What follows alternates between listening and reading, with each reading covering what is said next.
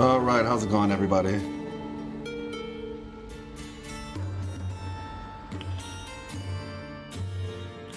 Let's see.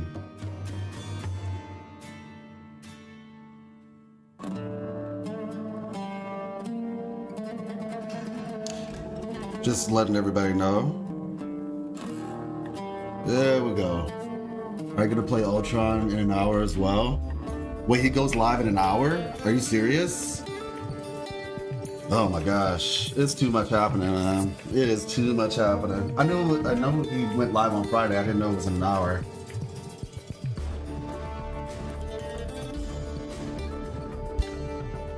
I don't know. I'll definitely be playing him later today, though. Maintenance ends at 8. Oh my gosh. Yeah, I'm gonna be playing him today. I'm going to be playing him today. I'm also probably gonna make a video tonight about Ultron, just about my overall opinions on him. But yeah. Let me see. All right. How's the hopefully the audio is good. Get lowered on him. If I can get lowered on Black Panther and Cap in season 0, I can handle Ultron. Oh my gosh. Yeah, honestly, he's fun. He's really fun. I don't know if they buffed him or not, though. If they haven't buffed him, then I think my opinion on him is still going to remain the same, that he feels like a support, but more akin to like Adam Warlock or a Mantis. And that those are the type of supports you use in very specific types of comps, or maybe it's like a third support. But yeah. Let's see. We got 5 minutes. Hopefully everybody's good. Let me make sure that the YouTube side is also good. Let's see. Yeah, we're good. Awesome. Hey, what's up, Kush? How you doing? Well, I don't know about you all, but I am excited. Obviously, this music is interesting. This music is very interesting.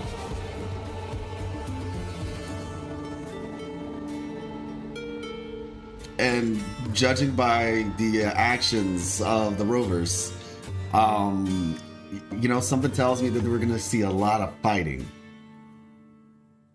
Something tells me we're going to see a lot of fighting in Septimont. Hey, what up, Midax?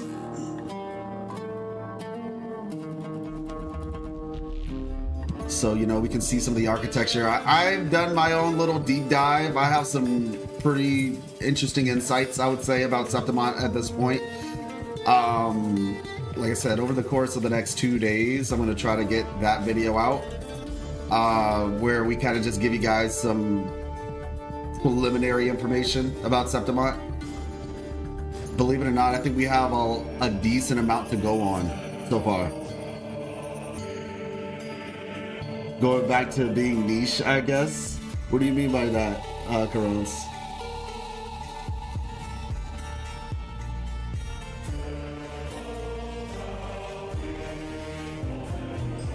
Let me see.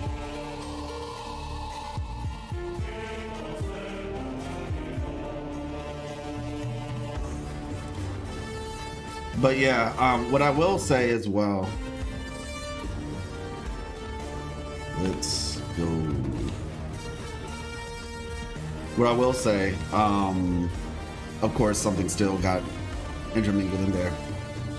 How's my audio? Can you all hear me? Read above comment. Same with Cap. Oh, so you're just saying niche because of the fact you're gonna be like maining one character for a while? It sounds so Greek. Okay, yeah, I mean, well, to be fair, it's supposed to be Roman, but I wouldn't be surprised if they were taking a looser approach to it and kind of intermingled the Roman and the Greek together. Oh, your mains are gonna be trash. I got you. And Cat Wolverine getting banned every game for another season, so he's out of the picture. Gotta find something new in Ultron. Yeah, I mean, Black Panther, he's not gonna get banned like that. Or I doubt he will, anyway. Black Panther's kind of, but I will say I do think Ultron is actually going to help Black Panther. If my theory is right, not specifically Black Panther, but I think Ultron is going to be used for dive comps. I think there's some utility that can be gained by him being in a dive sort of comp. But yeah, like I said, this place is inspired by Rome predominantly. So as a result, I think we're gonna see. And I'm not the best when it comes to Roman music, so I will have to definitely admit that. It'll be interesting to see if some of you all who maybe are a little bit more adept at that can spot the differences between like what's Roman and what's Greek. Outside of just like the obvious, like how they name things, the Romans and the Greeks name gods differently. I think the Greeks name things via like planets normally in terms of like their gods, where you have like Uranus and Jupiter and all that, whereas Rome has like essentially, you know, names like Zeus, Poseidon, you know, Aphrodite, or what's the name? Well, yeah, Ares, but what's the dude's name who went to the sun? Icarus, right? Which was actually talked about, interestingly enough. Icarus was talked about in Chacona's event quest, which is, yeah, you know, like it's kind of a cool detail that they added that. All right, we got 44 seconds. We're about to get started.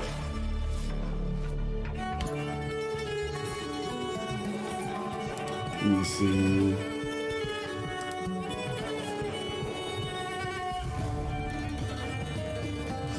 Let's see. All right.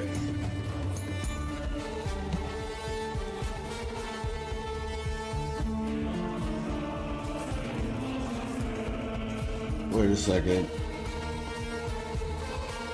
Why do I feel like I accidentally started in the Corrodes? Did it tell you Love Arrivals or Wuthering Waves when I started? Okay.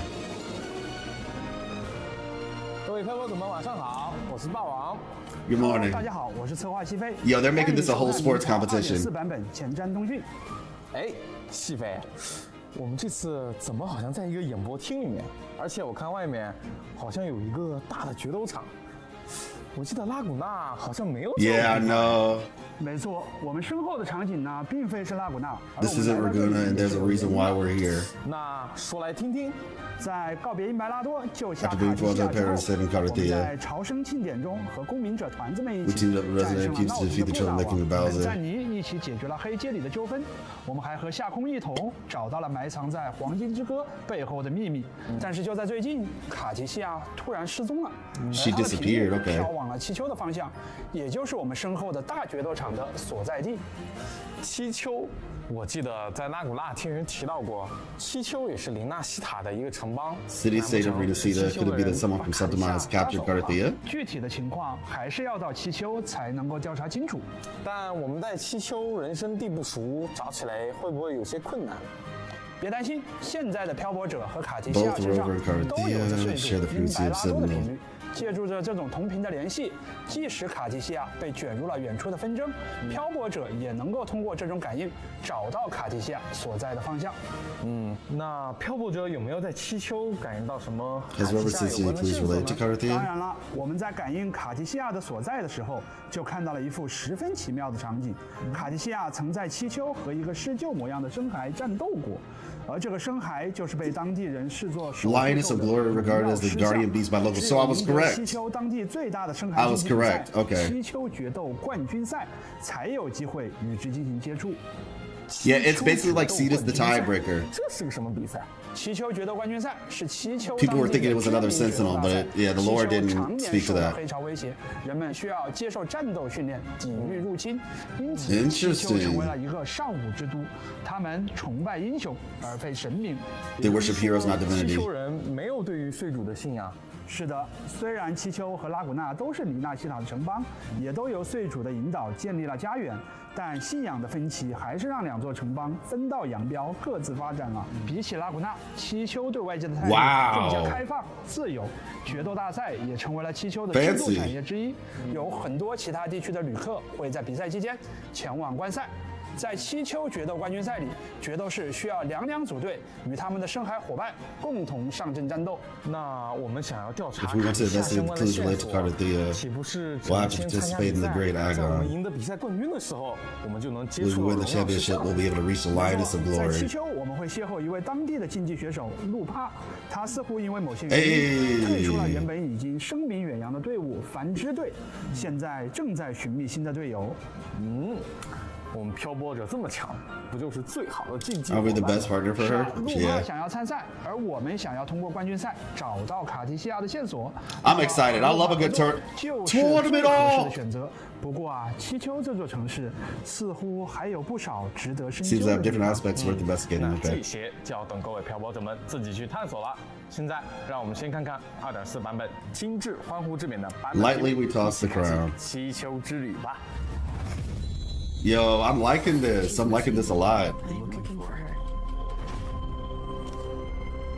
Oh, that was both of the Rover's voice at the same time. That's cool.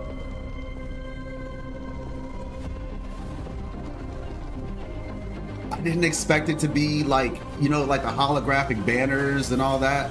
Like they really civilized this place up, you know? Ooh, hello. Interesting. Okay. Lot of dragon lore here, probably. Oh, that looks sick. The clouds. In Septimont, strength and power go hand That's in Lupa's hand. voice. The Agon isn't just an event. It's the training ground nobles and commoners alike have to fight in. Nobles and commoners. You know well that gladiatorial combat is the lifeblood of our ancient and mighty Ooh! warriors. Ooh! May your courage honor Septimont and prove your loyalty to its spirit. Okay. This sword shall follow your will. So she wants to talk to the lion. Clearly. That's why she's here if you didn't know. You won't escape. Okay, that's her charge attack. Heavens, descend. Has to be. Interesting. True form revealed at last. Okay. Now, if I'm taking BitX's word for this, this character might be... I might enjoy this character a lot. Rise and crash. Furious tides. Split the heavens. Nice. Are you the one who summoned this blade? I don't care what you do off the field, but in the arena, fairness isn't negotiable. Hey. I'm not gonna lie, I could do without the tail. I'm just being honest. I could do without the tail. But we're here now. She looks cool though. Oh, okay. With me to victory! Oh, that's sick. That is actually really good. That's really cool. Glory is upon us! Sheesh. I'm joining your battle. Calm down.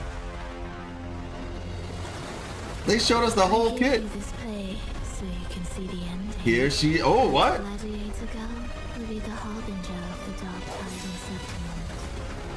You. There he goes. Tragedy.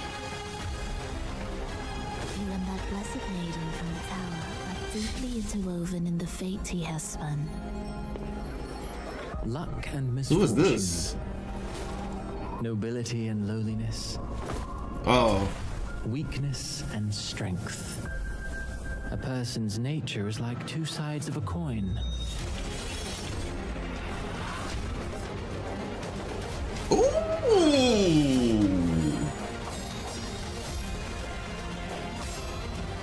Surely you know you alone cannot undo. Yo, that was Scar.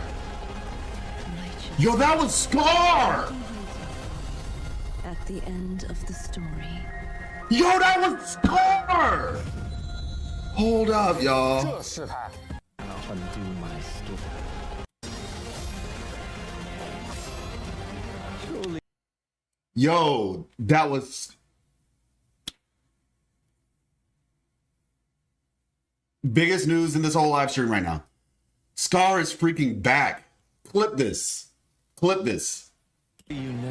是啊，似乎这试探看起来完全不是单纯的竞技赛事啊，似乎卡地夏面对的气球和漂泊者所在的气球有很大的不同。而且刚刚 PV 里说路帕会引发黑潮，又是什么意思？您是在气球也在谋划着一些什么吗？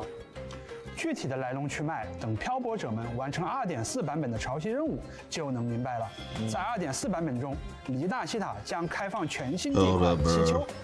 同时，我们还将根据版本时间推移，以章节为单位，分别在6月12日、7月3日开放潮汐任务第2章第5幕《荣耀暗面》， Yo, this is crazy. 以及潮汐任务第2章第6幕 This is 燃烧的 crazy. 心 How they 在 just 荣耀暗面中 bring this man back like this? This is wild. 并在夺冠 You 的 didn't 过程 see 中 Scar? 逐渐 Go back in the live stream a little bit. I 形 just 成 showed it. 而在燃烧的心中，路帕将在漂泊者的 Okay, 帮助下 Scar's 找到 back. 这 He 次 got 故事 out of 背后的始作俑 jail. 者。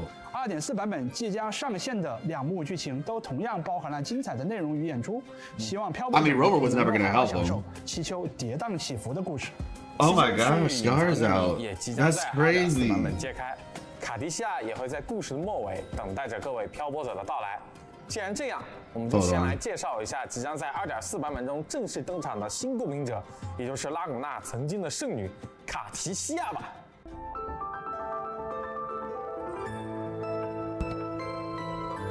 Oh, okay, that's like her, interesting.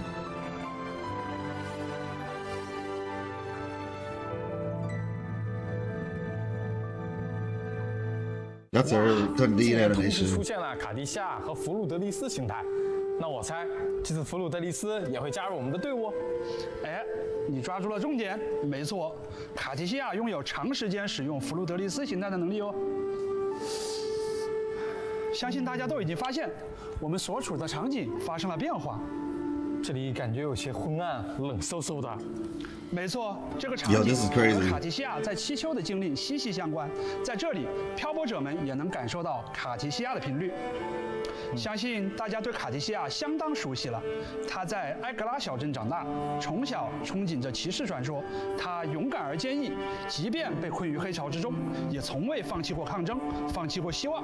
但他有时候又天真烂漫，显得有点小任性。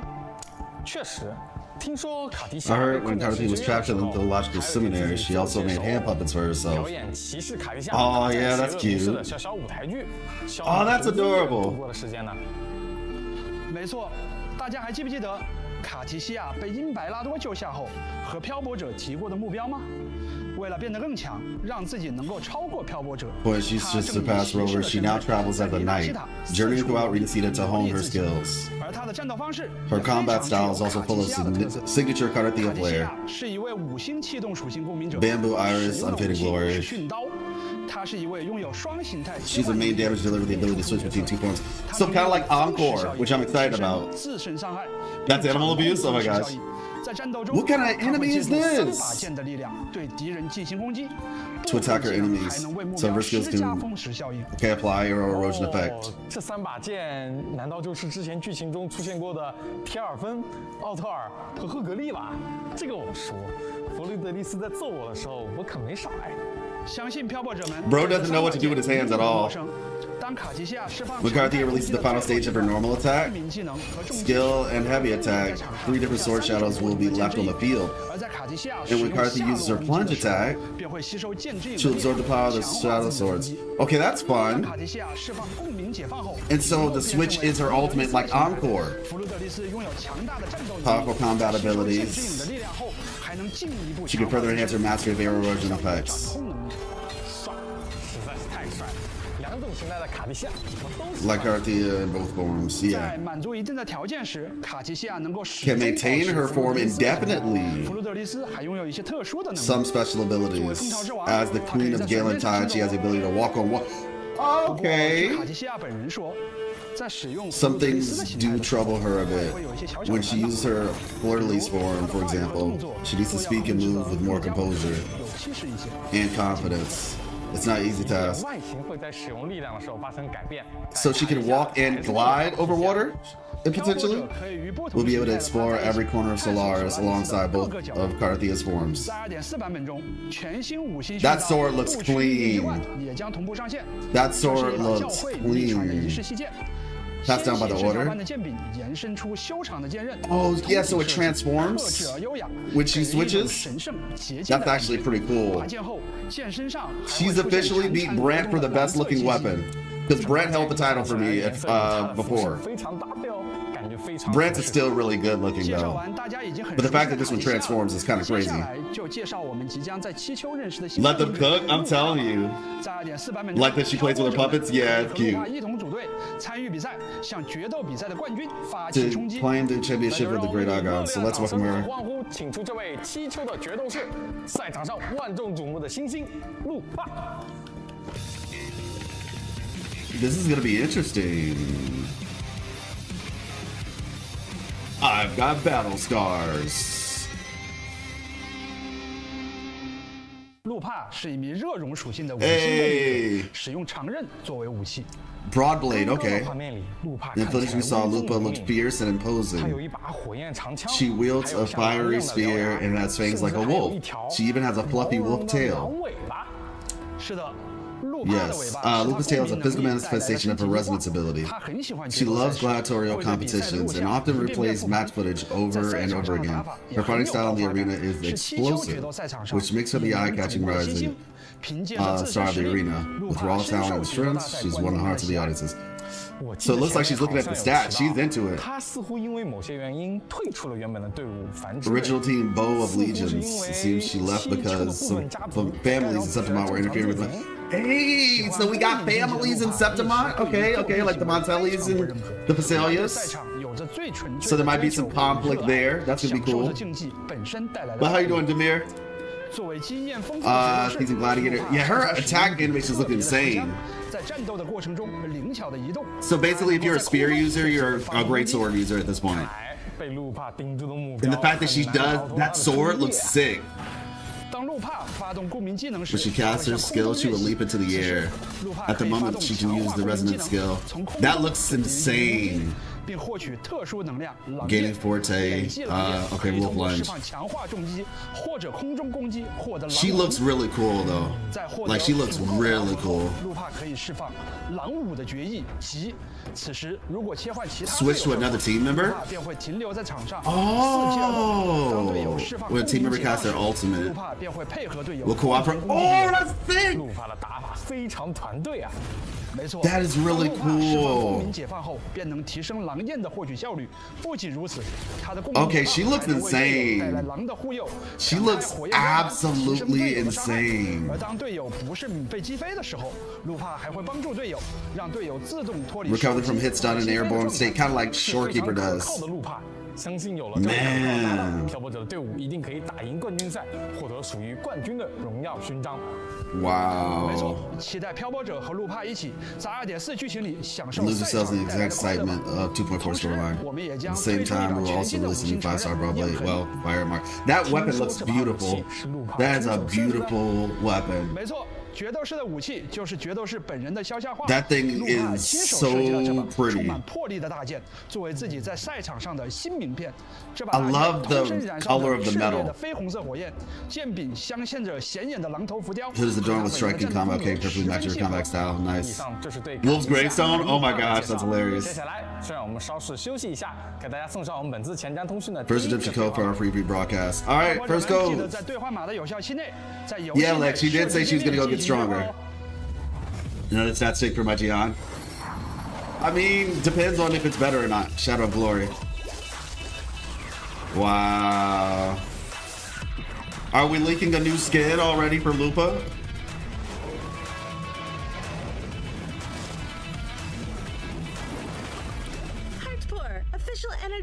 of the Agon of Champions. Okay. Feel the Septimont's pulse. But I'd say she's all about this, apparently, man. He's like the LeBron James, basically. Confrontation. Cooperation.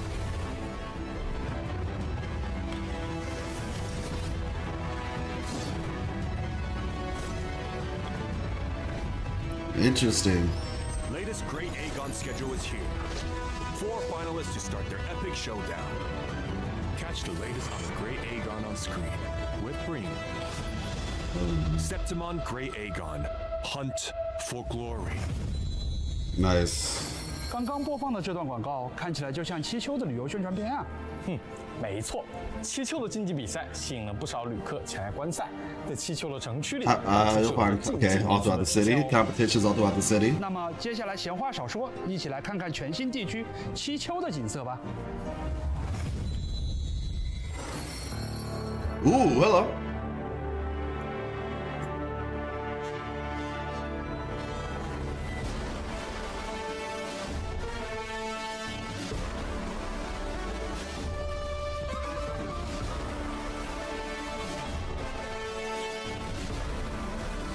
Okay, so this is like showing us like the different areas.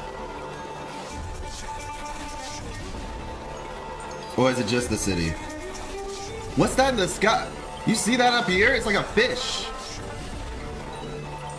Interesting. Oh, that whole thing is coiling. It's like an eel, actually. It's an eel.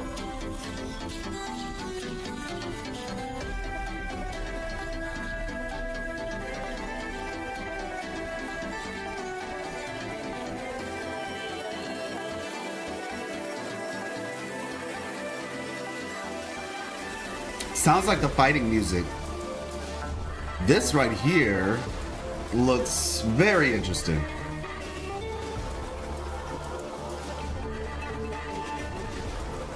Chest on top of that, I can feel it, true.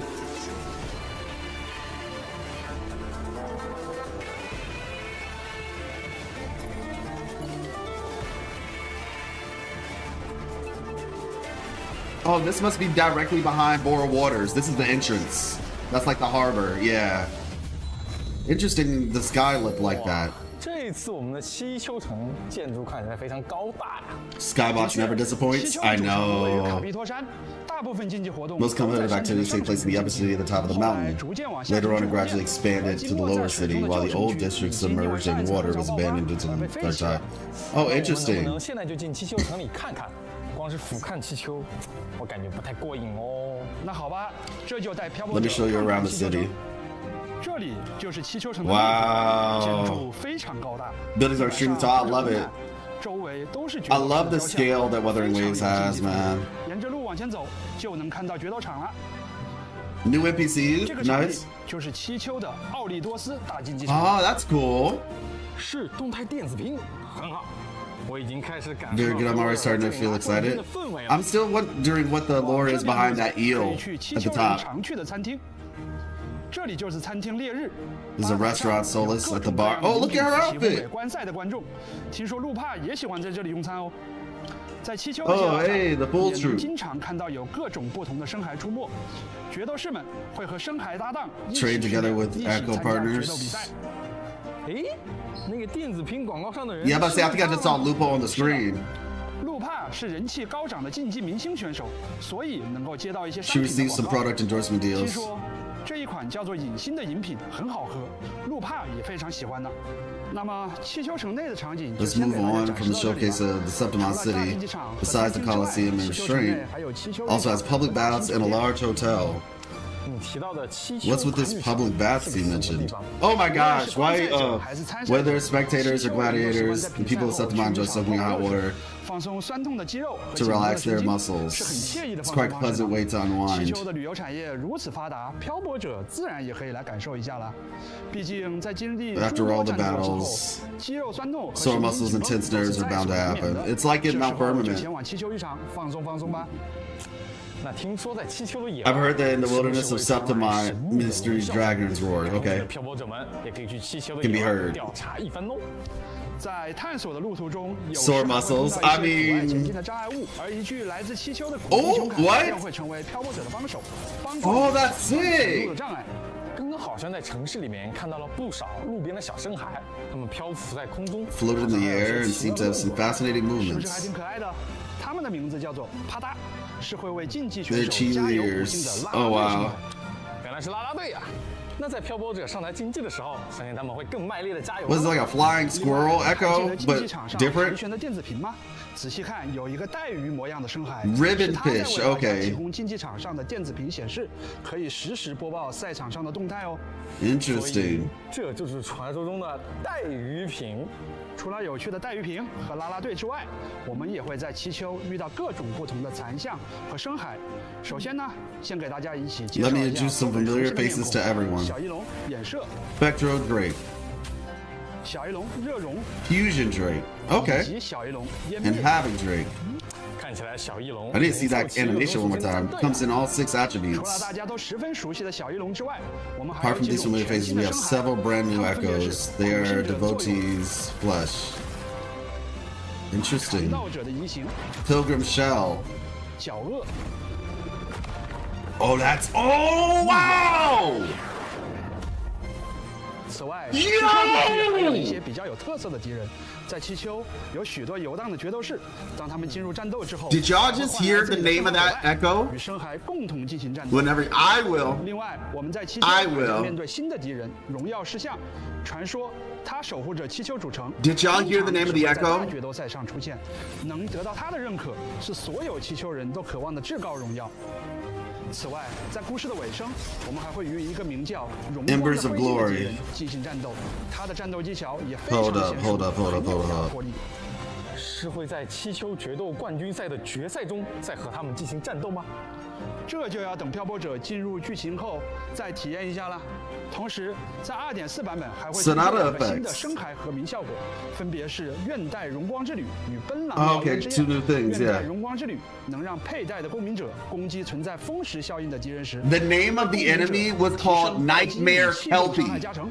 而奔狼燎原之焰则能为公民者的公民解放伤害提供额外的加成。希望七丘地区的新深海以及新的深海套装能给漂泊者们带来新的体验。接下来为大家带来本次前瞻的第二个兑换码，希望各位漂泊者们能够及时上线兑换并领取哦。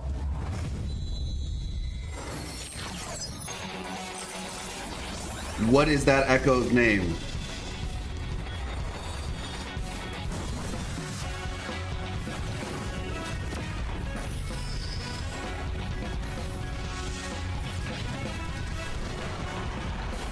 Oh, what? Are we gonna have a Pokemon battle? We're gonna have a Pokemon battle? Countless echoes, limitless tactics. Join Peaks of Prestige, a great Agon for echoes. Okay, that actually sounds like an Glory Echo calls and the minigame. arena awaits. It says download it on your terminal. That would be amazing if they did that.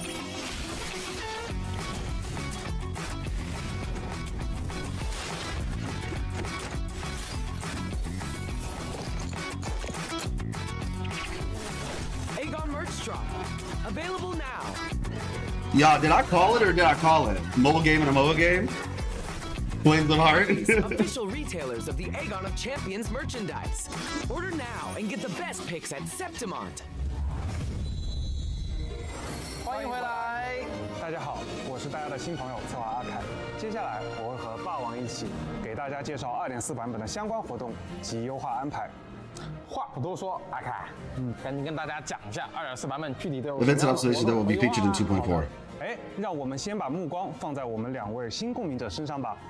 在2.4版本中， In version 2.4, 我们将开启 we will 新公民者 launch- 卡提西亚的活动 Hey, 唤 my 起 boy 却 Alto 在蜂巢后轻舞。里纳西塔过去的剩女 By the 现在的 way, 流浪骑士 Chikona 以及神秘的剑 is an 卡提西 Alto 亚 buff. 将成为大家的同行者。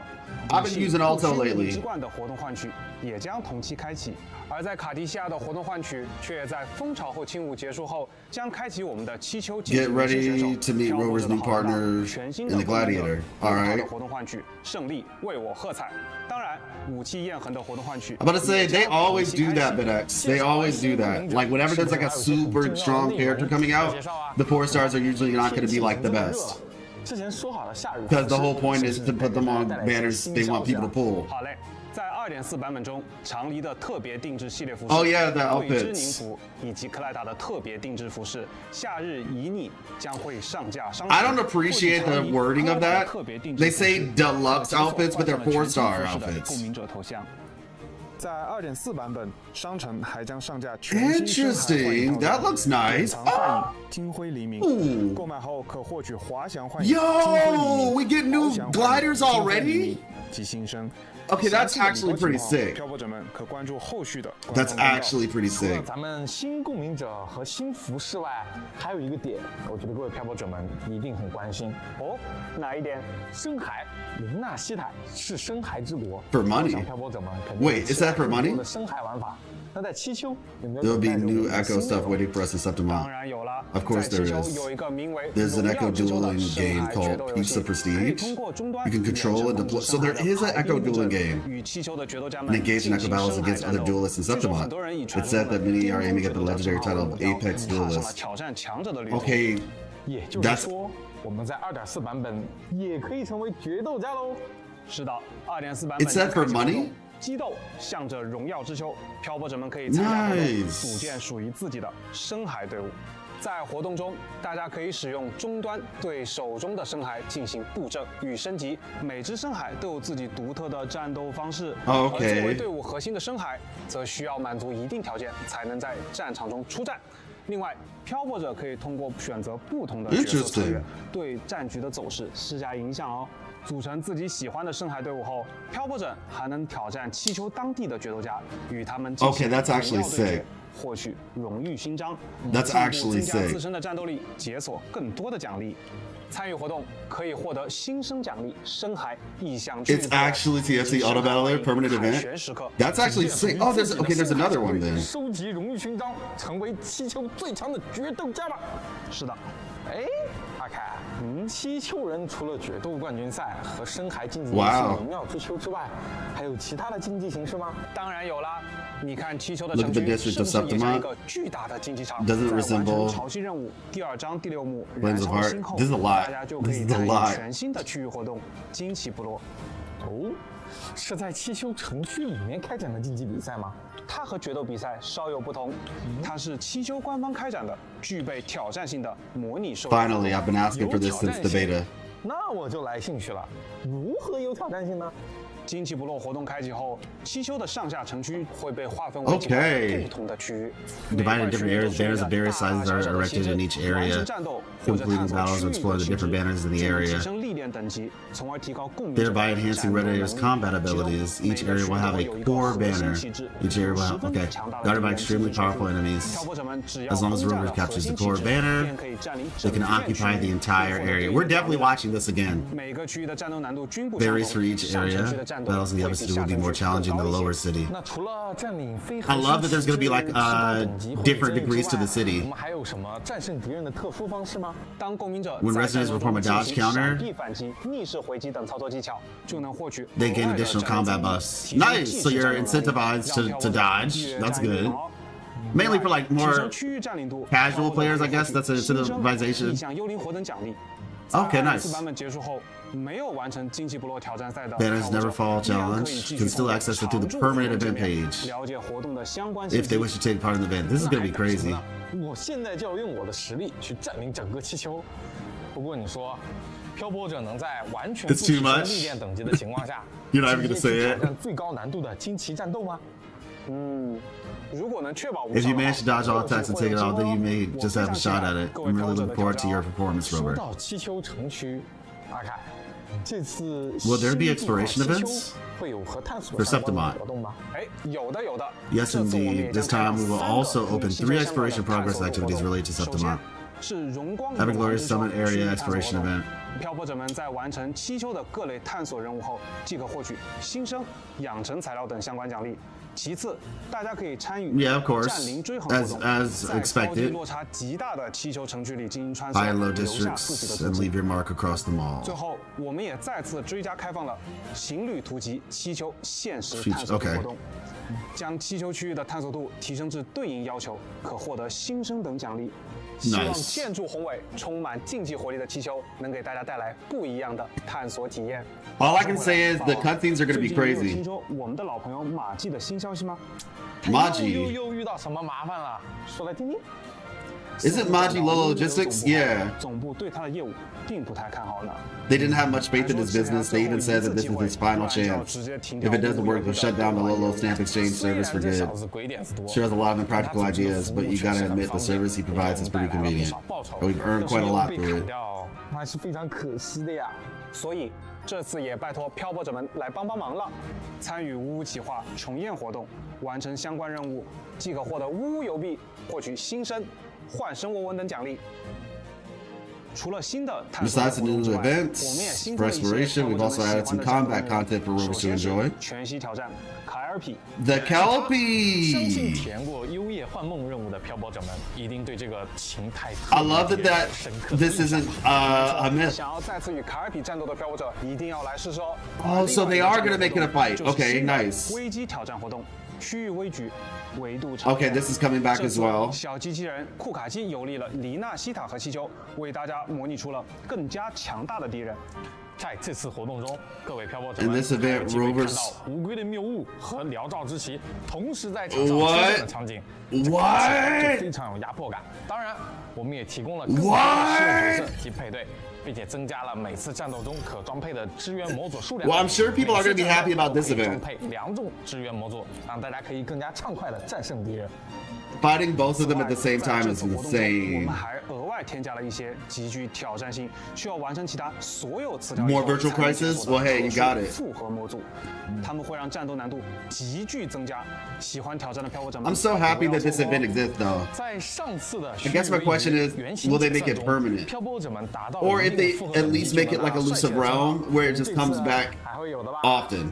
包的，我们为乐于挑战的漂泊者准备了新的称号，只要完成一定复合等级的挑战，就能获取全新称号——区域的临界点。那么接下来就进入系统优化内容的介绍。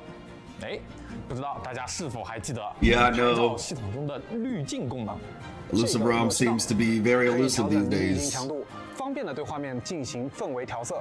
不过这个系统退出拍照 However, that system is only available in photo mode. It's a pity. Okay, outside of photo mode, got it. 那这次我们 Which is why this time we're here to make up for that. After the 2.4 update, you go to settings, graphics, global filter. Oh, 选 okay. 择喜欢的滤镜，调整合适滤镜强度，并应用之后，就能对全部画面应用滤镜效果。 PC, PS5, and Mac. 将这次更新的全局滤镜功能与全局亮度、对比度等调整功能叠加使用，还能调整出更多不同的效果哦。各位漂泊者们一定要试试看呐！我们也在持续优化开放 No 世界 need for 中的 video 细 filters. 节交互表现。 Well, I'm gonna need y'all to let me know what the meta is gonna 行 be. 走在气球的落 Oh, 叶 when 之 we 上 walk on 在落叶 leaves, 上进行 they 攻击 move. That's 就有 fun. 对应的交互表现。再比如，当漂泊者贴近水 Oh, 面翱翔时，水面 nice. That's 也会 actually 被 pretty 激起 cool. 水花的交互效果。我们希望这些优化能给漂泊者们带来更好的体验。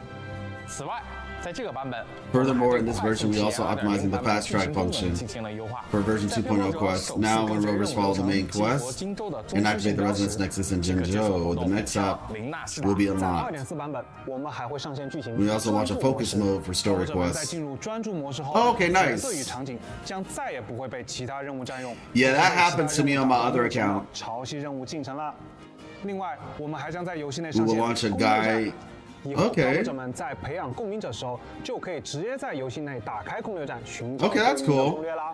攻略站页面会发布创作者们的角色攻略以及 Created by 养成建议 content creators, 配对 as well as 思路 build 的内容 suggestions. 从各个方面 Okay. 为漂泊者提供所需要的 Interesting. 参考。太好了，这样以后想要 So 寻找 useless 想 fire. 攻略的时 That's 候 not. 就可以 If you're talking about 直接在游 the 戏进行搜索了。 effects, that's not useless. People enjoy that. 决斗冠军赛的题目 Open to the great Agon. Yep. 我们将通过邮件为各位漂泊者送上10个福金波纹奖励，希望漂泊者们能享受。 Hope you all enjoy Septimont, Grandest Gladiatorial Spectator 游戏内的活动 Spectacles. 讲完了，这个版本还有没有什么其他的活动可以和各位漂泊者们分享的？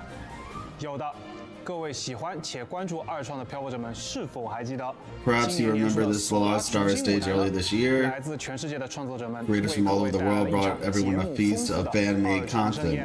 在2.4版本期间， Seaside Story will be presenting a brand new fan-made program. 索拉冰彩故事 Nice! 节目目前在积极的筹备中，具体的播出信息 As for the dates and feature platforms, please stay tuned to our social media announcements. 哎，阿凯，我们这次还会有周边 Do we have any 的 news 情况 on 吗 merch? 虽然目前 Unfortunately, there isn't much we can reveal at the moment, but there is one I can share. 骑士卡蒂夏 Abby? 登场 Oh 卡蒂夏 wow! 的骑士手将在不久后与大家见面，敬请期待哦。 So stay 更多 tuned 相关周边 for 情 more 报 merchant 观众 related 们可以 information. 前往 Rovers, okay. 官方社媒账号了解哦。接下来为大家送上本次 Kuro just killed Pride Win? 大家记得及时进入 You asked for that? 游戏兑换领取 Interesting. 哦。 Subject, what were you saying? You said something was foreshadowed in Camillea's quest. What were you referring 那 to? 么以上就是2.4版本亲至欢呼之面前瞻通讯的 That's 全部内 why 容 in-game guy make her 卡 nice. 西亚和路帕都在七丘等待着你的到来。 Lupa looks crazy though. Lupa looks actually insane. 在七丘的大竞技场等待您的登台，让我们一起前往七丘，不见不散，拜拜。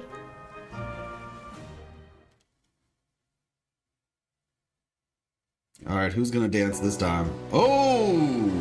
Allow me to share with you a tale of struggle by a people born of and fated to perish in the sea. In the land of glory, where every soul pines for lasting victory, one truth lies forgotten. The brighter the flame of glory burns, the deeper their shadows grow.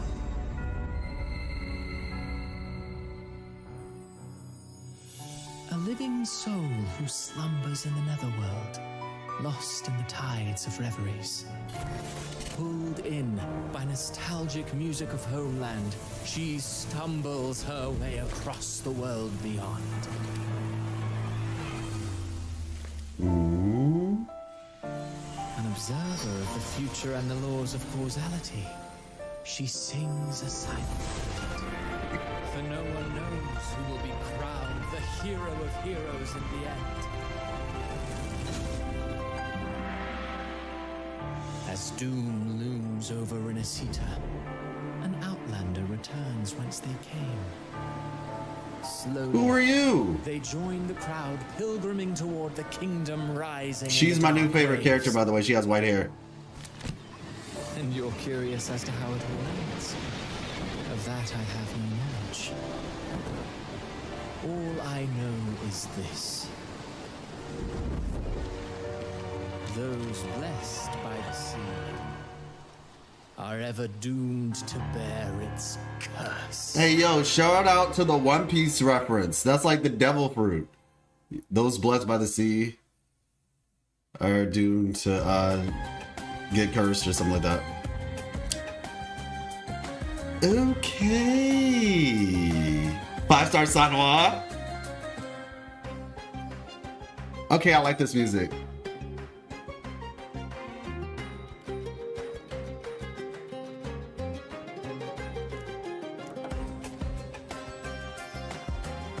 Why do they have beer emotes? Are they gonna dance too? Okay, no, they're just here to hype up the little dudes.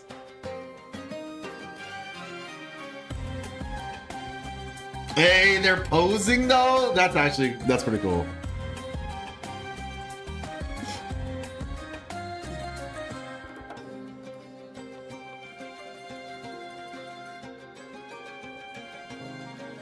Okay.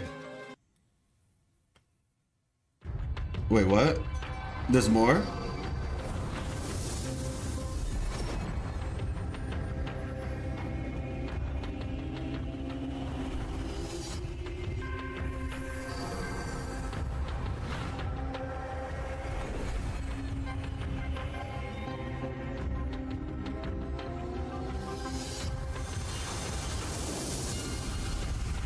Fleurdelys. Yep. Yep. I saw this coming. I saw this coming. Oh!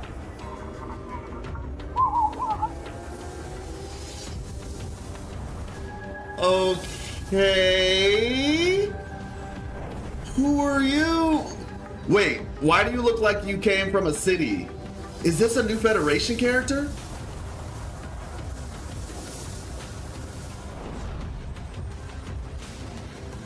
Okay, this is crazy, y'all. Are these new Federation characters? Are these... Wait, what? Pause. What? Like...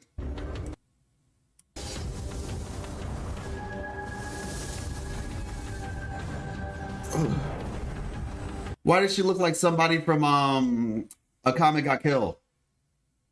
We got A Comet Got Killed and Wuthering Waves now? PGR boss? Half of them were never leaked? You're shocked?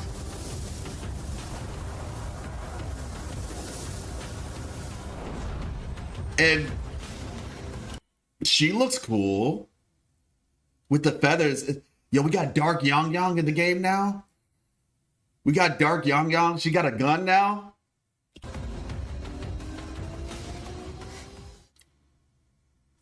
Wait, did I miss anybody? Yo, what the heck?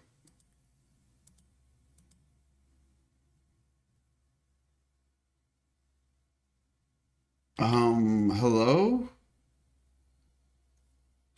Hold the phone.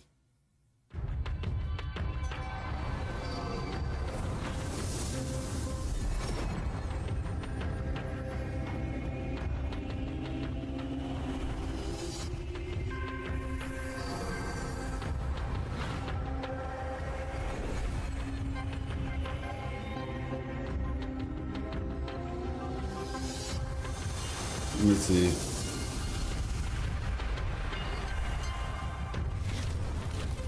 Just give me a second. This is actually wild.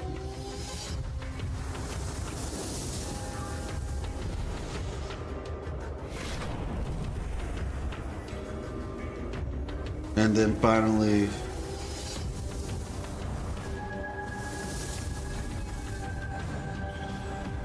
Yo! WE, so much oh, we have so much to digest? Emperor.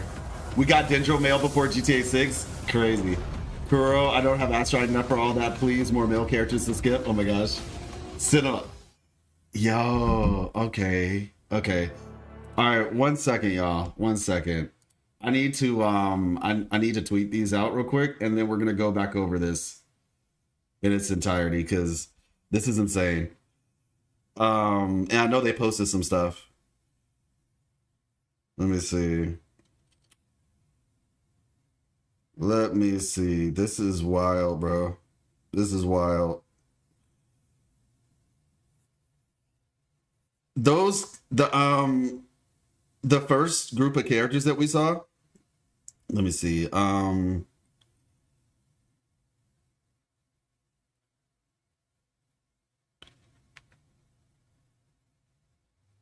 then, so I'm not gonna lie, y'all. You might have noticed in my expression, I saw those first two characters before because they've been on social media. I did not want to see them, but I saw them. I got a better look at them though, and they looked really good. But yeah,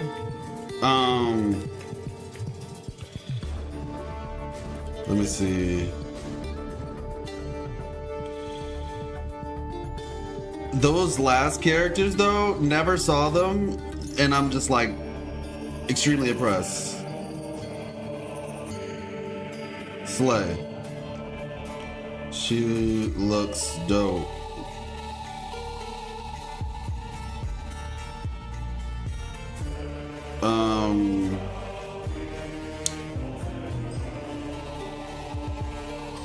We got Luna, Oblivion, and Wuwa. The water girl looks like Luna from PGR, am I right? Would you all agree? She looks kind of like, to me, she looks kind of like Luna. Let me see.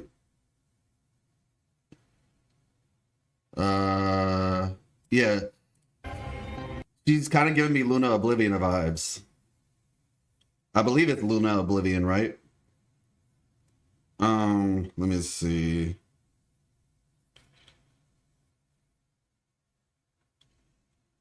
We promise we deliver. Summer skin Luna. If that's Yang, I need to get back for real. No, it's not. It's not. But she looks like it. One guy per big patch from 0 to Export is crazy. Yeah. Yeah.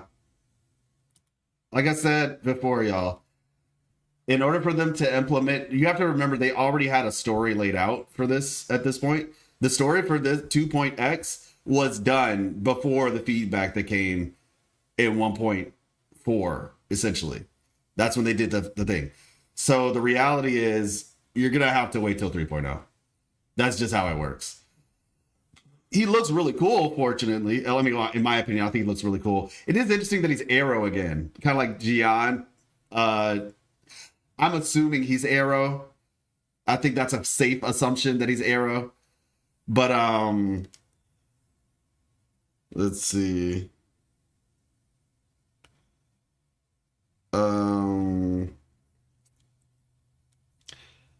Akame got killed in Wuthering Waves is crazy. Akame got killed.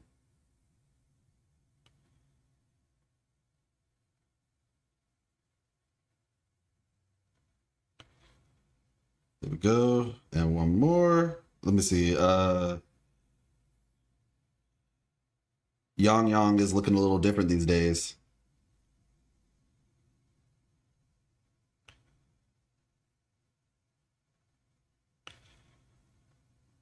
Let's see.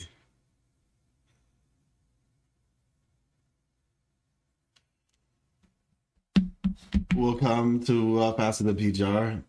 You could sell Tome. Who's that subject? Is that bamboo thingy a camera?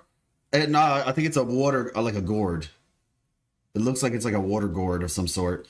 What I'm trying to figure out is what are these people supposed to represent? Like what I'm trying to figure out, where are you from? You know what I'm saying? Like, is this a Jinjo character?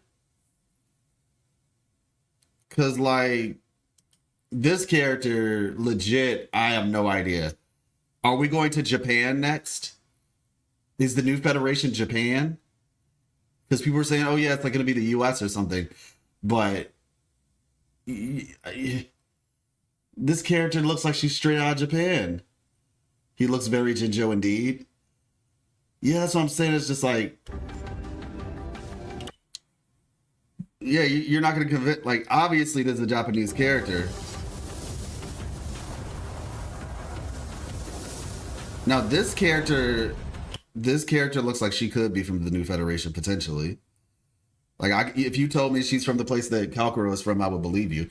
Because you have to also remember, Kalkuro, we don't really fully know what New Federation looks like, because everybody who was from the New Federation, being Ulto, Kalkuro, and Verena, they all have Jinjo clothing now. Like, if I recall correctly, in terms of lore, I think Gian gave Kalkuro the outfit he has right now. And, you know, Verena, she's wearing a Jinjo outfit. And then also, he has kind of similar Jinjo aesthetics, I think. Like, some of the patterns on his clothes. It's kind of like a mixture, I guess you could say.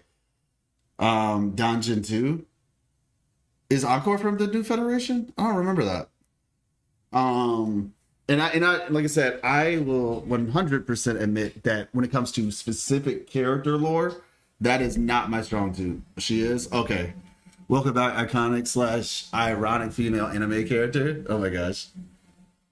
Feel like the dude and the other two chicks are from another region. Yeah, that's what I'm saying. How was the stream? Because it was amazing. It was amazing. We're going to go back through it, actually. We're going to go back through it.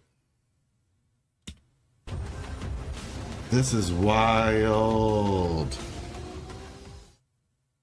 All right, we have a lot to go through, everybody. So we're gonna check out the stream one more time. We're gonna kind of look at some of the cutscenes. I was doing so much. So this is what the plan is. We're gonna look through the stream one more time. After that, we're gonna go to Twitter to see what stuff they posted, because I'm pretty sure they probably posted like, oh, let's show you some new information on the echoes, and like new update, like, you know, just that's what they did back in 2.0, where they showed us like information about the world, information about the echoes. Some reason activated my neurons. Really? She looked really sick though. She looks really sick. Like, I love the armor. This armor is really cool. And okay, her casting mark is on her hand as well. Plus, great sword. I love characters with great swords. So, very much looking forward to that. I have some lore insights about this area and the story and everything, and we'll get into that as well. Didn't know there was a live stream. Gonna watch the VOD now. See ya.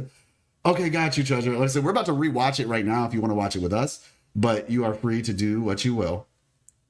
All right, let's check it out.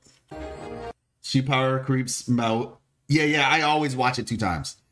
The same with like whenever like the story in the game, I watch that 2 times, sometimes 3.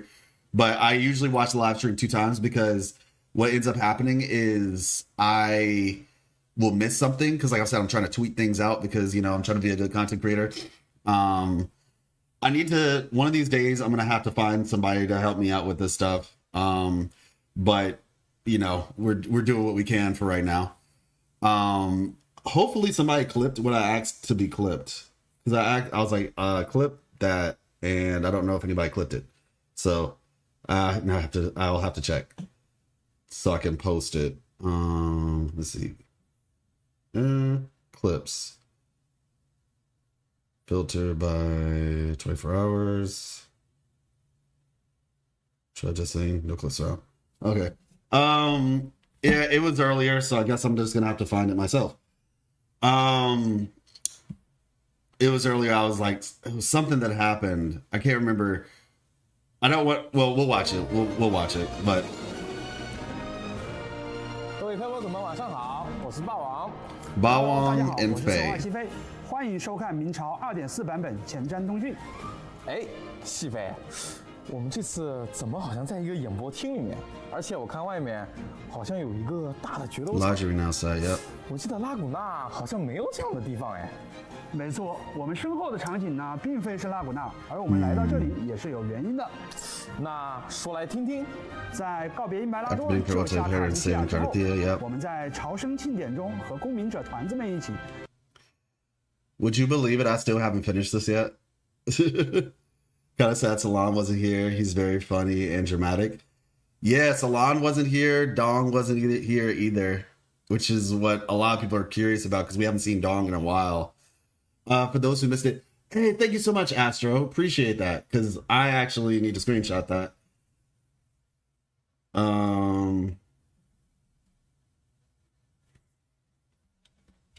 战胜了闹腾的布大王，跟赞尼一起解决了黑街里的纠纷。我们还和夏空一同找到了埋藏在黄金。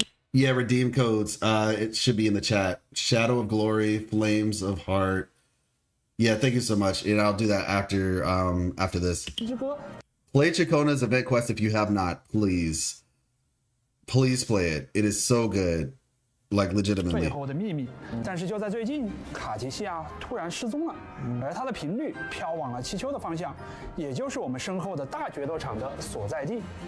七丘，我记得在拉古拉。It's the best companion quest in the game. 七丘也是林纳西塔 I'm not even joking. 难不成 It's like equal or better than Encore, depending on your 具 taste. 体的情况还是要到七丘才能够调查清楚。但我们在七丘人生地不熟，找起来会不会有些 Won't 困 it be 难？ difficult to search 别 there? 担心，现在的漂泊者和卡提西亚身上都有着睡主英白拉多的频率，借助着这种同频的联系，即使卡提西亚被卷入了远处的纷争，漂泊者也能够通过这种感应找到卡提西亚所在的方向。 Oh, so that's the logic here. Because they're connected via the Sentinel, we're connected to Cartethyia because she's essentially. Does the same work for Jin Shi? Because I don't think we've heard this before. You see, this is like something I missed. I'm about to say, does that work for Jin Shi as well? Interesting. This patch is very different and good. I only hope for more male characters. Sick of women. They're everywhere. Oh my gosh. Did you see the end, Horizon? Did you see the male character that they announced at the end? 底下所在的方向。那漂泊者有没有在七丘感应到什么 Actually, no, yeah. 线索呢？当然了，我们在感应卡提西亚的所在的时候，就看到了一幅十分奇妙的场景。卡提西亚。I don't want to pause too many times, but just in general, if you're somebody who's waiting for male characters, I'm just going to be honest, 3.0 is the time. Because they already had a story planned out for 2.0. The 2.0 story was ready practically ready when the game started. They just weren't prepared to put it into motion. You get where I'm coming from? Because 2.0 was supposed to be 1.2. And so the entirety of 2.0 was likely ready when the game launched, truth be told. It was more so just logistical issues that caused them to have to pause. But the story was probably already written and the characters were already planned out. So they got the feedback in 1.4, meaning that in order to actually implement that feedback, I'm just being realistic with you all. That's likely the case. So yes, we're going to get that character, but 3.0 is when and if that actual feedback will be implemented. So yeah. I don't care except they're cool. I couldn't care less. Yeah. Me personally, I do want more male characters. Personally, I do. But like I said, I still play the game either way. But I do personally want more male characters. I'm very happy that Cristoforo has such presence in the story, though. That does help for me personally. 曾在七丘和一个狮鹫模样的深海战斗过，而这个 And 深 then 海 there's 就 subjects 被 point, 当地人 yeah. 视作守护兽的荣耀狮像。只有赢得七丘当地最大的深海竞技比赛——七丘决斗冠军赛。I've said it before and I will say it again. The Guardian Beast is similar to Cetus the Tidebreaker.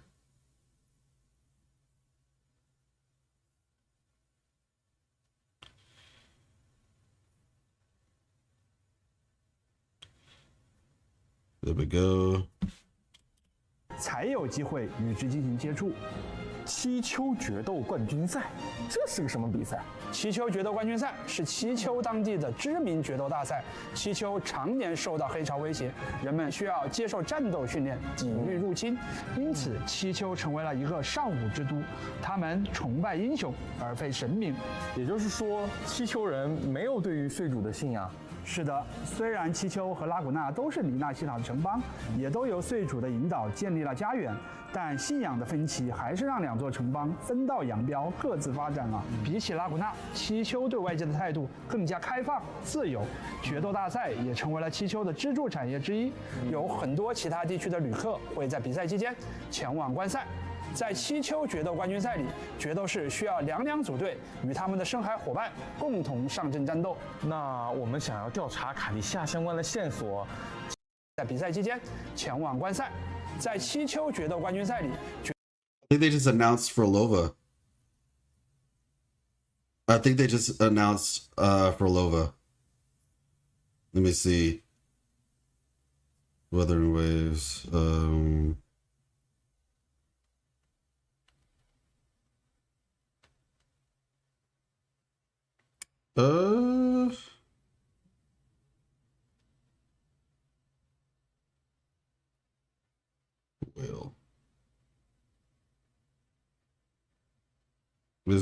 I really wish there were easier ways to find gifts in Wuthering Waves. I really wish there were, but it is what it is. Yeah, it is what it is. Let me see.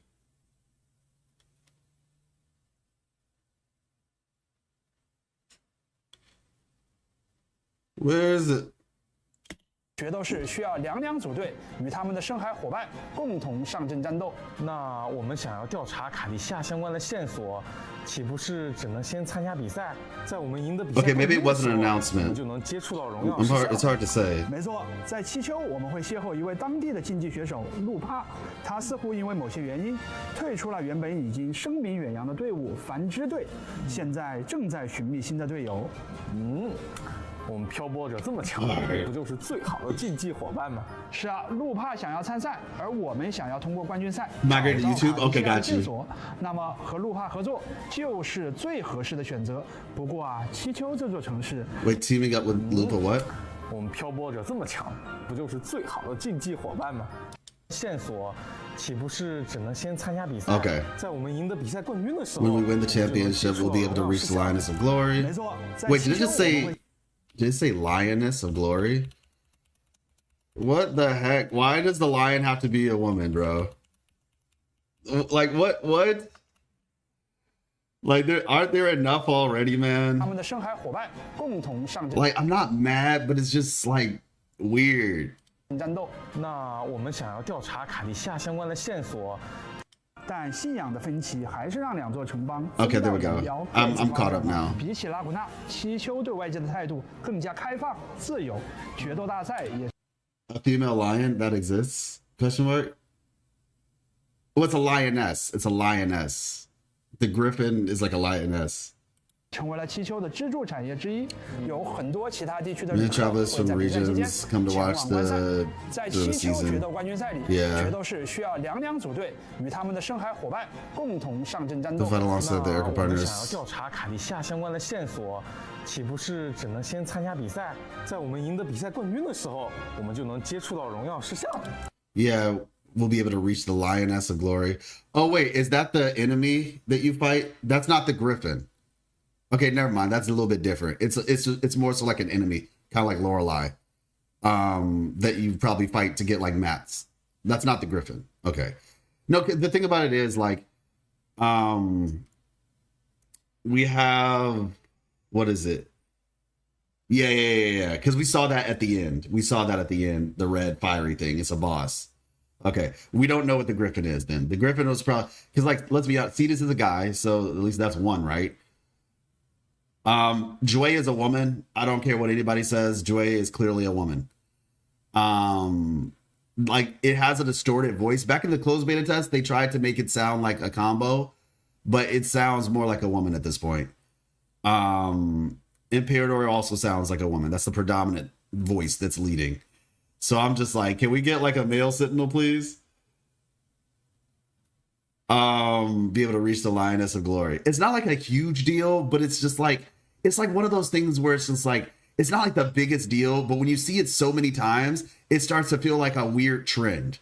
You know what I'm saying? It's like you don't want to pay attention to it or like focus in on it, but it's almost like not focusing it or like not noticing it is the weird part at this point. 没错，在七丘我们会邂逅。 Yeah, that's what I say. They're both voiced by females. How you doing, Azrael? In the beta, it used to be like a male and a female's voice overlapped. And the male voice was like the dominating voice. But then they changed it. It will encounter a local... Okay, so how are y'all feeling about Lupa, okay? I know Cartethyia is coming out and everybody's excited. How are we feeling about Lupa? Because Lupa looks insane, man. She looks absolutely insane. Somehow it feels worse in this game than even in PGI. In what regard? 为当地的竞技选手路帕 Highly 他似乎因为 competitive. 某 She 些 seems to 原因 have, for some 退出了 reason, 原本已经 left the renowned team. 我们会邂逅一位当地的竞技选手路帕，他似乎因为某些原因 Yeah, so she has like the ears and everything. That's cool. She has armor, it seems. But it feels like, does she transform or something? Because it feels like this armor does not stay the whole time. Lupa is the bringer of PGR teams. Oh, really? From a gameplay perspective as well? Good. Anyways, quick question. Does the last character reveal look a bit like Yang Yang? Yes, I said that. I was like, we got dark Yang Yang. Hey, what's up, Tenebrae? No, her tail gets on fire. Yeah, I know her tail gets on fire, but I feel like this armor in the front gets removed too, because I don't remember seeing the armor. Yeah, it's not just you. After the ultimate, it comes off. Oh, okay, okay. If I don't, I'll just get her in my other alt accounts. Fair enough. Yeah, no, yeah, she looks really cool. She looks really cool. 退出了原本已经声名 Especially after seeing her animations. Bedex, could you explain a little bit when you say the bringer of PGR teams? Is it because she has like the off-field stuff, or what do you mean by that? 远洋的队伍繁殖队现在正在寻觅新的队友。 Seeking a new partner. 我们漂泊者这么强，不就是最好的竞技伙伴吗？是啊，路帕想要参赛，而我们 Nope, it's Brant. Brant's her new partner. And Changli. Or Encore. We want to advance to the Great 想要通过 Agon. 冠军赛找到卡提西亚的线索，那么和路帕合 Teaming 作 up with Lupa 就 is the 是最 best 合适的 option. 选择。不过啊， However, the city of Septimont 似乎还 seems to 有 have 不 many 少 different 值得 aspects 深究 worth 的地方。 investigating. 那这些就要等各位 There's something for all rovers to explore on their own. Now let's take a look at the trailer. 精致欢呼 Vera Garnet and number 21 Pharaoh combination equals Lupa. Ah, interesting. You know what? You're right. You're 100% right. I see that. I'm good. I was catching up on what I missed. I guess I should reinstall Wuwa, LOL. When's the last time you played it? What a great stream. It was amazing. It was amazing. We're going through it a second time for people who missed it. I usually go through it twice just because of the fact I like to, there's things that I missed the first time because like I'm streaming and I'm talking chat and I'm trying to tweet on Twitter to be a good content creator and all that jazz. I'm taking applications for official clippers. If somebody is interested, let me know. I might have to tweet that because I need help. I need help. But yeah, so we're watching it a second time. She brings monofusion together and has like a QTE. Ah, interesting. Interesting. Sometime in March or April. Interesting. Okay. Sometime in March or April. Oh, that's when you, okay, so you played 2.0 though and everything. Okay, solid, solid. How'd you like 2.0? I presume you enjoyed it, right? I'm about to say if you were playing up to that point. 这边的版本 PV 一起开启 And bring the journey to Septimont. She's missing. I'm looking for her. Facts. You would clip, but you're not home. I got you. Yeah, and partially one of the issues too is just the matter of the fact that I need to make sure, and I understand this, but having a more consistent schedule helps, so that way the person knows, like, okay, yeah, don't know how to clip. Oh, you're fine. It's a button on YouTube basically. So like when something big happens, you just hit the clip button and it records the last 30 seconds to a minute basically. I mean, it's a button on Twitch. All right, let's see this trailer. But yeah, if you are interested, DM me on Discord and we can talk.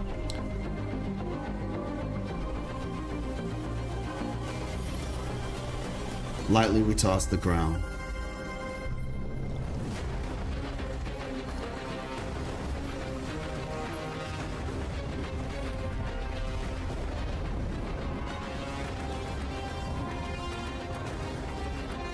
Okay, there's a lot here, so we need to go back.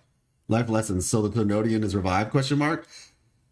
Yes, Horizon. So I have a lore video that I want to talk about. And the Threnodian coming back was a part of it because I knew the Threnodian was still around.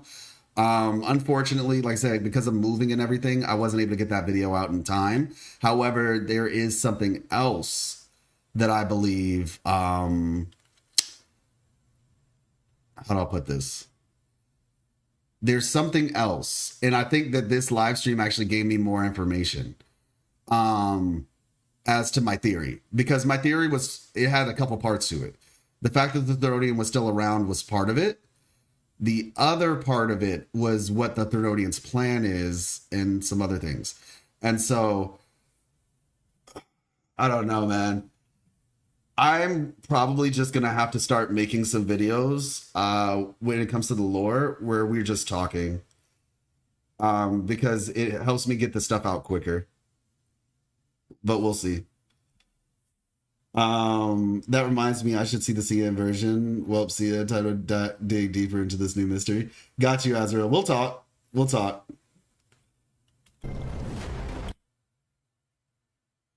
Yeah, that helps. If you just clip it and then post it on my server. We literally have a whole clip section for that. But yeah. Okay, wait. So, like I said, there's let me toss the crown. 2.4. So there's this area. This area kind of reminds me of some parts of the Black Shores area underneath. This is gonna be cool, man. This is gonna be cool. And also, you notice how this is like such a significant like juxtaposition to Renacida. Renacida looks very bright and cheery. Septimont, exactly, which is what I was telling people. I hate when I want every character. I'm telling you. By the way, everybody, we're gonna do a giveaway for Cartethyia. It might be the last giveaway I do for a while, but we're gonna do a giveaway. And I'm only telling people who actually engage with my content. I'm not going to just make a giant like deal about it. Because the reality is people will show up and then they will just show up for a giveaway and then I'll never see them again. So I'm doing this for people who actually engage with my content. So I'll probably announce it like in a YouTube video or something, but I'm not going to put it like on Twitter and all that stuff. What do I need to do to participate in the giveaway? I mean, basically just be here when I do it. Give me a second. Hey, sure, I'm down.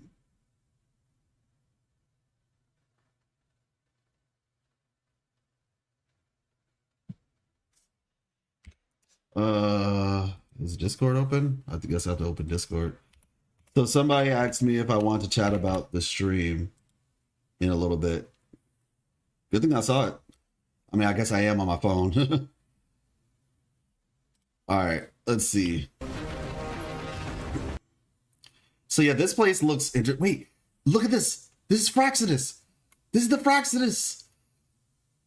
Whatever's going on here, the Fraxidus are interested.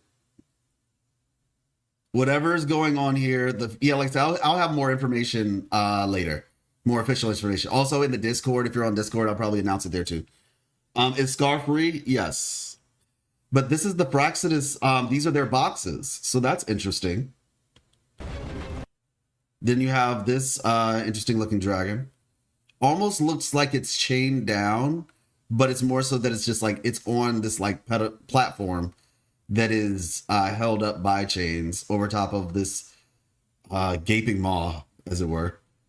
You love this dragon? Okay. Dragon. Now, there's something I wanted to talk about this. They're quick at setting up their camps. I'm telling you, there's something I wanted to talk to you all about this. This right here, right? You see how the dragon is essentially calcified? Right? And we saw in the trailer, the special record trailer for not for Black Shores, but for Septimont, when this kind of like was happening. You know what this looks like? I'm gonna wait a second and see if anybody can guess. I think I talked about it on stream one time. Did I? Actually, no, I don't think I've. No, yeah, I did talk about it on stream. Salamander? I'm not sure what that is. I think he got fed up with making Jinshi's dress in jail. Yeah, for sure. This looks eerily similar to the statues, quote unquote, of human bodies that we see all over Jinzhou. They look kind of like cracked rocks. You know what I'm talking about? In the jungle, you can break them and you get some money. Yeah, in Northfall Barrens, they're along the highways. And I'm just saying they look kind of similar. This like calcified, fossilized, essentially, like it's kind of like fossilized state of being.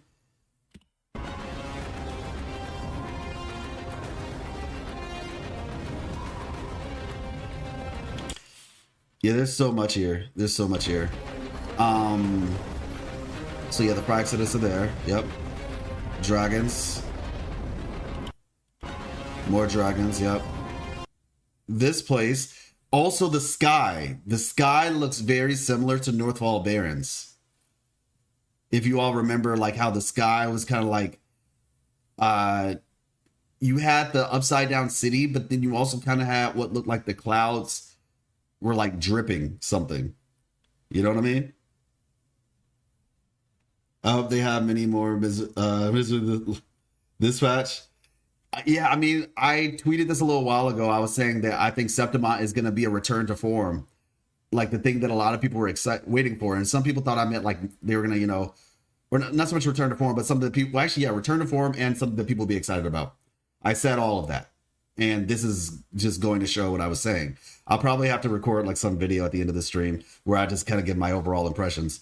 And I'll upload that on the More Life Lessons channel. By the way, I have a different YouTube channel now, everybody, for reactions and commentary, like discussions. I want to keep the Life Lessons gaming channel focused on the Life Lessons videos, whether it be my in-depth, like basically the high edited ones are going to be on that one, like Expedition 33, the lore. But then there will be like just conversational videos that I'll do. And those will be on More Life Lessons. That's the name of it. Type in More Life Lessons and you can type in Wuthering Waves. You'll find it because it only has 2 videos. So algorithm stuff. No, not the return to form. What's Wu's world even about? Nothing is ever normal. Appreciate you, Horizon. I really did not expect Pokemon fights. I've been asking for Pokemon fights since the beta. Yeah, so this is interesting. Okay, I need to tell y'all something about this. Legitimately, I've been asking for Pokemon. No, because it made sense. It's like, okay, you have these echoes. And I was like, since the beta, I was like, yo, what if we had like an echo arena where we could fight with the echoes? I literally was saying that since the and it's in a podcast. You could literally check. I talked about it on a podcast. It's called the Rovercast. It's a podcast that I had with some other content creators when the game first came out. Unfortunately, it wasn't able to continue. But yeah. We had like 6 episodes of it. It's not that it has a 3D model. Oh, you're talking about this statue? No, but the thing about it is that's interesting, right? Is when Renacita first came out, somebody came into my chat. Oh, the Echo Battle. Yeah, the 3D model. It's not just cards. It's actually a 3D model. Exactly. Now, let's use the echoes to whoop people. Oh my gosh. The thing about it was somebody told me when Renacita first came out, what they said, Chisa.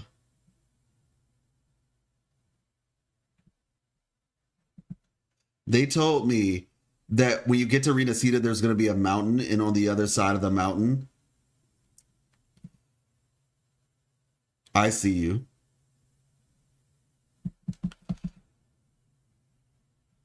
They said that on the other side of the mountain was a giant statue. They were like, on the other side of the mountain, there's going to be like a giant statue. And I think they even described this. So I feel like somebody got dug super deep in the leaks and thought that this is what Renacita looked like. I mean, technically it is, but they thought that we were getting this place probably first instead of Raguna. Because I was like, when I saw this, I was like, this looks exactly like, they're like, it's a mountain face. And you'll see a mountain, and on the other side, there's gonna be a giant statue of like somebody in like a suit of armor or something like that. And now this is probably what they saw. It's time to tear down, get your team fights. Maybe Honkai in the future, you go Wuwa. Oh my gosh. They also said 5-star Yang Yang, and today I'm not sure anymore. Yeah, seeing the Yang Yang, the character who we're calling 5-star Yang Yang is interesting. Actually using glitches to see the work in progress map without seeing any leaks. No, Now this place looks gorgeous at night. Oh my gosh. This looks so cool, man. Septimont, strength I love the change, like for the time zone. and Power go hand in power hand. go hand This, I think, is the Lioness of Glory, probably. in hand. I have a feeling for Lova's Contarella Chisa premium team. Oh, Chisa is going to be on that team? Interesting. I'm trying to figure out where Chisa's from still. Like, she looks like she's from Japan. And I'm just like, are we getting like a sneak peek at the Japanese region? But we don't actually go to the Japanese region until we get to Septimont, because she looks like a Japanese schoolgirl. As I said, she looks like she's from Akame ga Kill. And if y'all don't know what Akame ga Kill is, let me show you real quick. Akame ga Kill.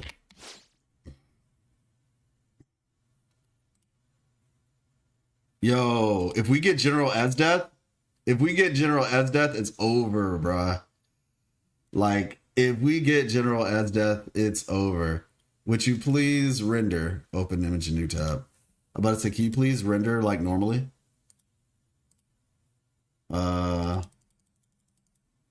Yeah, it's just a bad picture. Hold on. I was gonna say Chisa reminds me of like 3 anime characters.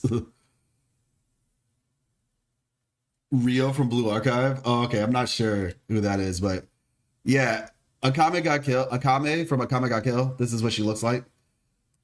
Yeah, Chisa. I mean, mind you, her design is very like, yeah, it's an anime schoolgirl outfit. Yuka Saotome. Let me look that up. Is that safe to look up? Saotome. I presume so. Oh, PGR. Okay. Oh, yeah. Okay. Yeah, that checks. That checks. And mind you, like I said, like it's not like this is like some super unique design. Like a lot of people have used this design. Now, I will say Akame ga Kill is the oldest one out of the ones I've heard about so far. Yumiko Jabami from Kakegurui. Yumiko is a little bit, I mean, yeah, Yumiko. Yeah, Kakegurui. You don't even have to type in her name. Kakegurui. Am I spelling Kakegurui? Yeah. Yeah, the main character from this anime, trying to find a normal picture of her, task impossible. But yeah, like her, basically.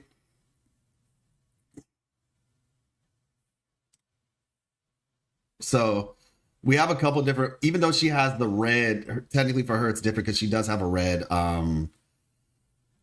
blazer, whereas, you know, the Chisa's blazer is black. It's more akin to this one because it's got like the sailor type concept to it. But yeah. Anyway. The Agon All right, we have this. isn't just an event. It's the training ground. No. Is this like the interesting seeing this architectural motif again? Well, I don't know if it's again, but like this kind of reminds me of the things in the like speaker looking things in front of Jinjo in the Grand Library. Kind of reminds me of that. Like the architectural design. It's also at the Quarter Savante lab too. Like those little round circle things. But training ground, nobles and commoners alike have to fight in. Nobles and commoners alike have to fight in. I'm so excited for the tournament arc. Y'all have no idea. The MC of Kill la Kill. Yeah, I mean, once again, Kill la Kill as well. Similar concept. Exactly. Kill la Kill, Agame ka Kill, like literally all of them. The only difference with Kill la Kill is it looks like her before she transforms. The map looks so big. Yes, it is going to be big. When I saw her, I thought she's the counter guardian from Fate Grand Order, honestly. Interesting. Isn't she a new Resonator? Yes, she is. Gladiatorial combat is the lifeblood. All right, 1 second. Yeah. I'm good. No. Just talking with chat.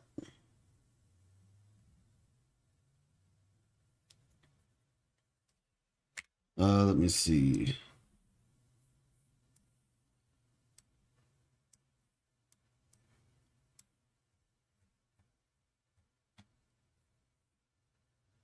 I'm back. I love when I thought they announced everything only to go on X and see so much more.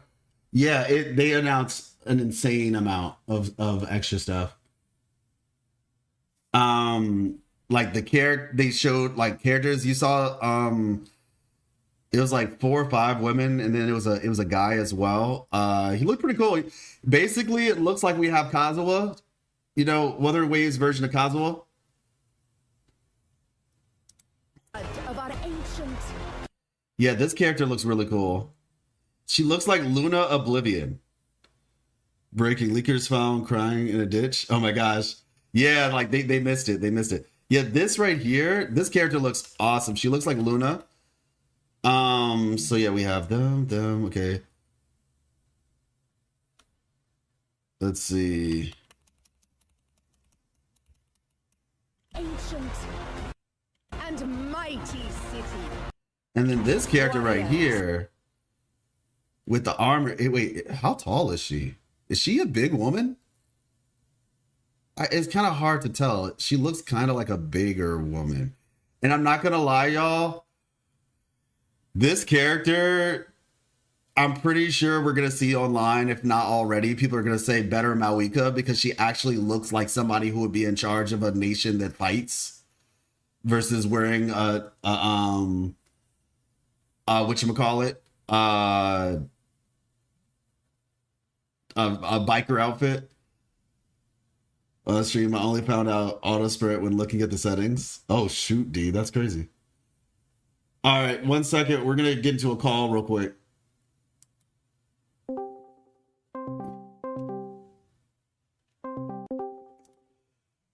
Yo. Hey.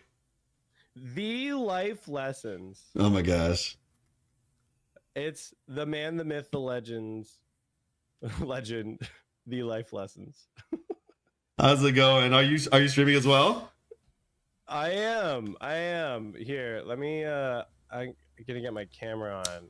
OBS virtual cam. Can I do this? I'm about to say, I don't know if it's possible to do that. Oh, it is? Done. Yeah, there's a plugin. I don't know if it's a plugin or if it's built into it now. There's a virtual webcam built into OBS. Let's see, video settings. And then you can have it push it in there. Oh, Gacha so virtual. if you can do that, we'll get everybody in. But yeah, we're talking with live chat, the live lessons on Twitch and YouTube. Make sure to go check out it. His Wua lore content has been great as of late.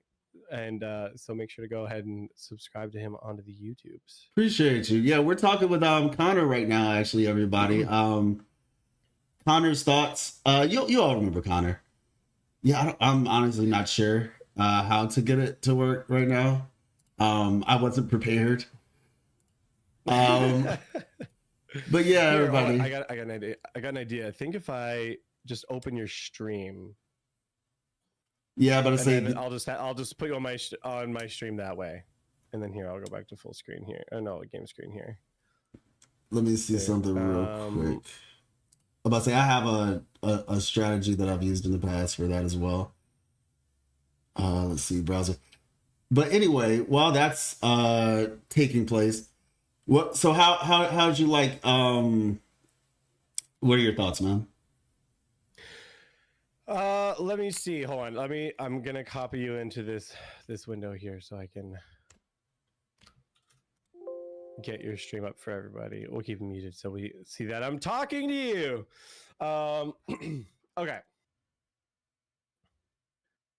Sorry, pause champ. I know. No, so good at being fluid. Now I'm just playing your ads. Oh, that's your ads in here. Hey, we take those. We take those. We take those. No, overall, I probably would give the patch like 8 out of 10. Interesting. I think it's like where I'm sitting. Like I So I just spent the last little bit I put a notepad together, like really recapping all of the like details for the patch, like compiling everything and wanting to kind of break it down by category as well, because I don't know about you, but when I'm like breaking down like how good a patch is, I try and separate it by kind of like the nature of the patch, and then each category. So there's like typical patch content update, which is like, you know, new story, new characters, likely new echo sets, new echoes being added. Like to me, that's like standard patch update stuff. Yes. So I've measured that more on like what's the quality of those things that are being added, because it's pretty standard for that to be added in. But then on top of that, it's like, okay, now there's like additional paid content, tactical holograms, and then there's like the events. So then I look at the events for what they're worth, and then there's like combat events, exploration events, miscellaneous events, and then optimizations, and then, you know, any extra like flair, we'll call it, is what I kind of look at it as. And so if I'm taking all those things into account, I can see on your screen you're flying everything around. It looks I think I got it now. Taking all those things into account, I would give it an 8. The area that like I think it fell short for me, because this is just like a standard patch update, is I wanted more in the optimizations. The optimizations were kind of limited. There was one cool optimization that I was like, this is sick. Yeah. And that was with like the camera filters. I was like, I think that genuinely is like a cool addition. It's something that you can really use to like personalize your experience. You can change it, you can customize it. I genuinely really liked that addition, but the rest of it was just kind of like, oh, okay. Like, okay, fast tracking. The world interactivities for PC players only, for like the water and the leaves. No, that was PC, PS5, and Mac. It said at the bottom. Oh, did it say Mac? I thought it only said PC only. only. I can go to it real quick. Yeah, it said Mac, PC, and PlayStation 5. I thought that was for the camera filters. Oh, my bad. Wait. Let me see. Let me just check. I know it was at the end, right? Yeah, it's in the optimization section. Yeah, okay, let's see. We're almost there. So we had camera. Oh wait, yeah, maybe. Yeah, hold on. You might be right. Improve visual assets on PC. Yeah. Okay. Yeah. Fair enough. Yeah. So that's why I was like, oh, like it sucks that that's like a little more limited for that. That was kind of disappointing. Now, yeah. D said, and let me turn Connor up a little bit. D said that in my chat, they think optimizations will be shown on the website rather than showing it on the stream, to be honest. And so, because I do know that they do sometimes post stuff like that, so it might be that if we wait, like, you know, they're posting a lot, so it might be if we wait a little bit, they might show us some more stuff potentially, but yeah. They might, but to me, like, so I work in tech, and generally how it works is like your flagship optimizations, like your good stuff, like that's what's in like the live stream. That's like your quote unquote money maker. Like that's what you're trying to like sell and pitch to people as like, oh, like check out these optimizations, check out this thing. And the fact that it's like not like that was all that was included there. If they have more, great. I will accept it with open arms, but I'm not holding my breath. Fair. I'll just put it that way. So yeah, I think that's my overall. I bumped it up to an 8 because I liked the character teaser at the end, and I think there's more. Like I think there's a lot we can infer from those character teasers, and so I was already starting to like theorize that like patch updates, for example. I think now we're going to be in New Federation by what would be 2.7. What would be 2.7. I think is actually going to be 3.0 and New Federation. That's my new running theory. Yeah, so the whole New Federation thing, which I am very much curious about. Chiso, right? Like you saw her. The Japanese schoolgirl looking one. The Japanese schoolgirl looking one. Yeah, I keep calling her like Akame. Or Chisa. That's literally what I said. I tweeted the same thing. I was like, okay, so we have Akame. I think it's Chisa, but yeah. Akame got killed. So Akame got killed, Kill La Kill, and there's apparently a PGR character, Yuka Saotome, who looks similar. The last characters? Somebody in my chat was telling me about her. Must be a later character. Because I'm like, I don't think I've ever seen. Yuka Saotome. But yeah, so basically, I'm looking at her clothing and I'm like, wait, what? Because it's like the most straightforward, the most straightforward Japanese inspired design we've had to date. And so I'm like, the idea, because I don't dig into leaks. So, but people were talking about like, oh yeah, New Federation is supposed to be like the US. That's what some people were saying. It was supposed to represent the US. And I've heard other things as well, like, oh no, it's gonna be like more, I don't know, Russia or something. But then there's also the idea that some people were saying, well, since Japan is their highest grossing like region in terms of income, that the company might want to, make a Japanese area next. And obviously Kalkuro looks like Sephiroth. And so the boss. Yeah, so basically it's just like, it had me kind of confused because I'm just like, well, this is clearly a Japanese inspired character, as well as the guy that we saw, right? The guy looks like, he looks kind of like he comes from Jinjo. He doesn't look like a Rita Seaton character. That's what I said. Okay, so here's my running theory. Okay, I agree with you. Here's the thing. The New Federation being the US, that's the first time I've heard that theory. I've just heard that with the New Federation, that it was just supposed to be way more urban. Yeah, because like the cyberpunk thing and all that. Yeah, it's supposed to be like one of the most like futuristic, like actual like full developed cities, and that's why there's been some theories about is the world exploration. Maybe they don't have flying, but maybe they've got like some kind of like web slinging or some other kind of world traversal to kind of trains or something. Like hop on the back of a train or something. Yeah, because like I'm worried that flying is going to be limited to Renacida and that it won't be brought into future regions. So like if they do that, they need some other kind of unique world traversal. They definitely will. They'll have it. Theorizing about that, I hope so. But yeah, so that's the first I've heard of being called like the US. I actually think it would be more likely to be like a Neo Tokyo kind of. Yeah, that's what I was thinking now. Yeah, Shibuya. Those teasers now. I'm excited, honestly. Like, because that was the biggest draw. And the fact they're doing the cyberpunk thing, and the fact that cyberpunk in itself, it's an anime, which obviously Japan being the home or the progenitors of anime. Yeah, no, like legitimately, because mind you, they're all just like speculations based on leaks, so forth, so on. So yeah, it's looking a lot stronger that's going to be the case. One of the things that I want personally is I want a Kalkuro buff. Like I want an update to Kalkuro's kit of or just release a limited version of Kalkuro that works too. But I feel like we need that personally. I don't think that's gonna happen. I think he's needed for sure. I just don't think it's gonna happen.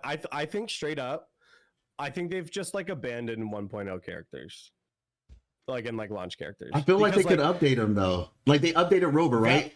So just hear me out, right? Hold on. What do you mean they updated Rover? Like they just give the new elements for like. Well, so Beacon of the Past, which was the item that we got when we talked to Shorekeeper, that's what enabled Spectral Rover to use Frazzle. So if we got like an Electro version of Frazzle, which technically we do, but essentially what they could potentially do is give Kalkuro his own, like essentially enable him to use Electro Frazzle or whatever it's called, Electro Erosion, essentially. So it wouldn't have to be like a big update, but just like it is Frazzle. I think you're right.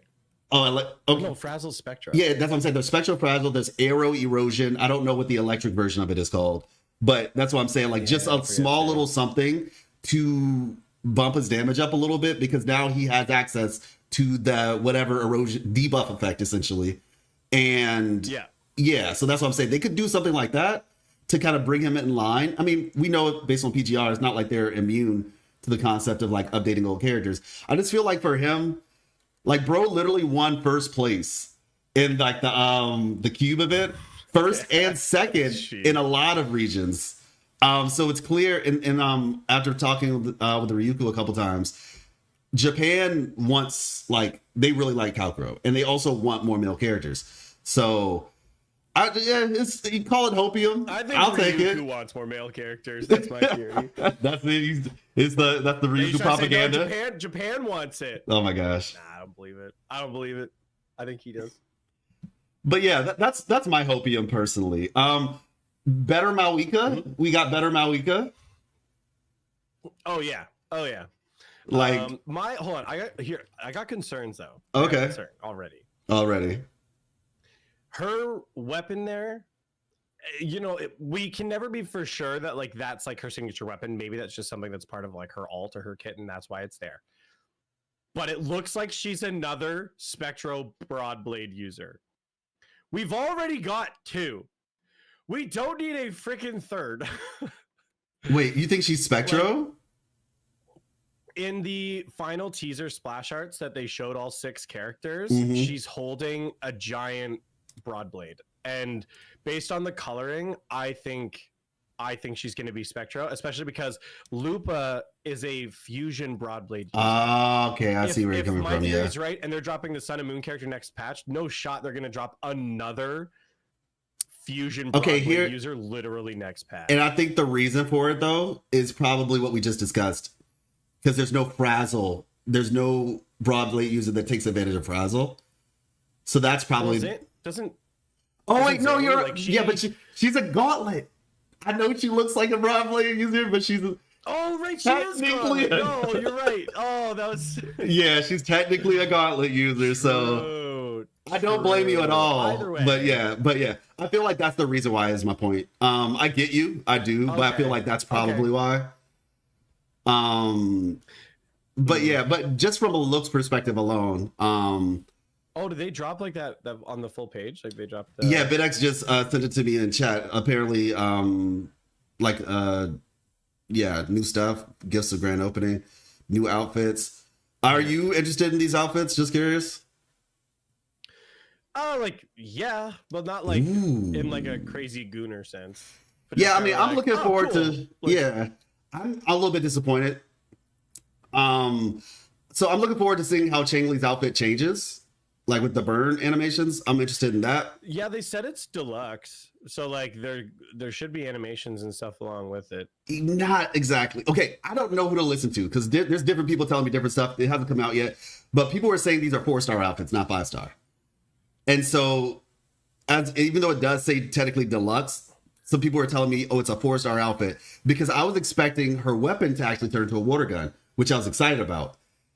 But apparently people were saying, nope, there's no water gun. It's just the outfit. And they're like, because it's not a 5-star. I was a little bit disappointed. I'm not going to lie. And they're charging $30 for it. So I'm just like, that's if there's no extra animations, this is not $30 worth. So I don't know who to believe at this point. But yeah, it better not. All I'll say is if they're gonna market this as a deluxe outfit and a deluxe thing, it should have animation changes along with it. Like I believe didn't what's her name? I'm blanking on her name. Jinshi's have like animation changes, like with like it was animation changes. It came with its own weapon skin.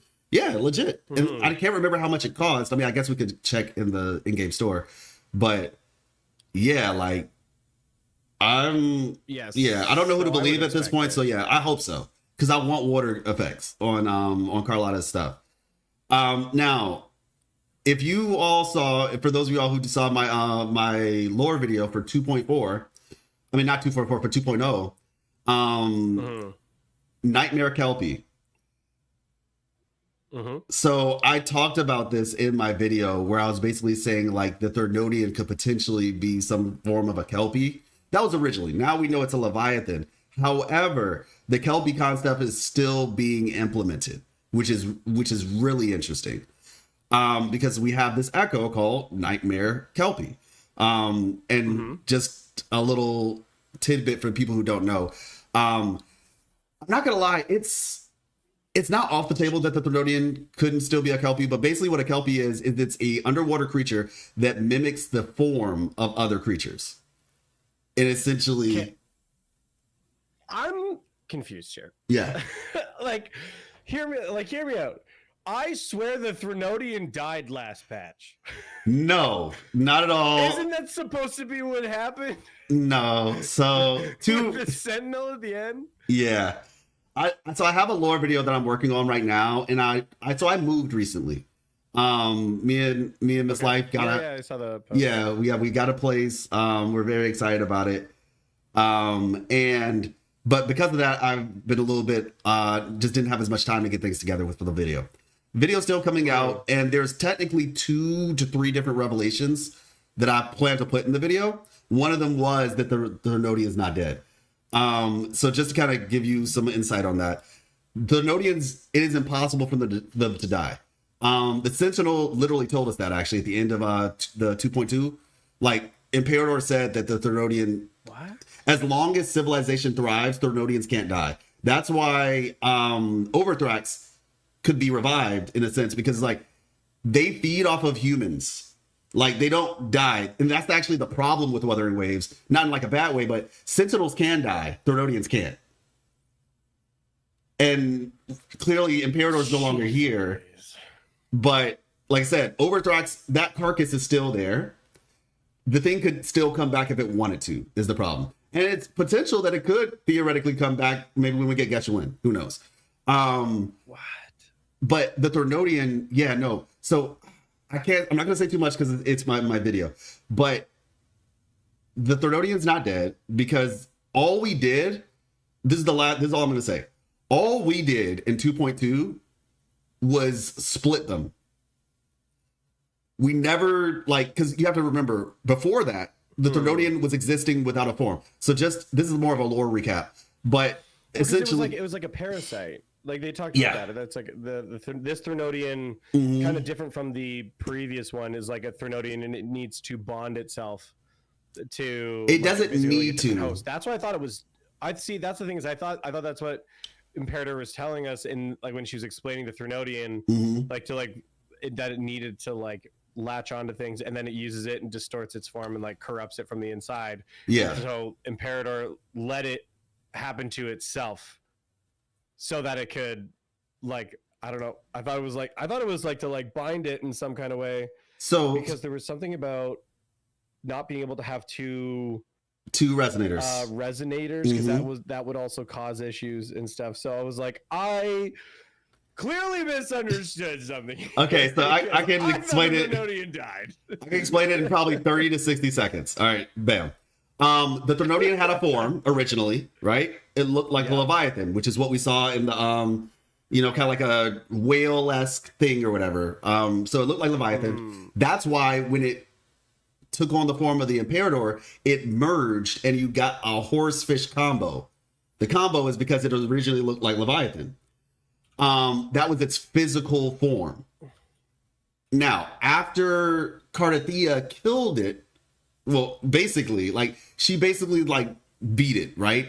And we saw it in the cutscene in 2.2 where she slices the wave or whatever, splits it in half, and she's basically destroying the Threnodian, or what I call the abomination specifically, because she was slicing the form of the Sentinel that we've been seeing in the statues. When she did that, the physical body, the Imperator stopped the Threnodian so she could kill it. When she did that, that's when the Threnodian jumped onto Fleurdelys. Okay? You with me? Right. Okay. So after the physical body of the abomination, being the Imperator and the Threnodian mix, got destroyed, the Threnodian jumped onto Fleurdelys. Now we're caught up to the future, or the present, where the Threnodian is inside of Fleurdelys' body, and that's when they decide to just lock it up. So Fleurdelys splits Cartethyia from her and seals herself in that spot and basically is internally warring with the Threnodian. All right? So the question you have to ask yourself is, when Fleurdelys destroyed its physical body, how did it exist before the to get to Fleurdelys. The physical body was destroyed. You have like if you look at like physical body, Fleurdelys. How did it go from the physical body that got destroyed to Fleurdelys? It existed as. From my understanding, is it just transferred over? Yeah, but that's a process, right? But yeah, you're correct. But that's a process. Like you have to go from one spot physically to, even if it's across the room, you still have to get there. And so my point is that state that it was in that's the state that it went back to after we defeated Fleurdelys. It was in a state of like basically frequencies. It was like a roaming frequency, like a phantom, if you will. Because like I said, when the physical body got destroyed, it had to jump to Fleurdelys. All we did was put it back in the same state that it used to exist in before it jumped onto Fleurdelys. We never actually killed it. And they technically foreshadowed it at the end of 2.2 when, if you remember when we were falling, there was like a piece of glass that reflected the Threnodian's face. I don't know if you saw that or not. Oh, yeah. I do recall that. Yeah, so long story short, they don't die. They can only be put to rest, quote unquote, but they can always come back because at the end of the day, they're just frequencies. So all they have to do is, that's kind of what the discords do. They merge and they accumulate essentially to get physical forms. So in a sense, all it really did was go into a resting period. We never killed it. And because the thing is, it would have been way too quick, even from a narrative perspective. And that's something that a lot of people were concerned about and were complaining about back in 1.x. They're like, oh, the problem ends up getting solved in the same patch that it shows up or whatever, blah, blah, blah, blah. And people just kind of assumed the same thing was happening. When in reality, nah. Like, see, I wasn't too concerned about it because I figured before the teasers of all the Septimont stuff came out, I thought it was gonna go like we were gonna start to face off with the Order, but my guess now is that's being pushed back like another like patch cycle, basically. Yeah, and I think that's why it's like maybe even 2. Yeah, it is potentially before. Yeah, the from a narrative perspective, which I personally appreciate, and it's given us. I like the way that Kuro is doing it. Honestly, the whole main filler, because unlike the way that Genshin does it, where they put all the lore, the main stuff in the first like 1 to 3 patches or whatever, and then the rest of it's just super dry. Kuro has kind of done it in a way to where it kind of keeps the hype throughout the entire patch. And so now, yeah. So just from a narrative perspective, I think that is definitely a really good call for doing that, because there's people complain about and talk about all the time that it's just like you're excited, it's ongoing, and then now you have like 3 dead patches in a row for like the latter half of the year, and then you don't care anymore. And like, so I do appreciate that has been their approach of doing this. I guess I was just still shocked, like just how much it was being drawn out, I guess. But it's different. Well, like they're their own game, and I think that's the thing we have to realize. Like a lot of us have been, at least in my opinion, I think a lot of people are expecting this game to be like Genshin a little bit too much, to where it's just like we kind of don't have an idea of what they want to do yet, and it's going to take a full year to even have a semblance of how does Kuro make this type of game. Because like, yes and no. I would say 1.0 basically followed their formula almost to a T. Like they had the initial launch for the game, they expanded the story quest out, and then they had a like next patch was like a mountain expansion into like Mount Firmament. Oh, you talking about Genshin's? You talking about it was Genshin's formula?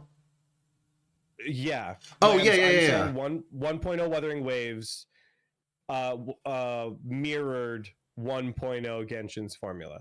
No, I agree with that. The problem is then they just accelerated 2.0 because I think they were bumping into like issues, and like they realized they needed to kind of reinvent themselves more. So then they rushed to 2.0, and then now I think I agree with you that we're seeing their approach changing. They're changing their like release cycles and how they're keeping the story ongoing. Like I agree with you, but to say that like oh, we need to understand that they're their own game. It's like, yeah, but they were mirroring Genshin at first.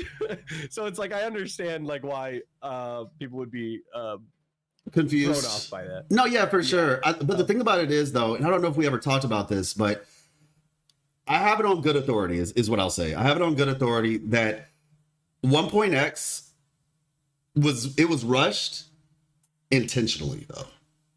Like, it was intentionally rushed because the thing is, apparently, from what I heard, Renacita was supposed to be 1.2. Yes. No way. Yes.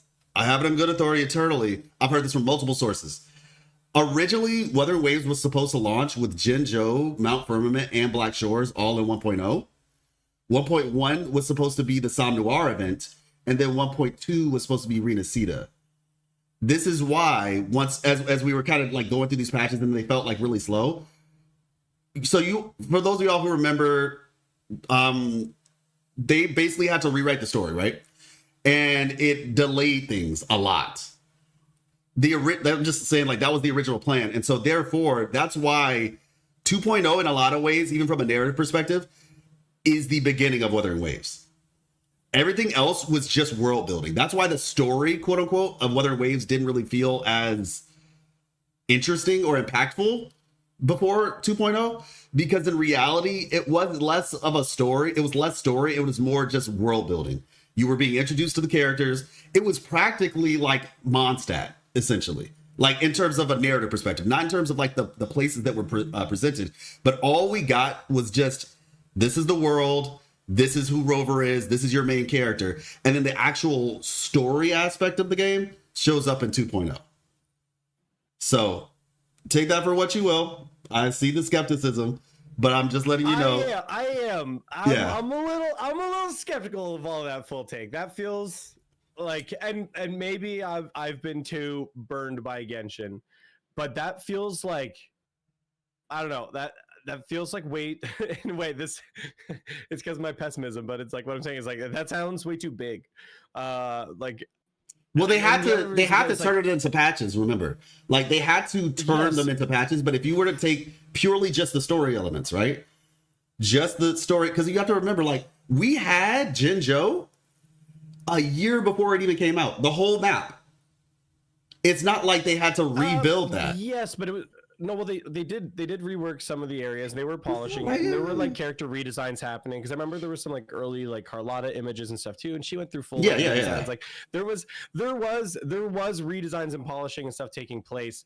Like if you look back at a lot of like the animation, like a lot of animation changes, audio design changes, like there is a lot of things that were happening between like the alpha to the beta to the second closed beta, like to release. Like it's not like nothing was happening there. Now I get they probably have a pretty sizable dev team that's like, you know, still working on like the future content down the line. Like, you know, it's a pipeline. We call it a pipeline for a reason. Like it's coming down the line. But that just still like I can see what you're saying from a narrative perspective, that like if we're comparing Genshin to Wuthering Waves, that like narratively 1.0 is basically like meant to be like 1.0 Genshin.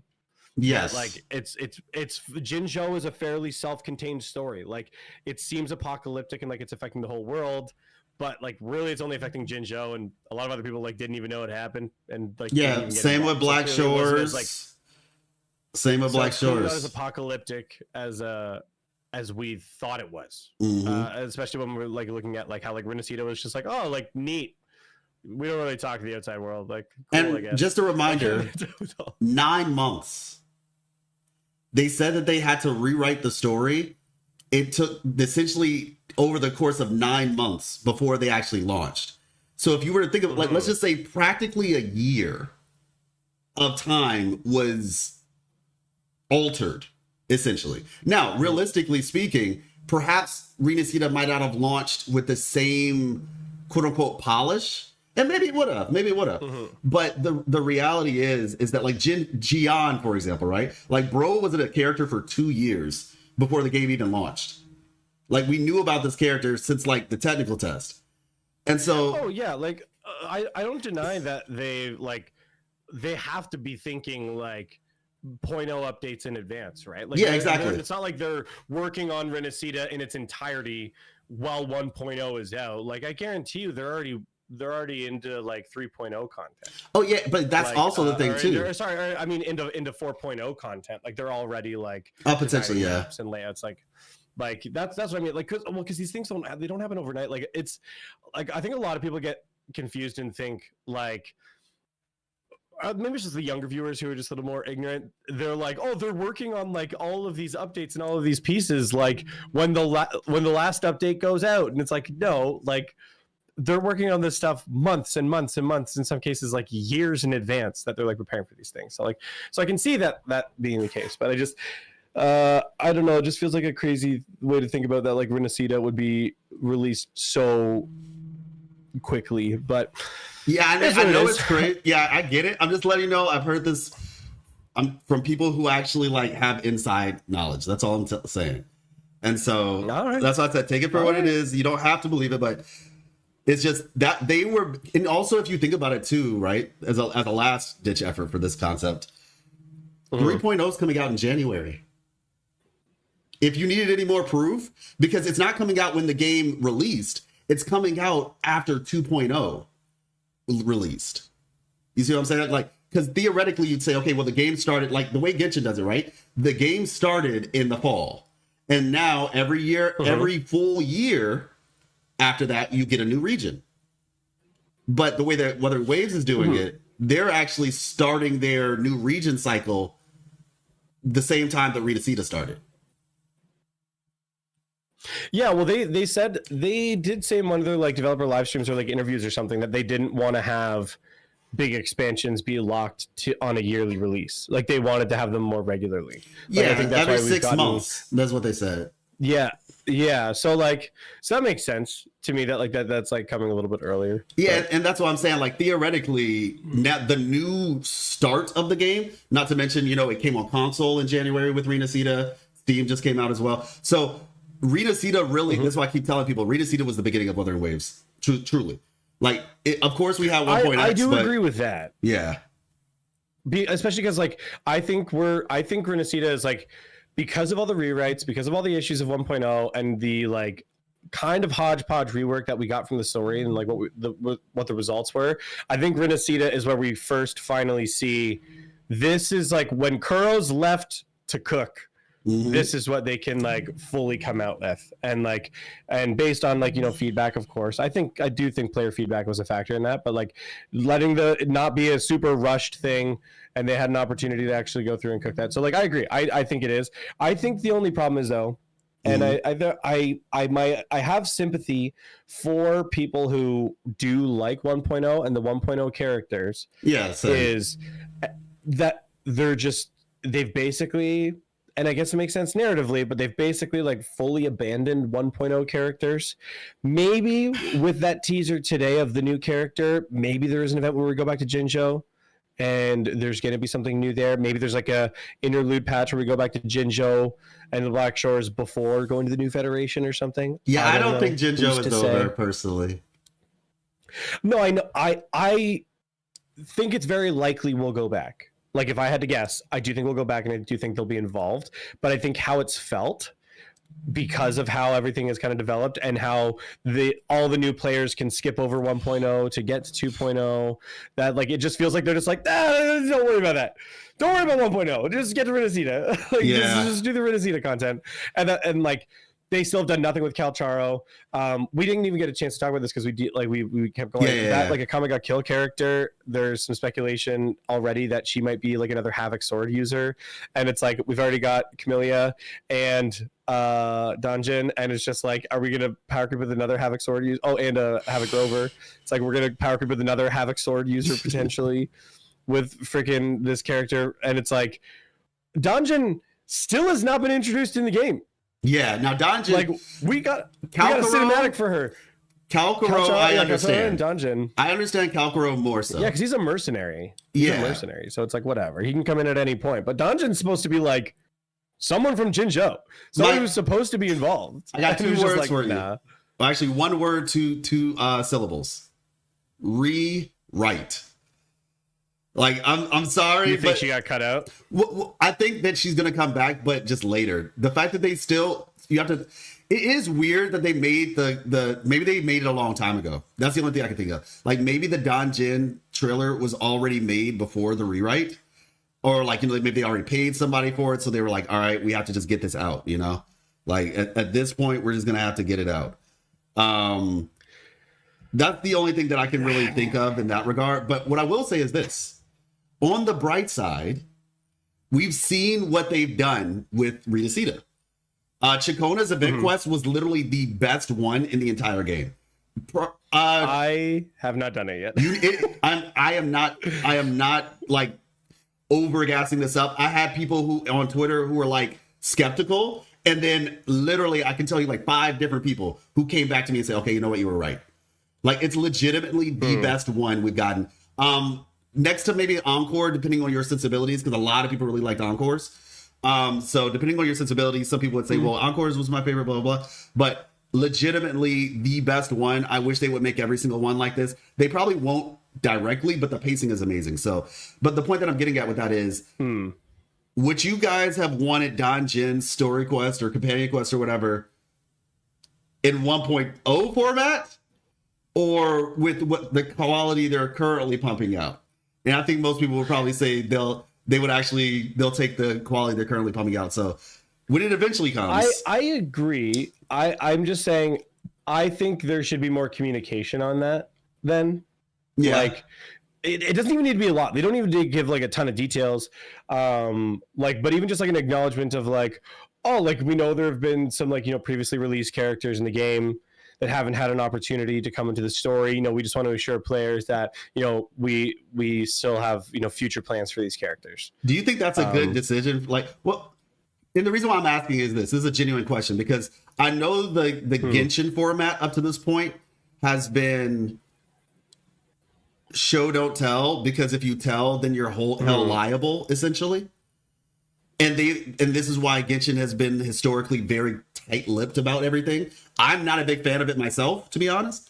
But that's just what they've done. And it's just like, they don't want to say anything official because, like I said, they could be held liable. And then if something else happened, they don't want to. Whereas with Wuthering Waves, comparatively, they've been a lot more, clear about things. Transparent. Thank you. However, with this thing in particular, do you think that maybe they're like, well, we're transparent in a lot of ways, but with this one in particular, we just don't see the need to say that?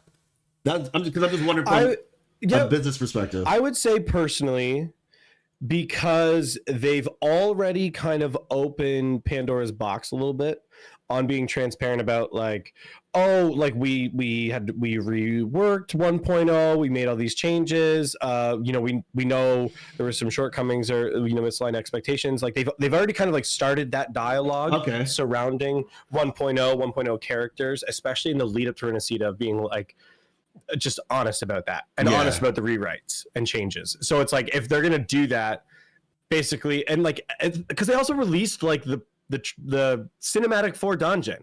So they've already like teased her in a way that's like publicly. And so I think to kind of keep that train going of like, hey, like just like, 1.0 characters, will return in the future.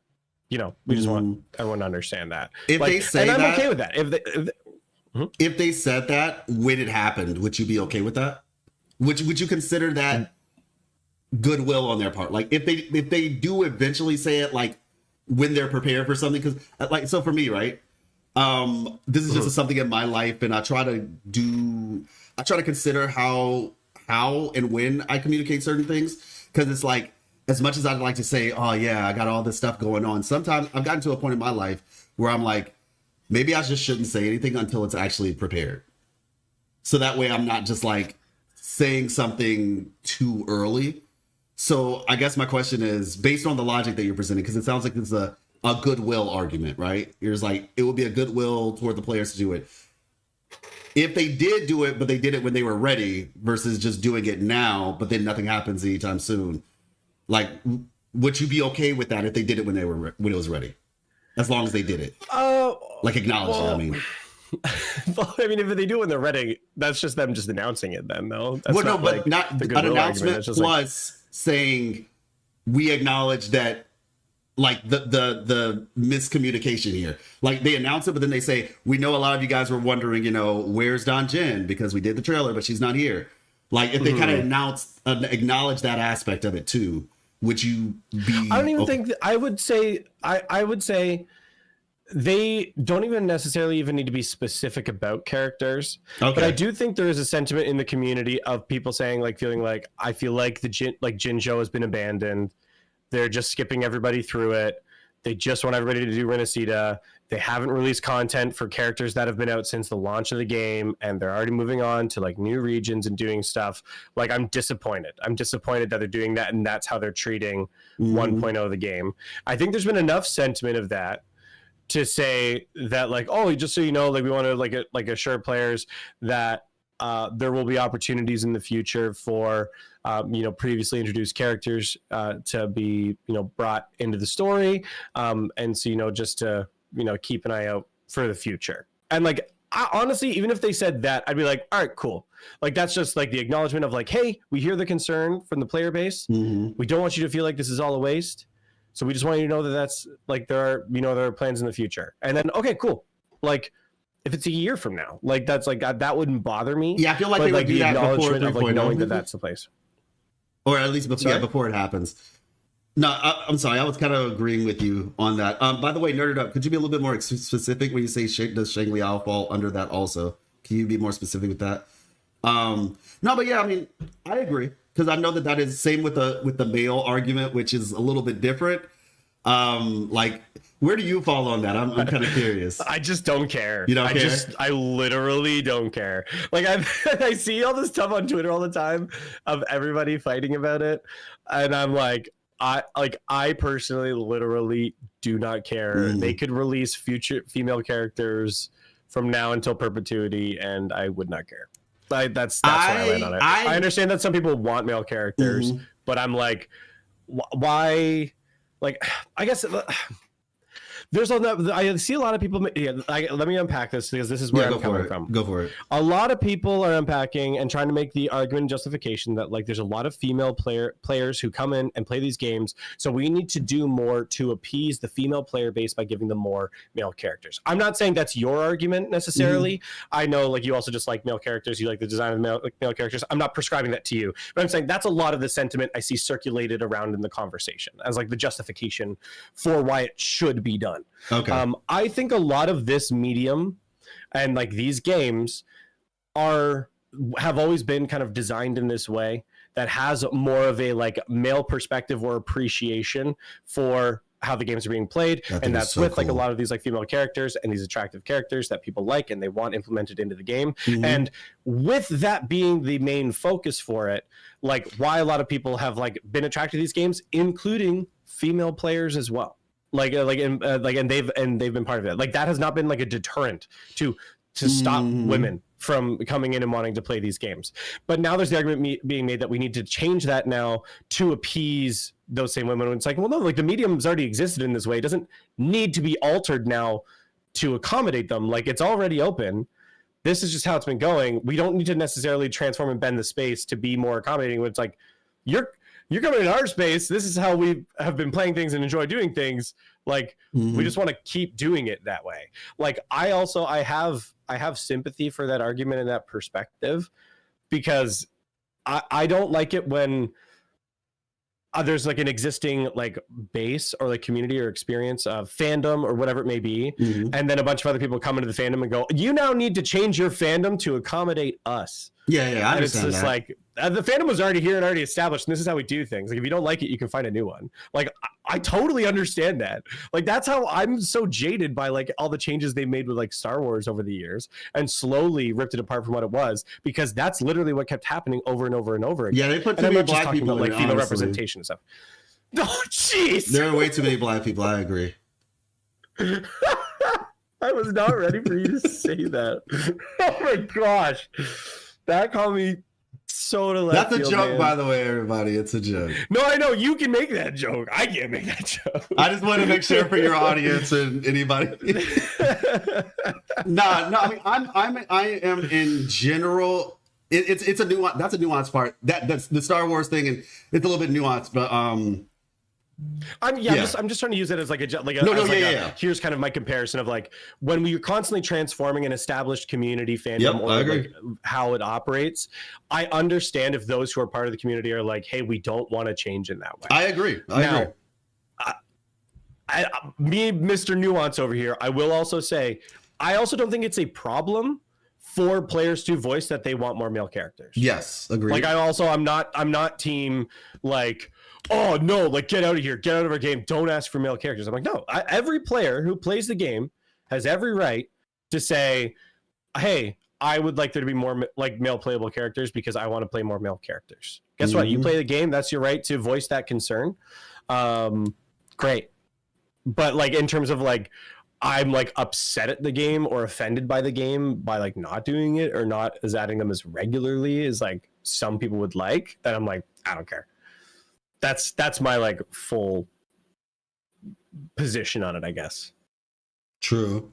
Give me a quick second. Yeah, Chakotay Story is a sleeper one for most people because of the debuff mechanic 8.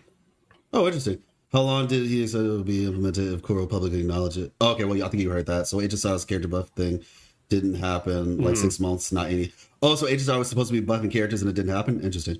Well, it hasn't happened yet. It is happening. Oh, okay, gotcha. It's like in the next update or two, it might be with the Fate collab, like Silverwolf, Kafka, Blade, and maybe Jing Liu are all getting buffs. They need to buff. They need to buff. Now I want to go too far on this conversation, this part of the conversation, but they need to buff Acheron because I have S2E1, and I heard even with that she's like hardly hitting, which is insane.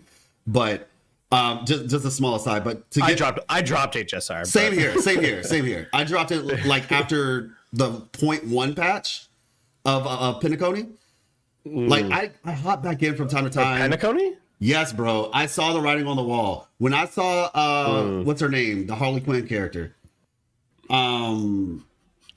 Sparkle. Sorry, shout out to your chat. If everyone thought of male characters as saving patches, the world would be a way better based. Absolutely based. Exactly. So subject is hilarious. But the thing about it is, such a earful. The Sparkle character was the writing on the wall for me. When I saw her character quest, and it was like, I was like, what the heck is this? It was like, it was a giant nothing burger. And then like they show Sampo at the end, which led to nothing as well. And the I feel a little bit bad because Ryuku made the video and I should have made the video. Because Ryuku made that video about like breaking down. And me and him talked on the Discord about those exact same topics, like literally word for word, bar for bar. We share very similar sentiment. And I was like, I should have made that video. But the point is, like the slow pacing. By the way, we talked about this. Pokemon. We talked about this on the podcast, if you recall. Like the idea of eventually having Pokemon in the game, and we finally have an Echo Battle simulator, which is great. This is the Auto Battler, which I'm glad it's just not another TCG. I'm done with trading cards. 100% excited about that as well. But anyway, to go to the males conversation real quick. So this is my thing. I want more male characters because I like male characters. This is a point blank period. Will I play the game if they never add another male character? Never. I mean, I probably will because I enjoy the game. Like I enjoy the game, but plus I know that would never happen. They're going to put male characters. The question is how frequent. But seems like when was Brant? Like 2 characters ago was Brant, right? 3 to 4 male characters a year is their current trajectory seems to be 3 to 4. Will that change? We'll have to find out in 3.0. Because the feedback was given in 1.4. They already had the entirety of 2.0 planned. So the feedback of asking for like another character, like a type of character, the time it takes to actually create those characters, implement them in the story, all that. That's why I was telling people 3.0 is when, unfortunately, but it's just the reality. That's when we'll have to find out. Kuro always listens. The question is, will they actually, just because they're listening doesn't mean they'll actually do something. It just means they heard you. So if they don't do it, it doesn't mean they didn't hear you. It just means that's not what they wanted to do. But like I said, I sympathize with the idea of I want more male characters because I like them. I think they're cool. Me personally, I was playing the Genshin story. I also think from a narrative perspective, not having males makes I can't take the world seriously. Now, technically, they don't have to be playable. That's pretty sexist of you, Life. Hey, I played Genshin Story. I was playing the Genshin Story. And you heard it here first. Life is sexist. He can't take the world seriously if there's only women. I can't. That couldn't be me. All women are queens. Oh my gosh. If she breathed. In the words of Ethan. In the words of Ethan, if I could take your period cramps, I would. That's wild. No, but seriously though, this is why I actually appreciate what's his face, Cristoforo. I appreciate him so much as a character because he breaks the minutia a bit. I was playing Genshin Story, right? And in Genshin Story, if you play Notland, because I still play Genshin, I play it for the lore. The feedback is at the end of 2.0 survey, not 1.4. I thought they did it at 1.4, but either way, point is it's not going to happen until 3.0. But in the story of Notland, you have Kanish. And technically you have the other guy. He's weird though. I do not like him as a character. He looks like they call him like Goth Sasuke or something like that. Emo Sasuke. Yeah, I know what you're talking about. I forgot his name. But anyway, the point is, I forget his name too. In terms of 5 stars, Kanish is the only one. Also, one way they can fix the male problem is just by making more 4 stars. I'm pretty sure. Ultron, thank you. He's weird. I dislike him so much. I'm just being honest. Like I really dislike. Thanks, he's an infantilized, looking like 16, 18-year-old guy. It's annoying, and he might be older, but I hate it. Anyway, so there's a point in the story, and like I said, they can make more 4-star male characters. That would also help the problem. The issue with weather waves. But there's a point in the story where you're basically like empathizing with the plight of the people in Notland, and they have it's right before like the big war scenario happens, and you have Seat Lolly, who is like the ice. It doesn't really matter. You can look them up if you want. But Seat Lolly, you have Shalonen, Mualani, and I think there was one other person, Kachina. You have these 4 characters with you, and you're a traveler. And I use female traveler because Aether looks derpy to me.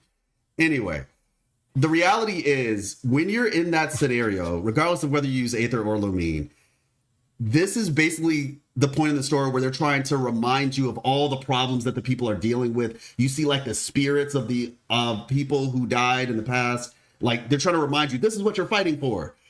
And they have like this big little Avengers moment kind of before the big fight. And it's just all women. And it's just like, so what you're telling me is this entire nation of warriors comprised of men and women, mind you, because the NPCs had men there. The NPCs, there were men NPCs there. So this entire nation of warriors that are comprised of both men and women. And the saviors right now are just 4 like petite, women. Like, and it's not trying to, I don't want to make the big deal about the petite thing. You can be strong regardless of your size. But the point is, it just took me out of it. And I've never felt that way. I have never felt that way in Genshin or a Gacha game before, even though they're female predominant. But in that one moment is where I was like, wow, I never thought about how much this could take me out of the situation narratively that I had in that moment. Life, how long has it been? Oh my gosh, what? How long has it been? Since when? Since you found out you were a bigot! Oh my gosh. How dare you crap on these women and say that you can't respect them?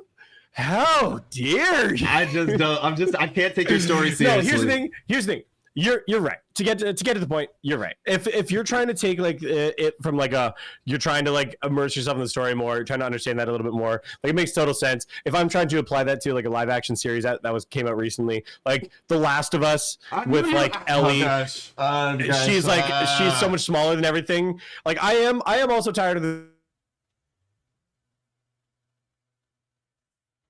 Hold up, we lost him. I'll hang up and call back.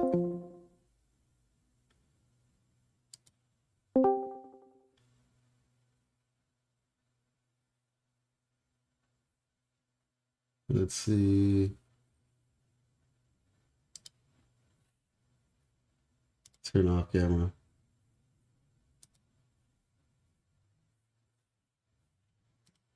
All right, folks. Let me see.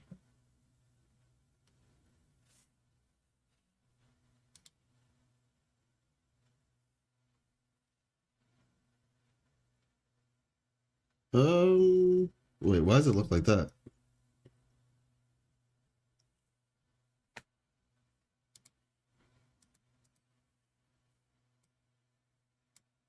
Give me a second.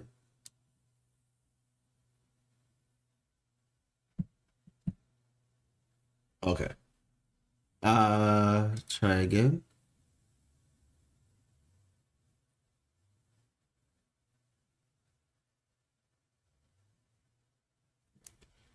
We lost him.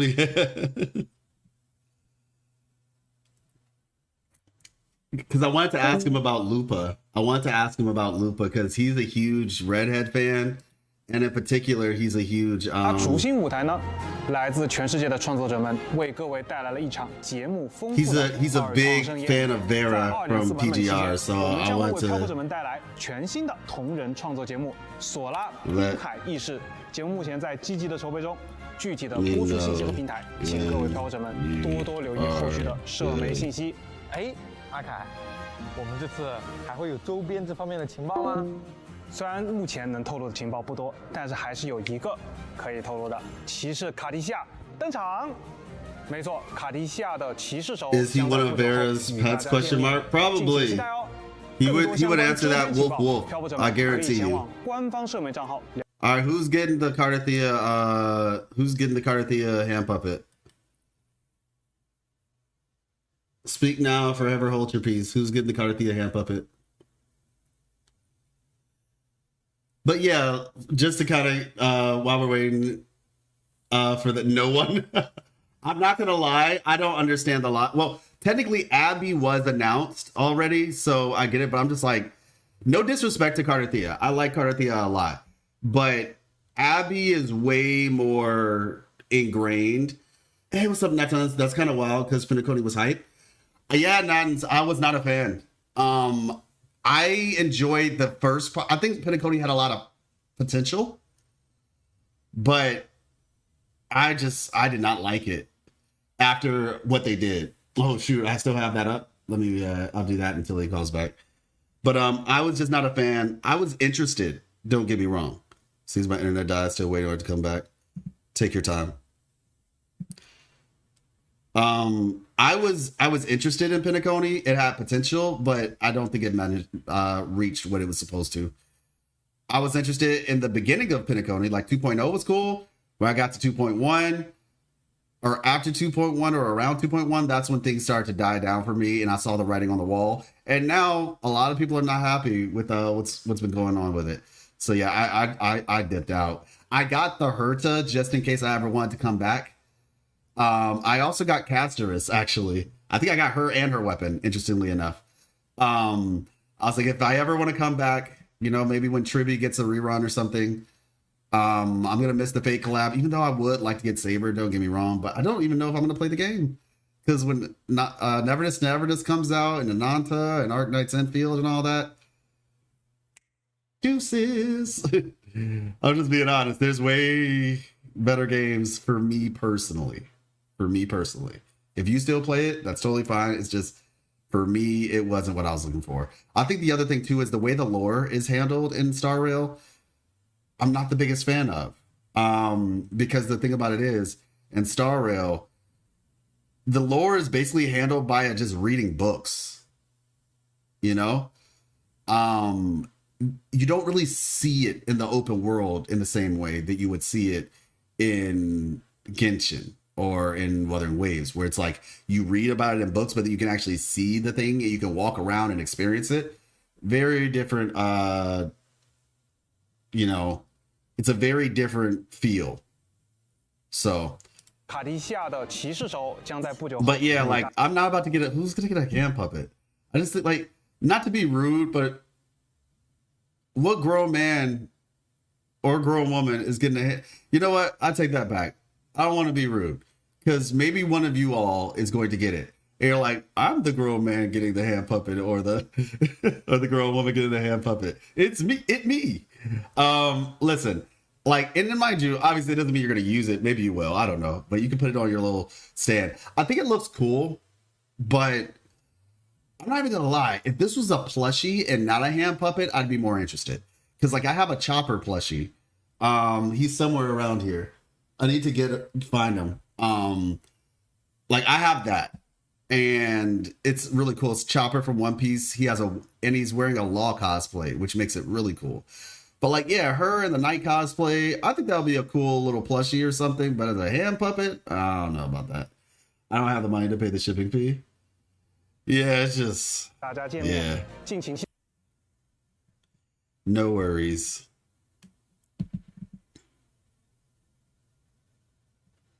Great talk. We can reconvene later.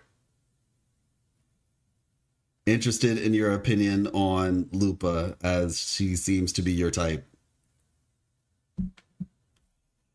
Yeah, Connor's internet said his PC isn't connecting, so it might be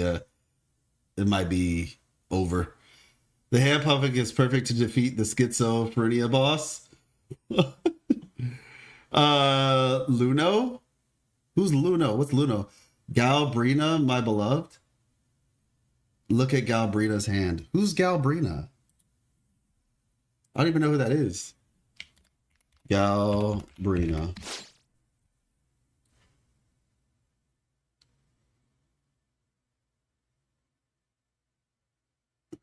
Oh, drip marketing. Okay, I didn't know that. Okay. Galbrina. Let's see. Let Kuro cook. I'm about to say, I wish we could talk to Loba, but I know he's busy. Hey! This guy looks so cool. Oh, Ayuno. Interesting. Ah, yeah, her hand, it looks kind of like Arlecchino in a way. Interesting. I wonder what that could mean. Yo, she's about to be crazy. Her kid is going to be, I can already tell her kid's going to be insane. Her kid is going to be insane. Like, she has the gun, but then she has this thing on her arm. She probably might have like a partial transformation or something. Life lessons. I understand that for Loba is a tamer type resonator. I mean, I feel like that's going to be the case. It makes sense to me. Bruh, she looks like 5-star Sanhua. It's not even funny. Like, this isn't even funny at how much she looks like Sanhua.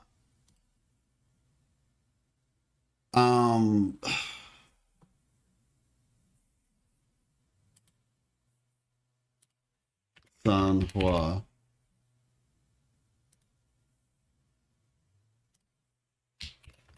Looking different these days.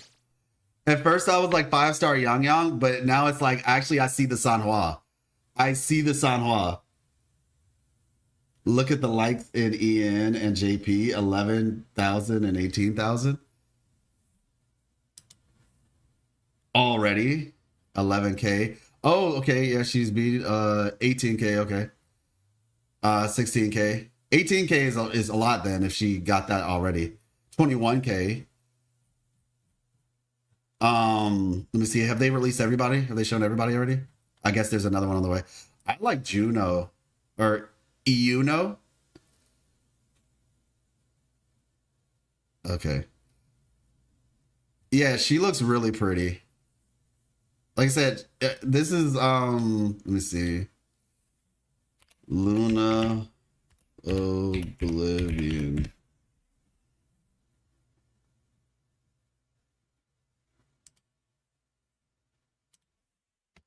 I see you.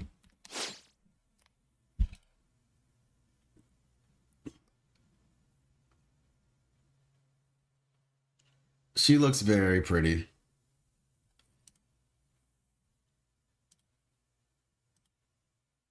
He looks like Matt. I don't know. I can't agree. I think he looks really cool. I like this design, to be honest.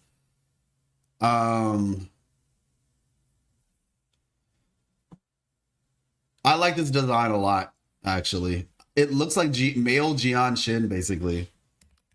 Jian Shin as a brother, it seems. Actually, I should just tweet this.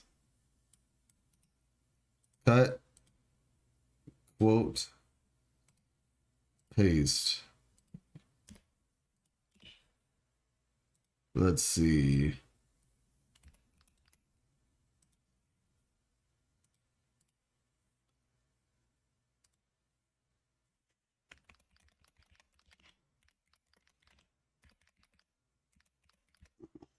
I'm pretty sure I spelled her name wrong. Wouldn't be surprised if it was the case. Probably her master or comrade. Interesting. That'd be crazy if this was her master.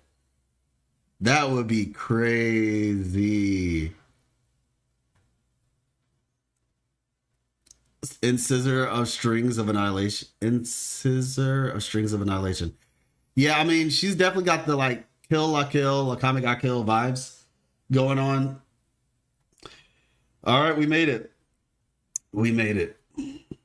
We made it. Who's coming next is the question. Who's coming next? All right, let's head back into the live stream. There's so much to discuss, everybody. There is so much to discuss. There's a lot. There's a lot. That's all I'm gonna say. Actually, let me check one more thing before to see main news. Okay, I think you showed me that, right, BitX? That's what we looked at already. This story trailer, we gotta look at that again too. The real anniversary. I told y'all it was gonna be a 2-part hit.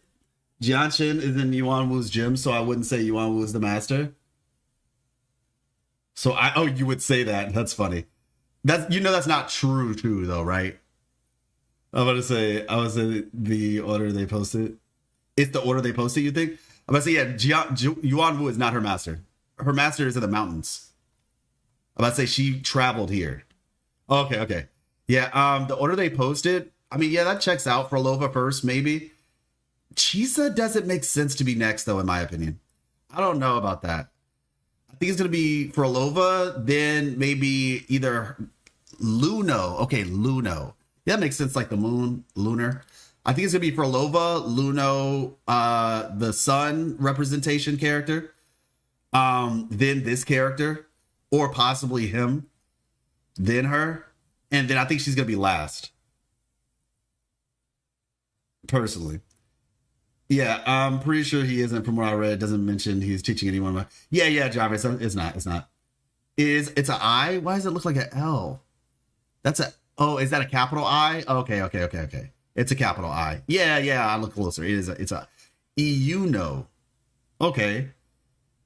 Like Euno? Oh, so the I silent, just Euno? Okay. Hello. You know. It's an old song. Still means moon, if you recall. Okay, you know. All right, cool. Galbrena. Gosh, we got so much work to do. Yeah, like I said, this is clearly a Jinzhou character, or at the very least, he's a Huanglong character. Maybe he's not from Jinzhou. Maybe he's from a different place in Huanglong, but he's clearly from Huanglong, at the very least. And then Chisa. If my brain after work functions correctly, okay. Look at her tacit mark placement. It's right on her foot, her left foot. Oh, that's why he was posting that.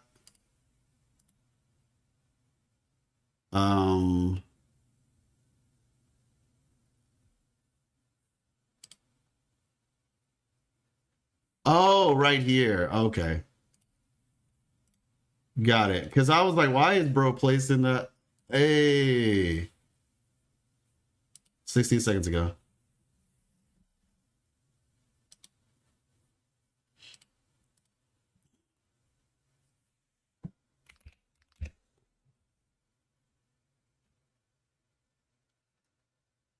Let's see. Do I want to do this? I don't think I do.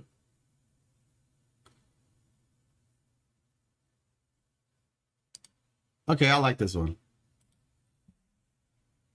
She looks amazing.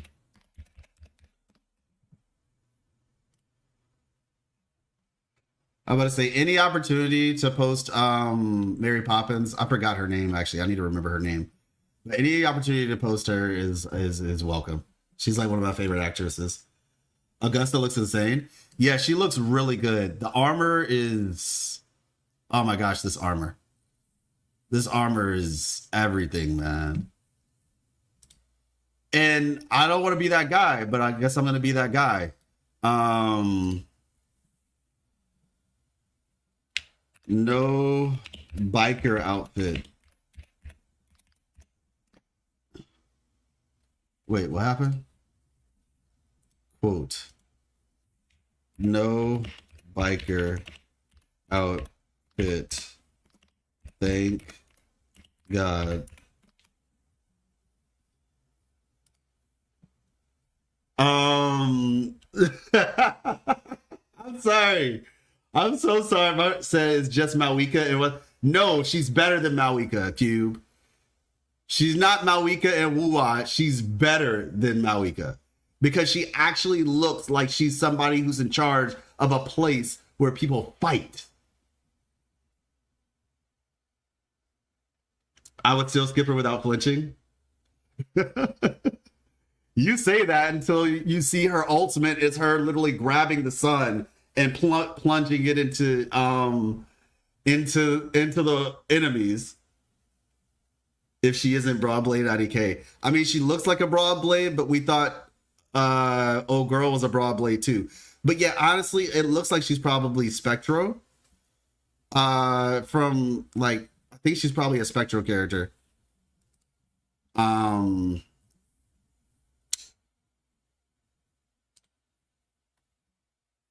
Likely. I believe she's a Spectro character. She'll probably be a Spectro Broadblade because we don't have one. We don't have a Broadblade character that uses Spectro Frazzle. Because just a quick reminder, Zani is not a Broadblade character. She's a Gauntlet character. Oh, I don't know, Max, for sure. I'm just guessing. I have no idea. Looks Glacio, IDK. Yeah, she did. She does kind of get that Glacio vibe. You're right. If she was Fusion, it might be too on the nose. Yeah, I don't think she's Fusion because Lupa is a Fusion Broadblade character. We just saw that. Her weapon looks insane, by the way. Her weapon looks absolutely insane. Oh, I love it. I love it. I love it.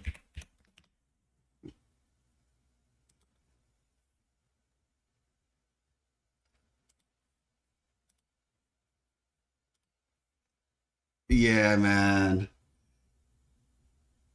You know it's probably Glacio Gauntlet. Oh, that would be fun. Glacio Gauntlet? Oh, man. She has it. I mean, maybe she is. Or Rectifier. She could be a Glacio Rectifier, actually. Because she has this big ring, meaning she probably fights with this ring. I'm telling y'all, she's Lucia. She's Luna. She's Luna Oblivion. She has like a dagger on her waist. Cool. Augusta? Yeah, she does. I saw that. I love her Mia as well. The Scottish accent is chef's kiss. Are you referring to Lupa? Wait, who are you referring to, Nuns? That ultimate sounds like Quetzalcoatl from FGO. I've never actually seen. Only time I've seen Quetzalcoatl is like one time in like an animated scene where she picks these dudes up and starts like spinning them around and throwing them and stuff. I haven't seen like her going full blown yet. You know, we'll probably use a shield. Interesting. You know, it's Arrow. I'm getting Arrow vibes. I hope she's Glacio, man. I want another Glacio character. But I say Glacio characters have not been like. I will say this though, Glacio characters are always fun. You know, like so far. Well, actually, you know, never mind. I'm not gonna. Never mind. She gives you Electro vibes. So I don't know about y'all. Let's see. Not gonna lie, he looks like a Havoc character to me. Not gonna lie, he looks like I have a character to me. Let's see.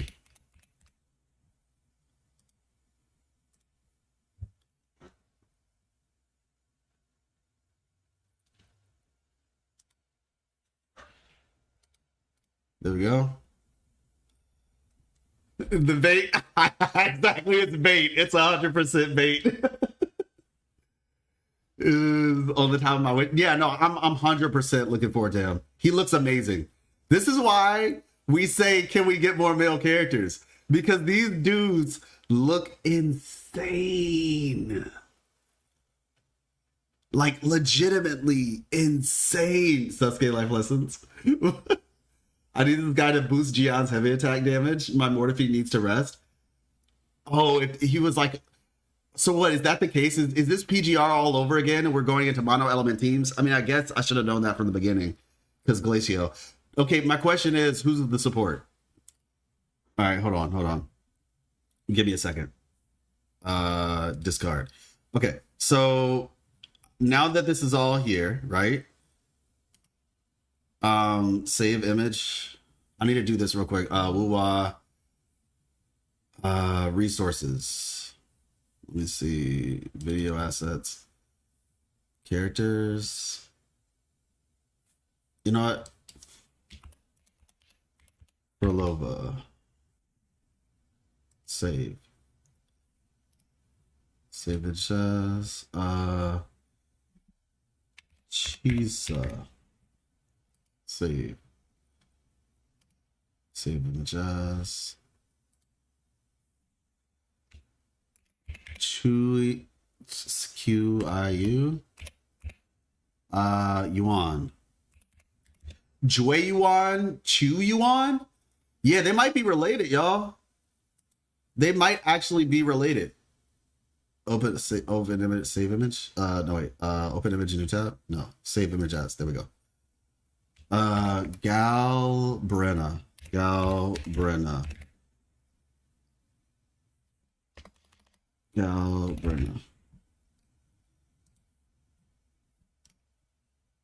And IUNA. Yeah, it just looks like that, but you know. Okay, and Augusta. Is this Caesar? Augustus Caesar? Save images. Augusta. All right. So the real question I think that is on everybody's minds, right? The real question that everybody is curious about, right? Yeah, I'll put her in the last one. But it wasn't done yet. Here we go. Why did I do her twice?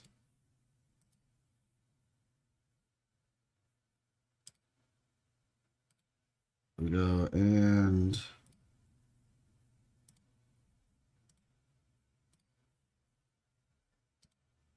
all right.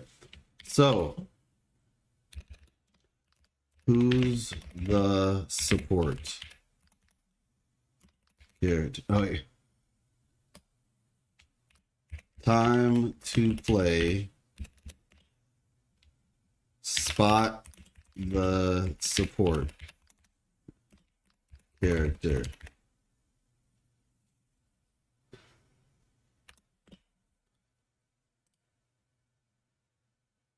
Who's it gonna be, y'all?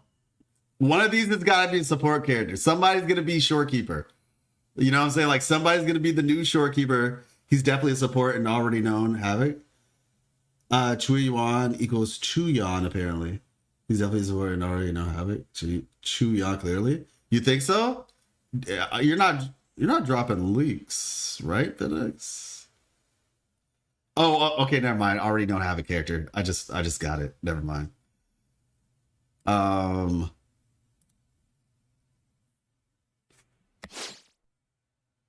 Hashtag Wuthering. I take your words so seriously sometimes. I miss when you're joking. Do you think all these units would be 5 stars, or do you think one of them is a 4-star? If one of them is a 4-star, maybe could be a 4-star. Just because like she clearly seems like a 5-star, she could be a 4-star. She better not be a 4-star. Like this is 5-star Sunhwa. She better not be a 4-star. He looks too much like a 5-star, but it is Wuthering Waves, so it's Kuro. Chisa could be a 4-star, but with a design like that, they'll probably make. She even has like a patch right here on the leg. She's such a Japanese schoolgirl. War Girl got a whole ruler as a blade. Her blade is a ruler. That's crazy. That's actually crazy. I was thinking she was Ryuko Matoi from Kill la Kill. Basically the same thing.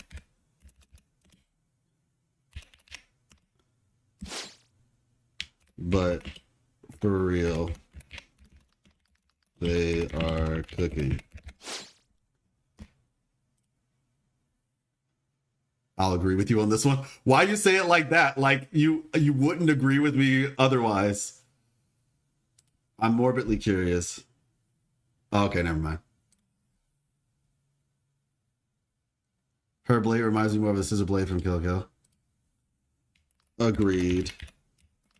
I just saw that.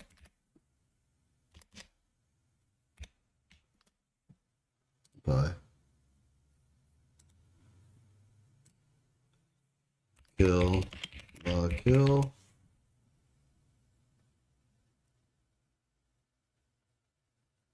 Dang, she's just gonna keep moving like that, huh? She's not gonna slow down at all. Okay, we'll do that. And you. There we go. It is going to be a chore going through all of these notifications. Hey, what's up, Shiro Kingslayer? What do you think about WoW 2.4 so far, man? This patch is hype. No, I'm excited. I'm extremely excited. There's so much, and I haven't even looked back at what is it? Where's the live stream at? Is it on here? Okay, yeah, it's right here. This last bit right here where we got like old boy doing this little thing right here. I just need him to be playable, man. I need Cristoforo to be playable. Like, so it's not known but cope for me. Yeah. I need him to be playable. Best villain for me. I'm telling you, he's an NPC and a half. I know he's an NPC and a half, but all they have to do is like update his facial model. His outfit is king. His outfit is so good, y'all. Like, bro's drip is immaculate. All they have to do is like update his eyes and his face just a tad bit and make him a 4-star. Easy. Like, legitimately too easy. He's so cool, man. But X, you're just saying that because you're certain.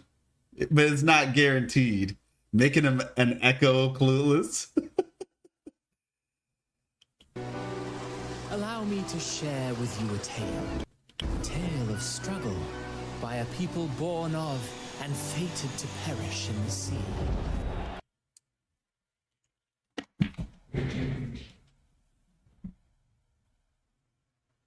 Y'all.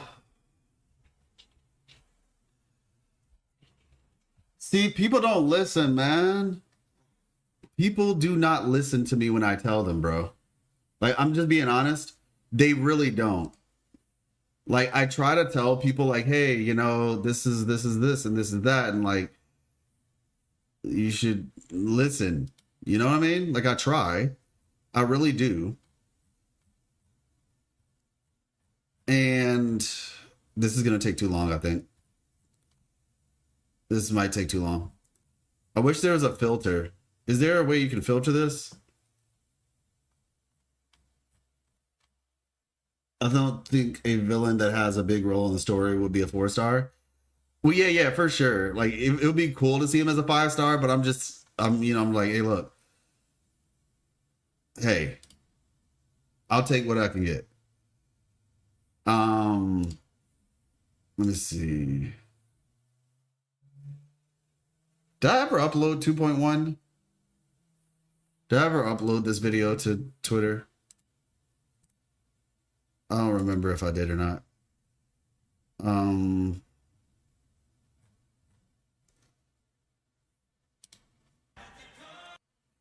Maybe I never uploaded the whole thing. Okay, quote. This video is being further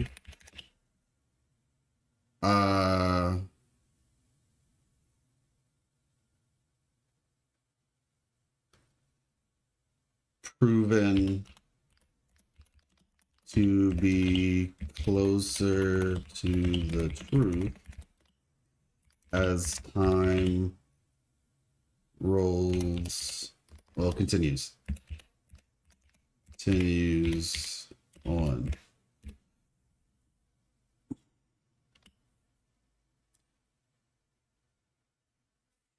Just saying. That's not how you write saying. Just saying. So, Wuthering Waves 2.4. All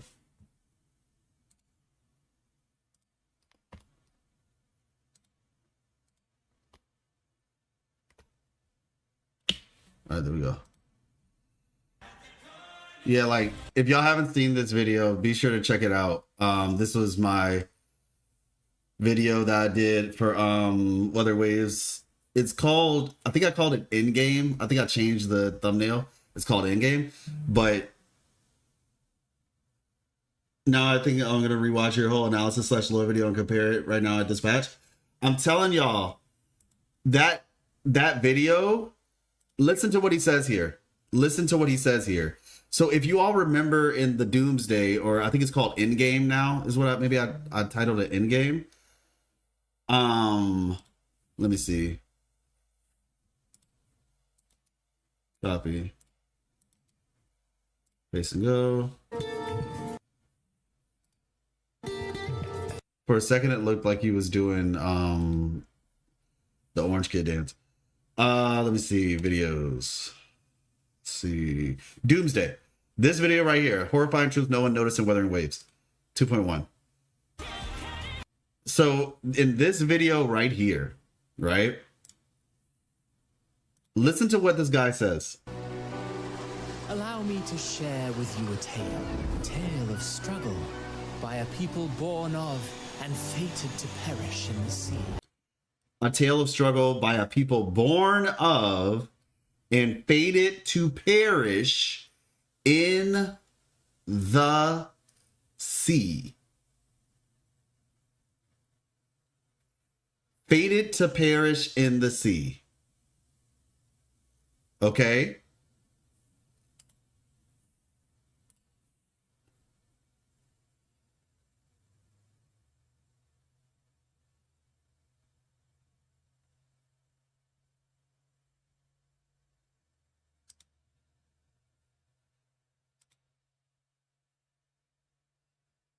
Let's see.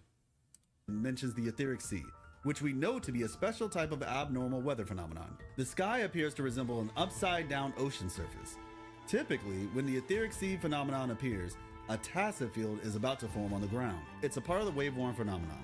And in addition to the formation of tacit, sea is not a boundary between life and listen to this. Prophecy is actually a death sentence. What if I told you the last wave is not just a poetic phrase? It's literal. The etheric sea is not a boundary between life and the unknown. It's a flood waiting to happen.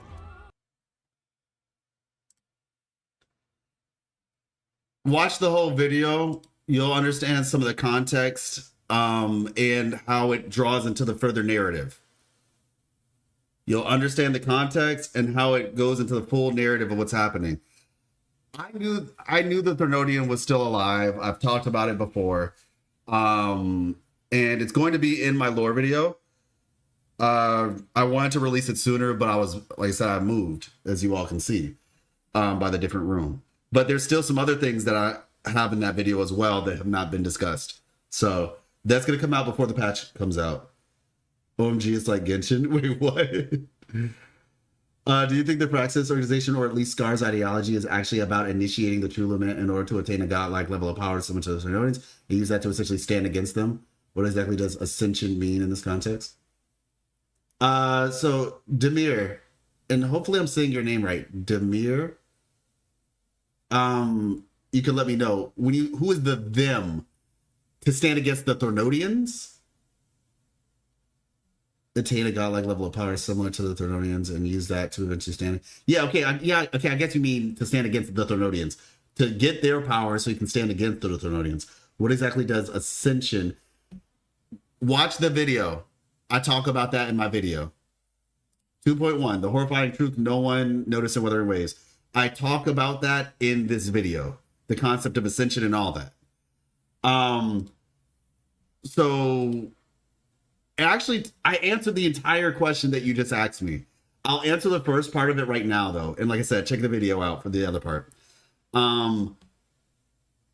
The goal of the Fraxidus, at least as far as what we understand to be the goal of the Fraxidus, fair. Surprising, but fair.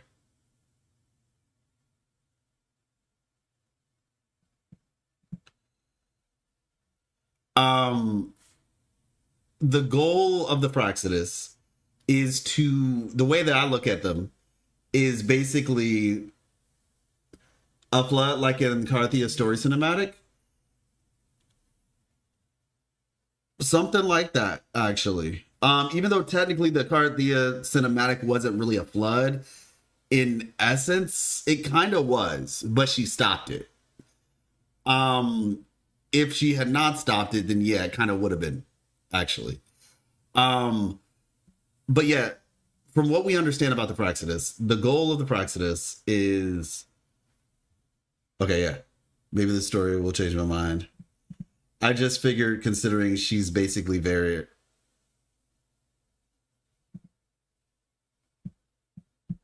Vera.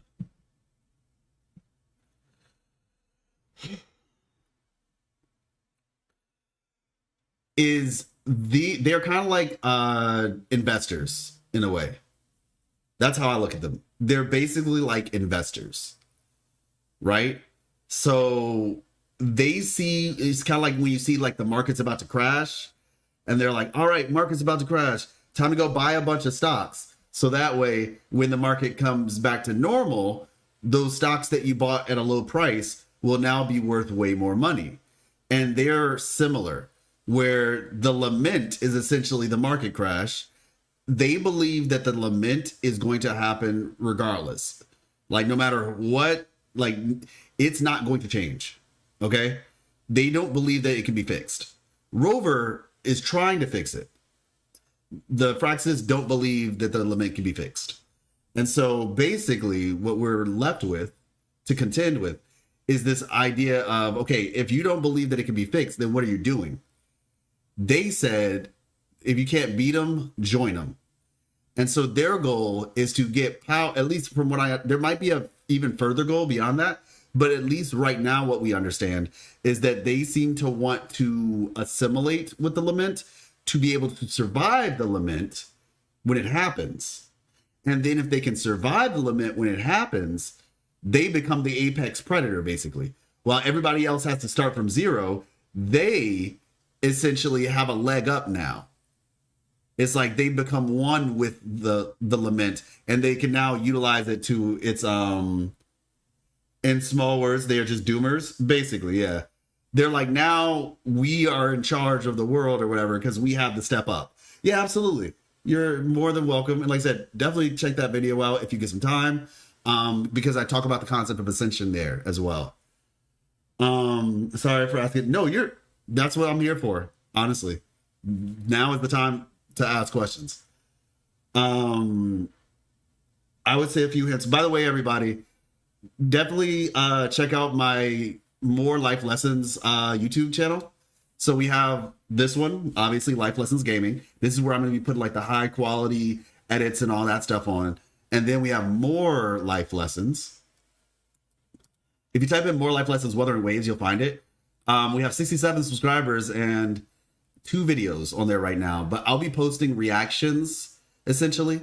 Like reactions, and then some of the conversations, if you miss from stream, we'll be talking about that as well.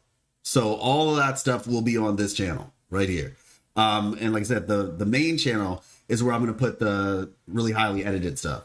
So feel free to hit this channel up. Yeah.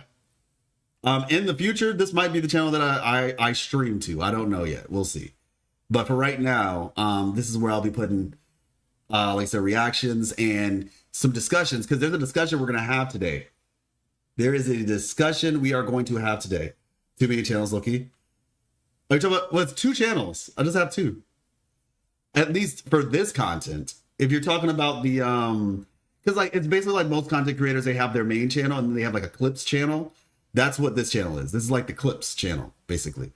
Now, if you're talking about the Marvel Rivals channel, that's a totally different situation. But that's also for different types of people. So, yeah. Hey, what's up, Blade Slade? How you doing? Welcome. In the end of this Christopher teaser, there's a cameo of Leviathan, right? Let's check it. Yeah, we're gonna watch it one more time. How are you? Welcome back. Have you seen the 2.4 live stream? In the land of glory, where every soul pines for lasting victory. I'm so excited because the lore video that I have, everything that I'm seeing right now is like showing me that my theory, and I'm talking about the one I haven't put out yet, by the way, that the theory that I have is actually solid. I would say a few hints were given in the Septimont teaser where you could see the tail of the Threnodian as the camera gets close to Septimont. Yes, it was there too, exactly. Which that's what, as I'm seeing more, it's just like, yeah, I was right. I was right. One truth lies forgotten. The brighter the flame of glory burns, the deeper their shadows pines. So it seems like that person, this NPC that we saw, one truth lies forgotten. The brighter the flame of that maybe they're like a forgotten gladiator or something. Something bad happened to them. Yes, I skimmed it and immediately came here to say we were right. I didn't care if you remember we were having a conversation in stream about Scar being broken out of prison. We were so right. Yeah, no, like a lot of stuff. When I saw Scar, I was like, bro, he's here. That's insane. Like they just showed like Scar's here. We're back. Yeah, no, I'm excited. I'm excited. We're gonna have Scar. We're gonna have Cristoforo. We're gonna have Fleurdelys. All 3 of them. Oh my gosh. Scar, Fleurdelys, I almost flipped y'all off. Scar, Fleurdelys, and Cristoforo in the same place. Who knows? Maybe a 4th. glory burns, the deeper their shadows grow.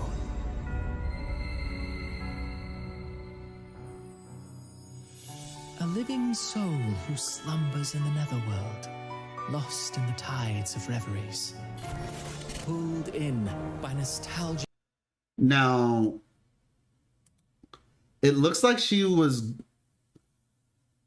Okay, listen. So maybe she really is from Renacida then. Maybe she was originally from Renacida. The question too is, y'all realize that we're getting teased at like a new place? Or is this Septimont? You know? Where is this place? There's already Chuyon fan art.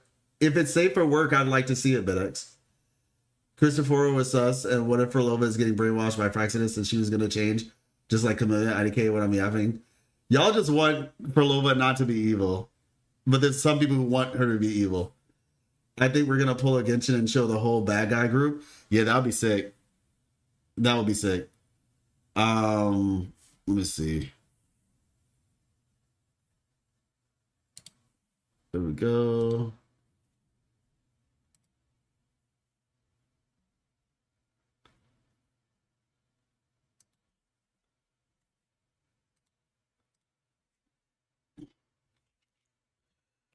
Bro just spawned.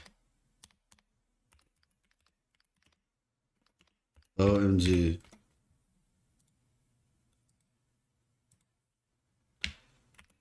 Dude just spawned. And there is fan art already.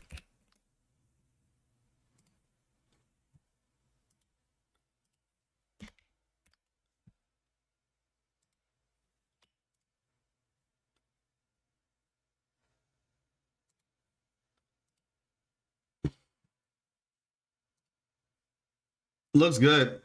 I'm excited about him, y'all. I am extremely excited about this dude. He looks so cool. He's my type of guy. But yeah, we don't know where this place is. I'm wondering, maybe this is Septimont because we see wings, but this place almost looks angelic in nature, kind of like a cosmological observatory or some sort, maybe. Slumbers in the netherworld, lost in the tides of reveries. Lost in the tides of reveries. Pulled in by nostalgic music of homeland, she stumbles her way across. Wait a second. No, that's the order. This has got to be the order. You see these angel things with horns? This has got to be the order. Pulled in by nostalgic music of homeland, she stumbles her way across the world beyond. Wait, is it too soon for her? I don't know. Is she leaving the order or... I'm confused. Maybe she was born in Rita Sita. I don't know. This is confusing. This is so confusing. This is legitimately like, I don't know if she's leaving to go. She says like she's leaving, meaning was she stationed in Rita Sita, but she's going home to somewhere else. No, actually, no, this checks out. This checks out. She's not from there. She's not from here. This checks out. I understand now. Listen, okay? I'm about to explain it to y'all. She was lost in the tides of reveries, meaning she was in Rita Sita living a normal life, but now she has to go to her homeland. This is why I feel like Prolova might not even be playable to the end, but we'll see. We will see. I mean, I guess it really depends on how they do this story. What is homeland? Choi Yuan seems like a Chinese sea character as well. He's like an Oni looking badge on him. Yeah, I did see that. I saw that. But yeah, it does look Oni-esque. But yeah, he's very, like I say, he's gonna be from Huang Long at the very least. Maybe not Jinzhou, but definitely Huang Long.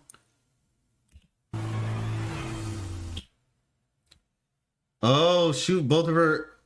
Y'all, I'm so sorry. My eye is burning and but you can see right here, you can see her eyes are open right here in the reflection. She had, or by open I mean she doesn't have the bandage on her eye. But she also looks kind of crazy. What if like the bandage like is like something to keep her from like her alternate personality where she goes crazy? You know what I'm saying?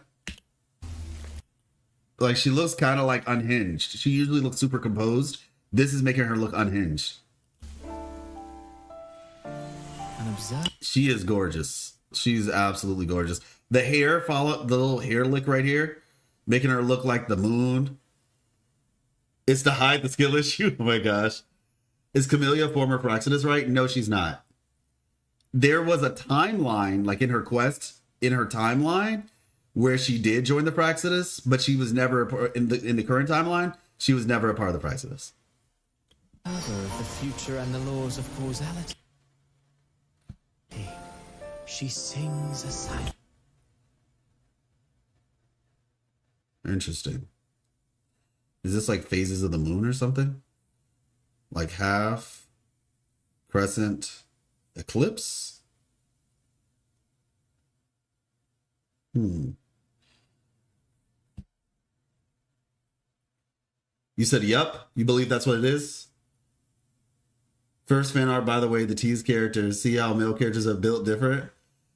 I want her to be evil. She has aura like that? Yeah. Yeah, you think that is? Okay, yeah, that's what I'm saying. Like, this looks like phases of the moon.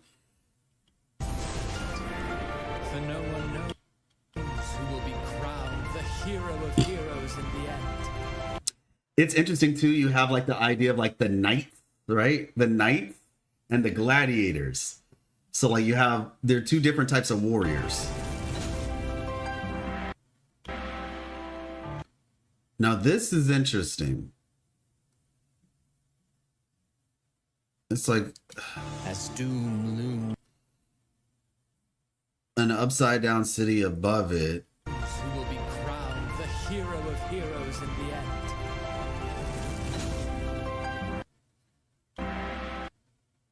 Also, you notice the enemies that we got, right? Those enemies, they look like coral enemies, which is also what that looks like.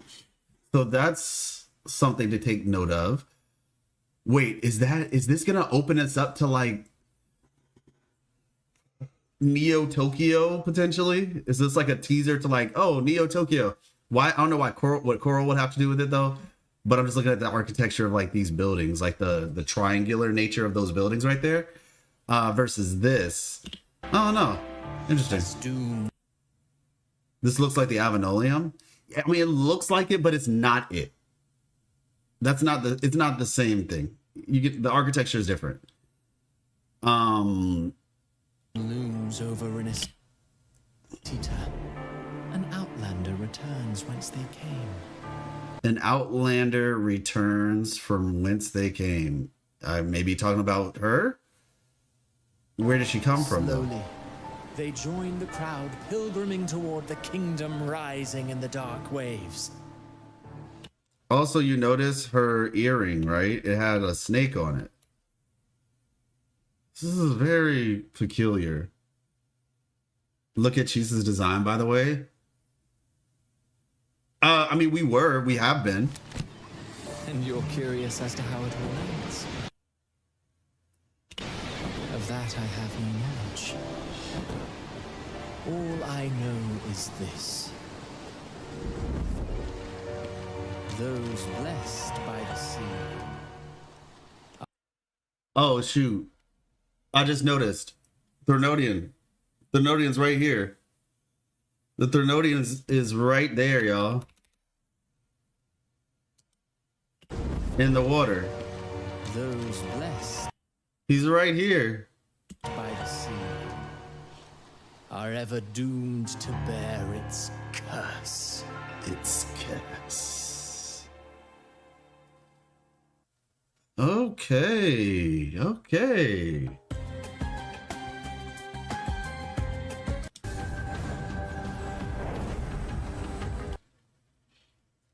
Jesus, glad I didn't see it wrong. Yeah, I missed it the first time. That's why I said I have to watch these over again. Her blade being a roller is so cool. Gosh, man, there's so much. Lupa's attack animations looked crazy too. Like those things look absolutely insane. And prove your loyalty to its spirit. But see, I want to watch the trailers one more time. She's missing. All right, give me a second. Let me see.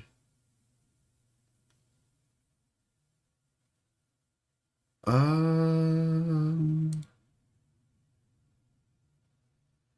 gonna let them do this character trailer thing again one more time, and I'll be right back because I'm hungry and I want to watch this, but I need to eat something. So I'll let this rock out real quick. 没错，卡提西亚拥有长时间使用弗鲁德利斯形态的能力哦。相信大家都已经发现，我们所处的场景发生了变化。这里感觉有些昏暗，冷飕飕的。没错，这个场景和卡提西亚在七丘的经历息息相关。在这里，漂泊者们也能感受到卡提西亚的频率。相信大家对卡提西亚相当熟悉了。他在埃格拉小镇长大，从小憧憬着骑士传说。他勇敢而坚毅，即便被困于黑潮之中，也从未放弃过抗争，放弃过希望。但他有时候又天真烂漫，显得有点小任性。确实，听说卡提西亚被困在神学院的时候，还会给自己做一些手偶，表演骑士卡提西亚大战邪恶名士的小小舞台剧，消磨独自一人度过的时间呢。没错，大家还记不记得卡提西亚被因白拉多救下后和漂泊者提过的目标吗？为了变得更强，让自己能够超过漂泊者，他正以骑士的身份在黎纳西塔四处游历，磨砺自己。而他的战斗方式也非常具有卡提西亚的特色。卡提西亚是一位5星气动属性共鸣者，使用的武器是驯刀。他是一位拥有双形态切换能力的主力输出角色。他能利用风蚀效应提升自身伤害，并掌控风蚀效应。在战斗中，他会借助3把剑的力量对敌人进行攻击，部分技能还能为目标施加风蚀效应。哦，这3把剑难道就是之前剧情中出现过的铁尔芬、奥特尔和赫格利吧？这个我说，弗雷德利斯在揍我的时候，我可没少挨。相信漂泊者们对这3把剑一定不陌生。当卡提西亚释放常态攻击的最后一段共鸣技能和重击时，会分别在场上留下3种不同的剑之影；而在卡提西亚使用下落攻击的时候，便会吸收剑之影的力量，强化自己的攻击。当卡提西亚释放共鸣解放后，能够变身为弗路德利斯的形态。弗路德利斯拥有强大的战斗能力，在吸收剑之影的力量后，还能进一步强化自身对风蚀效应的掌控能力。帅，实在是太帅了！2种形态的卡蒂西亚我都喜欢。在满足一定的条件时，卡提西亚能够始终保持弗路德利斯的形态。弗路德利斯还拥有一些特殊的能力。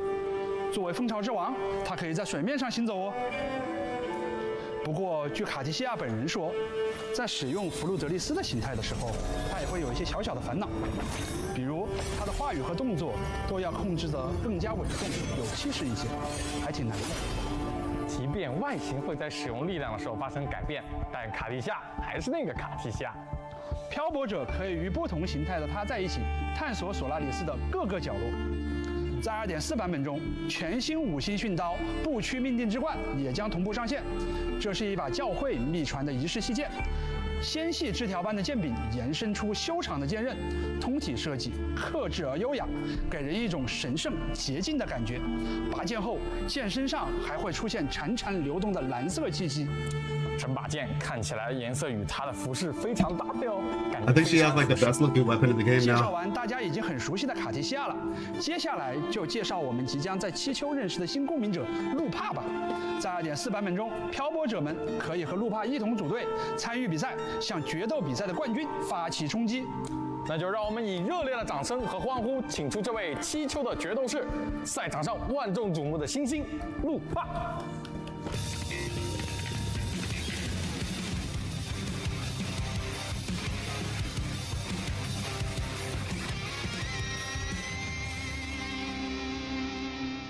路帕是一名热熔属。介绍完大家已经。So yeah, the armor does come off when she does her ultimate. What's up with fusion characters burning their clothes off?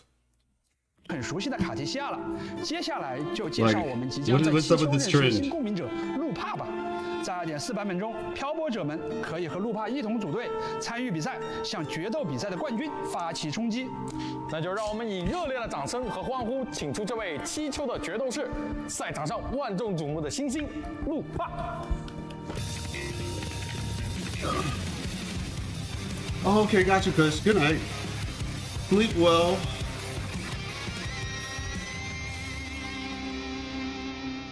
路帕是一名热熔属性的5星共鸣者，使用长刃 I 作为 missed it 武器。 again. Dang it. I want to see the little transformation thing. Oh, she already transformed, so it's gone already.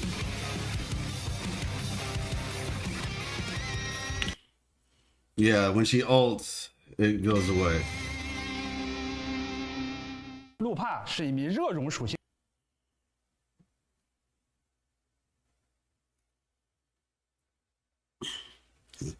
Well, everybody, time to start farming these materials. Howler cores. Isn't that actually interesting? Howler cores. I mean, technically, yeah, there are. Let's say, because I feel like, well, the wolves drop these though, don't they? And she's kind of got like this wolf, the lupine concept with her design. So I guess that actually checks out. Lupa means magnifying glass in my language. Oh my gosh. And in your language, it means soil. And in the language I think that it's meant for, it means like wolf or something, I guess. 新的五星共鸣者使用长刃 Or she's represented by a 刚 wolf. 刚的画面里，路帕看起来威风凛凛，他有一把火焰长枪，还有像狼一样的獠牙，甚至还有一条毛茸茸的狼尾巴。 Yeah, so she has like armor. Surprisingly very flexible armor. Some would even call it bouncy armor. But then this stuff burns off.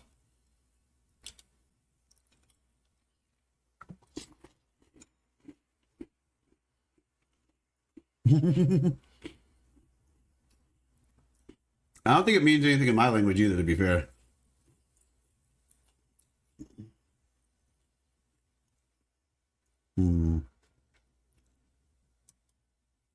者也能够通过这种感应找到卡蒂西亚所在的方向。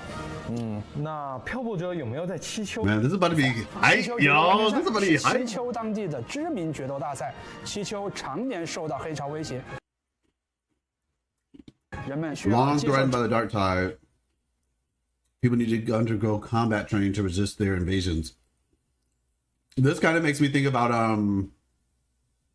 the Gestural Village in Expedition 33. Like they just love to fight, and that's how they survived. 竞技选手路帕，他似乎因为某些 She looks cool though. I'm telling y'all, she's like the LeBron of she's LeBron basically.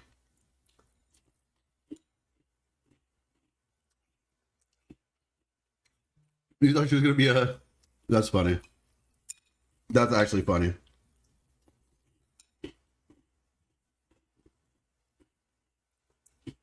That is legitimately funny. A pirate? She's missing. I'm looking for her. Is that an elevator? That looks like an elevator. Because I was looking at this, I was like, is that like a water thing where like kind of like, you know, you push the water up and then the thing goes up? Because when they showed in the teaser video this area, there was like a long thing with like something at the bottom. So it looks like this is an elevator. I'm still trying to figure out what is the coral aspect about.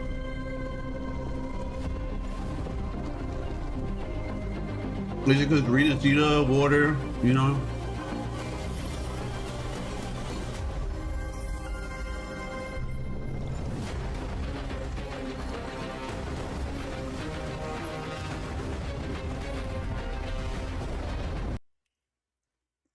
Y'all, that dragon is gonna be some of y'all's worst nightmare.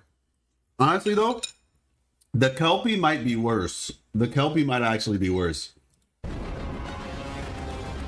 She reminds me of John d'Arc, but bad A. In Septimont, strength and power go hand in hand. The Agon isn't just an event. It's the training ground nobles and This is gonna be commoners so alike cool. have to fight in. You all know well that gladiatorial combat is the lifeblood of our ancient and mighty.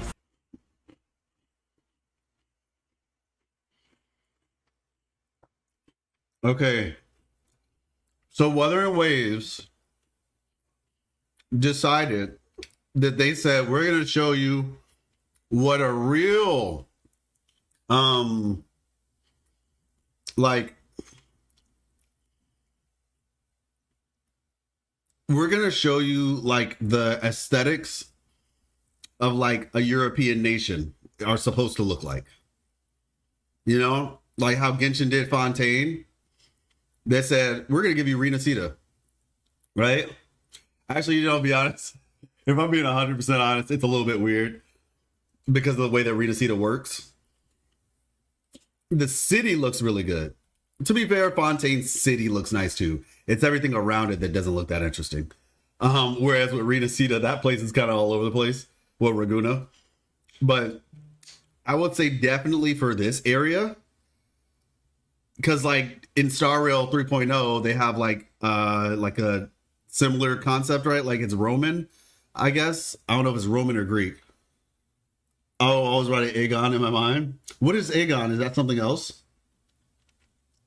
How you doing, Mihai? But yeah, it's just like Star Rails 3.0 is supposed to be like you know, like a Roman sort of city or whatever. They said, well, now you have a 3D, like, well, not so much 3D, but now you have like a place like that, but you can actually walk around and explore and stuff. Excuse me. You get what I'm saying. City warriors. May your courage Reminder back at you, you are loved. Thank you so much, Harry. I really appreciate Breathe that. your loyalty to its spirit. Let the Agon begin! Targaryen. Is that Lord of the Rings character or something? Wait, isn't that the dude from that's the dude from Lord of the Rings, isn't it? He's not really the main character, but he's, you know, like black hair. Agon.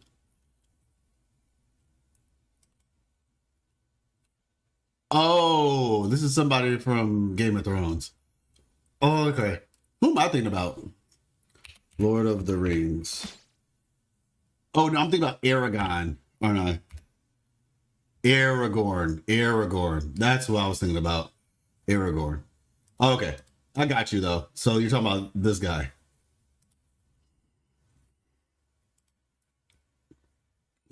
How are you doing? Hope you're having a good day. I'm doing well, thank you. Yes. Honestly, so far so good. I'm alive and breathing, so that's always a blessing. And then we're just checking out, like I said, this live stream for the new update. It's looking really good. You all know well that gladiatorial combat is the lifeblood of our ancient and mighty city. Why does she look disappointed or not happy? I don't know. I actually played Assassin's Creed 2 together with Wuwa a few months ago. Such a good game combo. So nice to see the similarity in the buildings. Subject, what? What are you talking about? You play games other than gacha games? Weirdo.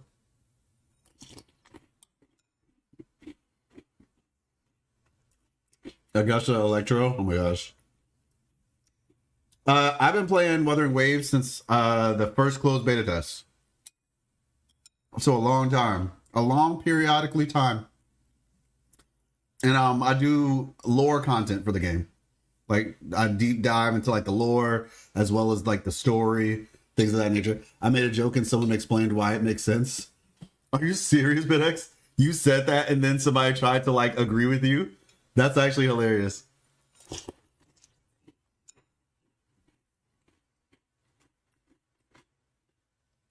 They said, well, when you think about it, the shape of her hair actually kind of has more of a zigzag to it.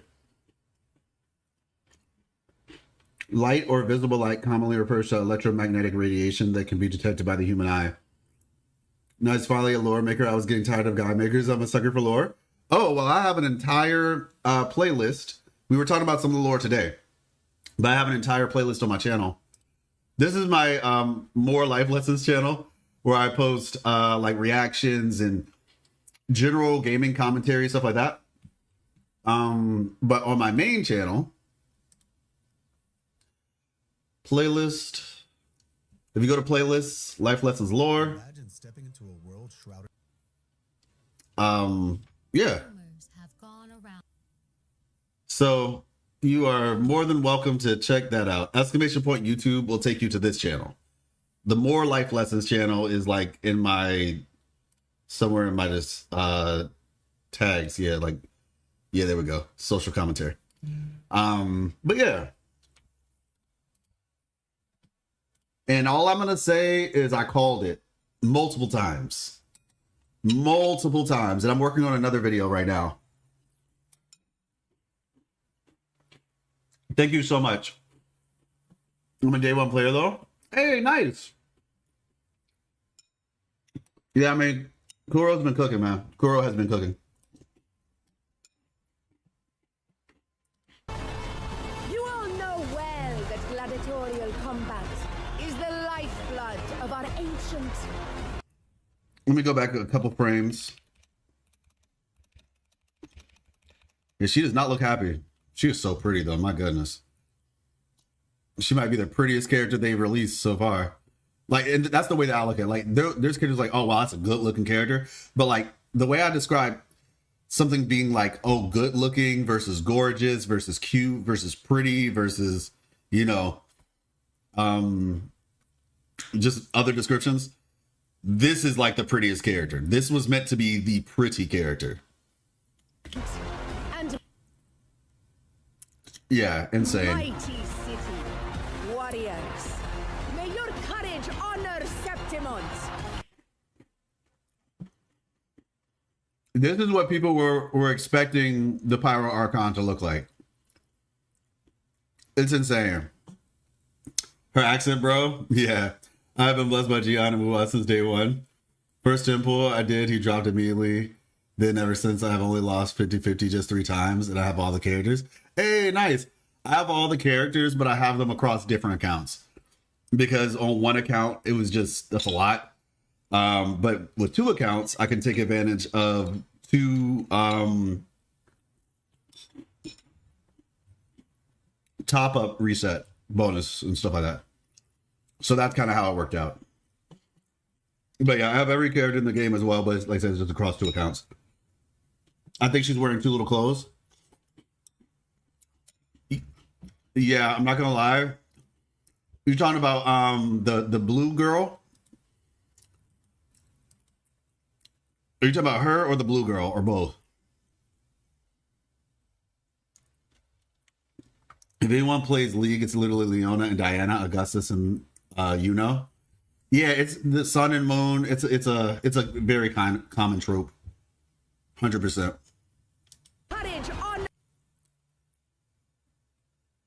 I get the Leona comparison. Yeah, but Bidex, which one were you talking about with clothes? Septimont, and prove your loyalty to its spirit. Let the Agon begin. This sword shall Yeah, I saw that. I think I don't know if somebody posted a 3D model on Twitter or something. And I was like, she's basically wearing a bathing suit with like a couple extra steps. follow your will. They said this is the summer event.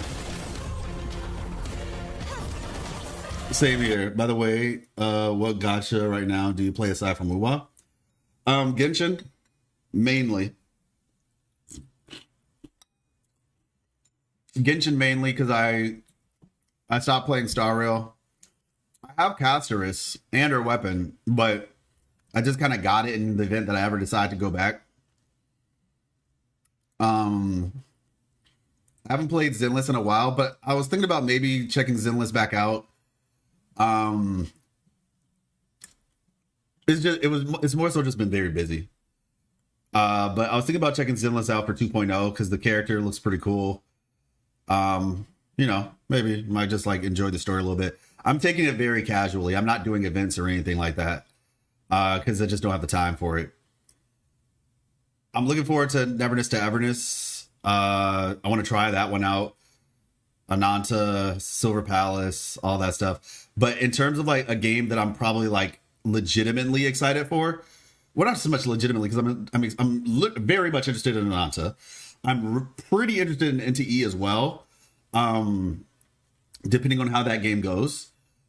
But Arknight's Infield is looking like it's going to be the game that I'm probably the most excited for. Only because I heard that community actually really appreciates the lore. And so I feel like that would be a good place for me to make content. PGR, ZZZ, I used to play HSR, but I quit like a few weeks ago. Yeah, I quit a while ago for Star Rail. But obviously you all know I play other games. They are not Gacha. Marvel Rivals, because I'm a content creator for Marvel Rivals, and we've been playing Expedition 33 and stuff like that. But yeah. Bidex, why you say yep to? What are you referring to? Just unnecessarily revealing? No, yeah, like Cartethyia. Yeah. Cartethyia is annoying, bro. Like, okay, let me just say this. Cartethyia is more annoying to me in terms of what's being revealed on her than Yuno is. Because Yuno to me just looks like a bathing suit with extra steps. For her, it just looks like unnecessary reveals. Does that understand? Like, does that make sense to me? I mean, does that make sense? it's like Cartethyia feels like they could have gone with a different outfit, and they just intentionally were like, let's cut holes here to just be unnecessarily revealy. Whereas with to me, she looks more like she's just wearing a bathing suit with extra steps. Random clothes strips. Yeah, Cartethyia. Yeah, that's what I'm saying. I'm just like, yeah. I personally, and I know, listen, I know some of y'all like it, but y'all also know who I am. And I think we can, kind of agree to disagree, or, you all know that I have particular sensibilities about how I rock with things. But yeah, E33, nice. I played and finished that too. Even got 100. Nice. Yeah. So I finished the first act. I made a video on it, and I have some, you'll see on my channel. It's like the second to last video I made, and I'm planning to make some more videos for it as well. But yeah, nice. You'll enjoy yourself. Yeah, but that's kind of my thing. Like, I feel like for me personally, I can wrap my head around Yuno's as just like basically kind of like the Carlotta bathing suit and Cheng-Li bathing suit. She looks like she was just, her outfit is based on that. Whereas with Cartethyia, it's just like, and like I said, they cover up the most important parts of whereas with Cartethyia, they don't cover hardly anything up. Well, they do at the bottom, but not at the top. You get my point. So yeah, that's just as far as that part of the conversation goes. That's kind of how I view it. And yeah, I would have preferred because they did the same thing with Focalor from Genshin, where like she had this kind of similar outfit, and I'm just like, can we not do that? Especially in Genshin. Wuthering Waves is geared at a more mature audience, so I get it. I'm a little bit more, or I'm a little bit less disappointed / not happy, I guess, because Genshin is very much geared toward a younger audience. And so seeing how they did Focalor, even though she doesn't stay on the screen for long, she's on the screen for, you know what I'm saying? She's there. She's present. Practically for like a good majority of that portion of the game. So that was an issue for me but like I said, with Wuthering Waves, it's clearly geared toward a more mature audience. So that's why I guess in some ways I have a little bit, for what it's worth, more grace, essentially. I'll check into the videos out later. Yeah, Harry, I'm happy to. I'm happy to. Like I said, as time progresses, we usually get a pretty positive reception, honestly, when people find me. That's just how Twitch works, unfortunately. The algorithm, or it's not really the best for finding. But You won't escape. But yeah, that's my life talk for how the characters look. True form revealed at last. Quietus. Face your destruction. Her design stuff looks really good. That looked kind of like Tides, rise and crash. Furious tides. Split. that right there looks kind of like the symbol like for like hospitals, like medical stuff, where you'll have like that little symbol and there's like a little snake wrapped around it. The snake wrapped around the pole. It's a biblical reference. It just looks similar to it. It's not a one-to-one, but it does look kind of similar. Tides, rise and crash. Furious tides. No, I think there was another cutscene in here too, wasn't there? Tell me, are you the one who summoned this blade? Oh, I remember this voice. Split the heavens. Tell me, are you the one who summoned this blade? I don't care what you do off the field, but in I don't care what you do off the field. Okay. But in the arena, fairness isn't negotiable. Caught you now.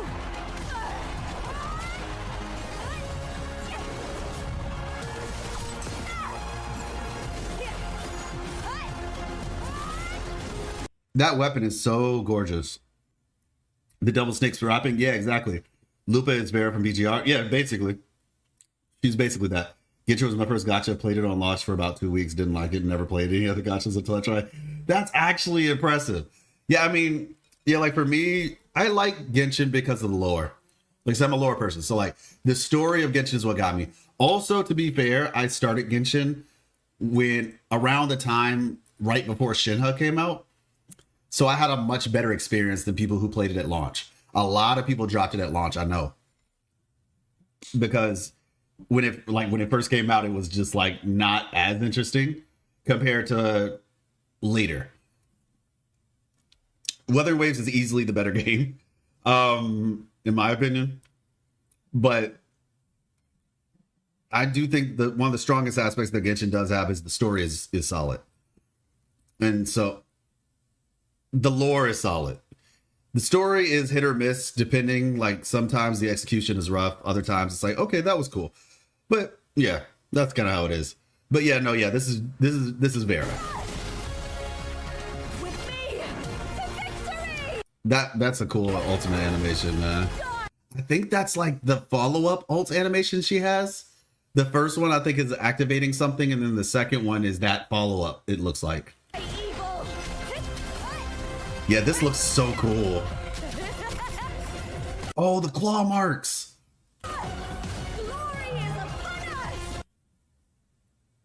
Oh, okay, got it.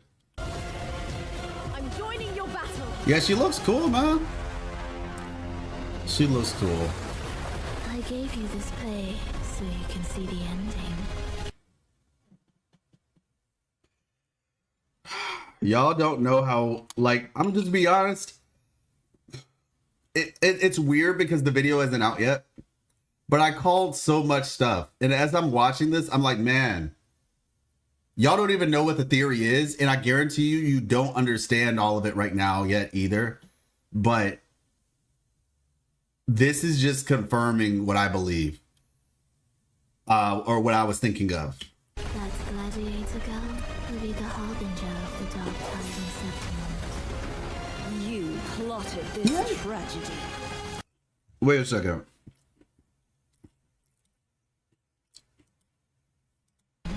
That's Gladiator girl will be the harbinger of the dark tide in Septimont. Look at that. She's... What is she? Is she holding something off?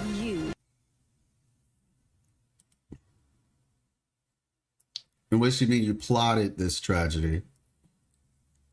Like, in the sense of, like, the plot of his narrative or whatever. Or, like, he actually meant it. Or is it a double entendre? Like, did he actually instigate it? Well, yeah, I mean, he has been instigating. But for the most part, I mean, yeah, he's been instigating. I'll give him that much. But he's kind of tried to keep a relatively hands-off approach. So I'm interested in what she means by that. And like I said, is she shooting something out or is she holding something back? Plotted this tragedy. You and that blessed maiden from the tower are deeply interwoven in the fate he has spun. Luck and misfortune. And who is this? Nobility. Oh, it's an NPC resonator, it looks like.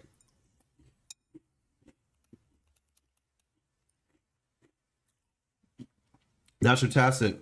And she has this too. Okay, I'm gonna be honest, this feels like a lost civilization sort of thing. Like she represents a civilization from the past. Was I right about Christopher writing the story? I mean, it's too early to say, to be honest.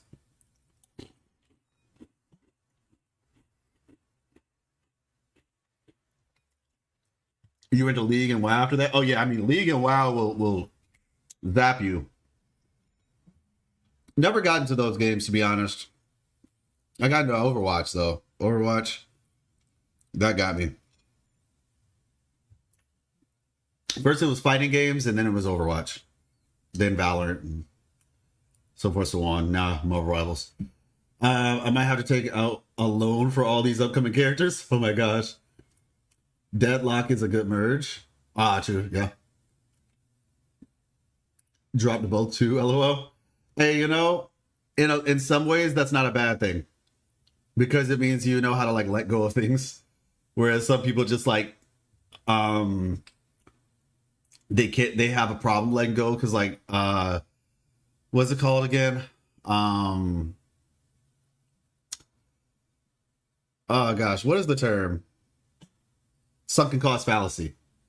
Now it's mostly gachas and some new games that intrigue me, like E33. No, yeah, I understand that. Ability and lowliness, weakness and strength. A person's nature is like two sides of a coin.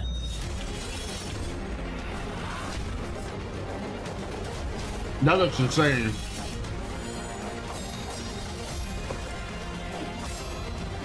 Surely you know you alone cannot. Yo.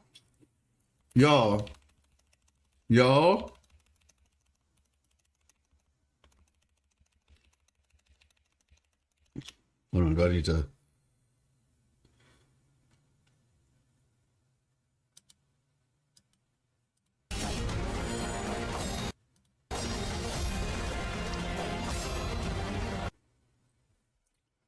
What more do I have to say?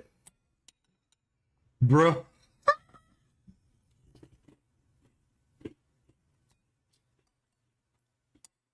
If it's something that makes me want to stop playing it, I'll stop. Yeah. That's healthy. That is legitimately healthy. This is like when it stops being fun, just stop. There's better things. There are better things out there. Like, are we happy? Like, are we happy? Like, y'all were asking for this man.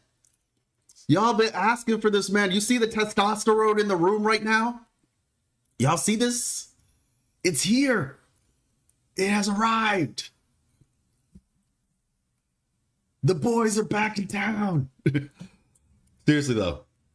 This is going to be interesting. This is going to be very, very interesting. Yeah, honestly, man. All these characters, bro. Like, and this is why I was like, so yeah, I have S6 Zani and I almost have S5 Roshia. And honestly, after that, I'm not getting any sequences past 2. Because I can just get those in the shop with Afterglow Coral. Because I just S0. And sometimes I'll get the weapon. I won't get it every single time. I get it often, but not every time. Because there's too many characters. 2 unplayable males versus 1 playable male. Scar will be playable, though. You have to believe Scar is going to be playable. Of anybody, like Cristoforo, sure, I'll grant you that. It's likely he might not be playable. Scar has to be playable, bro. The amount of people who would rage if this man wasn't playable, oh no. They're like, because Camellia and Scar showed up around the same time, and Frolova, right? Camellia, even though she's not Fraxidus, but I'm just saying, like, in terms of that type of character, they show up and then everybody's playable but Scar. Nah, bro, we gonna have all the problems. The thing is, Frolova seems linked to Renacida more so than Scar does. So yeah, it makes sense she'll be playable sooner than later. Scar, a little bit more long game, which I understand. I played from start of 3.1 in 3 month span, even got my most favorite character, Acheron. But since 3.0, you mean 2.1, right, Harry? Whenever I opened Agent Star, I felt like I hated myself, so I decided to quit, even though I spent a little on the game. Is better late than never. Yeah, I mean, I stopped playing Star Rail after I stopped taking it seriously after 2.1. I got Acheron, and I was like, okay, this isn't good. I'm not enjoying this. And then I think after 2.2, maybe is when I officially stopped. I hopped back in just to get, like, I got the Herta and I got Caceres, and those were just fortunate pulls. But Pinacone, I was seeing the direction that the storytelling was going in, and I was like, this isn't for me. I would rage too if my boy Scar wasn't playable. 3.3 Amphoras. Oh, okay. I was a new player, only started by last year, and got Acheron and rerun. Oh, okay. Yeah, no, I played 2.2 in the Pinacone story. Just the amount of like wasting my time that they were doing in that, I was like, nah, I'm good. Change his outfit when he releases, though. Honestly, that would be sick if he got some new drip. And I'm pretty sure a lot of people would like it, especially because the whole Onigiri situation. They're just like, just to remove the scars. No pun intended. Him getting new drip would actually be pretty cool. Now think about it, the Praxidus are the male faction. There's only one girl. Now that I think about it, they're the male faction. Kinda, yeah. So is the lesson here? Is the life lesson here? Males equal bad in Wuthering Waves. Bring back the honey Kiri. I never felt that exhausted on a video game. Yeah, it's bad. Pinnacle drained me mentally and physically. That's what I'm saying. I was like, nah, I can't do this. It had a lot of promise. It looked interesting. But the further I got into it, I was just like, nah, bro, this is bad. I enjoy it when they went back to the Cianzhou for the Fei Xuan. I did get her because I liked her. I like her a lot. What is it name? Is it Fei Xuan? I feel like I'm saying her name wrong. Fei Yuan? Fei Yun? What is her name? Is it Fei Xuan? Fei Xuan. Fei Xiao. Fei Xiao. There we go. Yeah, Fei Xiao was dope. I liked her. I liked her story. It was because it was to the point. They didn't waste my time with her story. She also looks amazing, and I have a weakness for white-haired characters. So there's that aspect too. But yeah, Fei Xiao was incredible. Surely you know you alone cannot undo my story. Now what the heck? What the heck? What the heck is this? What is this? This line? This. What's going on in the heavens? At the end of the story. I have a big question for you. What's up with the big tree in the Fagacia Peninsula? Same tree they have in Oleum?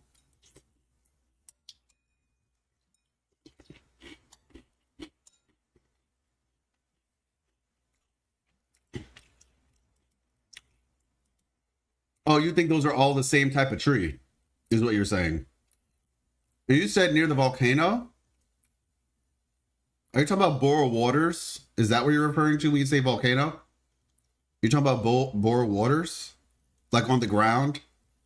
Because it's not really a volcano, it's just it's what's left after the thing went in the sky.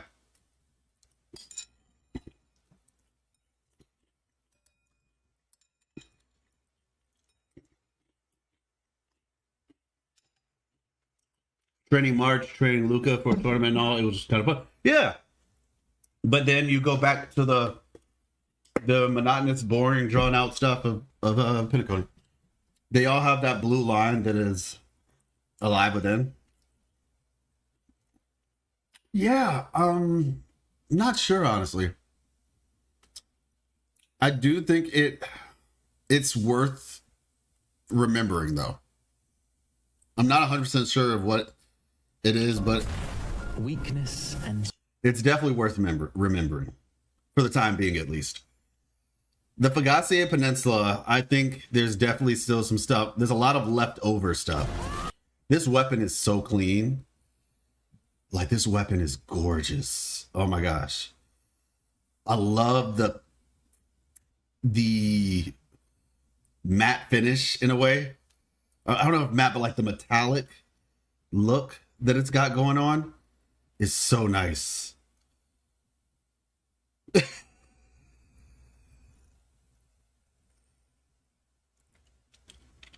Like, legit.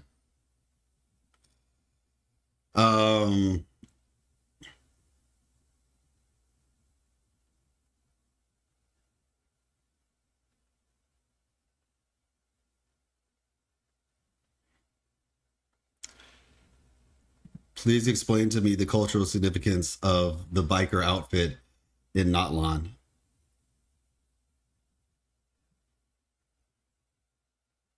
Somebody just tried to tell me in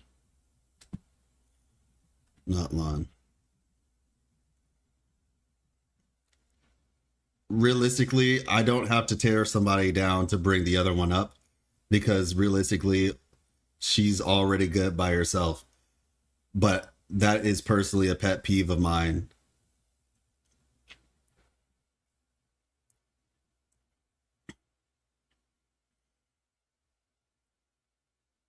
This isn't a normal practice, but I had to this time.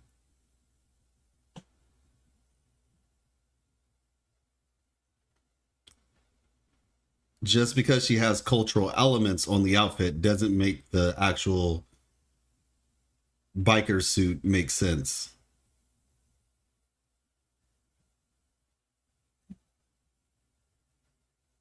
I'm all ears, though.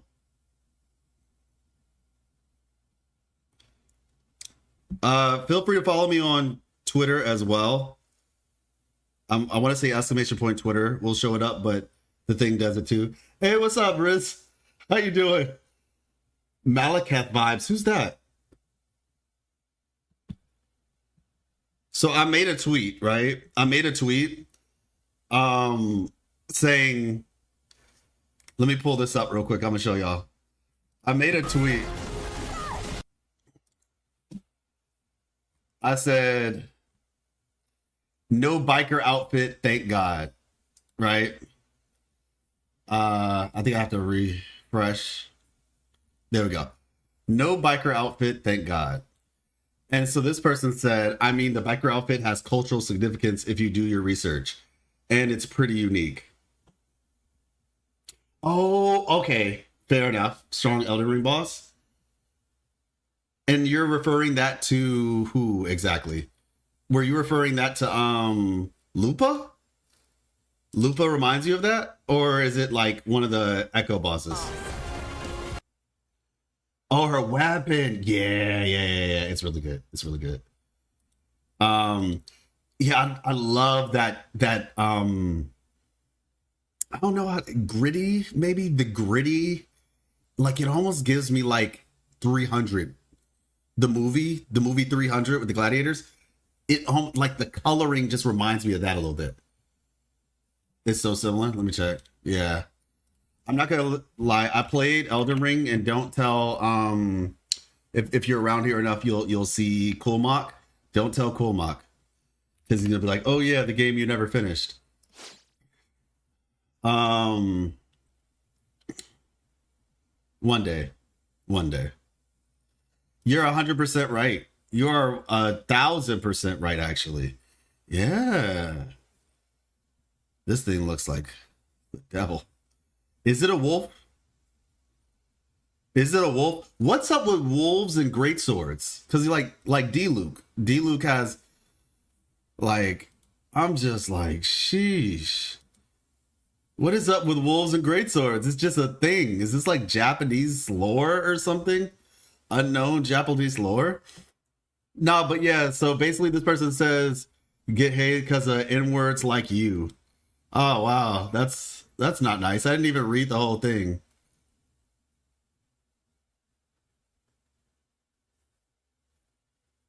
I just realized they called me an N-word. That's not nice. Also, no need for name calling.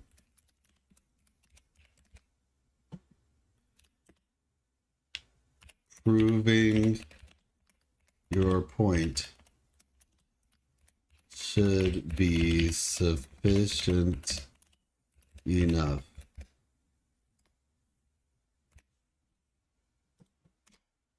Let's see. Proving your point should be sufficient enough. By the way, for what it's worth, I have Mavuika and her signature.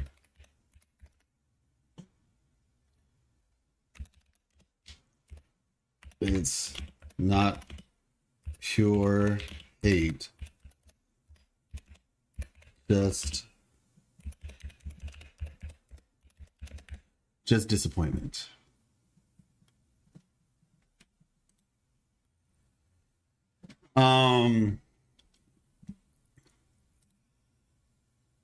If they tell Lupa that Cartethyia is the Threnodian resonator and she came to Septimont, now Lupa wants to kill her. Did you see the look on her face when facing Cartethyia?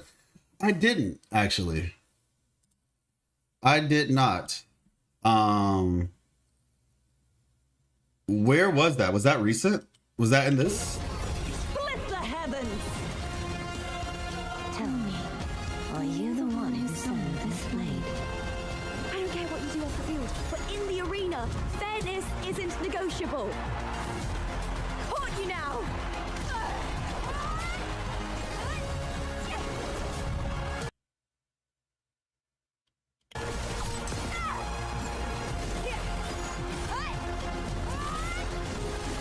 Yeah, where's the part where she looks at Cartethyia? Well, am I not surprised people talking like that in Twitter? LOL. Yeah, I mean, they might be black, right? They might be black, but it's just like, that wasn't even like a, hey, my N-word. That was very clearly like, it was meant to be like rude, you know? Every say they take it personally, even though it doesn't involve them. Not later. Okay, got you, Riz. Oh, or are you saying it's later in the show? Okay, later in this, got you. But yeah, it's just like, I'm talking about a character, bro. I'm not talking about your mom. I'm not talking about your family member. It's a character in the game. Like, you can just prove me wrong. That works. But you don't have to be rude about it. You just be like, hey, look, hey, actually, this, that. You know? Like, bro is salty.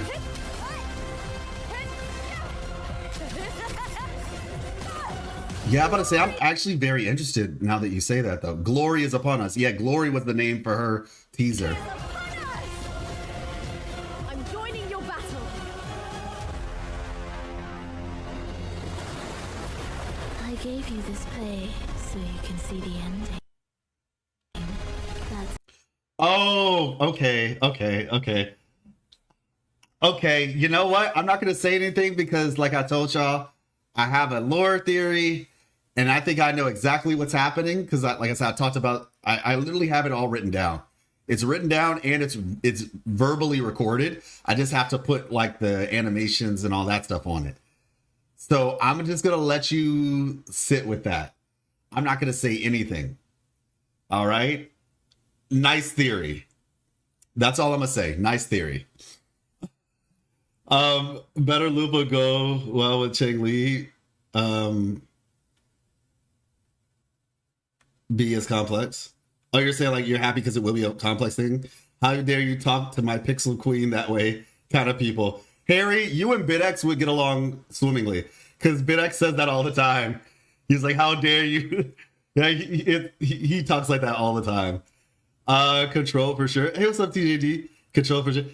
TJD, don't say nothing. All right, don't say nothing. Okay, just wait till my lore video comes out. All right. Nothing even to prove wrong. Just an opinion. People are crazy. Yeah, I'm just like, if you have the research, drop the research, bro. Don't say if you did your research. Like, I am genuinely curious how a biker outfit, and just because you put Aztec symbol on a biker outfit doesn't make the biker outfit make sense. Those eyes were greenish. Shush. Silence black people. I'm pretty sure I think both of y'all are black. I could be wrong. I know TJD is. I don't know about you. I think you told me you were, but it's a joke. I'm gonna leave the look. Honestly though, I need to stop talking. I just need to stop talking. Good job. Maybe. I don't know. I'm not saying nothing. That's all I'm gonna say. I'm not saying nothing, but what I will say is don't say nothing either. I'm playing my hand a little bit, but you don't know the full story. All right? You don't know the full story. If you put a name tag on a dog and call it a cat, that doesn't make that dog a cat. Yeah, exactly. Gladiator girl will be the harbinger of the dark tide in Septimont. It's just like, oh, my outfit was inspired by so-and-so. No, your sticker was inspired by so-and-so. It's just like, oh yeah, you see my outfit, it was inspired by the Harlem Renaissance. You see, because I have like this sticker on my shirt that, you know, It's like wearing a t-shirt. Well, maybe not. Yeah. Basically, it's like putting a sticker or like putting stitching or something. Like it's like if you said, if you were supposed to do cosplays for, you were supposed to do a cosplay for, excuse me, let's just say I don't know when Marie Antoinette was alive. I forgot. But let's say her time period, Marie Antoinette. And they're like, okay, everybody dress up in cosplay for our Marie Antoinette inspired place or whatever. Hey, what's up, S_J72? How you doing? Welcome. Y'all caught me talking about Mavwika. Y'all caught me talking about Mavwika because I made a tweet about Augusta. You can't parry this raid? No, I cannot. Thank you so much. How's it going, Jay? Welcome. And yeah, shout out to Jay. Mavwika. Hey, what's up, Abby? How you doing? So we were talking about this, and I made a tweet where I said, thank God. I said, no biker outfit, thank God. Doing good, exhausted after 2.4 live stream. I'm feeling you. If you gotta get some rest, definitely go do that. But yeah, no, it was amazing. She reminds me of a female version of Helios. Yeah. Hey, what's up, Cashew? Basically, I was like, thank God, no biker outfit. And so a bunch of people just like, like laughing. I guess Brax said something similar. No, don't make them mad. Stay safe. Okay. All right. But yeah, the shade. But somebody was like, I mean, the biker outfit has cultural significance if you do your research. And it's pretty unique. Besides, all you're doing is using one character to drag down another character will only bring down her reputation. This is a cool design, but don't be surprised if it gets hate because of N-words like you. And first of all, I was just like, listen, I don't use the N-word in my daily life. Nobody that I'm friends with uses the N-word really like that, or at least not around me, because they know I'm just not like, that's not the type of person I am. So I actually feel like a little bit offended when someone calls me the N-word. Not like offended, that's not really the right term, but I'm shocked. I get shocked sometimes. It's like, I never referred to myself that way. And most people that I hang out with don't refer to me that way. Even if they maybe use that word amongst other people of their friends, that's just not something that I physically hear in real life.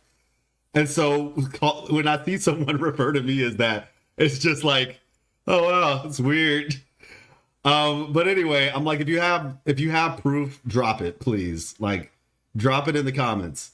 Let me stretch first. Okay, got it. I'm looking forward to it. And don't forget, she's a copy. My opinion, of course. Yeah, I'm just like, I want somebody to convince me that this leather biker suit somehow represents the nation of Natlan. I am so interested to hear about how this represents the nation of Natlan. My greatest disappointment. Millennia Elden Ring. Yeah, it's like Caesar Augustus, but woman. I ignored Genshin so much since Wu was released that I actually forgot it exists. I left to talk badly about it. Oh wow. What's going on, man? I just joined, by the way. Oh my gosh. Wizzy Automata. Hey, how you doing? No, so this is the character that got announced in Wuthering Waves. And this character looks similar to another character named Mavwika from Genshin. But what I was saying is that I'm actually happy that she doesn't have a bike. I was basically doing a jab at Mavwika for wearing a biker outfit because I think it's silly. The fact that she has a bike is silly. The entire thing is silly. My personal opinion. I think it's just very silly that that's what they chose.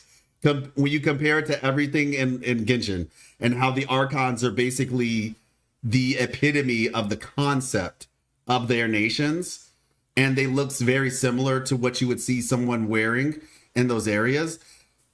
And now all of a sudden we just fast forward 1 billion years to the modern era.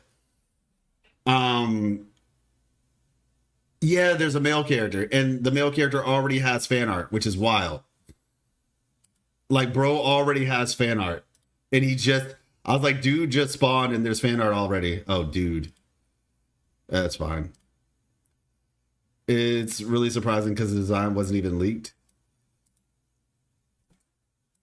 Let's see. Yeah, those 3 characters caught me off guard, so I hyped about them. I'm about to say, let me see. Yeah, here he is. Yeah, this guy, he looks really cool. He looks really cool.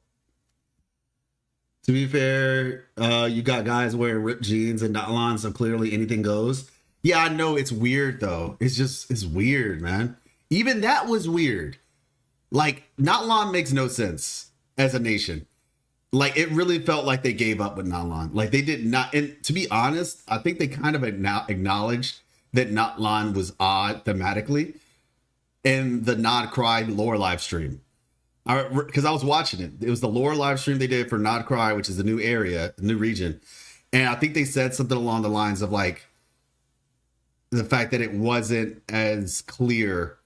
Like cowboy outfits. Like it made no sense, man. It made no sense. Noah Kuro, he is definitely not Arrow. I don't know. I feel like he's Arrow. He's got to be Arrow.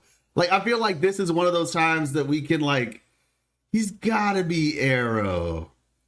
Right? Look at him. He's grass. Okay, guess you'll end delayed even further. At least Scar got a frame. Yeah, Scar did get a frame. Scar did get a frame. Jian's brother, is that you? No, so I think this is Jian Shin, actually. Chui Yuan. Wait, Chui Yuan. Who am I thinking about? Oh, Jue Yuan. Jue Yuan. That was Varina's old name. I'm tripping. But yeah, I don't know. Like, he looks kind of like Jian Shin a little bit. Jian Shin has a brother, it seems. Yeah, like that's just me. Please be a DPS. I know. Maybe Jian gets a premium support. I don't want him to be a support though. That's the thing. I don't want him to be a support. I want him to be a main DPS. You know, I want him to be a main DPS. Please, please, pretty please. With cherries on top.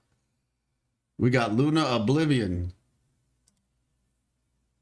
Pokemon and Wuthering Waves. But that's for that's just the beta. Did I call it or did I call it? Yeah, so this is the thing with the Kelpie, right? I said Lips is basically LeBron. That's crazy. And I can't even edit it. Lupa is basically LeBron for the arena. And then Scar is back. So yeah. Yeah. They're cooking. Juno is so pretty. Definitely mustable. So yeah, I made the same mistake. It's not Juno actually. It's an eye. That is an eye that you're looking at. This character, her name is, well, I can just show you real quick. Time to play Spot the support character. Yeah, so that's an I-U-N-O, which is basically you know. Oh, they did it too, you know, I guess. It's an I, not a J. I made the same mistake. Why do we all think it's Juno? Probably because we see that it's cut off and assume it's a J. Pronounced you know. There we go. I think. Reply. There we go. But yeah. They better do Scar justice this time. As to the girl is cool. I'm gonna. Oh. Got you. I think she looks really cool. I think she's also not from Renacita, personally.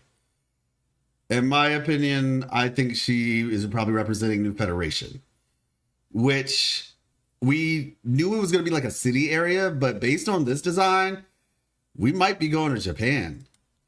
We might be getting like a Neo Tokyo sort of vibe. You know? Yeah, exactly. You know. Uno, like, yeah.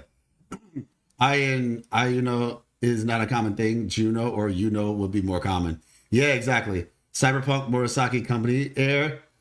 Yeah, we'll see. We'll see. But yeah, she is extremely pretty. I agree. Yeah, she's basically wearing a swimsuit with extra steps. That's it is Augusta. Don't ask me why.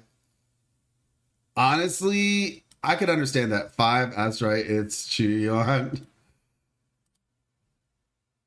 Legitimately though, it might be Augusta. I could see her being the support, actually. Kind of like in the way of like, if she's the leader, she's going to be like a supportive character for the rest of her people. But I feel like she's likely Spectro. I think BitX made a good point.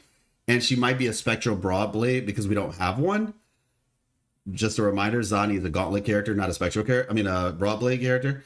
And so she might be a Spectro Broadblade, in which case maybe she utilizes Frazzle. But if that is the case, Chikona stonks? Right? Like, Chikona stonks if this is a Spectro Frazzle character? Huh? So then the question still remains, is she really a support? All good, no Crochet's Havoc. Electrostatus effect, also called Flare. Wait, what are you talking about? JP seems to really like. Of course they do. She's made for them. She's literally a Japanese schoolgirl. Like, she's literally a Japanese schoolgirl. I actually think it's kind of cool though. She has a long jacket. That's kind of cool. Yeah, like she's not from Renacita. I think she might be a transition character actually. Like this is the character that kind of like Kazuha introduced us to Inazuma. Let me see. All right, let me post this. Remember when Kazuha introduced us to Inazuma? Well, new bad intro character. All right, y'all. We're gonna make some videos. Hey, what's up, Managog? How you doing? We're going to make some videos. So, first video we're gonna make is just my impressions on these characters. All right. Yeah, that's what I'm thinking at the end of reading see the patch. Akame reincarnated. Yeah, that's what I'm saying. Like Akame got killed and all that. Exactly. That's exactly what I was thinking. All right, let's see. You know what we haven't done in a while? We haven't done this in a while. Let's see. Let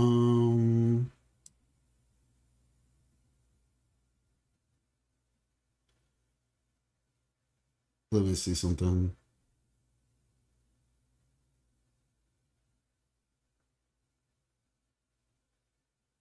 Where is it?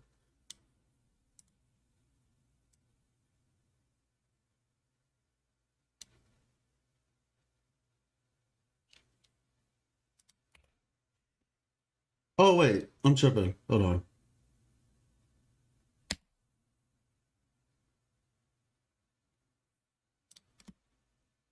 Oh, okay. Never mind. We're good. All right, cool. We're good. The thing is, though, I need to replace these. And gosh, this isn't going to be what I want.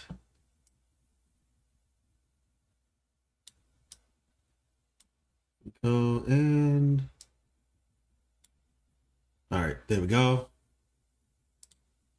And now one more thing.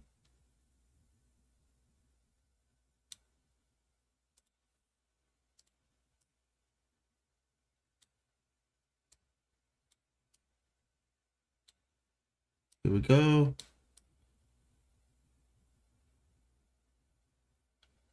So I'm going to first talk about my opinion of the characters. We'll talk about our opinion of the characters and we'll go from there. All right. That should be solid. Cool. Okay, so one by one, where are they at?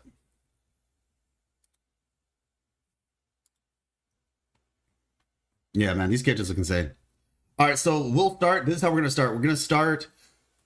I'm going to start with relevance, okay? We're going to start with relevance to the plot.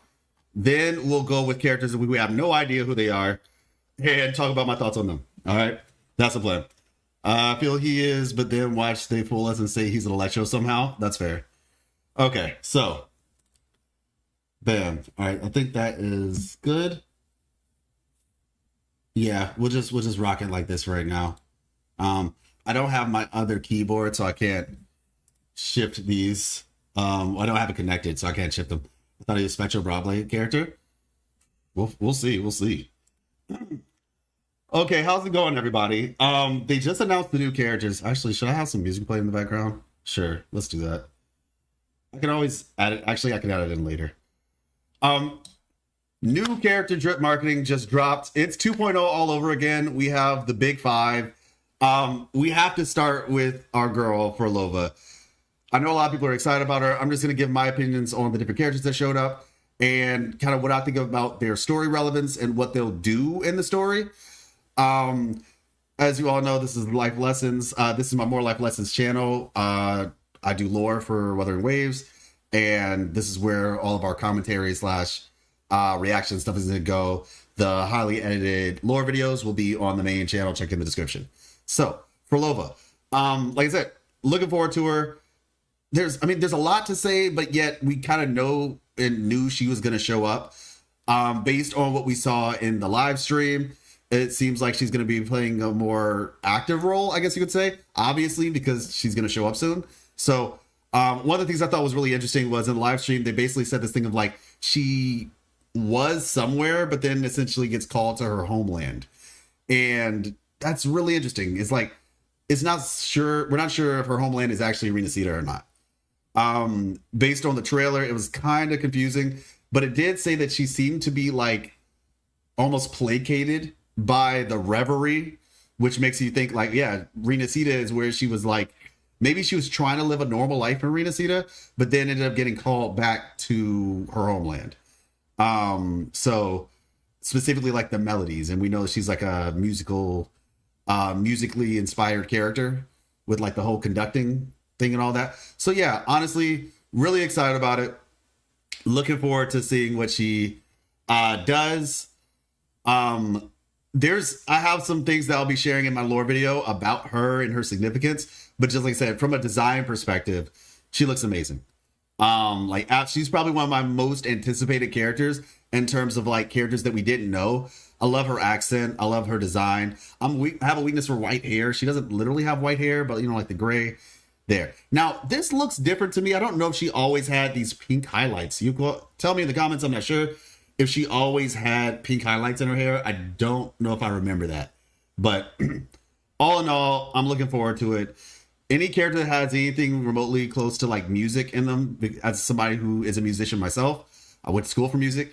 I'm already going to be on board. So yeah, just off rip, really great design. Really great design.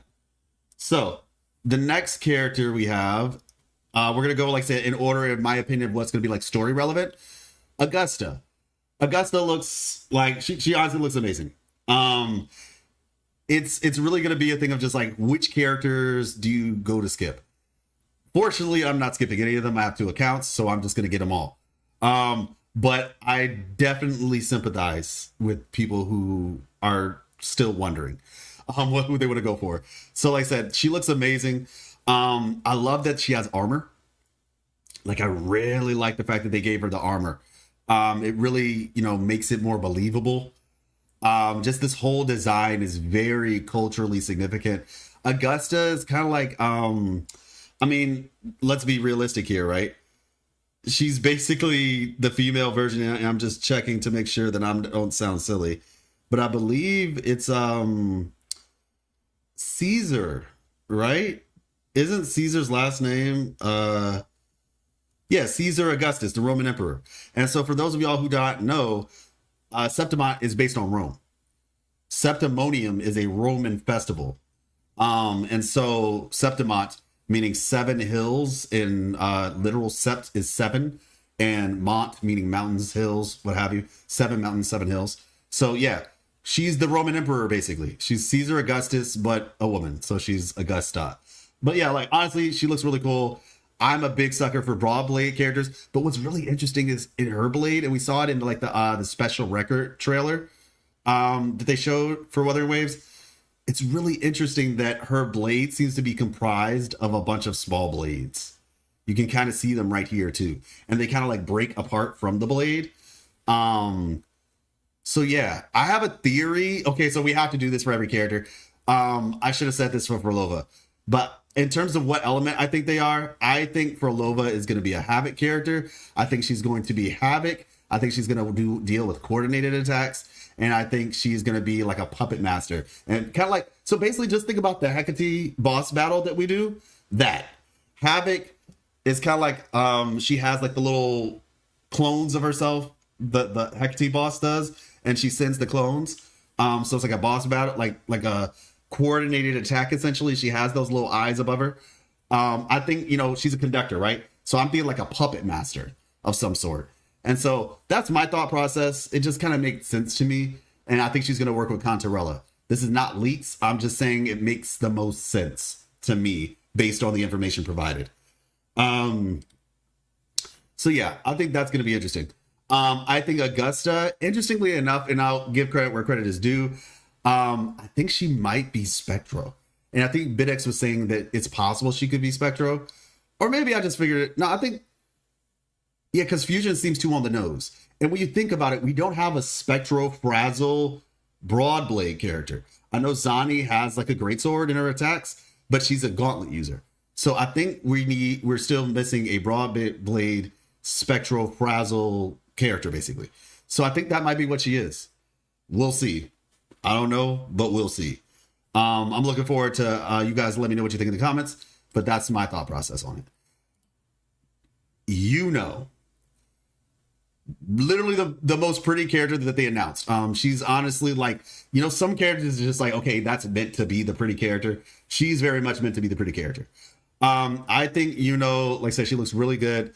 I will admit she's not wearing as much clothes. She's basically wearing a swimsuit with extra steps. That's how I'm justifying it in my head. That's all I can really say. She's wearing a swimsuit with extra steps. But it's interesting. She actually reminds me of Luna Oblivion from Punishing Gray Raven. To be honest, I have absolutely no idea what her element could be. I would love her to be Glacio because I just like Glacio as an element. Or it's not an element, my bad. I keep saying element, and I should know better. Attribute. There's a big difference between an element and an attribute. And that kind of digs a little bit into the lore of Wuthering Waves. But yeah, her attribute, it would be cool if she was Glacio, but a lot of people would be like, that's a little bit too obvious, perhaps. I don't know. But let's just, for the sake of conversation, let's just say she's Glacio. So yeah, she's got this ring. I'm presume she will fight with it, potentially. But yeah, like I said, she looks really, really cool. Generally speaking, I think she has a solid design. If you keep it, I feel like for me personally, just for my own sanity, I have to put myself in the mindset of it's a swimsuit with extra steps. This is not meant to be a normal outfit, because no way in God's green earth is this meant to be a normal outfit. This is just a swimsuit with extra steps. But yeah, so, you know, very pretty character. You also see like right here, she's got like a crescent moon on her, in her hair, basically. So I think that's actually pretty awesome. All right, so there we go. There we go. So these, I think, are the initial characters that are going to be relevant to like the main plot when it comes to the, well, not so much the main plot, but these are going to be the characters at the forefront. Obviously, Lupa is going to be a part of it too, but we saw Lupa already. She's like somewhere down here. She was announced much, much earlier. when Cartethyia was officially announced. I'm about to say, when was that? I'm about to say, we're starting to get into, okay, Lupa, here we go. Yeah, Lupa was announced some time ago. So that's, that's a little bit different. And I've kind of given my thoughts on her, but just generally speaking, I think she looks cool. She's a lot of Punch and Grey Raven players are going to be really excited for her because she's basically this game's version of Vera. It's kind of a mixture. I saw somebody in chat saying a mixture of Feral 21 and Vera. And I'm a big fan of 21. I think 21 was like really cool designed character. You can actually see in Lupa's animations like some scratch marks too. So yeah, Lupa looks really cool. She has like some armor, and then in her ultimate, her armor like disappears. I don't know what it is in fusion characters and like their clothes disappearing, or like the female adult fusion characters' clothes being burned off. I guess that's the meta apparently. But yeah, so then we have these characters that I think things are gonna get really interesting with these three characters. So let's start with Galbrenna, because we did see her. We saw her in the cutscenes, meaning she's gonna be relatively relevant to the story. 5-star Sanhua, and she looks like a mixture of Sanhua and Yang Yang a little bit. But if in the face, she looks a lot like Sanhua. A lot like Sanhua. So yeah, I mean, honestly, I think she looks amazing. I'll talk about this more in a different video, but you can kind of tell how the tonal shift of Wuthering Waves, and I talked about this in a tweet recently, a couple weeks ago, how like I have a feeling that Renacita, when you think about it from a narrative perspective, it makes sense. But like I said, I'll explain that in a different video. But they're shifting to a little bit more darker side with Septimont than as opposed to Renacita, which in a lot of ways makes sense. So Galbrenna, right? She looks cool, honestly. She looks very cool. Like even with like the little jacket thing on the back, this very much looks like Sanhua. I like the feather aesthetics. It's given the female one-winged angel vibes. And then she has a gun. So, we'll see. Her arms having this little, like these spikes, right? It's interesting, actually. Because Chang Li has a similar design on her arms. It's red, though. Down to her hands. But then she has whatever this is. I don't know what it is, but something tells me. You see the bullets on her waist? On her thigh? Like this little thigh belt with bullets on it? This character is about to be insane. I don't know. Like something tells me maybe she transforms. She might have like Kalkuro when he ults and he like has that different mode. It would be interesting to see if she actually transforms too. That would actually be really cool. So yeah, we'll see. In terms of what attribute she could be, I don't know. I see in chat. I think based on her arm, this could potentially be fusion, even though Lupa's fusion already.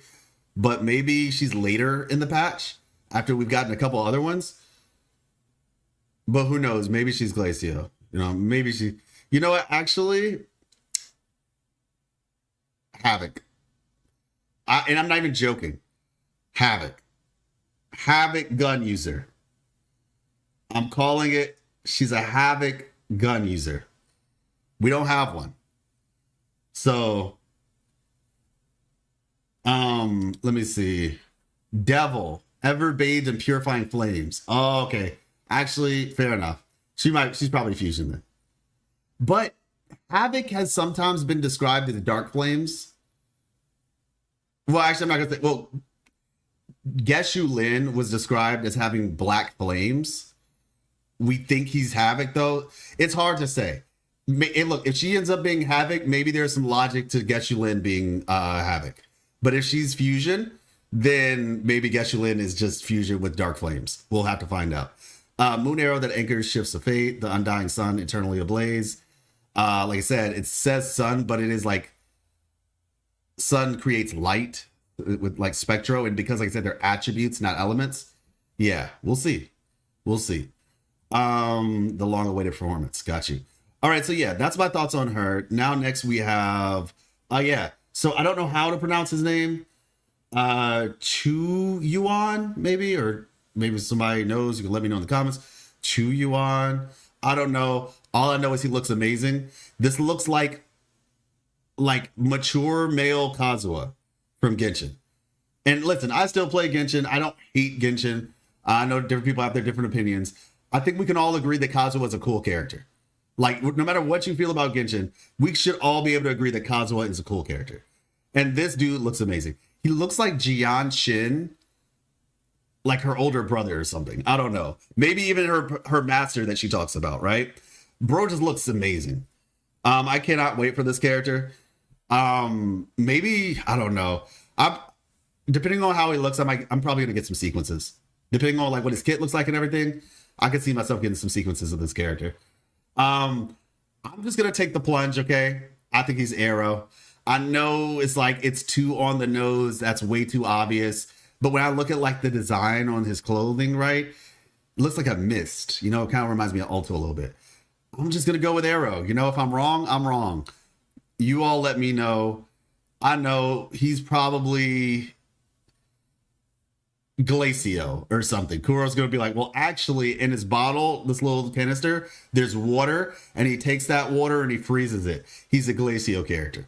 I don't know, but we'll see. But all I know is bro looks cool. Bro looks amazing. He's also got, if you look right here, this little pendant. It's like an Oni pendant, actually. So that's pretty interesting. What I will say about him, I think this is where the really interesting stuff gets in. This is probably the really cool stuff in terms of narrative. I think he's from, well, I think let's all agree, we might be going back to Jinzhou. And if not Jinzhou, we might just be going back to Huang Long in general. Because he's very clearly not a Rena Seated character. I think he's going to be a character for the new area. Or rather, a new area. Not the new area, but a new area. So I think we're going to go back to Huang Long at the very least. Possibly Jinzhou.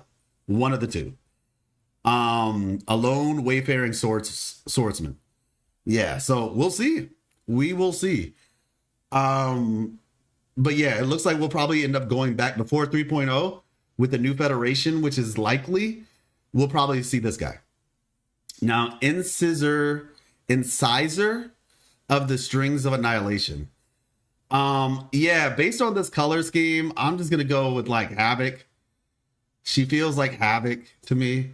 I could be wrong. I know I said that before I even got into the character, but I feel like she just feels like Havoc to me. The fact that her weapon is scissors, and you can see right here, beneath her name, there's like a little scissor icon. Really cool. And yeah, Lorraine, I agree with you. This character looks like it's Japan. Like this is clearly a mixture of Akame ga Kill. Akame ga Kill. Right? Akame ga Kill is an anime with this is the main character right here. Here's another, like, and it's more so in tone. She looks kind of like her, she reminds me of her in tone, right? But to be even more on the nose, now let me see, give me 1 second, because let's see, where's the open image? There we go. This character right here. So this is Kill la Kill. Boop. Yeah, there we go. This is the main character of Kill la Kill. And she actually fights with a scissor, or half of a scissor. So it's the inspiration is very clear, in my opinion. And I'm sure many of you all were thinking the same. Yeah, so Kill la Kill and Akame ga Kill. And every other Japanese schoolgirl outfit anime character, because we've seen this character a lot. It's a time appreciated character. A lot of people like this design. That's why they keep making it. But that's what it leads me into the interesting discussion. I think this character is going to be like Kazuha from Genshin. Kazuha medicine leeway, and he basically was like I don't know if our throughput is the right term, but basically like he was our transition character, our catalyst in a way to getting us to Inazuma. All right. I think this character is going to be similar, and this character is going to take us to Japan. Also, I would be remiss if I did not mention the predecessor, Yumeko. No, not Yumeko Jabami. What is it? PGR. There's a character in PGR named Yuka Saotome. Yuka Saotome. And yeah. So yeah, there we go. This character right here. Let's see. I'll probably be better off just going to images. Here we go. Yeah, this character right here. I see it. I think it's very clear. Maybe Yada, same type of outfit, but obviously the long black hair. Yeah, she's gonna look really cool. And me personally, in anime games, when everybody has like particularly colored hair, I like it when you can get a character that just has black hair. Like I actually like that a lot. So yeah, she looks really cool. Her face, honestly, it looks kind of like a Chinese doll a little bit, you know, maybe a Japanese doll, depending if they have those, but I know like the Chinese dolls have them. But yeah, she really looks, that's just kind of how it looks to me. And I think that this is basically kind of pseudo confirming that New Federation is going to be Japan. And I think it makes a lot of sense. Japan is, from what I understand, Japan is like the highest grossing region for Wuthering Waves. Like they make the most money for Koro. So it makes sense that you would want to, you know, make a region inspired by your most loyal fan base in terms of like, you know, revenue. And on top of that, we know there's a Cyberpunk Edgerunners, the anime. They're having a collaboration next year. So therefore, it's like, yeah, it's an anime. They're collabing with an anime in the Japanese region. We're probably going to get like a Neo Tokyo type Cyberpunk deal, which sounds really cool, honestly, for Wuthering Waves. So that's likely what New Federation is, if that's where we're going, if New Federation is the name of the place that we're going to. But regardless, it seems as though the next place, wherever it is going to be kind of a Neo Tokyo inspired area. So that's going to be really cool to see how they approach this city scape sort of situation. Honestly, we got a lot of Gacha games going with the city vibe, like Ananta, you know, NTE, Never Status. So yeah, but those are my opinions. You all let me know in the comments what you all think. All in all, like I said, they hit it out of the park. They absolutely destroyed it with this character roster. I'm excited for 2.4. This is more life lessons. If you guys want to check out my lore content, you can check out the main channel. It will be in description. Until next time, I will see you all. Peace. But yeah, that's my thoughts. I'm gonna have to say for Chisa, love that design. Yeah, I know it's really good. It's really good. Kill the kill weapon as well. Exactly. Hey, what's up, Rosin? I'm going to S6 for Cartethyia, then skipping everything until Augusta. And look, oh my gosh. Oh my gosh. Rosin, you have the Camellia thing as your profile is crazy. And it's a wrap, good bit. Appreciate you, TGD. Yeah, like I said, we're trying to get more content out there, you know. I'm saving for Prologue. Respect. Legitimately respect. So Return of the Crazy Demon, Lunar Festival is coming. Oh, maybe another free 5-star, man, cope.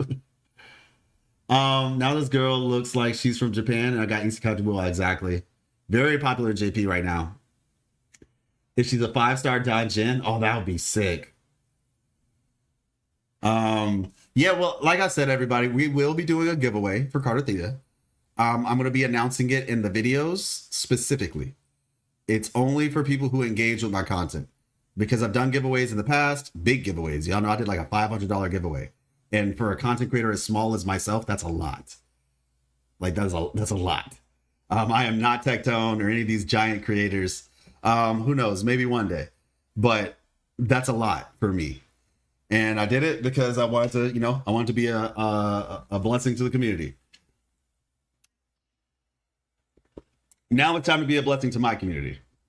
And so,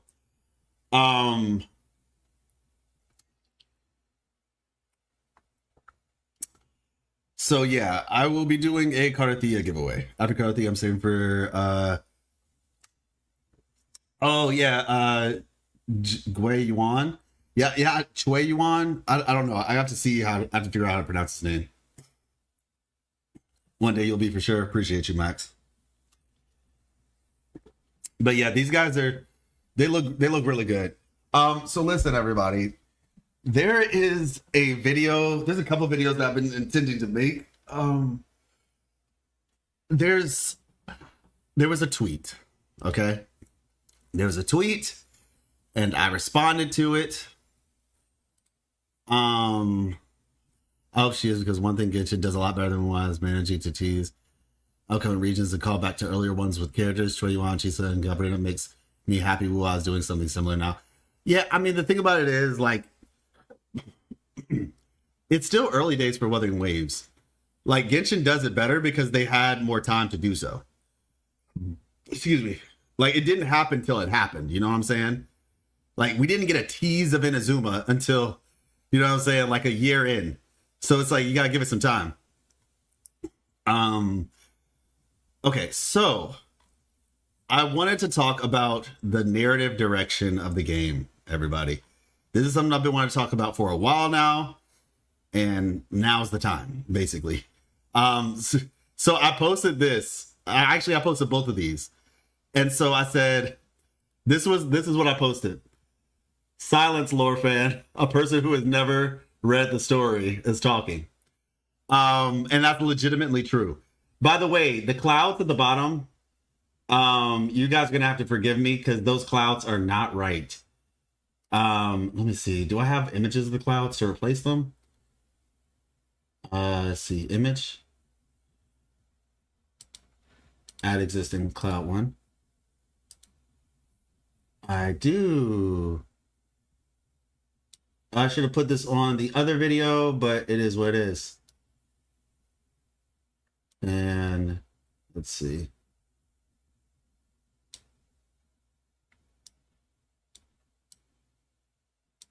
All right, there we go.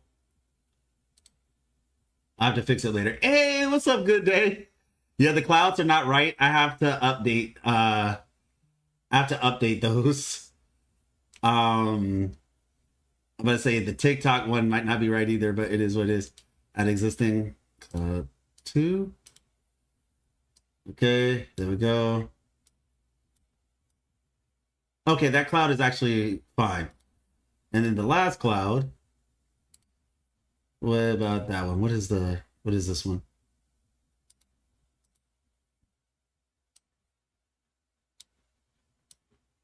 I actually still don't think that cloud is technically right, but for the time being, we're not going to make a big deal about it. Do you think Roller will get a Pyro Resonance? Oh yeah, absolutely. Well, Fusion, but yeah. I only got 32 pulls for Cartethyia. Am I cooked, or do you think I can get enough pulls? If you have 32, you should be fine. Are you on guarantee? I mean, like I said, this is about to be a big patch with a lot of events and a lot of exploration and Astrite. You should be fine. You should be fine. Hey, what's up, good day? Zeno over there on YouTube. Oh, yo, why are good day? You and Zeno having like secret discussions or something? Like y'all just showing up at the exact same time? What's up? Let's see. Now Wuwa copied Sumeru and Na'an at the same time. Skirk will clear the whole of Wuwa. That's hilarious. By the way, hey, what's up, Sam on YouTube? Sorry for speaking so late. What's good? OMG, that image is me. That's funny. Should I do Chikona story quest before I do 2.2 story after I finish 2.0? No. Chikona story quest is the last thing you do. Do 2.2 first and then do 2.0. That is scary. Yeah, do not do Chikona story quest first. You do that last. There should, dang, they need to put like a restriction because that would be huge spoilers. Do 2.2. But before you do 2.2, Arthur, before you do 2.2, watch my lore video, okay? Before you do 2.2, Watch The Hidden Deception That Fooled an Entire Kingdom. The greatest trick the devil ever pulled. The thumbnail says Antichrist. Watch this. And then actually 2.0 and 2.1. Watch these two before, if you want to watch the videos, that would be the time to watch them. If you finish 2.0 and you did 2.1 already, now would be the time to watch these videos. And I'm working on another one. We soulmating this season. Wait, what? I guess so. That's the frequency. It seems so. No, but seriously though, like this is legitimately people on Twitter. This is legitimately people on Twitter. All right, so we're starting the video now. We're gonna start the video now, essentially. I ain't done her quest, but I can imagine how much it would spoil. Yeah, you don't want to. Yeah, her quest. It's really good though. Her quest is the best companion quest in the entire game. I already watched that video, and this is the first stream I've seen. Hey, what's up, Bellion? So you saw my video. Thank you so much. But we're gonna start. I guess we'll just start here. This will be a casual introduction. Hello, everybody. I am gonna make a series of videos. I feel like I have to at this point, where we discuss the lore of Wuthering Waves. I am a lore creator. I have a channel called Life Lessons Gaming where I make highly edited lore videos as well as story videos. There's a difference between story and lore. Sometimes they intermingle, but yeah. And I always try to implement a life lesson in it. Now, the reason why this picture is on the screen is this is something that I've been seeing a lot lately. I'm not somebody who does knee-jerk reactions, right? Like, that's just not me. I've seen what you're about to see so many times at this point where I'm just like, okay, I think it's time to talk about this. So this meme that you see right now on your screen is a silenced lore fan, a person who has never read The Story is Talking, right? And you can put Lupa. You can put like a little Lupa symbol right here. Because basically that's how it feels. Because there's so I made a tweet. I said, uses the skip button. Like use the skip button in Wuthering Waves. Silence, lore fan, a person who's never read The Story is Talking. I see so many people in this. So then I made this tweet. As a result, I said, this thing is so funny and cute. So many people get the story and lore of Wuthering Waves wrong, and it's mind-numbing at this point because my platform, just the reality, my platform's not that big. It's just not. I'm being honest. Hopefully, you know, as things progress, it gets bigger, and then when I say something, I won't have to repeat it a billion times because the one time I said it would have reached the community loud enough for them to hear it. But my platform is not that big. So therefore, my platform isn't big enough to reach them. So I'll start that one more time. So many people get the story and lore of Wuthering Waves wrong, and it's mind-numbing at this point because my platform isn't big enough to reach them yet. People are legit giving up on the game due to false pretenses and not understanding the game. It's just disappointing seeing the same misinformed and misguided takes that aren't adequately rebutted due to a lack of well enough equipped counterargument. TLDR, ask around if you don't understand something before making claims as if you do. And that's the problem. People are on here, and you're about to see right now, and this is what I said, I might have to dismantle this in a video soon, and this is the video.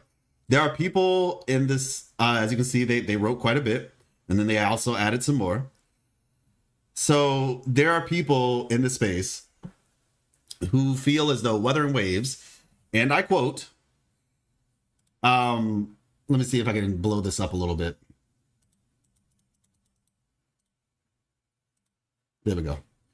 So there are people in the space who, and I quote, feel as though, they said this could have been explained any better. This is exactly why Wuwa's lore has never captured me despite how cool Rover is, despite how cool the cutscenes are. This OP pointed everything out so perfectly. Now, I respect anybody who just says, you know, it's not capturing me. I'm not interested. That's totally fine. Not everything is for everybody. Where I have a problem is when someone tries to make an objective take. What is an objective take? This is bad. Not I don't like it, or this is bad to me, or so and so, but when someone says something objective, right, making a declarative statement, right, a declaration of about a thing, when you have not taken the time to actually understand the thing, right? And I just want to take you all this is like the preemptive life lesson portion, right? To my profile. What does my profile say? Seek to understand before being understood. All right? And there's a Bible verse for that as well in Proverbs. It says, be quick to listen and slow to speak. All right? Be quick to listen and slow to speak. Now let's see just how well the person who wrote this, as a fellow story player, this, I'm not going to lie, y'all, when I saw it as a fellow story player, I was like, it's disappointing. Because if you're somebody who plays for the story, it's okay to just say you don't get it, right? It's okay to say, press X to doubt. I'm telling you, like, it's okay to just say you don't understand something versus making this declarative statement. I don't want to read the first declarative statement, by the way. This isn't just somebody saying, oh, in my opinion. There is no significant world building in Wuthering Waves. That is a declarative, objective statement. There is no significant world building in Wuthering Waves. I appreciate that this person, even though this person agrees with this person, which it's okay. It's right. It's okay. But I appreciate that this person left this person anonymous, because I don't want this person to get any hate. That's not the goal of this. It's more so to explain where they're falling off here. Now, anybody who has watched my lore videos, I'll put them in the description. I'll try to maybe put it like below me or something real quick so that you all can see what I'm talking about. This isn't just me like saying, oh yeah, you know, watch my lore videos. But legitimately, I'm just saying my lore videos are proof that there is significant world building. The reality is all of 1.x was world building. 1.x, there was not much story in the sense of what an actual story is. 1.x was literally a giant prologue to the actual story that starts in Renacida. Everything we got up to this point was building up the world, building up the main character, which is Rover, you're going to play as, right? That's what 1.x, 1.0, 1.1, 1.2, 1.3, and 1.4, that was the point of that. They were introducing you to the world, the issue that the world was having. Were there stories within that? Yes. But the larger narrative of Wuthering Waves really started with Renacida, which is 2.0. But even beyond that, even within the areas themselves, right? Even within the areas themselves. Even within those areas, there was world building. 2.0 is a perfect example. So I just want to show, like, when people say that, like, just so you know that I'm not just making this up and I'm not just taking their, oh, well, this is just my opinion type of thing. No, that's not your opinion. This is, you're making a statement. You could have just said, I don't see it. Or can somebody show it to me first? You were quick to make an assumption before you made an inquisition. So, as a fellow story player, you said, I'm not really hard to please as I'm a lore player and I like world building. That's the thing.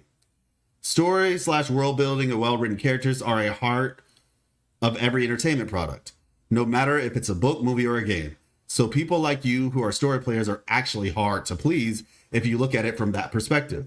And especially coming from Hoyo Games, who have the best story and characters and sometimes the worst presentation. I appreciate that they were at least objective, because I still play Genshin, mind you. I play it for the lore. I think their story is hit or miss in the execution. The characters, I like the characters. They're all right. I think some are better than others, but it is what it is. They're not necessarily like offensive for the most part, but it just is what it is. Like I said, I think the lore and world building is good. The story is hit or miss, honestly. But anyway, this isn't about Genshin. This is about Wuthering Waves. So let's continue. There's no significant world building of Wuthering Waves. Well, Rover seems to have built the world, including the Sentinels. So there's that, I guess. Yeah, so they're trying to say, well, there's that, I guess. So you start off by saying no significant world building. And then you say, well, there is this world building, I guess. What you really mean is there's no world building that you, at least that you understand, that you are satisfied with, which is fine. But you have to acknowledge that you just don't understand what exists. But other than that, Kuro does just whatever. They copy stuff that looks cool from other games and go with the flow. So, by the way, that's exactly what Genshin does, just so you know. They literally copy and paste most of the things they do. Inspiration, like that, as they say, mimicry is the greatest form of flattery, right? But legitimately, that's what they do. But to be fair, it's not just a whatever. There is a rhyme and reason. In both games, there's a rhyme and reason. But like I said, I'm going to try to stick to Wuthering Waves for the most part. They basically live off of short-term hype and B00 BS. But there's nothing that binds everything together. It's just a pretty illusion accompanied by phenomenal music. But if you look closer, there's nothing there within the pretty package. And I'm sure anybody who's seen my lore videos is like, wow, this person is lost. Because they are. So I'm going to stick with this first point, right? What is tying the world together? All right. I'm gonna give you a little crash course on Wuthering Waves lore and understanding. All right. The thing that is tying the world together is the lament. Okay. And now, mind you, this is still very early in the game. The game's story literally started in Renacida. I stand by that 1,000,000%. The story started in Renacida. Everything else, like theoretically, yes, the story started at the beginning of the game, but that was basically a prologue. All of 1.x was a prologue. Like I said, what is tying the world together? The thing that ties the world together is the lament, okay? The waveworm phenomenon, the lament came to the world. It messed a lot of things up. The entirety, and to be fair, I really hope Kuro fixes this because they basically pulled a Genshin. The Fault in Our Stars, I think, was a world quest that they did, or an event with the very first time people met Scaramouche, who's a character, like I said, in Genshin. That was an event that never came back as a playable event. So if you missed it, you just missed it. And unfortunately, Kuro did the same thing with Sheng Liao's quest when they had like a festival. So that's just unfortunate. But even if you didn't get a chance to experience that, it still doesn't necessarily matter in the grand scheme of things, in the sense of like understanding how the world comes together. So, like I said, the lament happened. It messed a lot of things up. One of the results of the lament seems to be, we don't know if it's a result of the lament or if it's just something that happens, but one of the results of the, at least I don't recall, I could be wrong, I'm not perfect, is Threnodians. Threnodians are a thing, and it hurts the civilization. The Sentinels are also a thing. We don't really know where they came from. It seems like they came from the stars or something, though, because when we learned the Sentinel named Joy arrived on Sol 3 in a pod that we now call the Minglung Chamber, right? And we learn about that in Mount Firmament. So these guys came, the Sentinels are here now, the Threnodians are here now, Threnodians are wrecking things, Sentinels, which are called Oracle Engines, that's actually the name for them, they're trying to help civilization, manage, essentially. We learned in 1.3 and during the quest, with Shorekeeper and everything, we learned that Rover, and this is the big thing that a lot of people, y'all have to understand this. You're just going to have to get used to it. Rover is the main character, okay? This is now, there does not mean that there is not room for other characters to thrive on screen.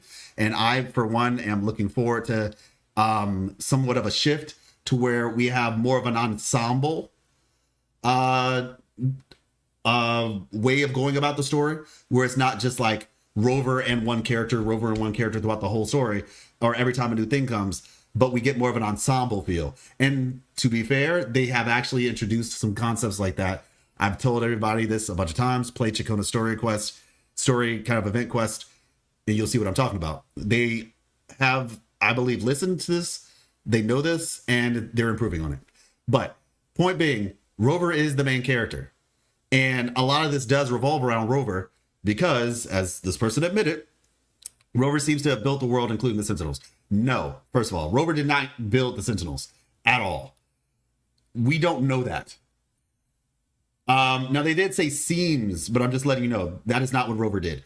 We don't know that Rover built the world, and we don't know that Rover built the Sentinels. All we know is that Rover seems to be in charge. Think about it like Naruto. You have like the Sage of Six Paths, right? The Sage of Six Paths. Now you could in some ways say like he made the whatchamacallit, not the Jinchuriki, but he made the tail beasts because he split them from the Ten Tails, right? But, and sorry, Naruto spoilers, sorry. But he never made the Ten Tails, right? He just kind of utilized it. And so what I'm saying is that Rover's kind of like the Sage of Six Paths in a way to where he's in charge of the Sentinels, but that doesn't mean he actually created the Sentinels. Kind of like a master and disciple thing, yeah. And so the point being is that, once again, the tying factor of this is you have the Lament, you have Threnodians, you have Sentinels, and you have a problem, which is the Lament. And what seems to be the case at this point in the story is all these different people are trying to figure out what to do with it. Rover's plan is the Black Shores. There's also another plan, which goes into some lore concepts that I'll probably talk about in another video, but the Somme Noir as well was another thing. And from the 1.4 story quest, I believe we figured this out. If not, it's my theory. That's Rover created the Somme Noir potentially with an ancient civilization, and I'll just leave it there as a secondary way of defeating the Lament. So it's kind of like a two-prong approach. Basically, you have the Black Shores on one side, and you have the Somme Noir on the other side. These are both different ways where Rover is trying to stop the Lament. Okay, and so we also know that Rover has failed, has tried and tried and tried again. And so this time it seems that Rover's taking a different approach where Rover said, okay, you know what? I'm just going to be a part of history, essentially. We learned this in the Mount Firmament quest, actually, in 1.1, where Jouet basically says, this time you decide to actually take an active role in history. Instead of just being an observer, you decide to actually be a part of it. And so Rover lost their memories. We don't know exactly why Rover lost their memories. My theory personally is it might be something like a Doctor Strange Endgame sort of situation. If anybody's watched Avengers Endgame, it was one of the most popular movies in the world when it came out. So I figure probably a lot of people have watched it. Point being, Doctor Strange was trying to figure out of all the potential possibilities that they could beat the big bad guy, which was Thanos. He went through like I don't know, thousands, if not maybe millions of different possibilities, even billions, who knows. And he found like one possibility, and even that possibility did not have 100% chance of working. But he was like, if there was a chance, this is what we have to do. And basically, I think that's what Rover had happen, where he's tried so many times to solve the problem of the Lament to where he was like, you know what? This might be the best shot. Maybe the problem is, and this is my theory, that I know too much maybe, and it influences my decision making. So perhaps if I erase my memory and then I put myself in the timeline, I haven't done this yet. So perhaps this is the thing, this is my bottleneck, and I can experience the world from fresh eyes, basically. It kind of reminds me of Jesus, actually, because the whole concept of Jesus is that Jesus is, he's God.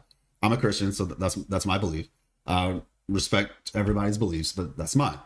And so the idea is that Jesus, regardless of whether you have that belief or not, you can still understand this from the story perspective, is that Jesus is God. And what makes him unique is that he comes into the world to experience life as a human so that he can understand what humans feel, to truly be able to empathize and sympathize with human beings. He becomes a human himself. And in a similar way, Rover, who for all intents and purposes in the context of the game is something of a divine being, or otherworldly being at the very least, right? Potentially divine. He does a similar thing where he becomes in a sense, not literally human, but he does something to where he lives within the world so that he can empathize, sympathize, and understand life from that perspective. And perhaps that's the key to unlocking the final goal of just stopping the lament, right? So that's, mind you, this is very early in the story.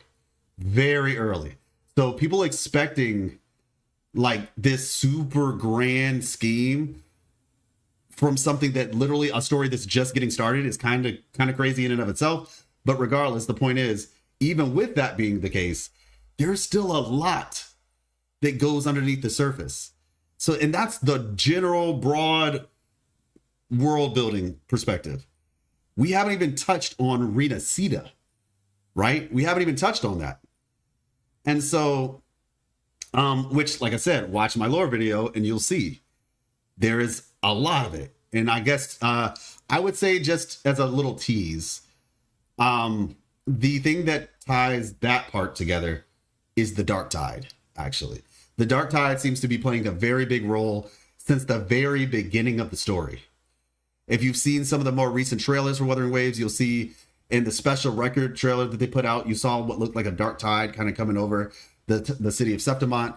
And you learn about the Dark Tide literally as soon as you step foot on Renacida. When you walk into the place, to the left of the Genesis Nexus, when you first see it, to the left, there's a conversation being had with a researcher from Huanglong. I believe it's from Huanglong. And a acolyte. And the acolyte is like, oh, blasphemy, you're talking about, because basically they're discussing the concept of the etheric sea, and you'll see Mr. Fullmean, he shows up. There's also another place you see it too. You see it in the book that Phoebe gives you, which is the Codex of the Deep. Some edition of the Codex of the Deep, basically. And so she gives you that book. It's in your inventory. This is literally as soon as you step foot on Renacida's soil. Well, when you get to Raguna City. And that mentions the Dark Tide as well. And so, like prophecies and stuff like that. So point being, this stuff has been there since the beginning, not just with the story, but also with, not just with the whole world, but even within the small region of Renacida. And I haven't even touched, like, believe it or not, we haven't even gotten past the tip of the iceberg, to be honest. Like, legitimately, we have not. So have I clear? We're good? No. Okay. Next. This is probably going to be in parts, honestly.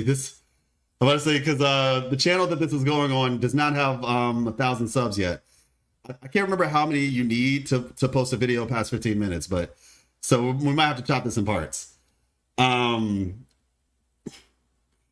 So, characters.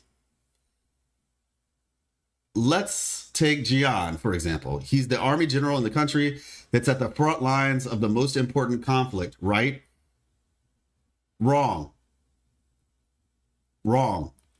He's not.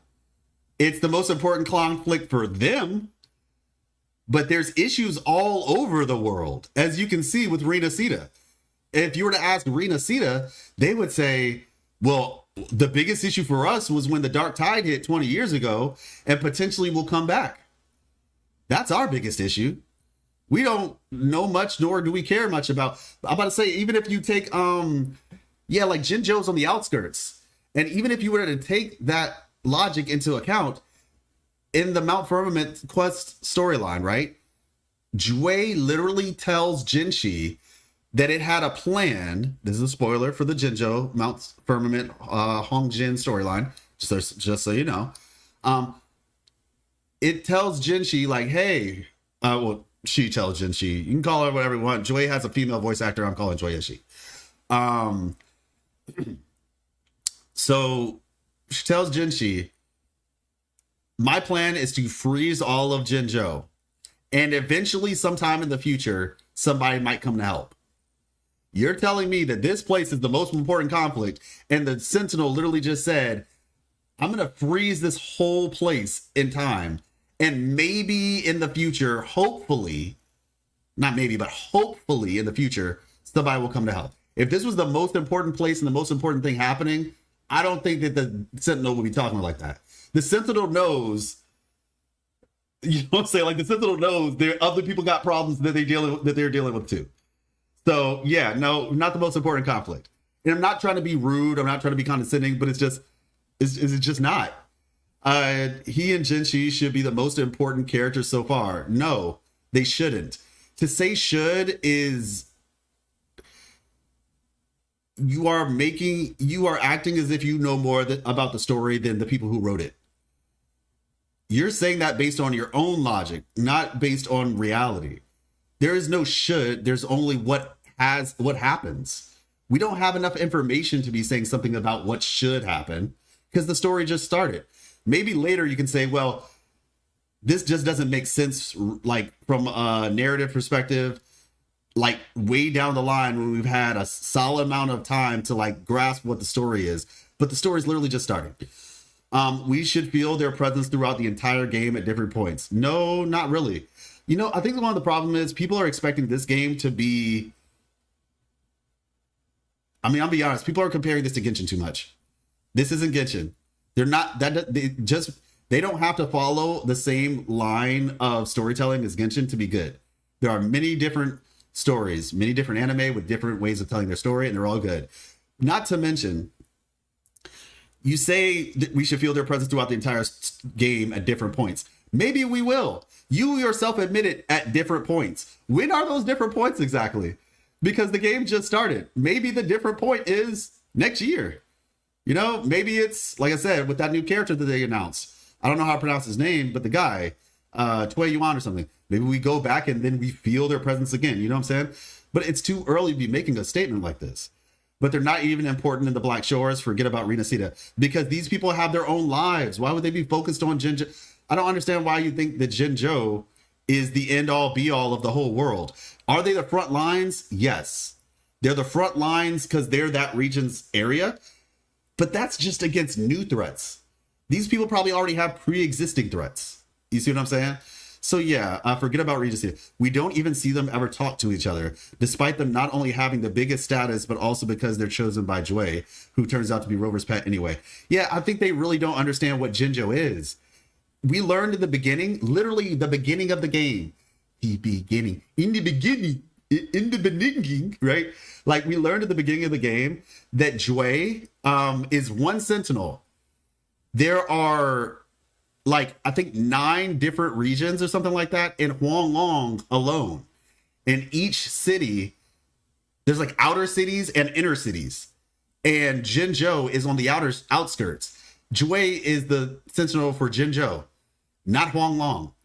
There are a lot of other, and I believe they're all dragons, if I recall correctly, for Huanglong specifically. They get along together, which is interesting, which is cool.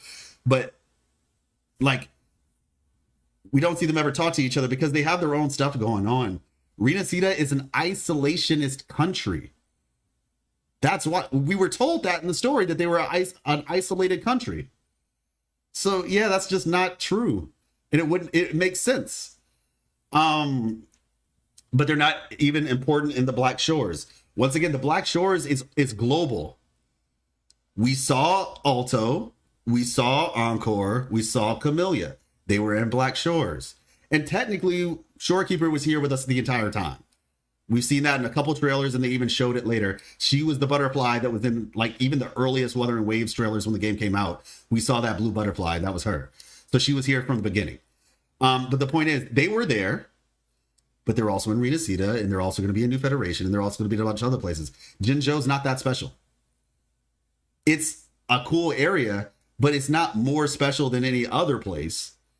And I think that seems to be an issue with this person, where they have this idea that Jinjo is supposed to be the end-all, be-all. One sentinel separated into 7 parts, maybe it takes form of a long... Oh, okay. I'm not sure if we know that it was separated. Did we? Did they say... You know what? Actually, you might be right. Which is interesting, because that actually kind of has some it crosses paths with the lore of a totally different game called Digimon, or really anime, but yeah. Just look up Digimon, Huang Long, and you'll see. Yeah, it was separated. Yeah, because that Huang Long. That's all I'm gonna say. Huang Long Mon, actually, who turns out to be Rover's pet anyway, but whatever. Okay. Pet is a bit demeaning, but you know, we're just gonna overlook that. All right. So hopefully I've clearly explained that part. Gosh, this is a lot of wrong, but you know, it's okay. It's okay. You know what? Don't blame this person. Blame me for not being a bigger content creator at this point, so I could have helped this person beforehand. So now, who's the equivalent in Genshin, for example? That would be Kaya, right? The cavalry captain without horses, and a 4-star character. And yet, he's present and important to the entire lore, and will be even more important in the future. Wait, are you talking about Rover? Who's equivalent? Oh, you're talking about to Jian? No shot this person is trying to compare Kaya to Jian. And I like Kaya, but they're trying to compare Kaya to Jian. No, see, that's the problem. This person is trying to compare two stories that are not the same story.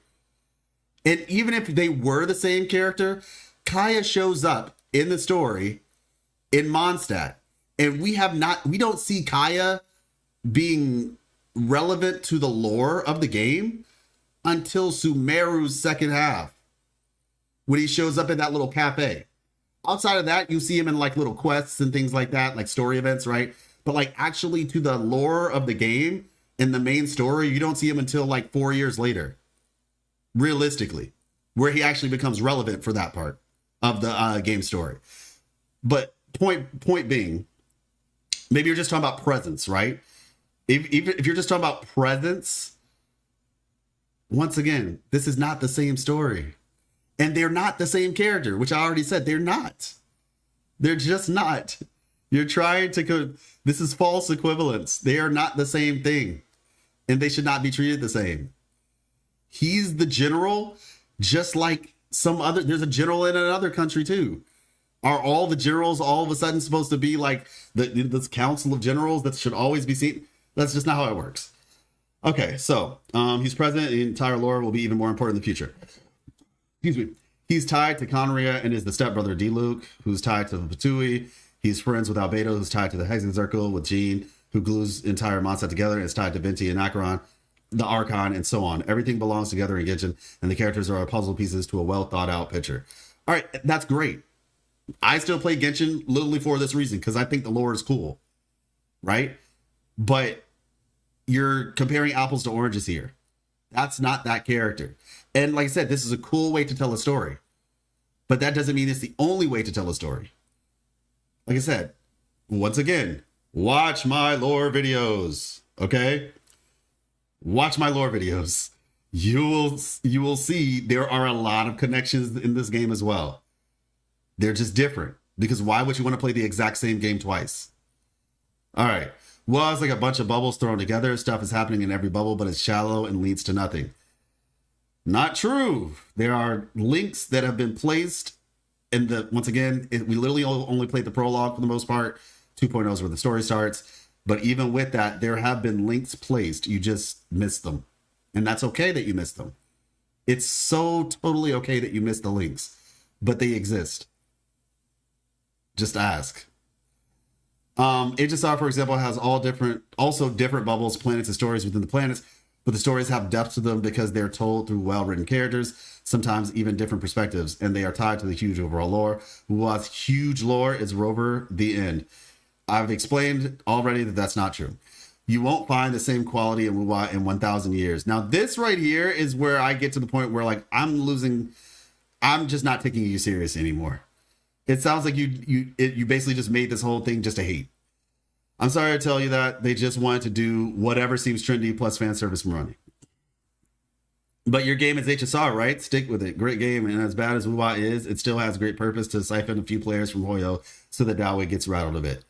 So basically, they just said the whole point of Wuthering Waves is just to make Hoyoverse better. The whole point of the game is to take a couple players so that Dawei gets rattled and encourages him to get his stuff together. You're relying on another game to make your game better. Crazy. Now, mind you, now that we've read everything, this person apparently says this is exactly why Wu's lore has never captured me. Well, no, it's not, because it's not true. So it's actually not why it didn't capture you. Maybe there's a legitimate reason why it didn't capture you, but this stuff is not that reason at all, in the slightest. Hopefully I've explained this well enough. Like, so I'm probably gonna have to cut this up into like 2 videos or something, because I can only put 15 minutes worth of a video together for the More Life Lessons channel, which is where this is getting posted. You can check that out. Let me see. You can check that out by going to my channel, Life Lessons Gaming, going to this part where it says links, and then social commentary, More Life Lessons. We have 68 subscribers as of right now. Second video is almost at 1,000, so that's nice. And I'm gonna be posting this conversation as well as many more conversations like this.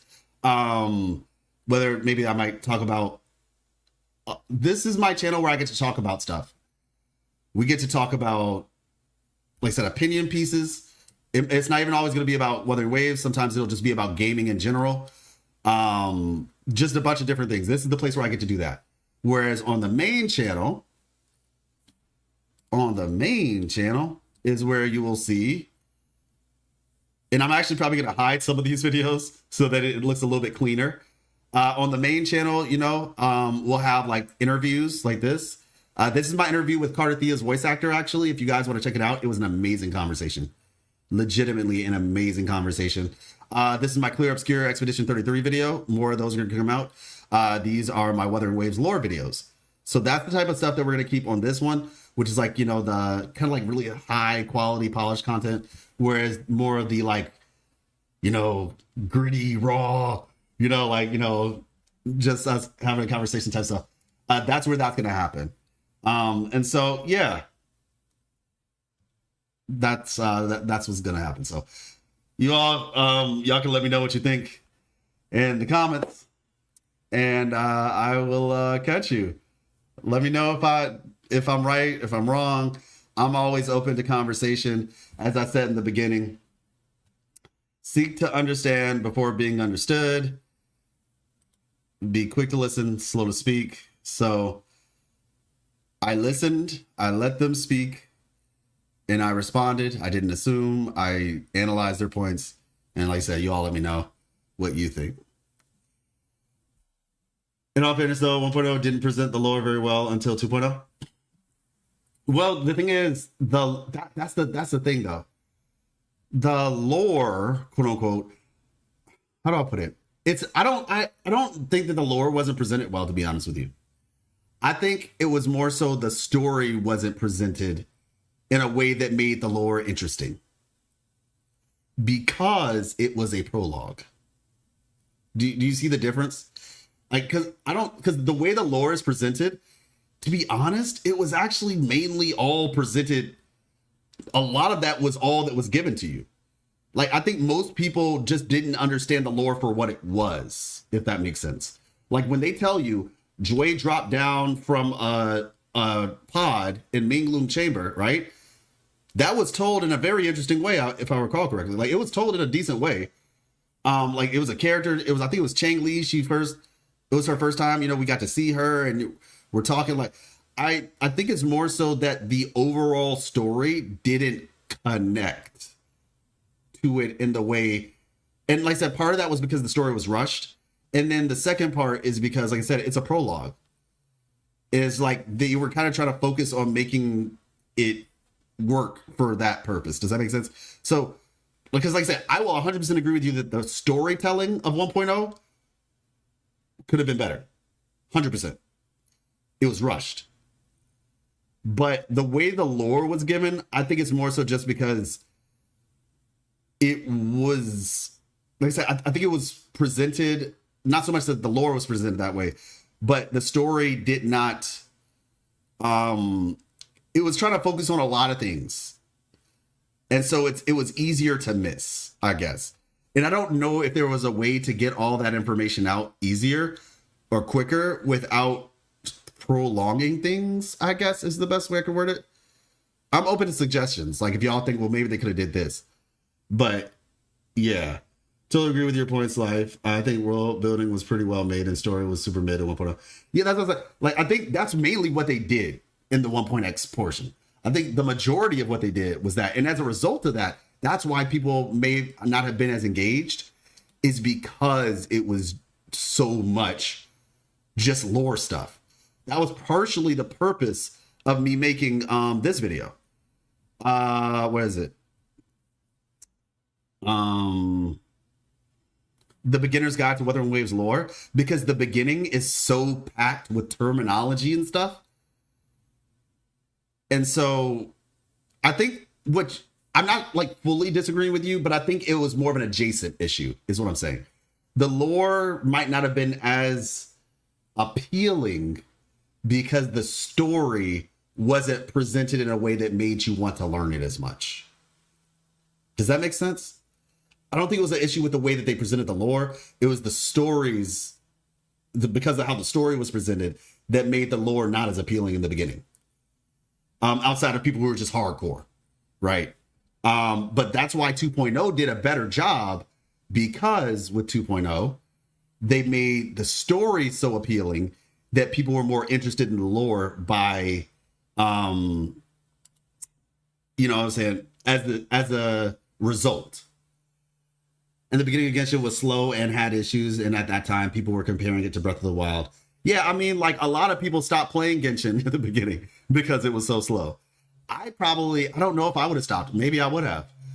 But because I started the game a year later, basically, a little bit over a year later, I started at a perfect time where I was able to get a bunch of content, and Shinha was about to come, and I felt like Shinha was peak Genshin.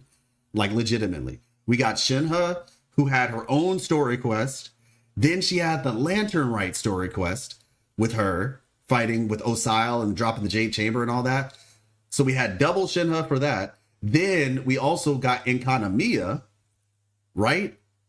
And Lantern Rite. It was like, that was peak Genshin, in my opinion.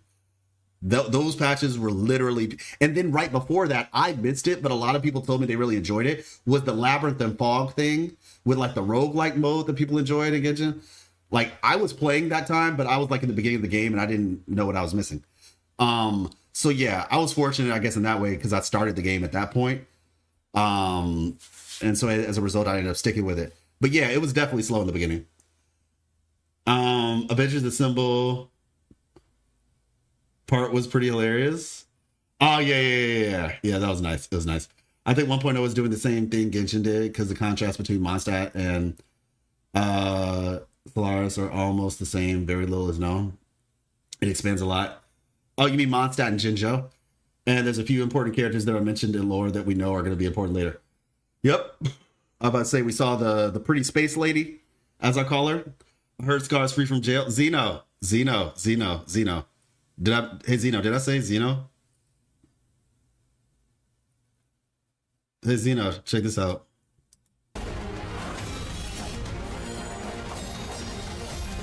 Did I say Zeno? Surely you.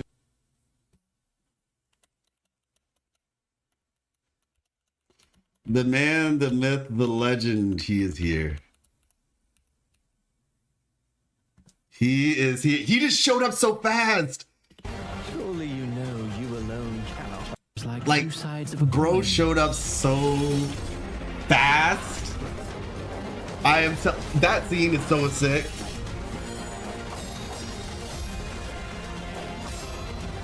Surely you know you alone cannot undo my skill. 2.4 is about to be absolute sema. No fair crew, I need 6,700 frames of him, RN. I'm telling you. The 2.4 is about to be insane, you all. It's going to be insane. I think 1.0 is okay, yeah. And in fact, because of our Scar breaking out of prison theory was real, my Geshelin theory is lining up perfectly. That the Fraxis are going to be revealed soon, and Jian is going to either die or not be strong enough, and neither will be Jinshi. They're going to need help. And that's going to happen in every region. Mark my words. Got Got you. Okay. So you think Geshen is going to come back to help them? That's the thing. That's the key. You believe he's going to come back to actually help them. Two fine XYs in one scene. No, oh my gosh. Yeah, they're going to revive Geshen. Revive? Oh, you're talking about as the stuff. I mean, I don't even know if he's, to be fair, I don't know if he's necessarily dead per se.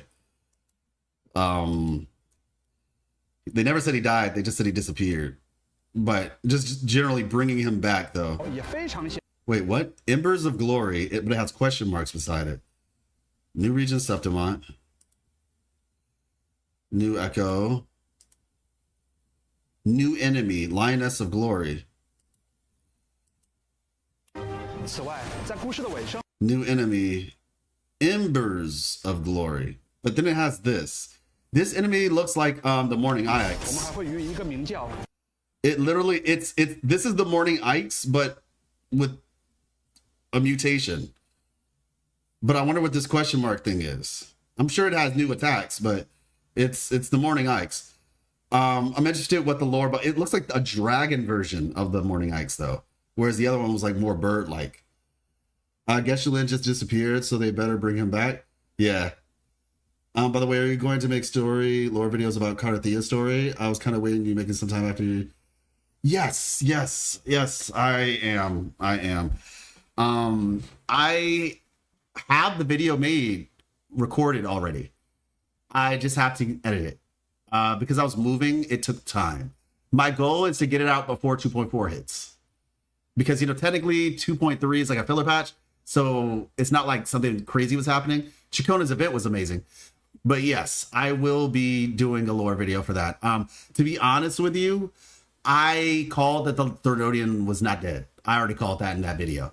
So technically you all know that. Because I have to move, it prolongs some things. But I called that the Threnodian is not dead. Yes, whether you believe me or not, it's up to you. But I knew that the Threnodian wasn't dead. And in the video, I have the logic for it and everything already. But there's also more steps to the theory. I have like 3 things that I'm gonna unveil, and there's things that focus on the future as well.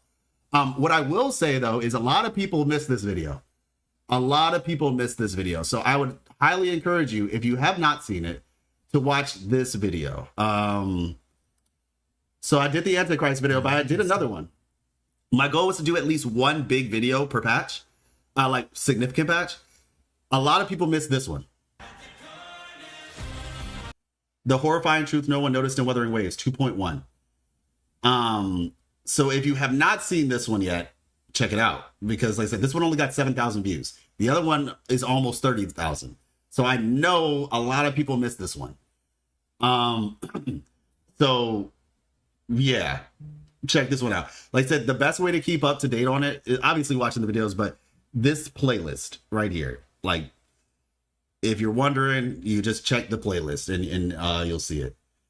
But yeah, I knew the Threnodian wasn't dead. Some of the logic behind why you can be certain that the Threnodian wasn't going to die is because one, Imperator told us at the end of the quest that Threnodians don't die. It's not possible. I think we even learned it in Jinzhou. But that because like Overthrex, he can still be revived is the idea, right? His frequencies are kind of just like trapped or lingering or whatever. But the interesting thing about it is, yeah, I don't want to spoil it. I'm just gonna say I knew that, or I figured as much. But like I said, it gets a bit deeper than just the fact that the Threnodian's still around. It gets deeper than that, quite deeper actually. But like I said, that will be for that time. Yeah, I keep looking at this weapon because it looks beautiful. It looks absolutely beautiful. Tao Chi, you got a new weapon. Actually, yeah, I'm gonna get this on the account that Tao Chi's on too. Let's see. Let me make sure. Okay, this was this.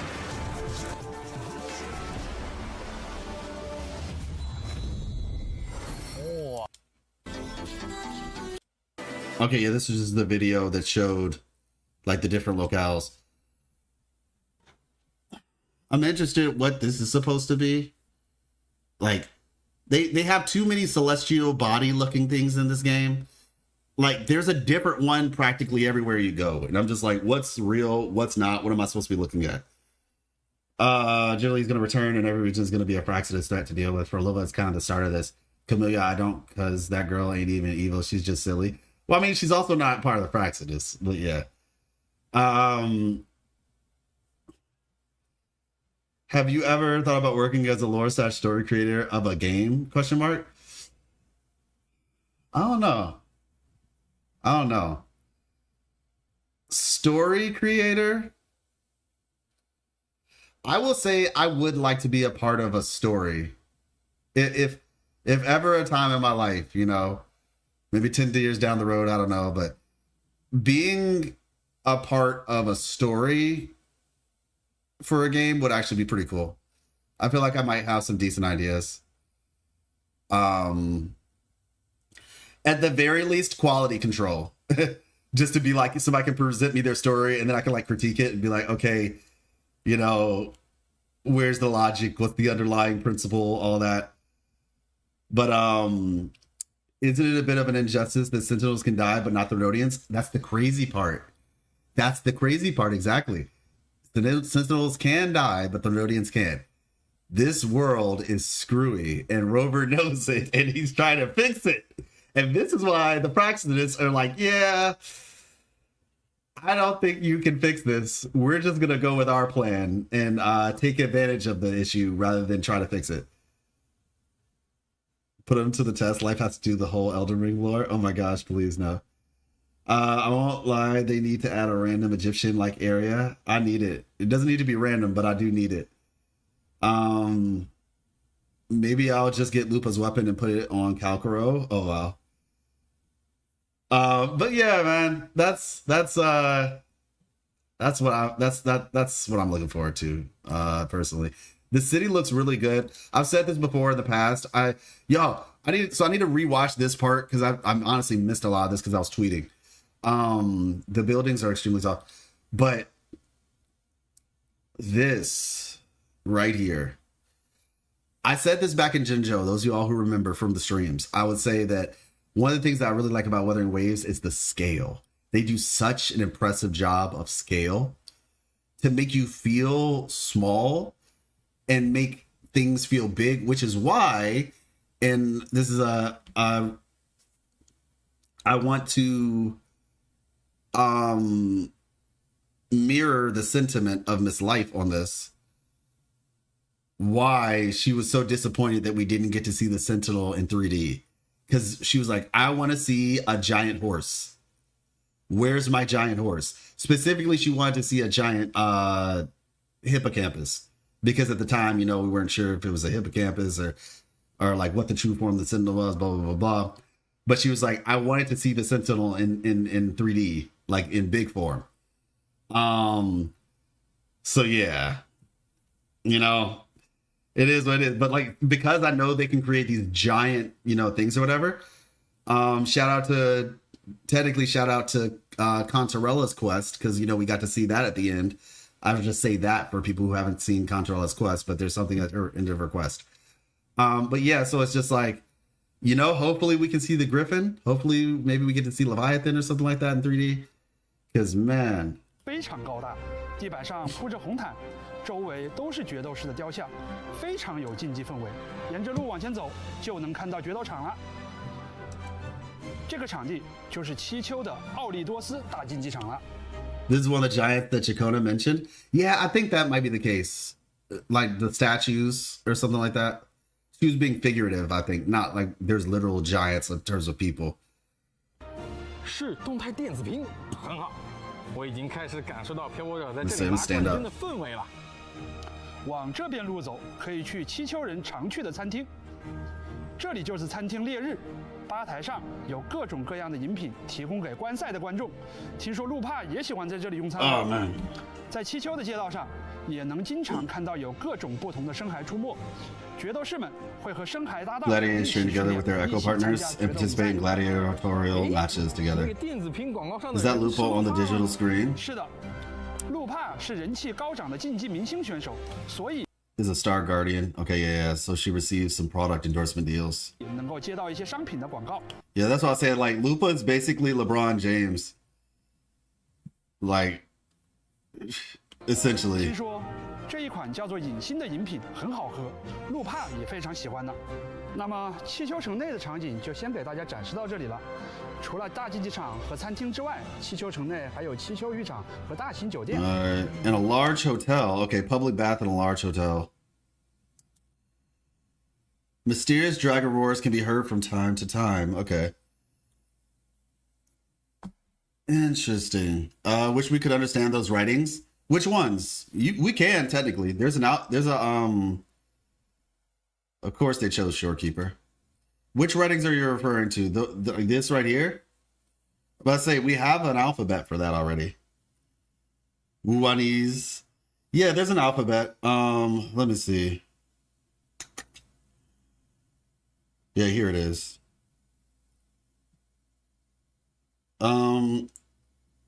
It's in the, let's see. Copy photo. I can drop it in the Discord. Wuwa lore talk. I'll drop it real quick. Paste. Oh wow, that was just a screenshot. I should have made that a little bit more aesthetically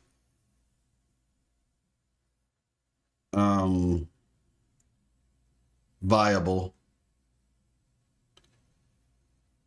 Yep, I'm putting it in there right now. I'm actually I can pull it up real quick and we can check it out together. Okay, done. Let's try that again. Delete.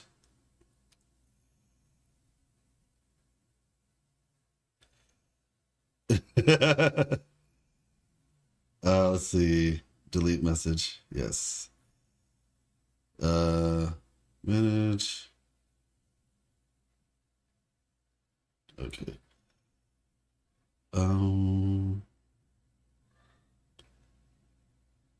Wait, where's that picture? Oh, here it is. Wow. Okay, I just dropped it in the Discord. Now I'll put it up on screen real quick to show you all.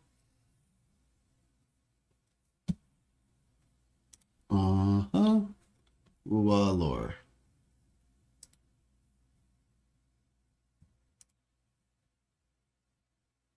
See, copy text, image, no. I'll just do this. Here it is. So this is the alphabet for Wuthering Waves in Renacita specifically. Jinjo has a different one, but this is the Renacitan one. And these look like they keep putting out like these stylized versions of things. I think this is an eye because that little dot, I don't know if that dot is real. I don't think that dot is real. So it looks like an eye. This looks like, let me see. Is that a T? Hold up. Oh gosh, they keep putting out these stylized versions of letters, making it more difficult than it needs to be. So I think this is definitely an I. I think this is... It's one of these two, but because of how big the hump is, I think that's a U. Yeah, I think that's a U because of how big the hump is. The next one is, let's see.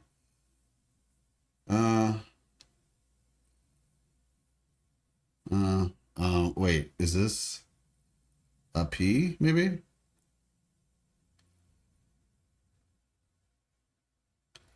It's kind of like there's something in the way of it. Does it move?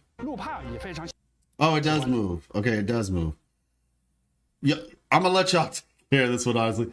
Like, not so much like if y'all, because I don't want to spend the whole time on it, but like I said, I know this is an eye. Like this one has two eyes on it. It's something that gets repeated. something something. So that's I, and this letter looks like a Y. Where is it? This one probably N. I-N. So something I-N. This one right here is this the same thing? Ben? Wait. That looks like an S with a dash through it. S with a dash through it.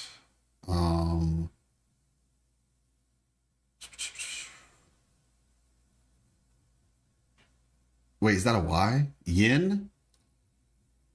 That might be Y-I-N. Yin. Y-I-N. Something else I-N. Yin. Is that maybe a comma? Yin. I don't know. Yin. Gosh, I don't even know what that is. Yin Lin? Imagine. Let me see. Where's L? Okay, no, that's not Yin Lin. That would actually be interesting though. This one is difficult actually. This is a little bit confusing as to what it is. What is this symbol?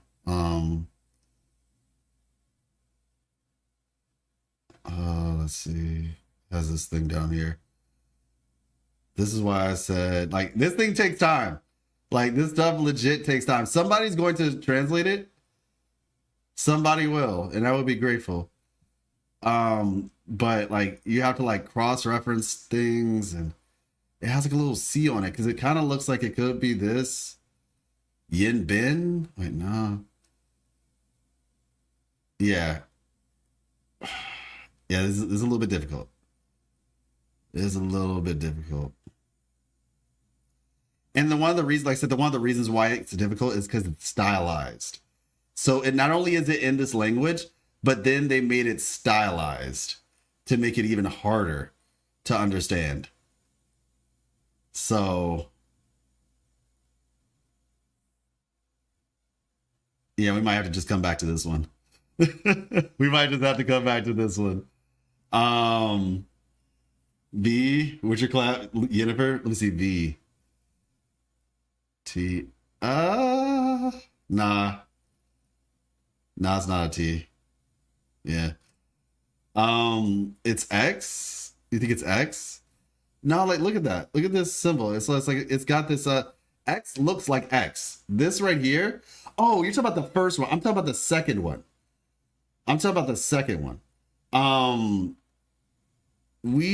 This is Y. This one right here is a Y. The first one is Y-I-N. That's Y. Y-I-N. But I think these are two words. I think that's a period at the end of this. And then there's another one right here. So it's yin and then something else. I know that's yin though. What this first letter right here is, I do not know.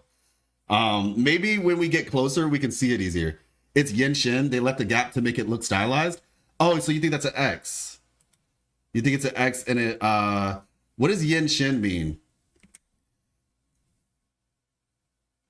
Yeah, see, that's why I don't like the stylization of stuff. Makes it weird. So, okay, so if you think it's X and they just left a gap to make it look stylized. Oh, I see it. I see it now. I do see what you're saying. Yeah, so that's yin shin. Okay. Yin shin. I can see it. I can see it now. I can 100% see that. And this is I something something something. I whatever these are. Long story short, looks closer to a U to you. No, because the thing is, U has this inward line, whereas this one is going outward. This one's going outward, and this one is like kind of in. It's like concave versus convex, right? Like this one is concave. I think this one's convex. That's why I was kind of leaning away from the letter U.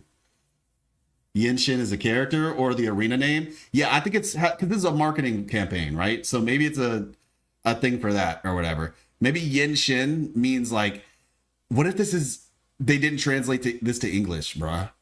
What if they didn't translate it to English?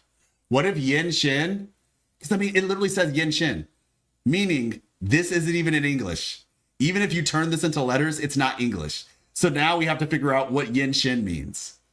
Is it someone's name, or is it like the name of the drink? You know Yin Shin? Do we know her last name?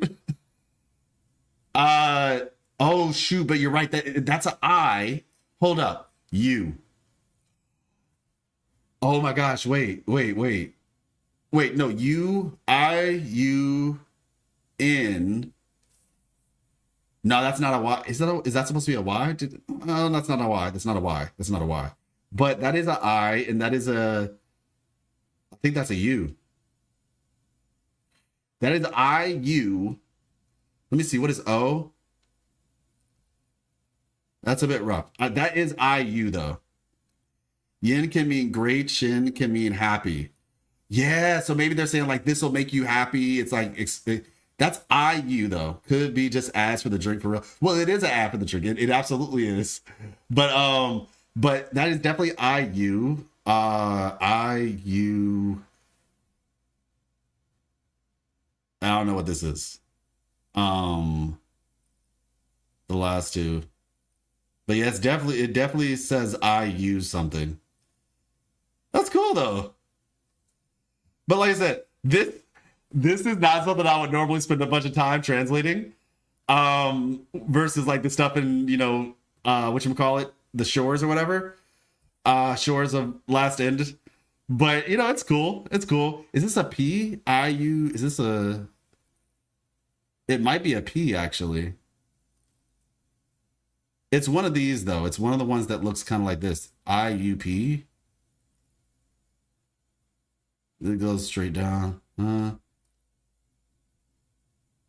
Or it's an E. IUE. That's possible.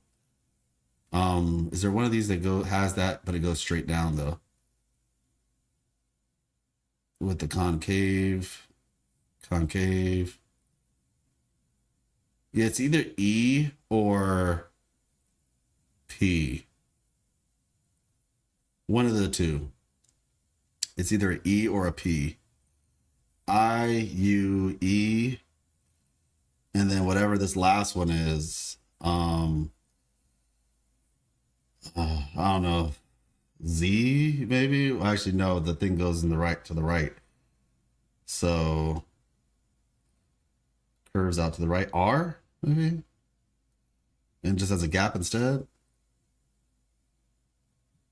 I know we're spending longer on this than I anticipated as well, but like y'all kind of got me invested in it. And so now I'm just like, I'm here. Yeah,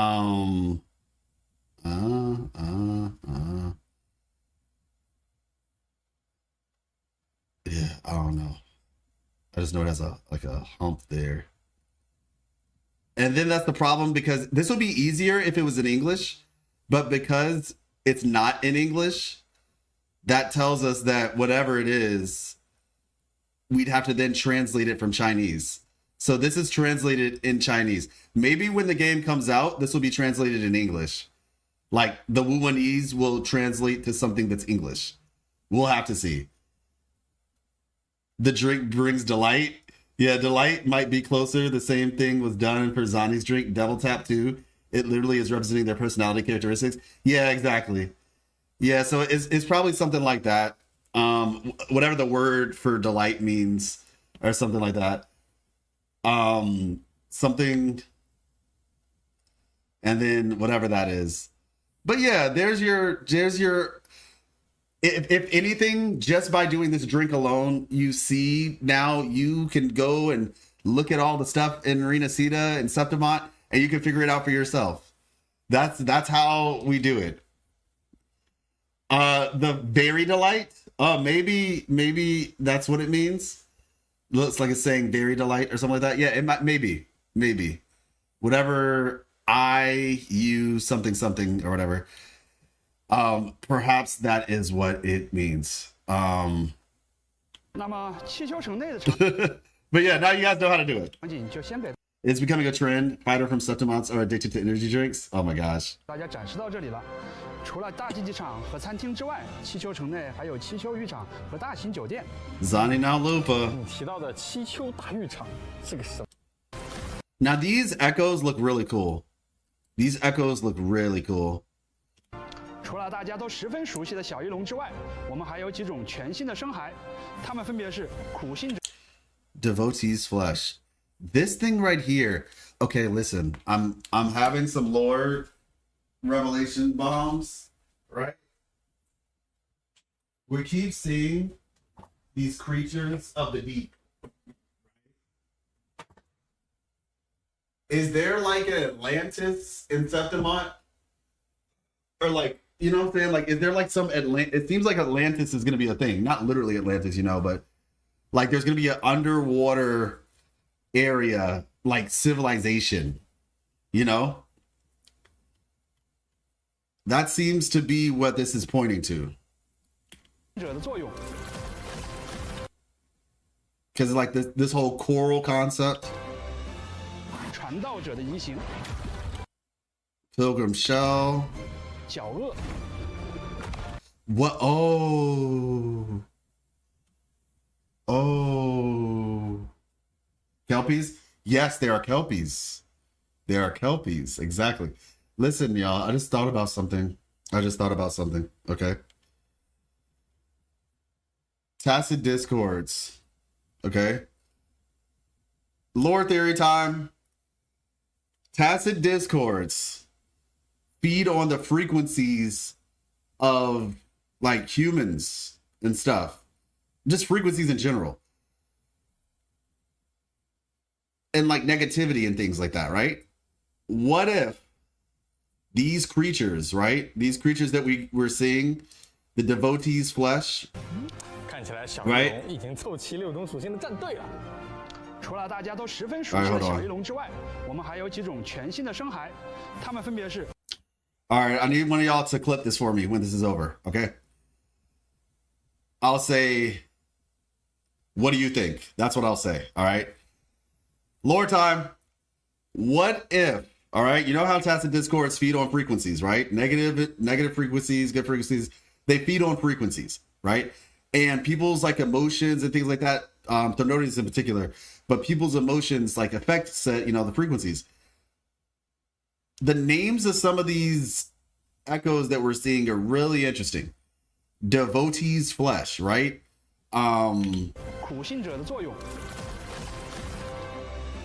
Pilgrim's shell, okay? And they seem to have like this underwater motif to them. What if these things are like they fed on the frequencies of people who are sent on the pilgrim sail? Like all the, you know, the negative emotions and things of that nature, the fear and all that. That's why their names are like that. Just saying. Like there seems to be some deep sea type lore going on that we're going to get exposed to, like some Atlantis type stuff or whatever. That's just my theory. All right. What do you guys think?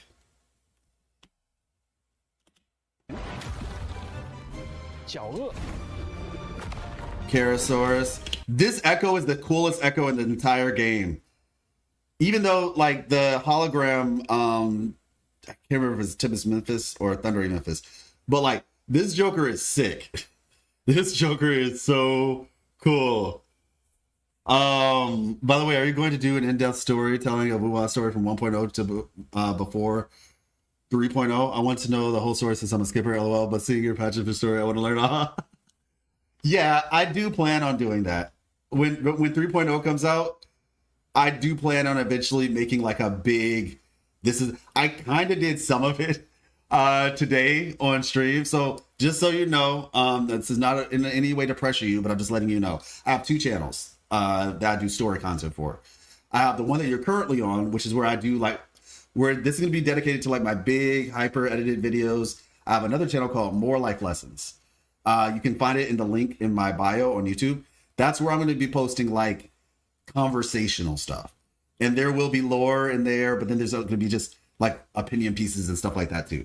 I talked a little bit about the lore today because there was somebody saying that, yeah, Wuwa doesn't have any lore world building and they don't have any of that stuff. And I was like, Actually, you're incorrect. And so I kind of talked about that. But yeah, I do plan before 3.0 comes out to do a everything that happened up to this point type video. Just to kind of, it's going to be likely like 2 hours or something like that. At the least. That's going to be an insane video. Oh gosh. And hopefully I'll have my editor by then. That's going to cost so much money though. I don't know if I can afford that. I might have to edit it myself. I'm probably going to have to edit myself. But yeah, that 2 hours of life worth. But yeah, that's my thought process on this. These Jokers look cool. Isn't the Pilgrim Sail going to the north and the new map is to the south? Yes, that is true. But that doesn't mean that, like, their frequencies is my point. You know what I'm saying? Like, the frequencies are happening in the water. You get where I'm coming from? So it's like, that doesn't necessarily, because you also have to remember too, the dark tide hit Septimont, right? And so for all you know, like, these guys could have like traveled. You get where I'm coming from? Like, just because that's where the thing happened doesn't mean that there was like no the frequencies can travel is I guess the point that I'm making. The frequencies can travel. If we're being really honest about it, right? If we're being 100% honest about it, if you look in Chacona's story quest, you see that people got sent on the Pilgrim Sail. And I think the other thing, you know me, you know I'm not trying to be rude. The name of the thing is literally called Pilgrim's Shell. Like that gives you like a little bit, a iota of credibility to the theory, right? The name of the Discord is literally, or Echo, is called Pilgrim's Shell. You get where I'm coming from? So you can't just like write that off per se. But like I said, Chacona's story quest actually shows the Pilgrim Cell coming out of like the farther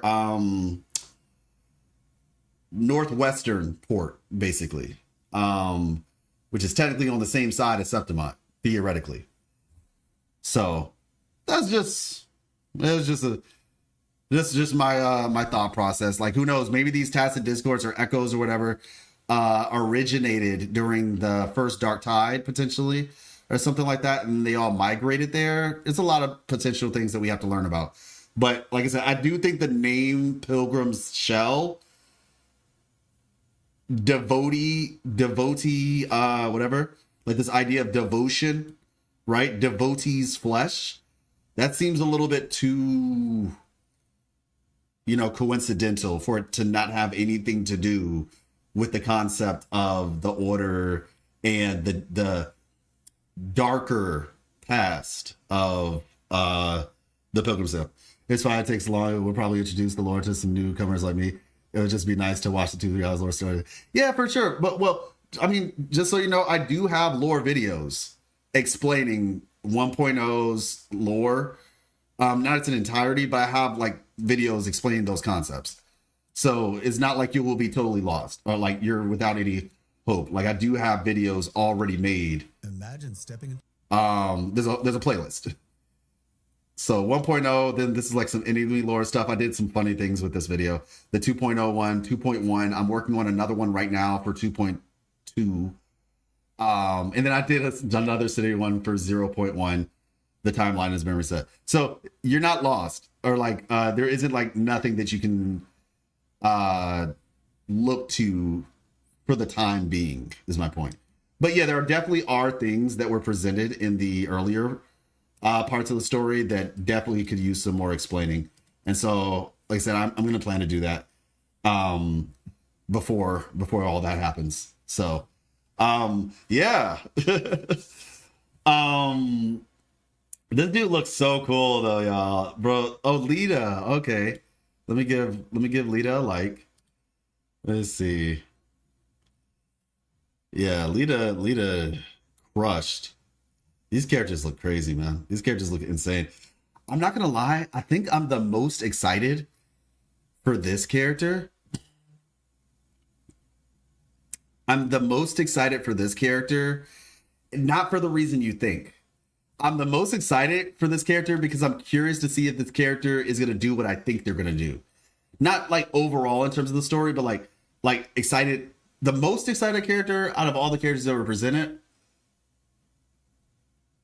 right now, before I've met anybody, it would probably be the Guy character because he just looks so cool to me. After the Guy character, then it might be Chisa. But yeah, I'm thinking that is my order for most excited. I mean, I'm excited for everybody, don't get me wrong. Like, I'm genuinely excited for every last one of these characters. It's just that, yeah, like, she looks amazing. He just looks so cool, man. Like I said, I'm really looking forward to her. I think she's like the prettiest. I think she's gonna be really interesting. I like I said, I like the armor stuff. So yeah, but like I said, I think this character is piquing my intrigue about what they represent, and I think that's the aspect that has me excited from that perspective. For her, she looks like a 3.0 character, maybe New Federation. Yeah, exactly. I talked about that earlier. I'm gonna be posting it in a video on the More Life Lessons channel. But yeah, I was thinking a very similar thing. So yeah, man, they all in all, there's just so much to be excited about. Like, yeah, More Life Lessons. This is the channel right here. Genuinely. So Devotee's Flesh.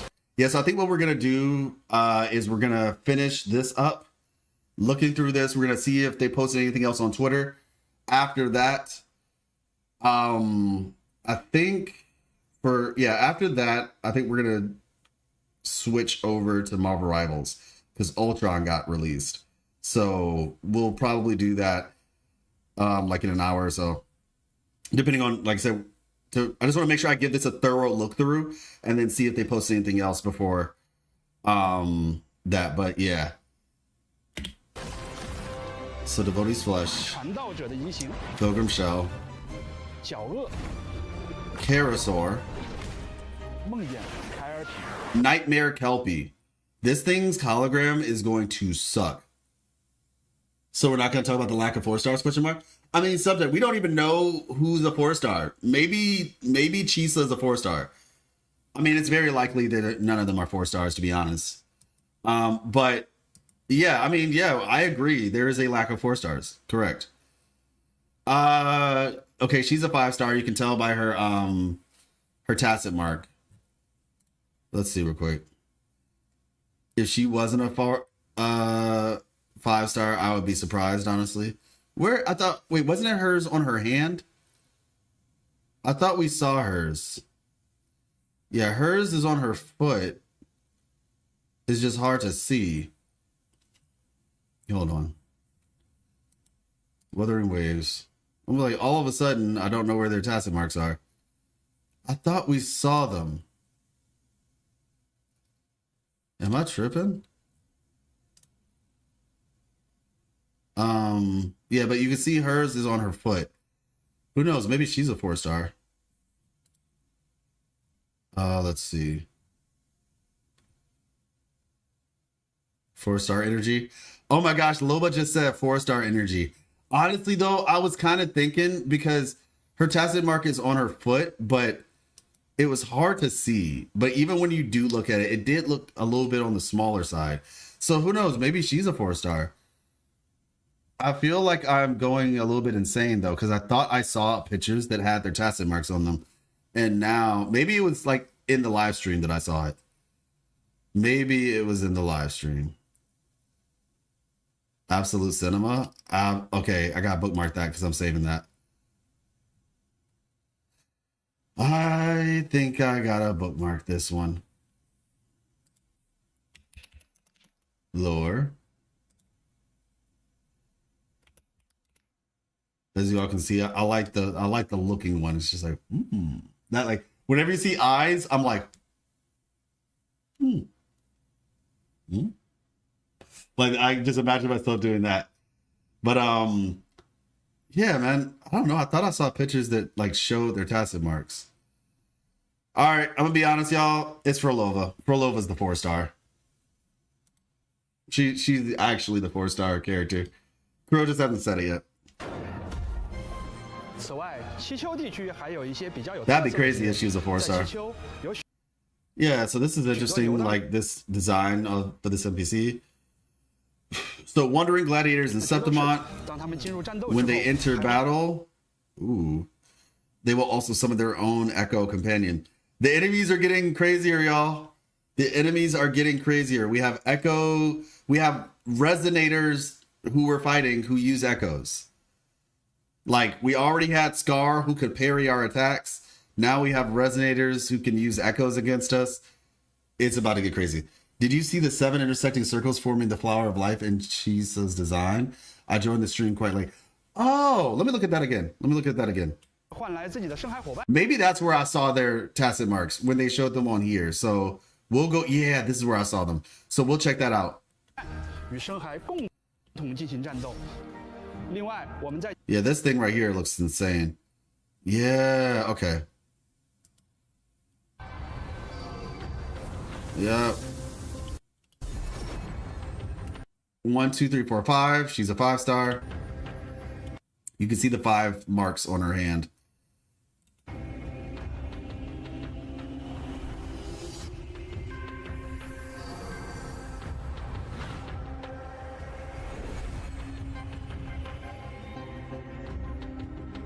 Oh, wait, they don't show her foot here. Of course they don't show her foot. Why would they? But yeah, okay, so you can't really tell with her. But maybe she's the 4-star.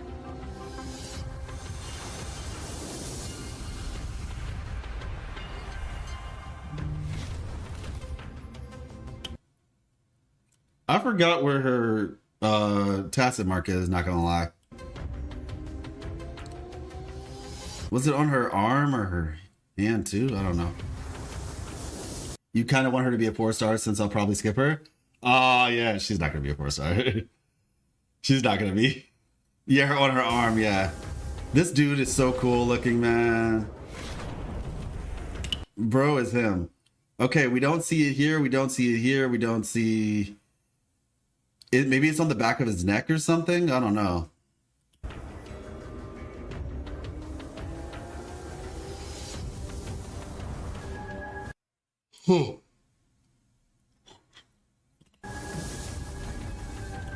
And then it splits, which is interesting. Yeah, flower of life. Interesting. And then it gets cut, meaning she ends lives. Under her eye patch? No, it's on her arm, I believe. Yeah, I think it's on her arm.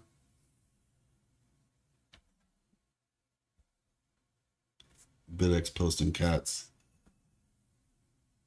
Is it in her YouTube short? Oh, you're right. They did post that. Or they likely posted that, which talks about stuff. Let's see. Shorts. These characters are crazy.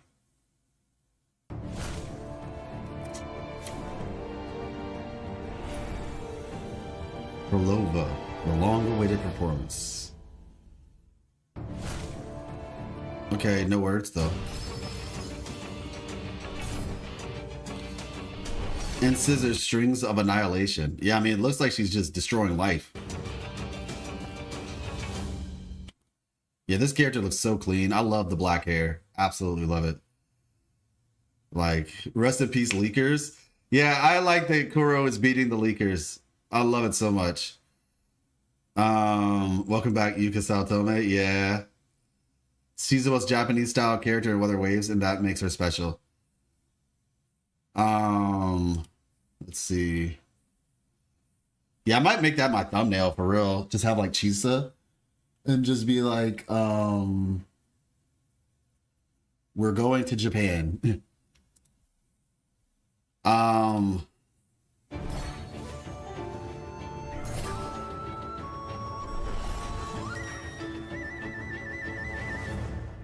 I just realized it. Let's listen to their music.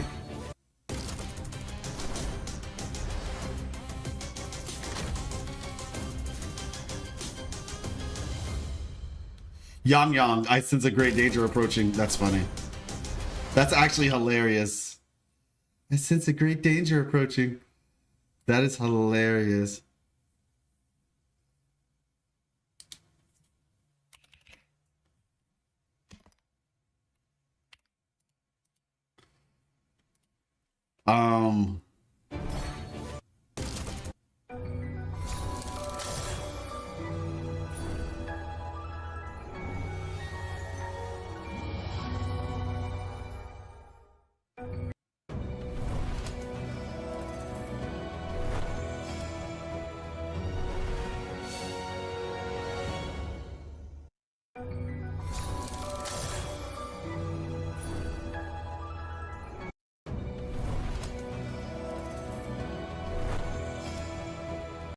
I don't know if you all can hear it, but their music has kind of a similar pattern to their music. It's like dun dun dun dun dun dun dun. Like, listen.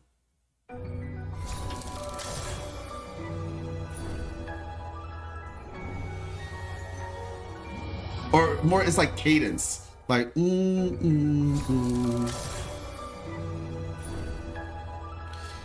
So here's this do do do do do do do. Like how do I do it? Like one's going down, whereas the other one's going up. Kind of like the sun and the moon. Do do.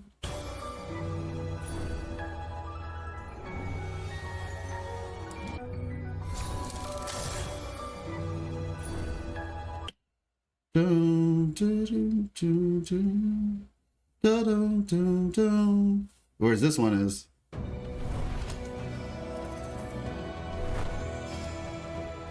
Do y'all hear that? Yep, can y'all hear that?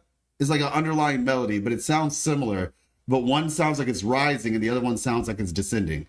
Obviously, the idea of, like, you know, the sun and the moon. Yeah, that's interesting. I say this a bunch because, like, it's not like I wear this as a badge, but I did go to, yeah, I hear what you mean. I went to school for music. So, yeah.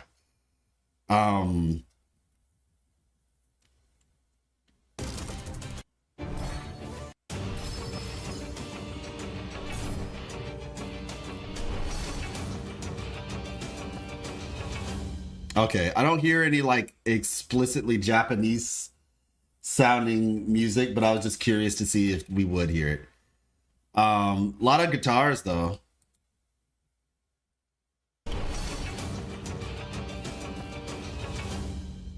All right, cool.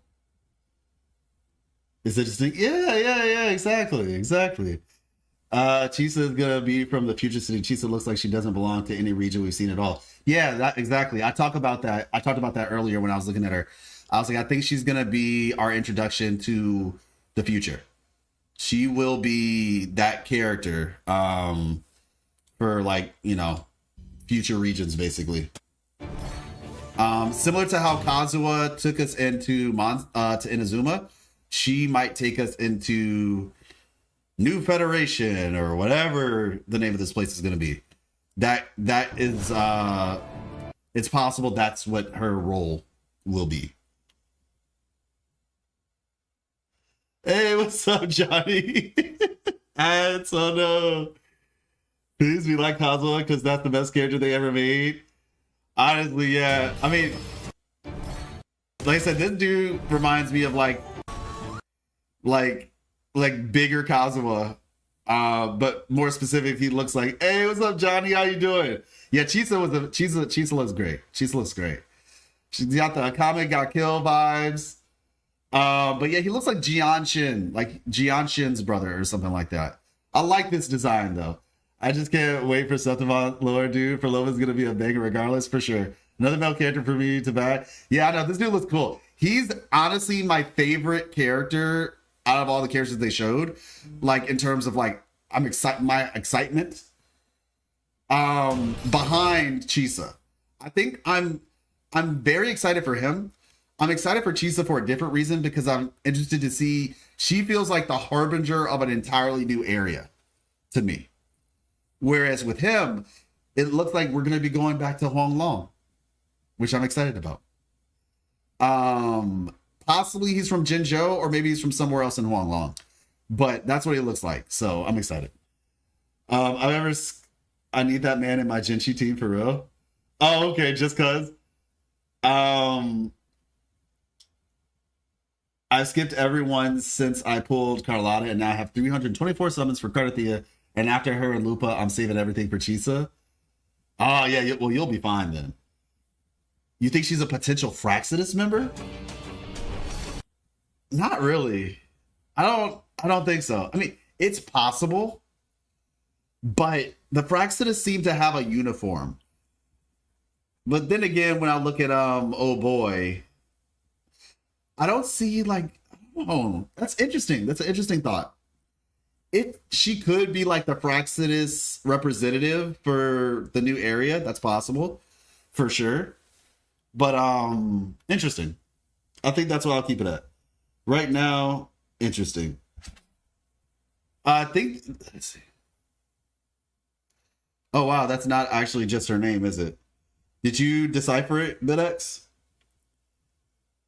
I'm about to say, I just realized I thought that this was just their names above, but the letters don't match unless this is like their name in Chinese or something. I hope she's Havoc or Electro. Yeah, I feel like she's going to be Havoc. Electro is possible, but I kind of feel Havoc. Let's say, Bidex, did you actually decipher it?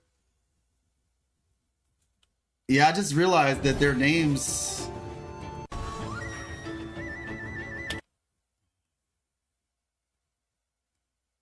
This one seems like a direct, well, I don't know what letters, but working on it. Okay, Bidex is working on it to see what this says above for Chisha.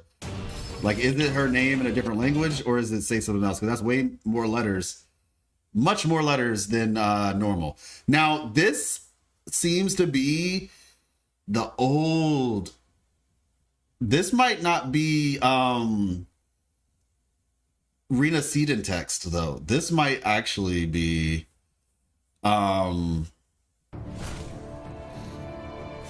like just the text that we had like in Jinzhou. This might be the Jinzhou text,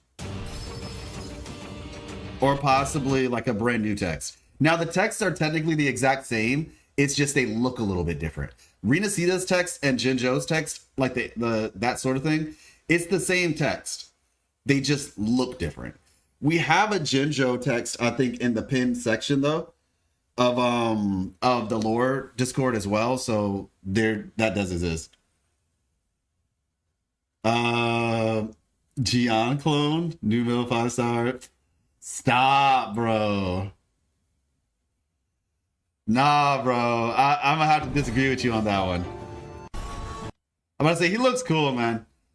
I think he's to me, I like him. He looks like Jian Shin, in my opinion. He looks more like Jian Shin's brother. That's what I tweeted. Let me see. Where did I say it? Yeah, like he looks like it, like he's her brother. You know? Hey, look. To each their own. But I like the design. I think it's cool. I'm about to say he reminds me of Kazuha. And like I said, people already have fan art for him. This is good. Looks like HSI's Dragon Boy. Oh, yeah. I'm not gonna lie, I'm not the biggest fan of he's okay, but I like him more in his normal outfit than his dragon form. But, you know, that's neither here nor there.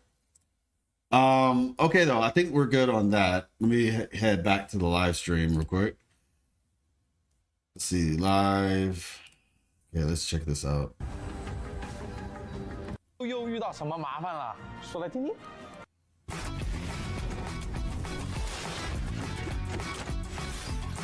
光之旅。 So we have 2 new sets. 赛中再和他们进行光之旅。 And we were looking at that already, so I'm a little bit confused, y'all. Is this Cartethyia set? Do I have to like farm? Well, I guess technically it'll get updated, so like the things you already collected. I don't know, actually. Do we have to farm for Cartethyia all over again?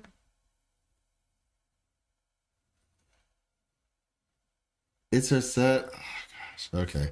I mean, I have Chicona, but I've been farming for this set thinking it was Cartethyia set. Just farm the boxes from the weekly game mode. Yeah. And I have a lot of boxes. Like, I actually have a lot of boxes. So I guess I'm fine. The Kelpie, the Nightmare Kelpie, I guess. That's what this looks like anyway. But yeah, so okay. Okay. Okay.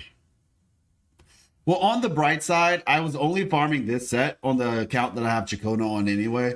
So I guess it's just like, I guess I could optimize Chicona a little bit more if need be.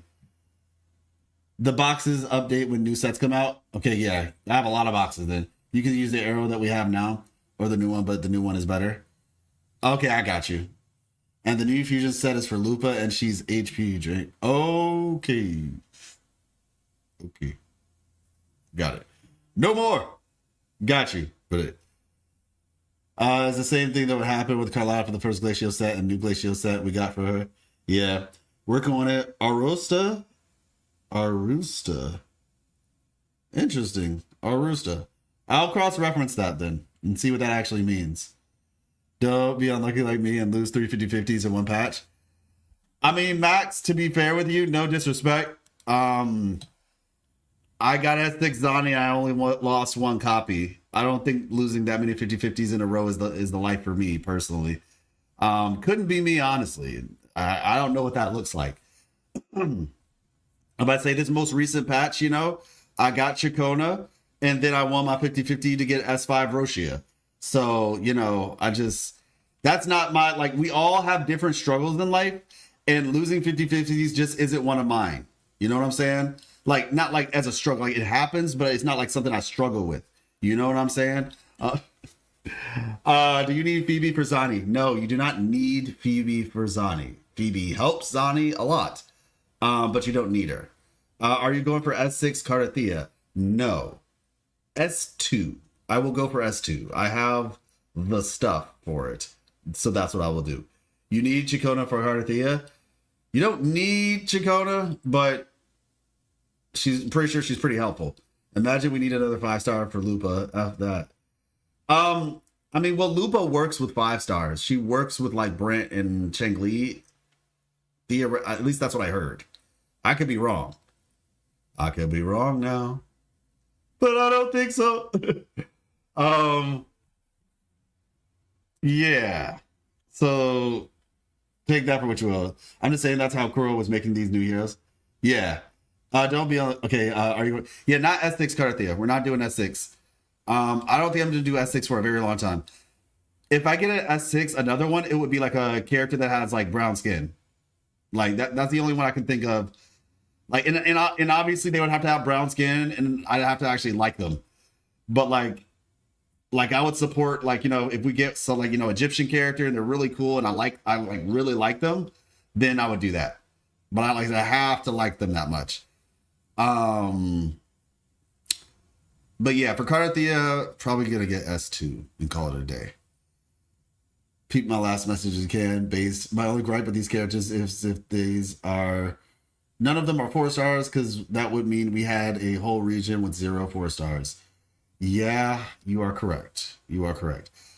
All I will say is I believe we'll get a 4-star. I do believe we will get a 4-star before this region is gone. And then imagine that Egyptian character needs another 5-star for them to be at their max potential. That's why I was trying to tell you. Oh yeah, it keeps that up. I'm gonna be mad. Yeah, exactly. No, 100%. That's how I felt about Sino. Sino, not just another 5-star. He needs an entire 5-star team to feel good.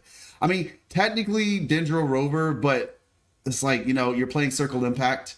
And Dendro Rover is difficult because you could easily blow up Dendro Rover's stuff, or your enemy could blow up Dendro Rover's ultimate. You have to like guarantee to do a thing a certain way to make sure water touched it, to make sure it didn't get impacted. It was annoying. It was so annoying. Guy with the helmet looks like a 4-star, not gonna lie. Guy with the helmet. What are you talking about? Oh, that's an NPC. That's an NPC. Yeah, that is not a playable character. 大家带来本 It looks like an NPC to me, 100%. 次前瞻的第二个兑换码，希望各位漂泊者们能够。 Saying you want a new 5-star character, get another 5-star character so you could be even better. Yeah, I was not a fan. Like, Sino needed, like, to a degree, needed, and it's crazy, because even, what's her name? Even Nahida limited Sino, because you couldn't switch on her rotation. So she was helpful, but not really what he needed. What Sino needed was Emily. And she came way later. You needed Emily. Like, okay, to be fair, you don't need what's her name? Farina. You don't need her. But she also is the only one, kind of, like, to properly work with Sino, because he had such a long rotation, you needed people who could match his long rotation. And the only people who could actually match his long rotation were Farina, Emily, and for your last slot, there wasn't really like a buffer that matched his rotation either until we got whatchamacallit, Mulan. I think she's the only buffer in the game that can match his rotation length to like a reasonable degree. So yeah, it's stupid. I have that team actually, but it's still stupid. Okay, so now this right here is what I'm actually really interested in. I missed some of this, so I want to look closely at what this is, because this looks amazing. Peaks of Prestige. This looks so cool. Join Peaks of Prestige, a great Agon for echoes. Glory calls, and the arena awaits.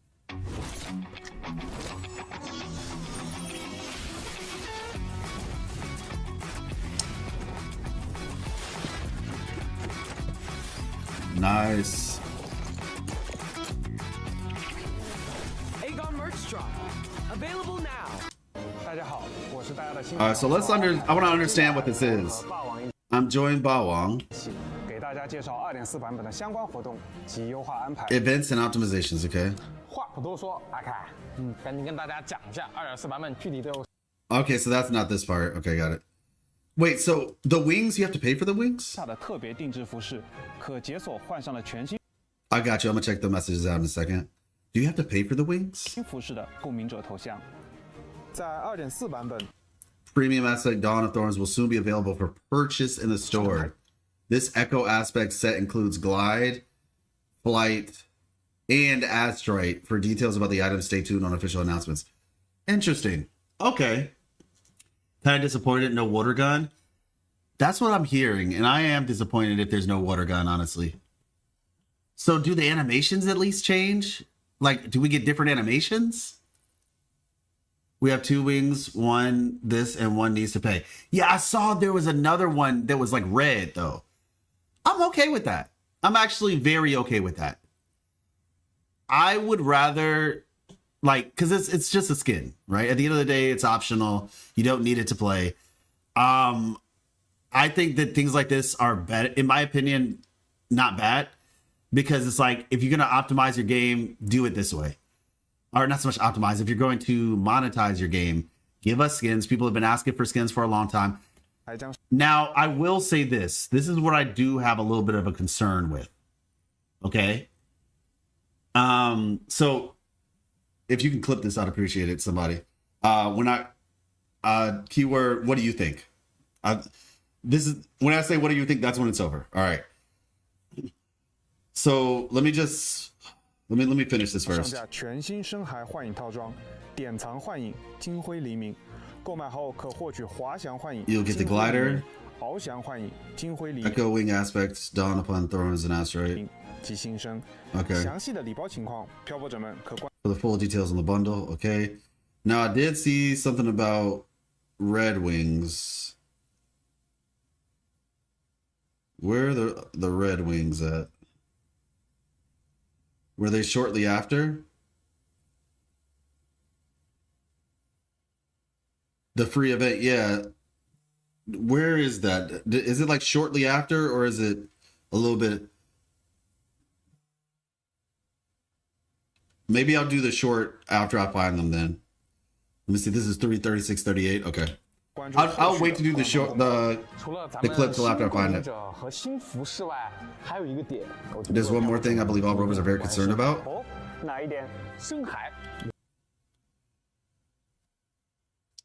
Yeah, Johnny, I'm gonna get you. I got you. I just want to see some real quick. The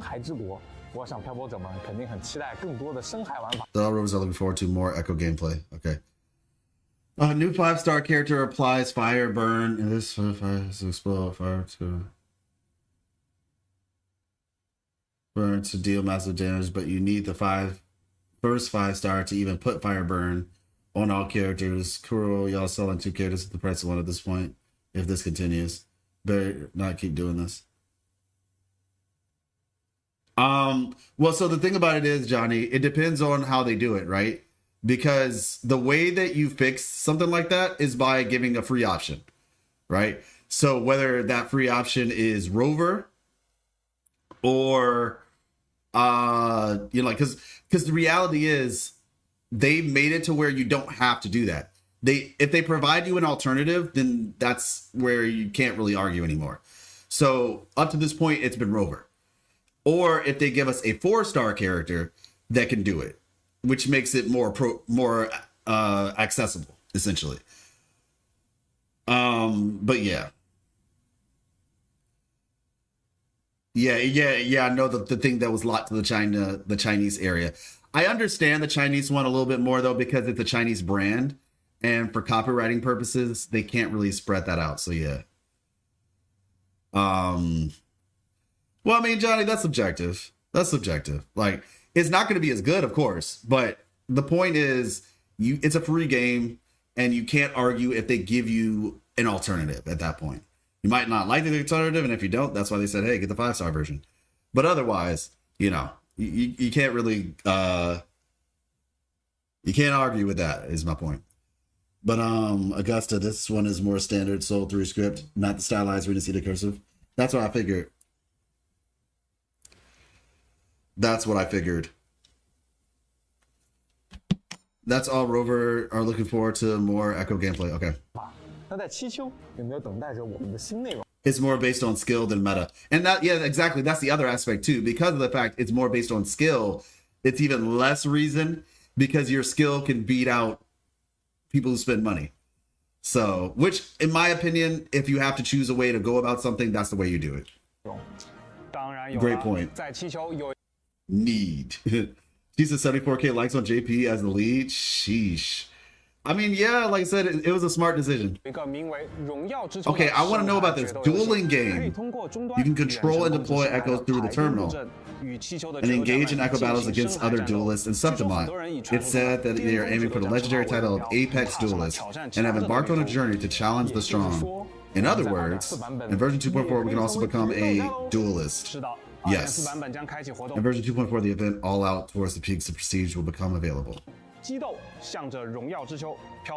Rover can participate in the event and build your own echo team. Okay, yeah, so this is where we get the free skin. Got it.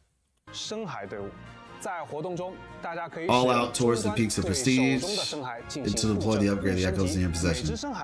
Each echo has its own unique fighting style. I'm actually interested in this in particular because of the fact, to me, the Genshin TCG thing, and yes, I'm talking about Genshin, get over it, like, it's similar. I play both games, okay? I'm not talking about something that I don't actually consume. I'm not being a hypocrite. I play both games. The TCG thing came out of nowhere. I'm like, what? You know, like, this makes more sense to me because echoes are an ingrained part of the story. Whereas with TCG, it was just taking characters that already existed, but it's just like, you could have did a lot of different things with that. And so that's one thing. But even more so than that, even more so, the fact of the matter is, this is also going to be 3D. So we actually get to see the things fight. I wonder if the skins will apply to the future traversal items. It's like TFT from League of Legends then, TCG. Oh, got you. Like the rumored area will have car/bikes. You know, Afro Thunder, I was about to get to that. So hold your horses. I was about to get to that. 独特的战斗 Has its own 方式 unique fighting 而 style. 作为队伍核心的深海 And will meet 则需要满足 certain 一定条 conditions 件 before 才 they can 能在 be 战 deployed in 场 the 中出 battle. 战。 Yeah, this is cool. I like this. 另外，漂泊者可以通过选择 They can 不同 influence 的 the course of 决策策略 battle by selecting different resonator tactics. Interesting. 对战局的走势施加影响哦。组成自己 After 喜欢的 forming an 深海 echo 队伍 team to your 后漂泊 liking, 者还能 you can 挑 also 战 challenge 西球 Septimont's 当地的 local 球家 duelists. 与他们 This is so cool, y'all. This is what I was asking for. I have been asking for this since the closed beta. I was like, we have echoes. Let's do echo battles. I need a Pokemon-like system. And it's not literally Pokemon, but you get my point. Like, it's like. Yeah, like Yu-Gi-Oh! Essentially. Exactly. Oh, man, I'm so excited. This is what I was waiting for. By the way, how are you doing, Apple? Apple and Mario? 荣耀对决，获取荣誉勋章 Obtain medals of 进一步增加 prestige, 自 which 身 can 的 be 战斗 used to 力 further 解锁 enhance your 更多的 strength. 奖励 Dark Magician, exactly. Celtic Guardian. Trust me, I was into Yu-Gi-Oh, man. The OG Yu-Gi-Oh, at least. Pot of Greed. Oh my gosh, the Pot of Greed memes are gonna be so funny. A lot more 参与 rewards. 活动可以获 Participate in 得 the event to 新 get 生奖 Astrite. 励深海 Phantom Cuddle-Wuddle, let's go! Phantom Cuddle-Wuddle! Shu Yuan, 50k likes it in as the lead. Wow, BitX! That's actually pretty impressive. That's actually pretty impressive. My luck is amazing today. I got Brent double with a 10 pull. My Brent is S6R1 now. Sheesh! Congrats! 以及 Afro? Why do you say Afro? What do you mean? No. Somebody else in chat, their name is Apple.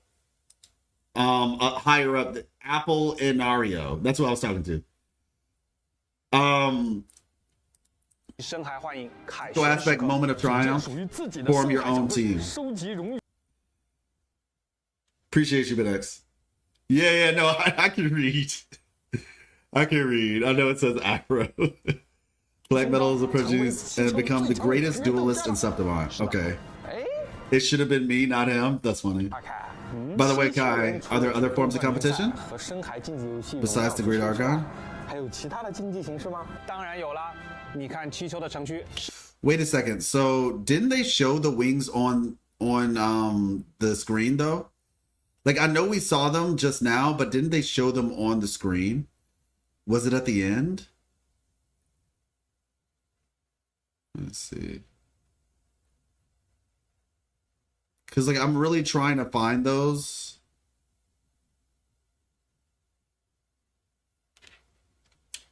How many summons overall to get to S6? Oh, okay. I'm trying to find those. Dang. Yeah, I thought they showed the wings directly on the screen, like in, you know, kind of like a bigger format.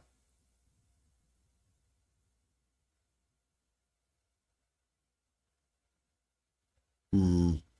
是不是也像一个巨大的竞技场？在完成潮汐任务第2章第6幕燃烧。 I'd include me in quest chapter Flames of Heart. Okay, well, you know what? I guess for the time being, I will just do this. Where is it? 36, 37. Okay, 36, 31, and then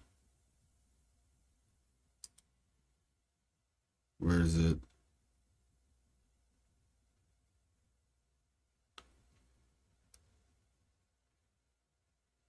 在七丘有没有等待着我们的新内容？当然有了，在七丘有一个名为《荣耀之丘》的深海决斗游戏，可以通过终端远程控制深海的排兵布阵，与七丘的决斗家们进行深海战斗。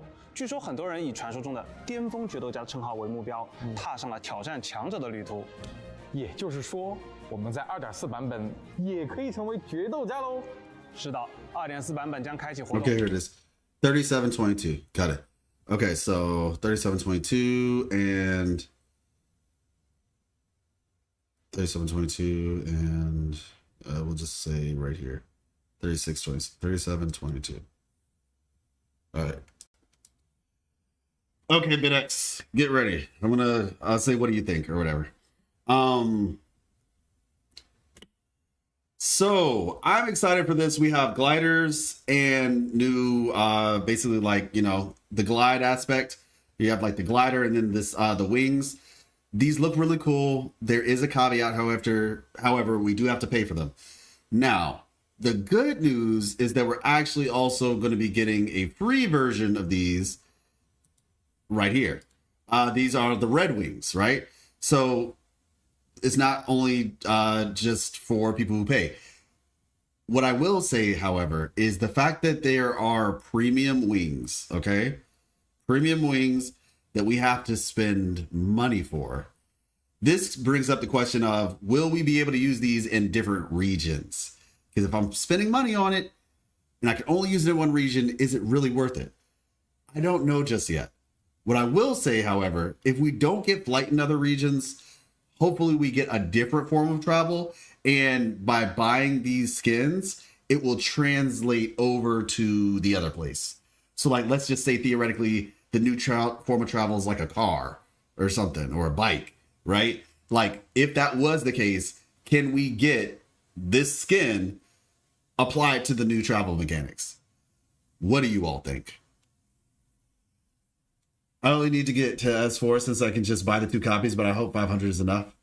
Yeah. So you're trying to get S6 Cartethyia? Lorraine? But yeah, that's kind of my opinion on that. Gotcha. I'm just going to go S2 and call it a day. Excuse me. Alright, other forms of competition besides here. Oh wait, so let's see, 37. 当然有啦，你看气球的城区是不是也像一个巨人开启活动？ We'll continue. Yeah.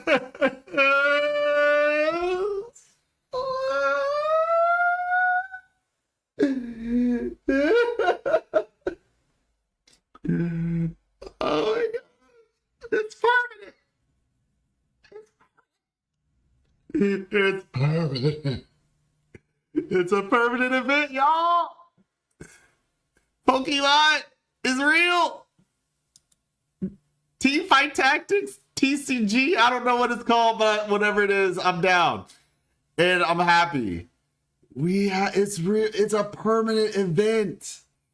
Let's go. This is good. This is actually, man, we're winning. Like, we're winning.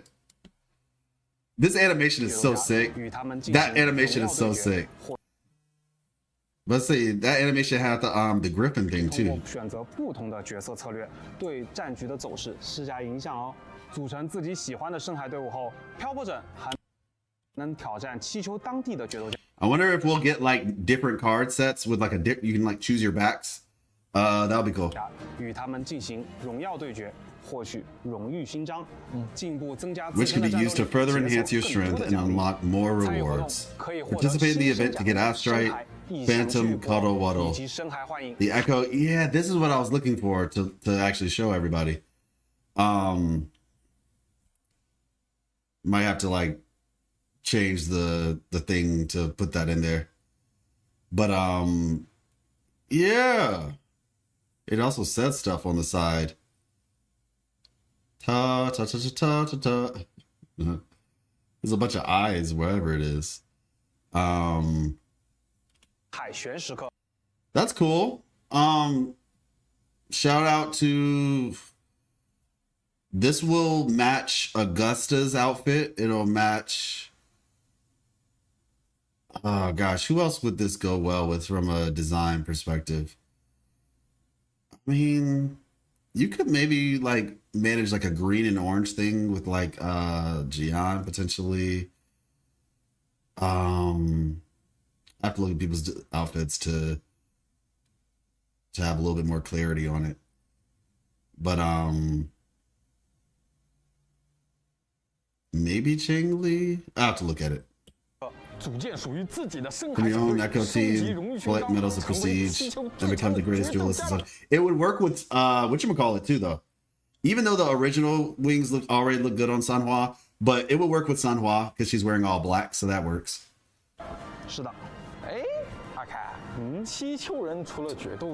So other forms of competition besides the Great Agon, peaks of prestige. Of course, look at the districts of Septimont. A massive arena. Yeah.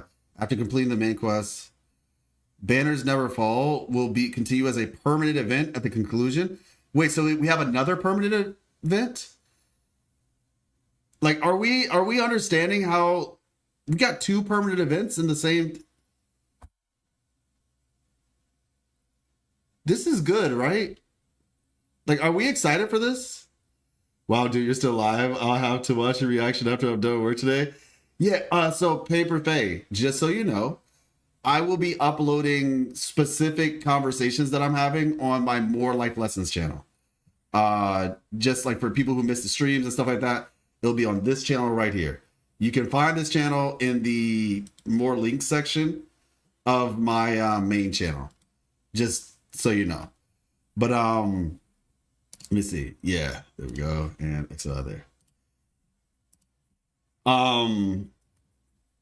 This is really good. 2 permanent events.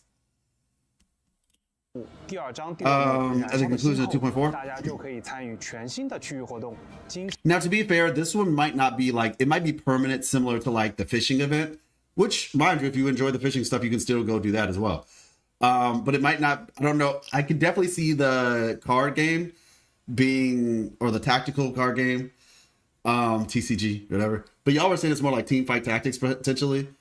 But yeah, I could see that being played multiple times. But who knows? I'm not, the fishing thing, I'm not like the biggest person for fishing. So maybe some people are still playing the fishing thing because they like it that much. It just depends on how this turns out, to where it's like, whether there's an incentive to keep playing it or not. Joy, Gehinom, and Belborn, imagine that's like summoning the 3 Egyptian gods in Yu-Gi-Oh! Oh my gosh. Yeah, Joy, Gehinom, and Belborn sounds sick. Is it a competition held within the city districts of Septimont? Slightly different from Gladiator matches. Simulated hunt activity.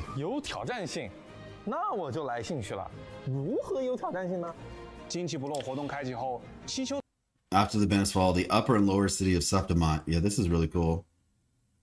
This is the stuff that I didn't get a lot of time to like pay attention to because I was like trying to get tweets out and stuff. Will be divided into several different areas. Banners of various sizes are erected in each area. Competing battles, okay, increases your trial level, thereby enhancing Resident's combat abilities. Each area will have a core banner. So this is like a little bit more detailed version of the Griffin, so that's cool. Guarded by extremely powerful enemies. As long as whoever captures the core banner, they can occupy the entire area. Battles in the upper city will be more challenging than the lower city. Besides capturing non-core banners, level up game buffs on the special ways to defeat enemies. When Resonators perform a dodge counter. Okay, so that's what this event is. This honestly seems pretty cool. I still do the fishing daily sometimes to buy mats on the refresh shop. You're right, you can do that. So you know what? Like I said, just because it's not for me doesn't mean it's not for somebody else. That's actually really good insight. So thank you for that. I'm actually happy that there are people who are still enjoying that, to be fair. Because it's just nice that people have different things that they can enjoy in that way. So that's pretty cool.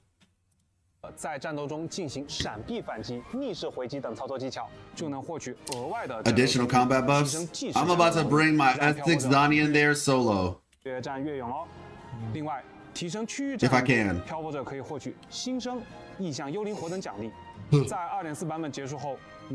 Phantom, cool. If they wish to take part in the event, got it. For I have come to conquer.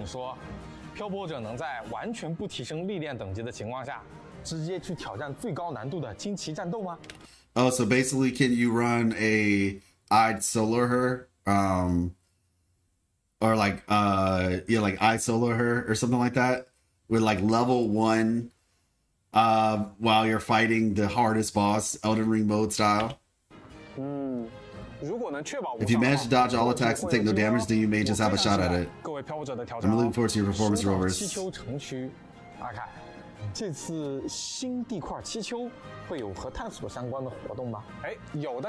Yes, indeed. This time we'll also open 3 exploration progress activities. Okay. 首先是 So 3 different. Yo, this is gonna be so hype. This is gonna be so hype, man. I'm so excited. Like, I'm just looking at this. So y'all listen. One of my favorite places in like the world, like from a design perspective, I really like Mediterranean designs. Like Greece, Rome, that sort of thing. I'd say I'm a little bit more partial to Greece, but Rome is nice too.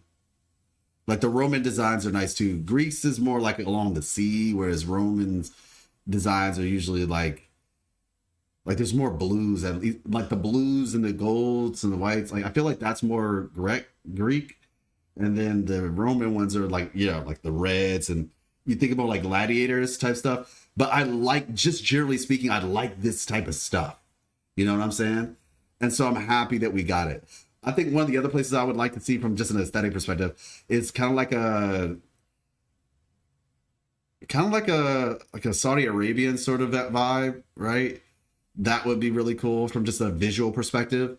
I don't know. I always think about like Sly Cooper or Assassin's Creed or something, but that would be really cool. Sam, I think I like Greece more, but that could be due to mythology. Ah, true. But yeah, like this is all in all, this is great. I'm so excited to explore this. Abstract materials and other related rewards after completing various exploration tasks in Septimont. Got it. Meet next to the uncovering past heroes. Clouds above the remember the cries. I'll read that later. Echo through the skies. Oh, they're rhyming. Let me see. The clouds above remember the cries that once echoed through the skies. The wild expanse carries the resolve of warriors long past, and the rushing rivers run red with the courage of the brave. Here, nature itself bears witness to a history forged in glory and sacrifice. Rising from this land is the city of Septimont, high spires and towering walls erected by its people as a testament to their unyielding spirit and warrior's pride. It began at the harbor, where you cross paths with the quarreling father and daughter. A chance to encounter uncovers the legacy of Septimont. Oh, interesting. 大家可以参与占领追横活动，在高低落差极大的气球城区里进行穿梭，留下自己的足迹。最后，我们也再次追加开放了行旅图集 Septimont Travel Atlas. Okay. 气球限时探索度活动，将气球区域的探索度提升至对应要求，可获得新生。将气球区域的探索度提升至对应要求，可获得新生等奖励。希望建筑宏伟、充满竞技活力的气球能给大家带来不一样的探索体验。话说回来，霸王，最近你有听说我们的老朋友马季的新消息吗？他又遇到什么麻烦了？说来听听。似乎转到乌。Seems after transferring to local logistics headquarters, the headquarters didn't have much faith in his business. They even said that this is his final chance. If it doesn't work, they'll shut down the Lolo stamp exchange service for good. Alright, yeah, so we know what that is. We know what this other stuff is. That made sense. There's some quality of life updates.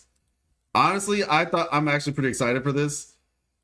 I might be the only one, I don't know, but I'm excited for this. Like the fact that like leaves moving and the water, you can rush through water. Hopefully they can get this on PlayStation 5, but I don't know, maybe PS5 Pro at the least. I don't have a PS5 Pro, but you know, it'd just be nice for people who do have it. 在气球的落叶之上，或者在落叶上进行攻击，都会有对应的交互表现。再比如，当漂泊者贴近水面， that's like a cool little thing, you know? 水面也会出现被激起水花的交互效果。我们希望这些优化 We hope these optimizations will provide rovers with better immersive experience. 在这个版本 Furthermore, 体验 2.0 版本剧情 the fast track function 进行了优化，在漂泊者首次跟随任务流程激活荆州的中枢性标 activate the resonance nexus in Jinzhou. 这个 Wait, so they're basically making it to where you can go to Arena Sita instantly?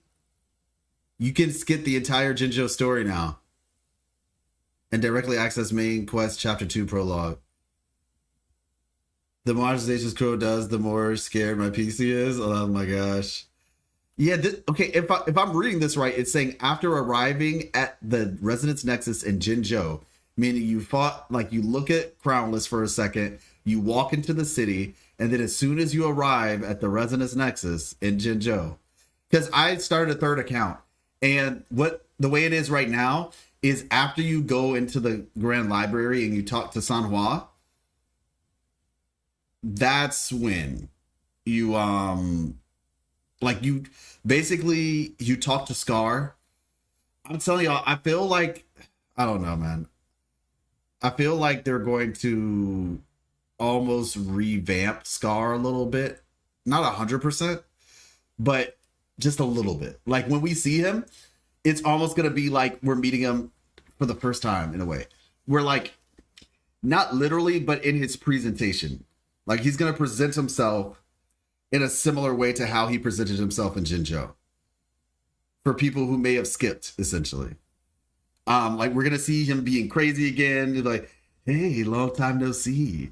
He's like, I don't know. It just feels like he's gonna do a similar song and dance. I could be wrong, but yeah, they're basically just saying you can just go straight to Arena Cedar when you start the game. Practically, when you start the game, because beforehand you had to get past like Act 3 of the first chapter. But now it's just like, yep, go to Chapter 2. 解锁活动，前往林纳西塔。在2.4版本，我们还会上线剧情专注模式。漂泊者们在进入专注模式后，角色与场景。I love how they have everything written in this text to make it universal. So they're just like, yeah, this is just universal. So like whether you're watching from an English-speaking place or Mandarin or Japan or whatever, like, you know, the Philippines, Germany, wherever you're watching from, right? Brazil, Portuguese, what have you. And I know some of those are probably like languages and countries. You get my point. They're just like, we're just gonna make it universal. 将再也不会被其他任务占用，不会被其他任务打断目前的潮汐任务进程了。另外，我们还将在游戏内上 Yep, BitX is going to be the #1 in-game build content creator. 攻略站。以后漂泊者们在培养攻 His 略的 words, 时 not 候 mine. 就可以直接在游戏内打开攻略站，寻找对应的攻略啦。攻略站页面会发布创作者们的角色攻略以及养成建议、配对思路等内容，从各个方面为漂泊者提供所需要的参考。太好了，这样以后想要寻找养成攻略的时候，就可以直接在游戏内进行搜索了。最后，为了庆祝七丘决斗冠军赛的启幕，在2.4版本开启后，我们将通过邮件为各位漂泊者送上10个福金波纹奖励，希望漂泊者们能享受这场七丘。Interesting. All right, well, there you go. Grand opening, you get 10 at the start. I'm actually pretty interested in this Solar's Seaside story. I'm interested in what that's supposed to look like. Yeah, I mean, yeah, more like fan created stuff is always a good thing. So yeah, I'm gonna make the builds for the characters and main build for everyone.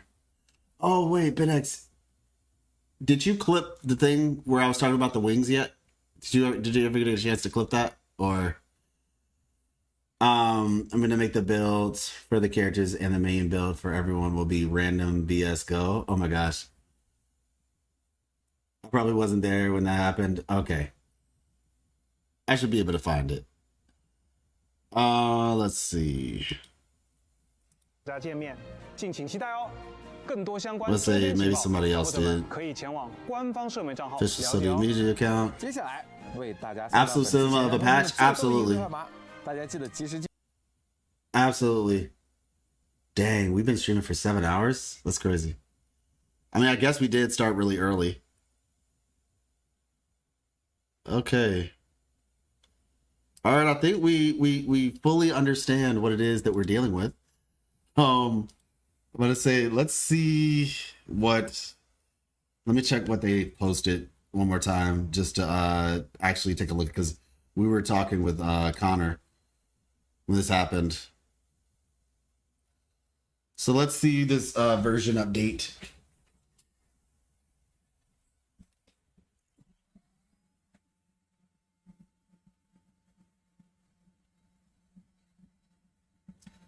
June 12th. Seems so far, but so close at the same time.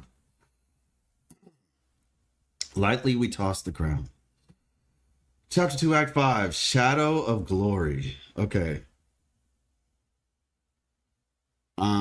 Chapter 2, Act 6, Flames of Heart. Okay. And so this is all going to be 2.4. So I guess maybe this is the first part of the patch. And then this is going to be the second part of the patch, I guess. Claim Radiant Tide times 10 in-game mail, via in-game mail.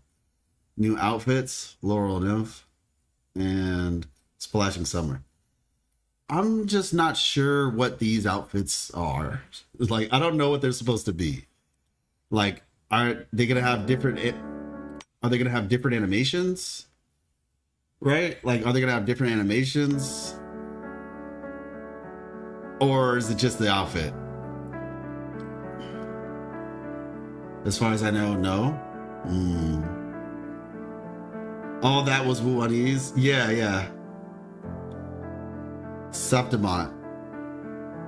Interesting. So this is across the street from the street, but this is across the way from the city. Lioness of Glory. It's a chimera. Lioness of Glory is a chimera, and Nightmare Kelpie. So these are the new boss drops.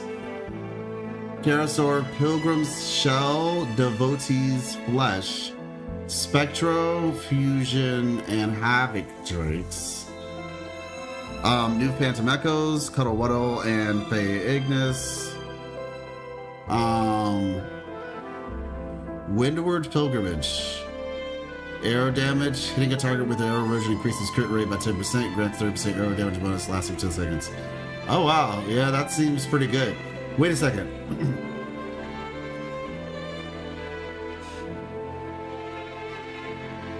Yo!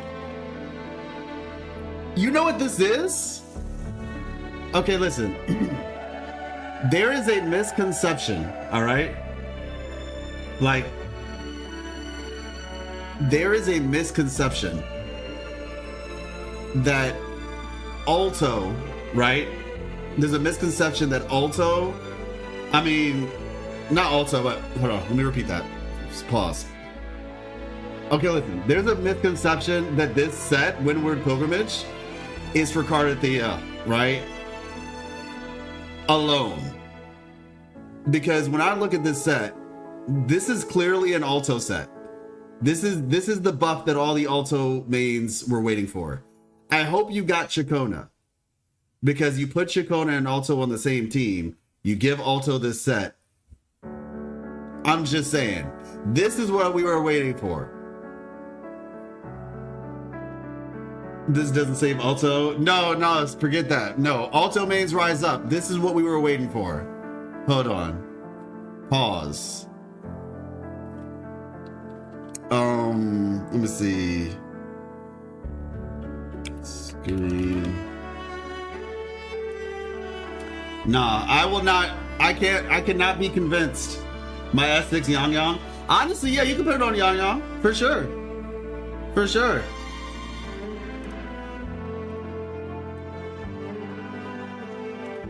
Capture region.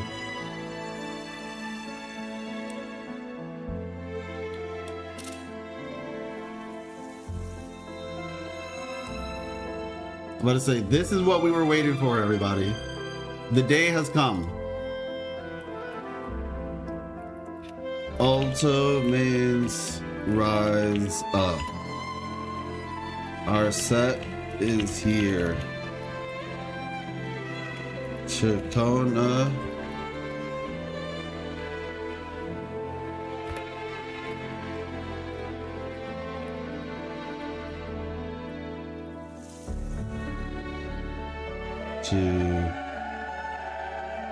Are going to bang.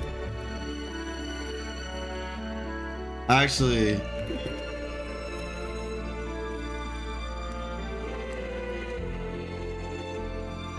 bang bang bang. That's a Alto reference. Only true Alto mains would understand.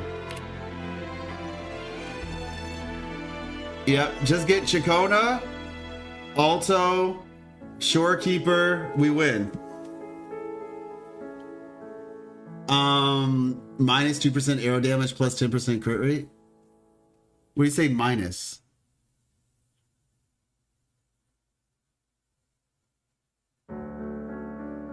Bidex, why do you say minus? I'm gonna say, honestly, this is why I like, there's a part of me that wants to get Chakotay to S2 just to make Alto better. Cause she gets like arrow damage bonus, like 60% arrow damage bonus with S2. Like, and then Alto's gonna be a monster. No Felion Barago, Fleurdelys Echo gives only 10% arrow.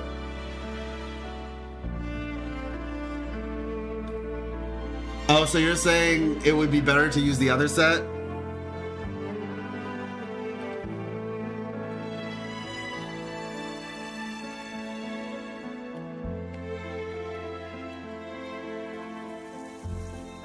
This is satire, by the way. Well, no, but it's not a massive gain. Oh, well, in that case, it's a gain. In which case, I don't have to say this is satire. I am legally safe to post this now. What about the new 4-star Echo? You talking about the Kelpie? The new Nightmare Kelpie?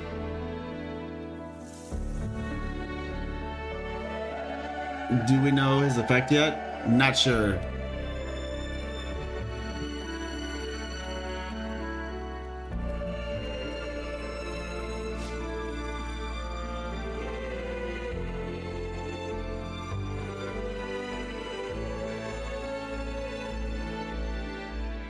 There we go. Oh, wrong thing.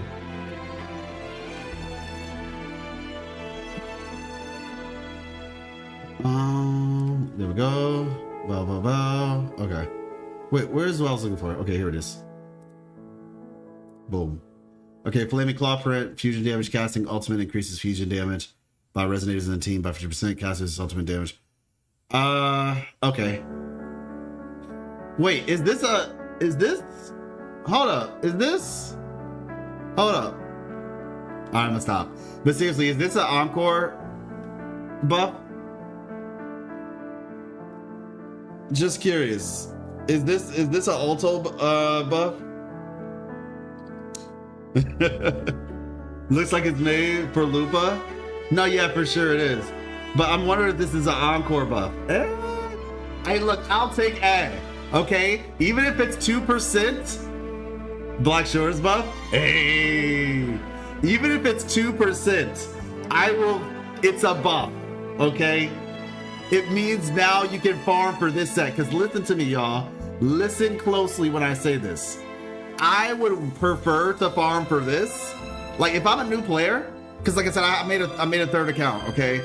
I'm not going crazy on that account, but I'm just saying, I'm getting the experience of a new player. And if I was a new player, I would rather focus my time farming this set than farming the old set. Because 9 times out of 10, I'm probably gonna try to go for Lupa. And now I can, if I get Encore or whatever, I can just put them on the same team. And I only have to farm one set now. So I think that's a win. I like these wings, they're cool. These wings are solid as well. New permanent challenge. Okay, there we go. Optimizations. Okay.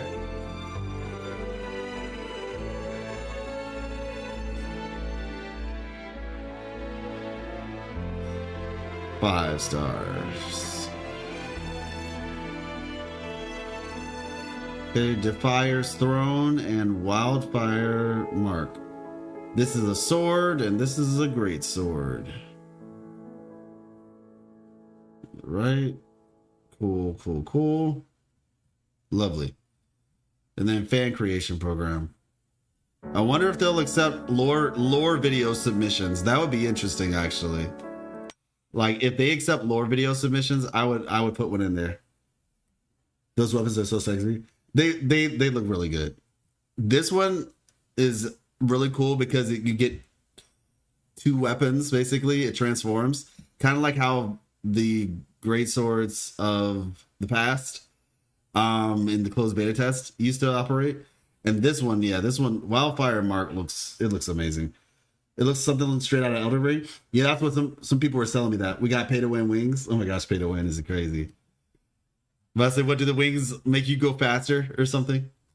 But yeah, we have two different types of wings. And there's a free wing and a paid wing.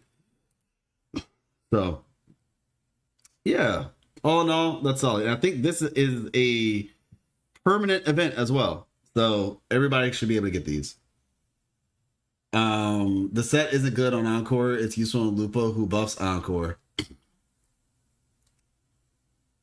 Okay, it's an Encore buff indirectly.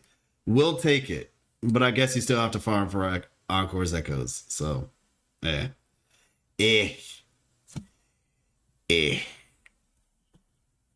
Alright, that's fine. That is totally fine. But yeah, man. This looks good. This looks really good. I thought.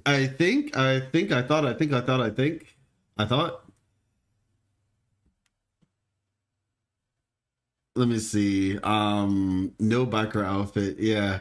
62K is crazy. I just posted this morning. All right, let's see. Okay, so her zippers and triangles make her look covered in teeth like that. She's covered in suns, a prominent symbol of...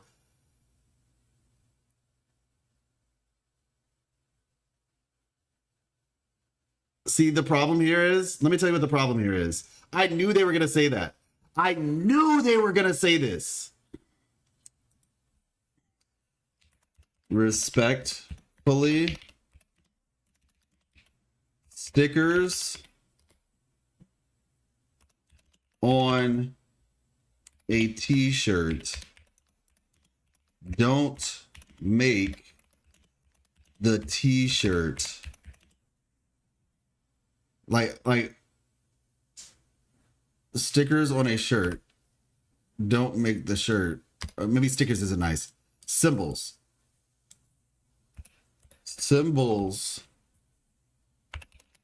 on a shirt.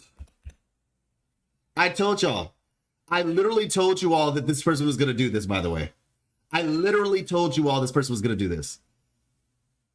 I was like, there's no way in God's green earth that a biker outfit makes sense in Notland. Just because the designs on the biker outfit make sense does not justify the biker outfit. Okay, symbols on a shirt. Symbols on a shirt don't make the shirt any less. Let's just say on a polo. I'm trying to think like a modern shirt, right? She looks extremely out of place. Symbols on a, I'll just put it straightforward. Symbols on a biker outfit don't make the biker outfit any less of a 20th century a modern, hold on.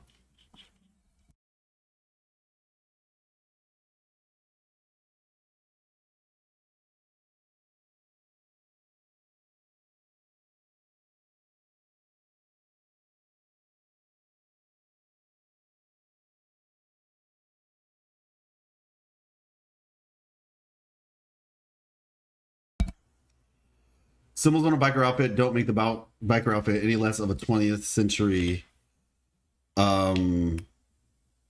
convention. The symbols were never the problem. I knew they had Aztec roots.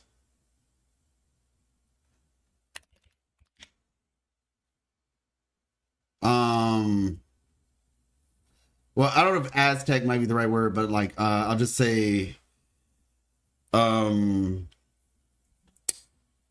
yeah, Aztec. Yeah, they have Aztec roots. I knew they had Aztec roots. That's clear as day. As clear as day. The issue is with the bike and the leather biker outfit. Thus, my original statement.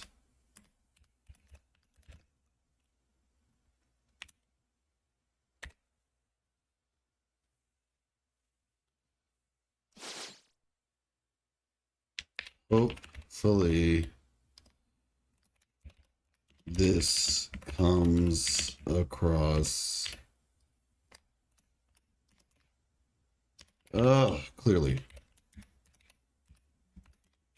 No hate intended.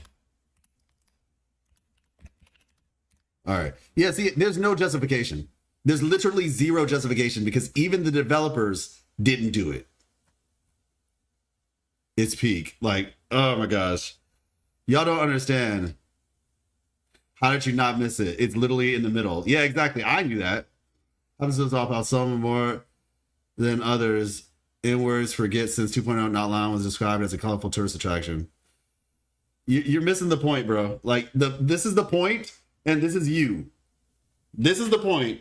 This is that person.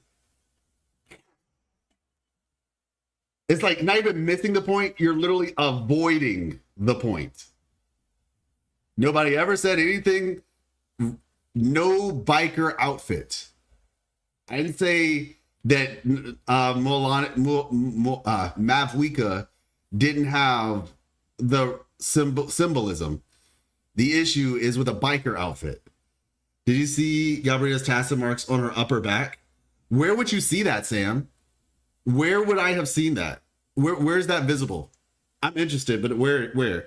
That must be that Japanese soldier who fought 29 years after World War II ended. Yeah, I saw on her shirt twice. I fixed it. Yeah, did you check the new area names on the homepage? On her shirt, yeah. Let me see. Like, it's crazy to me.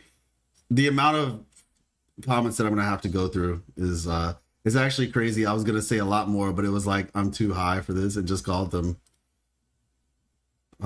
Don't make conversations with horror shows. They are. Wait. Oh, this conversation. Yeah, it's crazy that they don't understand the difference. Like it's actually crazy that they don't understand the difference.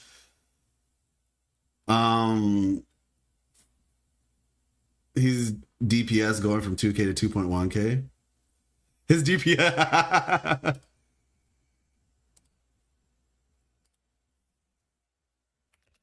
Absolute mama mia. Can we find that? Gosh, I wish Wuthering Waves gifts were like easier to find. I really wish they were easier to find.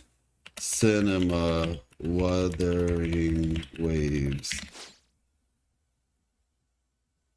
Okay.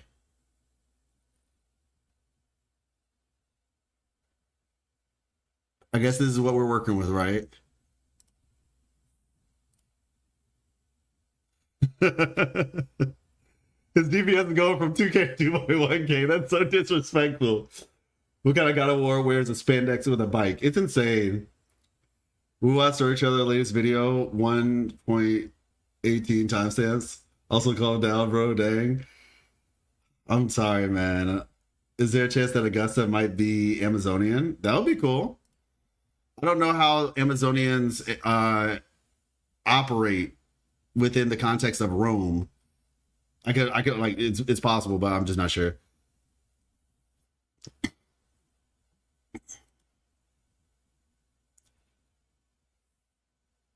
All right, let's see. You said it's at the trailer. Wuthering Waves. 1.18. She's missing. Wait. No, not this one. Oh, this is 8 minutes and 50 seconds. Sheesh. This one?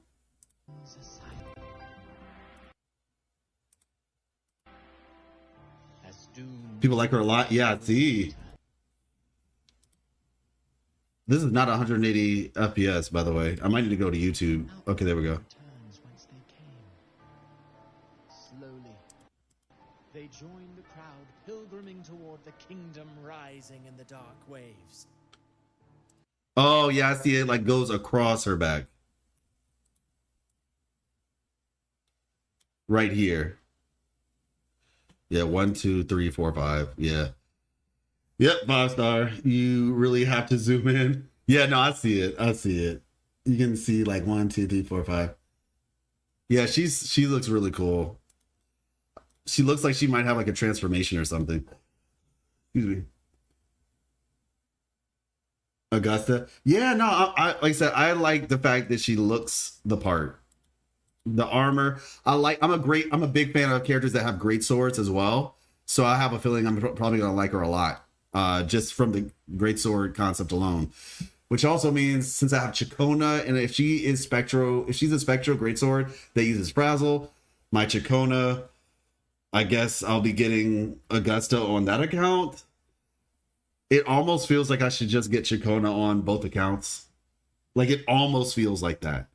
Because Chacona, like, but she's only for arrow in that. So it's just like,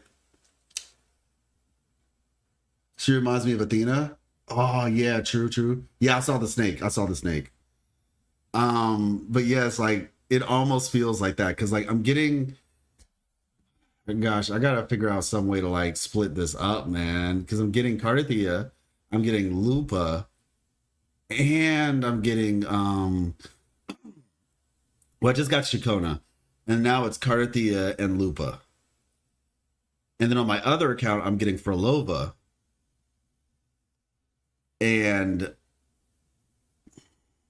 like, I would prefer to get Augusta on that account, but if she's Spectro, it seems like it would make more sense.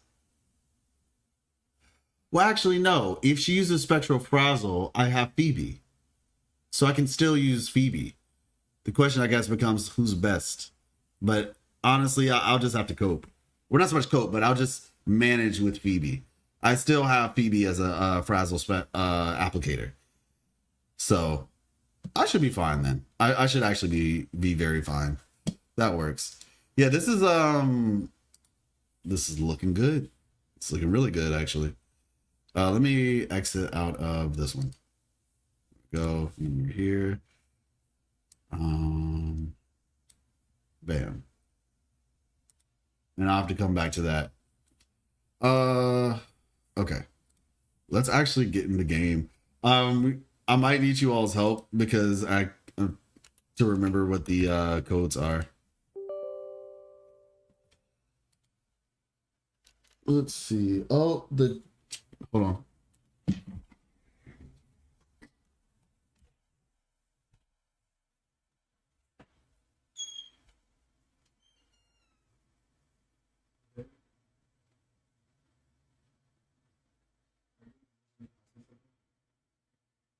Ready for the simplification? Thank you. Oh, yeah, I'm ready. Yeah. Yeah.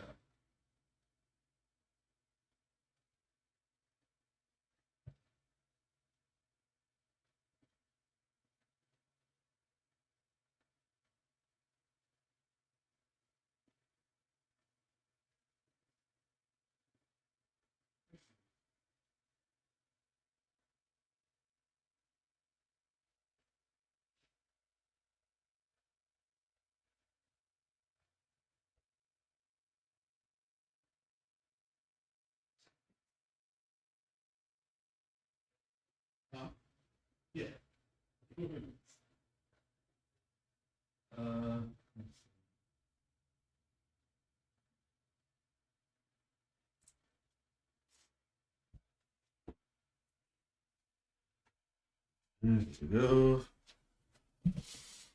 Ever flowing with you.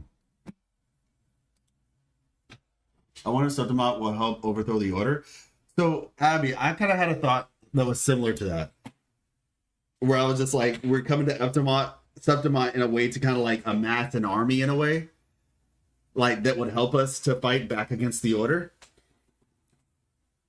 That was a theory of mine some time ago. I still think it's possible.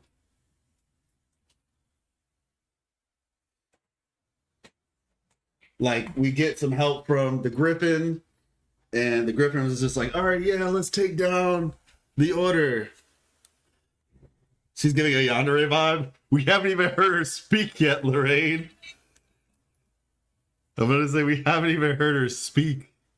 They said we're going to give her all the stereotypical anime tropes. She's a Yandere. She's wearing a schoolgirl outfit. You know, she looks like a bunch of different characters in anime combined. Like, we're just going full force. Exit.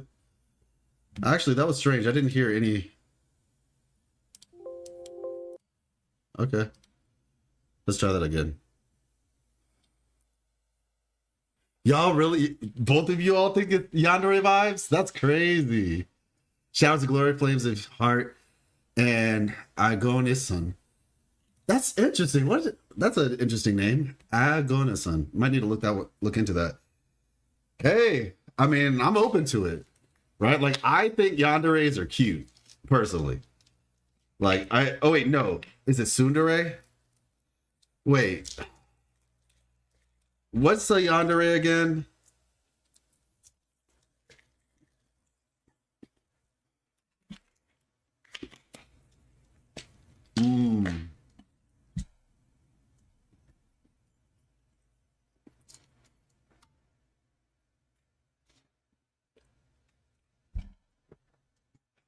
I don't know why the music isn't playing.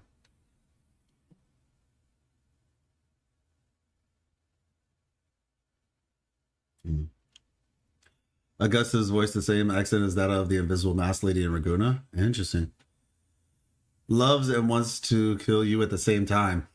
Oh yeah, no, I like tsunderes. I think tsunderes are cute. Yanderes, I don't even know what to say about yanderes. I'm just like, yeah, you know what? I'm gonna pass on that.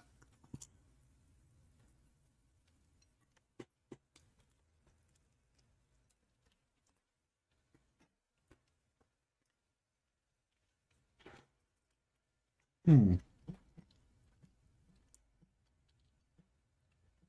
I tripping? Does the music start after the shaders load in? Maybe that's what I'm thinking.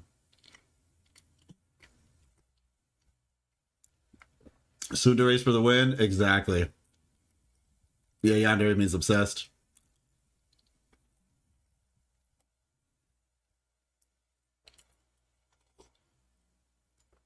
Okay, something's off. Maybe this is based on something I did earlier. Because there's no music, no sound at all. All right, maybe I accidentally turned the... Oh, wait, did I do it in the settings? Volume mixer? I probably turned it off in the settings.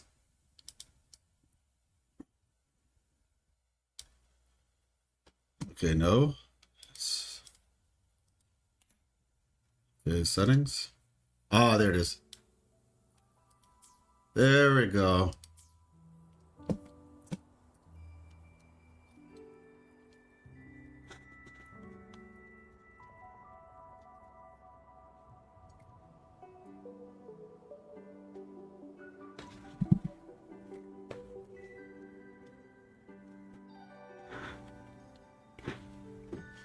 Oh my god.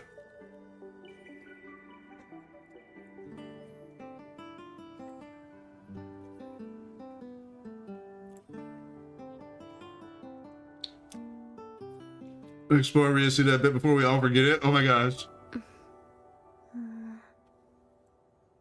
She's taking all your gems? Oh man. Perfect. So I wanted to show y'all some stuff that I learned about her after having her for a little bit.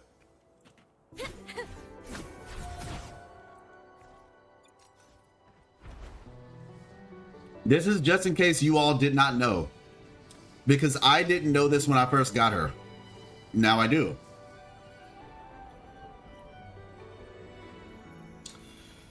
Gosh, man. Okay, so look. Her music instruments, yes. In particular, though, there's some interesting things about it, even in her story quest.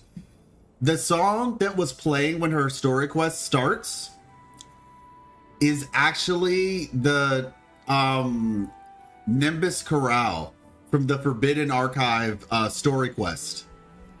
And I'm not sure if I did it on this account or not.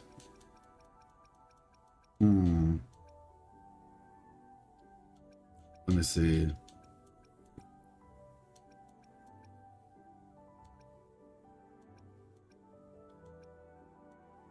Yeah, I think I did it on this account. Remember, I have 2 accounts, so some things I've done and others I haven't. Beyond the Waves, remaining 11 days. Logistics. Yeah, so she's doing the Nimbus Chorale, which is the song from the Forbidden Archives quest, which you technically start it over here in the Atrium of Reflection.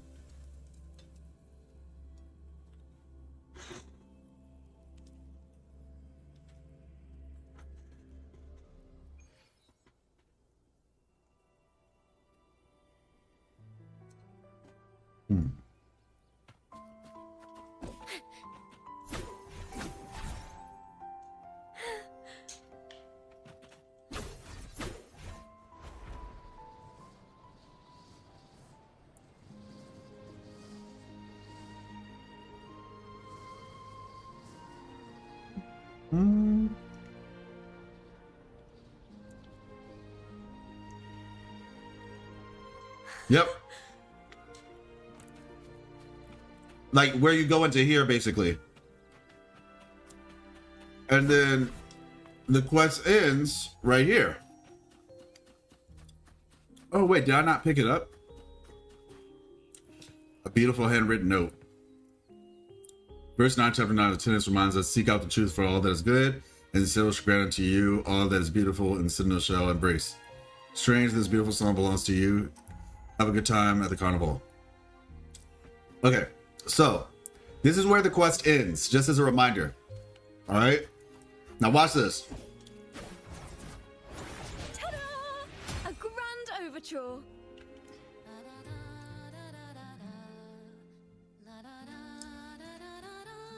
She sings the Nimbus Chorale.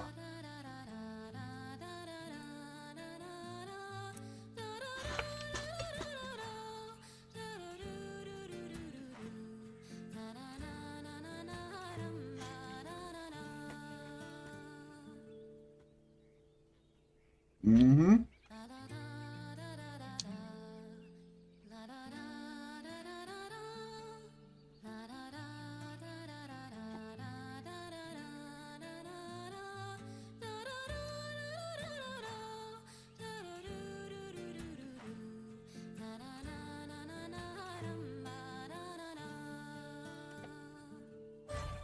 I want her because of that. It's so cool, but there's more. There's more. Let me see.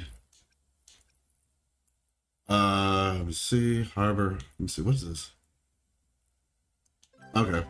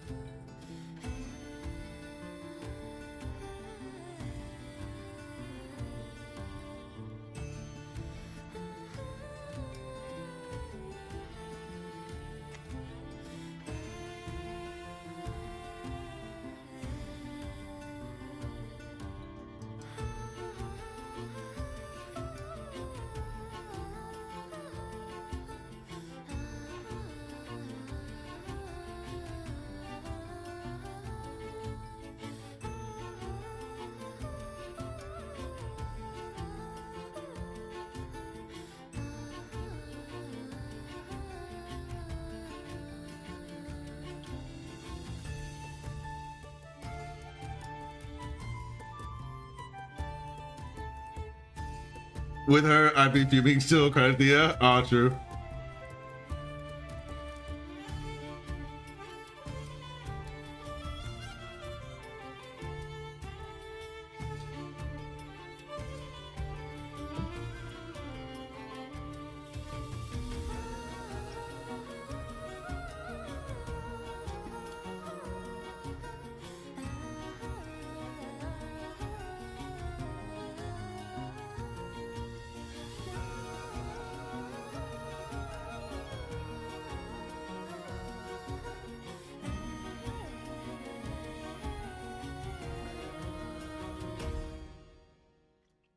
And you actually hear this song at the beginning of her thing too, of her companion quest.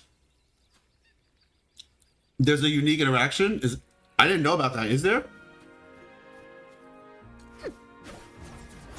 Ta-da! A grand overture.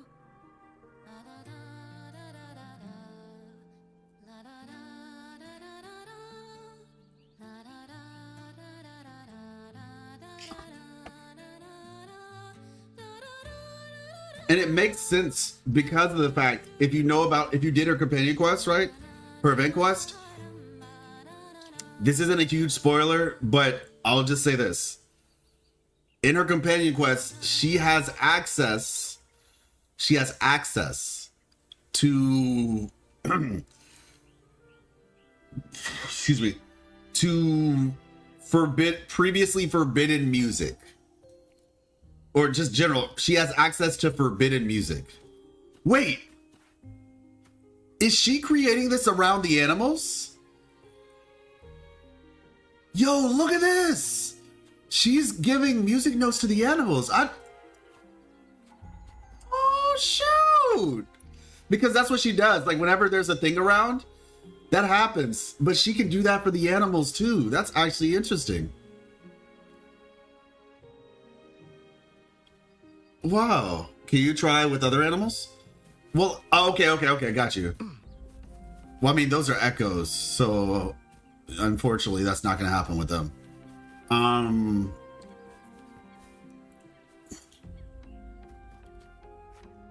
Let's see. Ta-da! A grand overture. The problem is most animals run away. I'm about to say, yeah, most animals run away.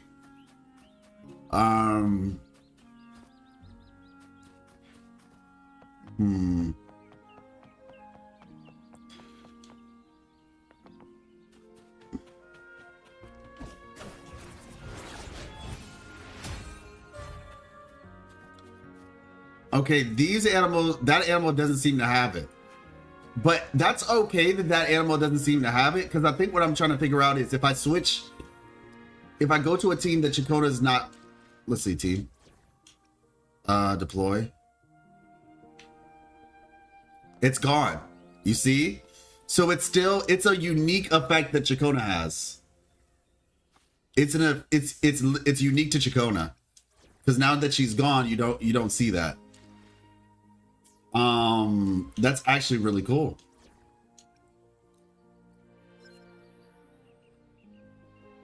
Yeah. Now they have it.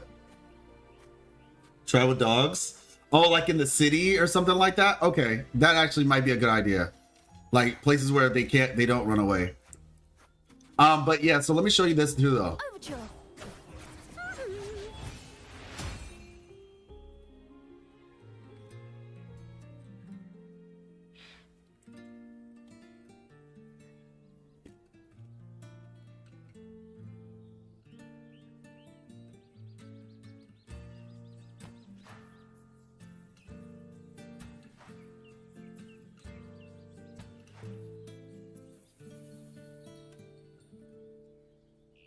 I love that so much. And then finally,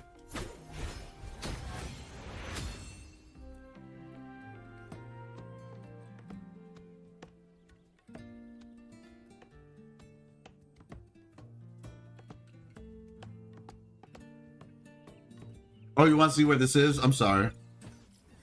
It's right here. My bad, Sam. Right here. If you did the quest, it should be right beside this. If you haven't done the quest, then this wouldn't even be here. You have to do the quest first. But yeah, it's you know, the Inferno Rider is right there, hologram. There's like a thing in there. Garden of the Lost is right here. It's near the broken bridge, beneath the broken bridge. The chapel underneath the broken bridge, which is actually the chapel where Cartethyia sword, one of her swords was put in that chapel, but they took it away. Mm-hmm. All right, now check this out, y'all. Check this out. Check this out. Watch. Solo time. So we got them, right? They're doing their thing, and now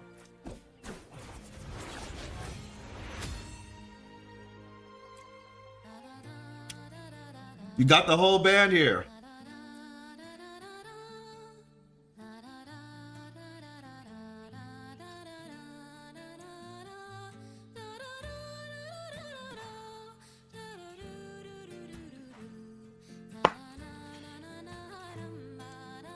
She is so cute. Oh my gosh, she is such an adorable character. This with 3 Chakotas and co-op, right? Exactly. You could actually get the whole band together. Now, there's one other thing that I haven't shown you all yet that I think makes this pretty cool. Tuning in.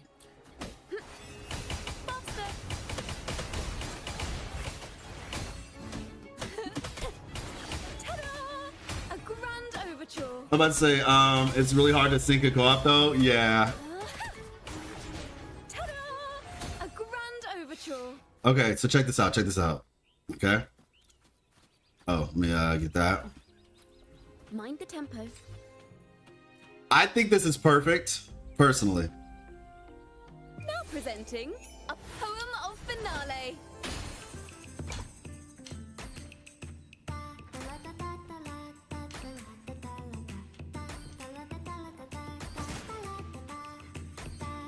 Look, it's like you got all the phantoms together and then Alto's thing right there.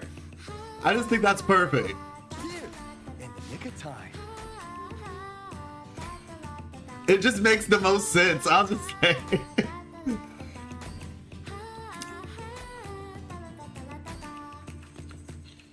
Also, her dance is really sick. Like, it's cool to watch her dance. Also, just aura farming at the front. I'm telling you, yeah, exactly. It's Alto's my boy, man.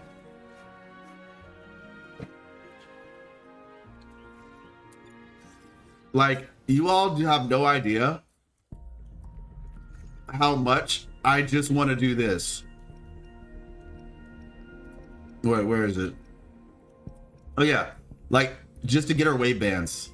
I want to get her weight bands just so I can buff Alto.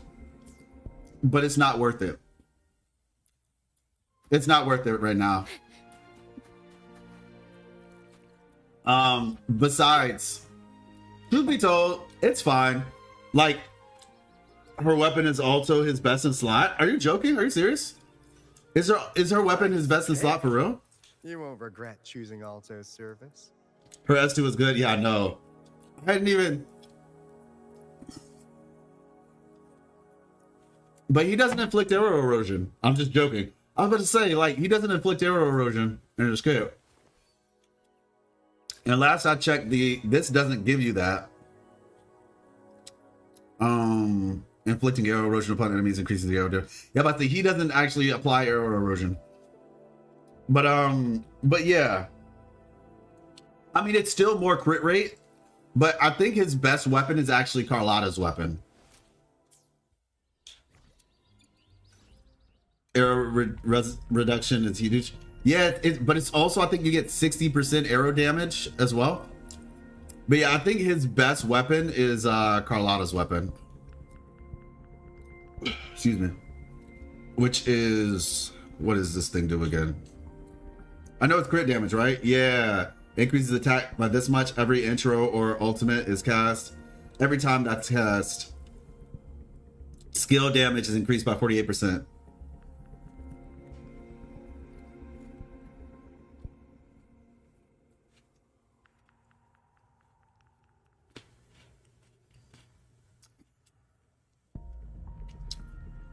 It's more of a stat stick. It's more of a stat stick, I can see. Also, with Chacona's weapon is an FTP option for Cartethyia's team. Interesting. Interesting. Is her weapon... Let me see. Inflicting on the target gives that. Hitting targets with arrow erosion reduces their arrow res by 10%. Oh, so if they already have it on them, it reduces. Got it. In which case, maybe that would work. It's split up. More. It's split up.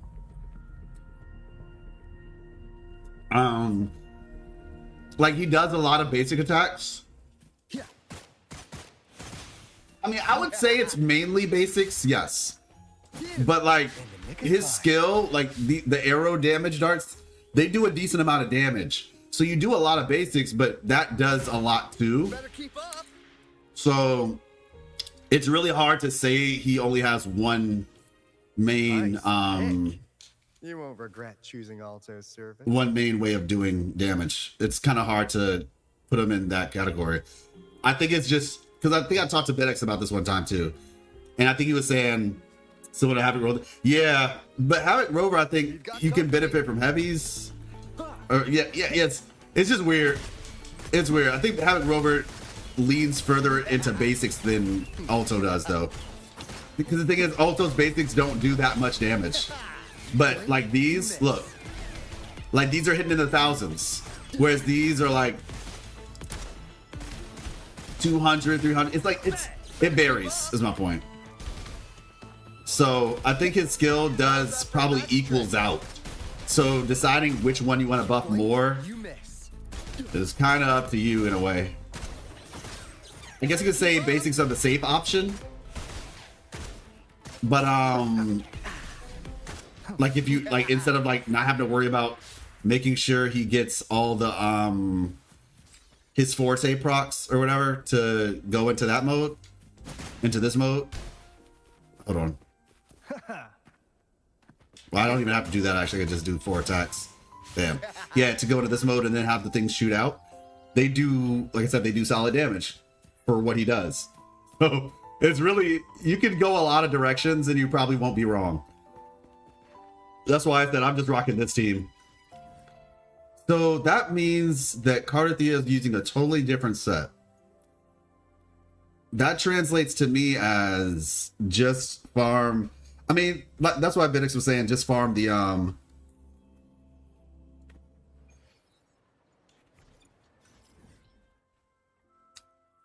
just farm this. Just farm the boxes inside of this, and you'll eventually get it. I can understand that, the Ningguang comparison. I can understand that.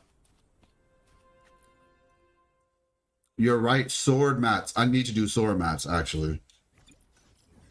I don't even know how many sword mats I have right now. Where is the sword thing? Is this it?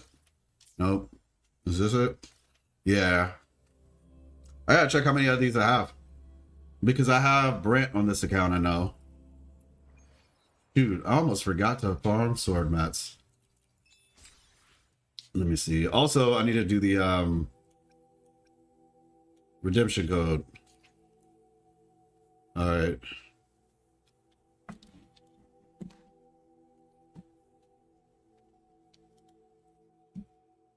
Okay, let's see. Let me go up a little bit in chat. Shadow of Glory. Copy. Wait, no, not address. That's fine. Shadow. Ooh.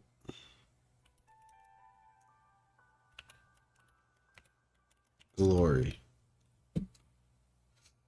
Confirm. Then it was Flames of Heart. And then lastly, we have Agonizon. Agonizon. Alright. I'll learn how to pronounce these words at a later date. But for the time being. Nice. I don't even think I've unlocked this yet.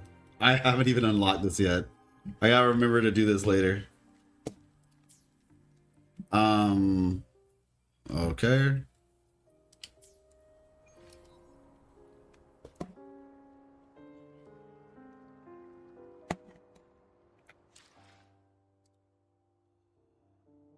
Why did they make not long like that? Oh my god. I downloaded Genshin back because of the age verification thing. Yeah, I know, right? I had to make sure to log on to my other accounts because I had I think I had 3 accounts. Well, I have 3. But I mainly played on 2 of them. And now I only use 1 of them. But I was like, let me just log in just to make sure. And I logged onto Miss Life's account too. And I didn't want all the progress I made to get deleted, and I started to play. Tell me why all the angries started coming back at me. Why did they make not long like that? That's so funny. Yeah, definitely. If you care enough about Genshin to eventually, you know, like see how it ends or whatever, make sure you do the age verification thing. Because otherwise they'll delete your account and you'll only have 1 year to try to get it back. And then after that year, it will be gone forever.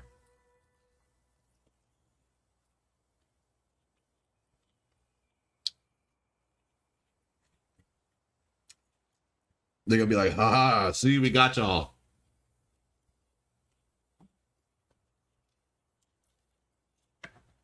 How good is her chain past S2? It doesn't seem to be that worth it. Like, I mean, I don't think it's gonna be bad, but from what I recall, it's nothing crazy. The future of the world, but I doubt they can predict which song people will play. You're probably better off just getting Cartethyia copies. So yeah, her skill grants her immunity to interruption for 3 seconds. Casting basic attack increases her attack by 35% for 10 seconds. Yeah, so like, she does more damage basically. You know, her basic attack, like she, honestly, this might help her.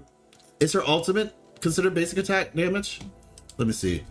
Because her ultimate hits for like a grip. That thing, like, it hurts.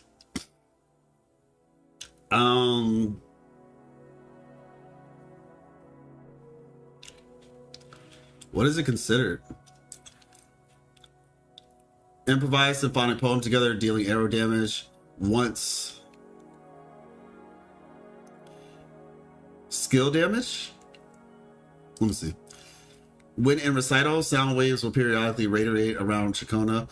When the sound wave overlaps with the circle indicator, okay, got it. Generate symphonic poem tonic of the corresponding color and recover that. During recital, switching to another resonator doesn't end recital, but automatically generates the tonic. Yep, okay, blah, blah, blah. Immune to damage. Exit by pressing her ultimate again or switching. Excuse me. Can now directly grant arrow damage bonus provided by solo concert. Green tonic to nearby targets and inflict a stack of arrow erosion on targets hit. Yellow tonic. Yeah, we already know this. It doesn't really say the nature of the damage though. I mean, I guess if I'm just going by this, it says skill, resistance skill, or resonance skill. I guess. I'm just curious what that big nuke. I consider it a nuke because it's a solid amount of damage. When she ults, like the first hit. Yeah, I'm not really sure. It doesn't really matter that much because you're probably not going to put her in a team like that. Well, I'm not going to say it doesn't matter that much. I don't know for sure. If it doesn't say, does that mean it's lib? Yeah, if it doesn't say it, I think it might mean it's lib. Let me see something real quick. Skill damage. But we know that he gets his stuff based off your energy. When normal attacker away hits the target. Efficiency of gaining Bravo. Okay, meanwhile, Forte circuit. Okay. And the team after state can be passed here. Let me check something real quick. Let me check. Okay, we know that her Skill damage. I'm trying to think of somebody whose ultimate we know. Okay, Gian. His ultimate is considered heavy attack damage. We know that.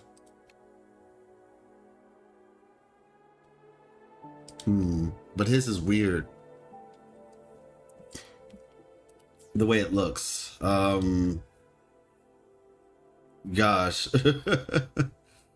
I'm trying to think of somebody's ultimate that is based scales off a thing and see how the wording is. Okay, we know his is, well, we know his is liberation damage. Why is it gotta be so complicated? Holy Pig live stream, my wallet is gonna cry. I'm so sorry, Dre. So, you know what? Okay, Carlotta is skill damage, you're right. We know that hers is skill damage. Let's see what the language is on hers. She's on my other account, so I have to check here. The divinity may foresee the future of the world. I alone will decide whether it's for Her show. voice actor is so I alone cool. will decide whether it's for show or for battle. Skill damage. It does say skill damage still. I don't know. I mean, hey. Gosh, I wish... BitX, are you here? I'm like, BitX can help this so fast. BitX! Carlotta's good damage. I think Chakota is just the OG style. You know, Carlotta, VA, Ismael, right? Absolutely. Absolutely. Really good. Where basic is basic, live is live, and forte is forte. Yeah, I'm thinking... Understood. Yeah, I'm thinking it's... Maybe it's skill then. May foresee the future of the world. I was playing and I was like, I know that voice from somewhere. Exactly. Play tomorrow. Pretty sure it's resonance skill. Yeah, I guess so then. So skill details. Improvised symphonic poem skill damage. Symphonic poem tonic damage. Yeah, that's why I'm confused, you know? That's why I'm confused. So, and ensemble stills perform an improvised symphonic poem together. Got it. Wait a second. I think I understand it now. So I think this is because of her S6. Did they show the swimsuits? Not like in 3D, no. I think I understand now, everybody. It's... And yeah, I'll check the echo suggestion.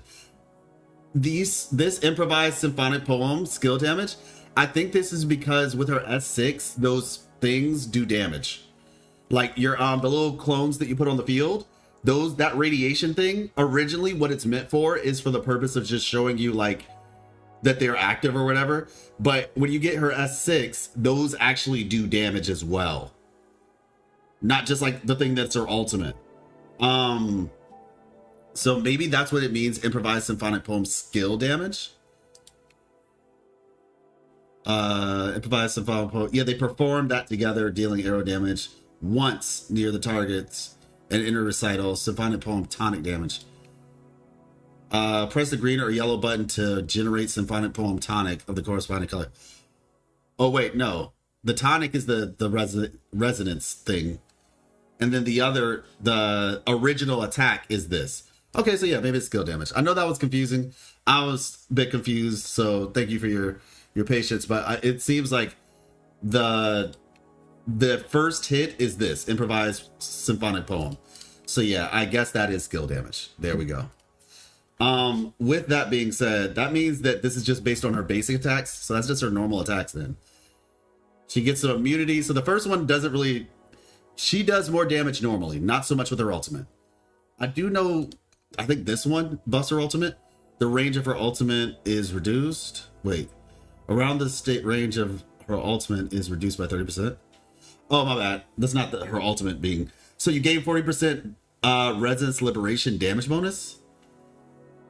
You see why this is confusing? I mean, it could still be helpful, but it just gets confusing. Damage taken by resonators within and around the range of her ultimate is reduced. Got it. So it busts her ultimate damage in that.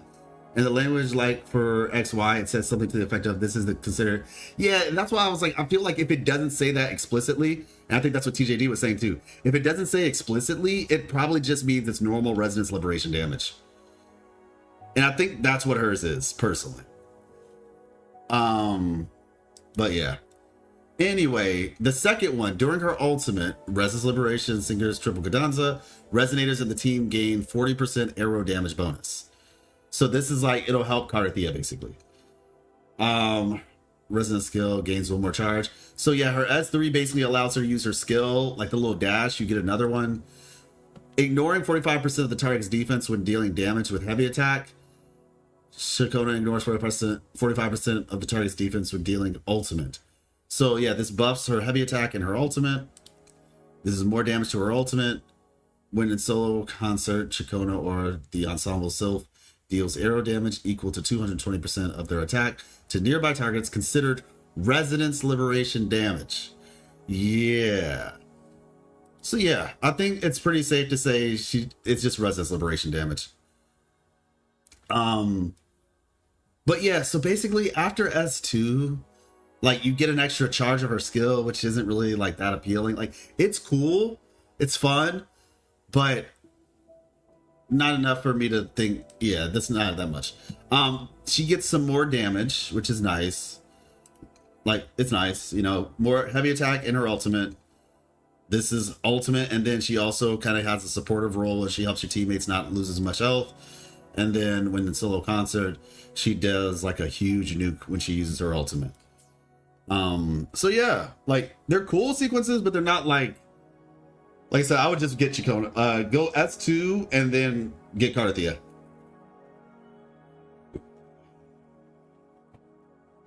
Yeah, basically live is live, forte is forte. Yeah, I'm pretty convinced of that at this point. Look at that boy. Look at that boy. Is she more of a support or a sub DPS? I think she's a mixture of sub DPS and support, honestly. To me, it feels like she does a decent amount of damage, honestly. Like she does a decent amount of damage. Like she can clear mobs by herself, you know? Like the mobs will be dead by the time you get there.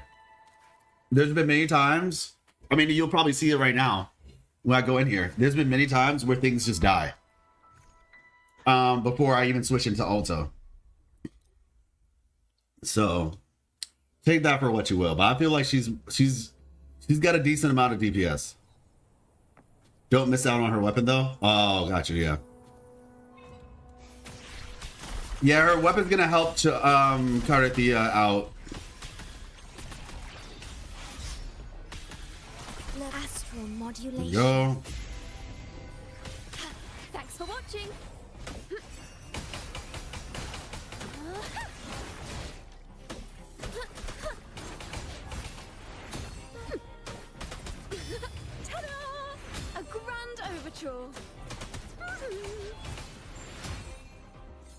Here we go. Restart. Yes, like I said, as you can see, she's like, if it was like Shorekeeper or something where it's like, oh, just a support, that would take forever. You know what I'm saying? Like that would legitimately have taken forever.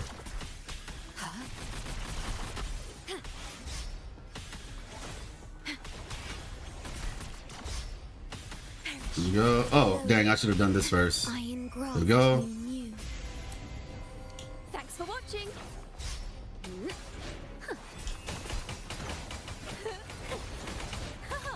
Solo time.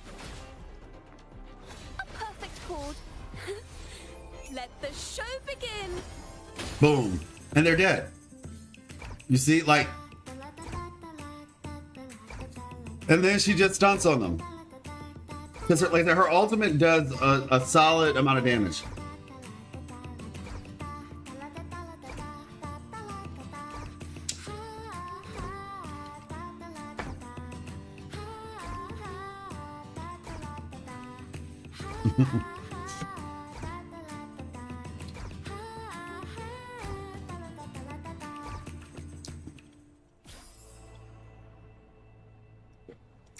And just a reminder, her outfit also changes when she ults.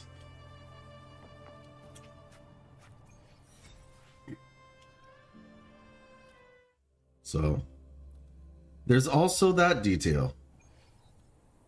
Let's see.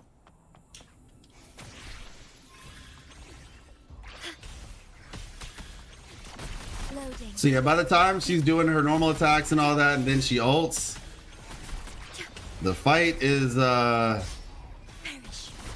fight has been fought. Worry not. Thanks for watching. A perfect chord.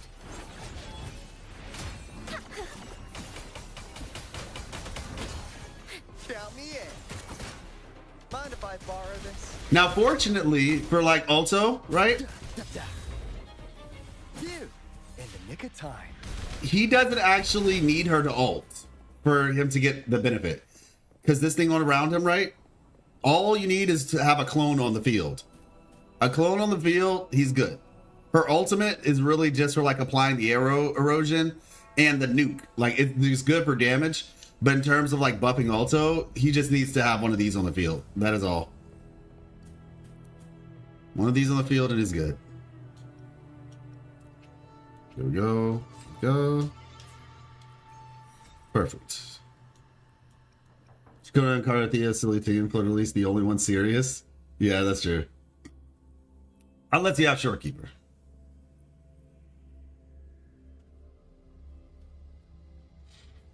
But hey, I guess if you wanted to be full blown silly, you could just put I mean, I guess Verena, she's not like silly, but she would probably be silly around them. So if you're rocking Verena, then that would work. Or if you want to be really silly, you put whatchamacallit on there. Yeah, Yoo-hoo. Just for the memes. There we go. There we go. All right. Beautiful.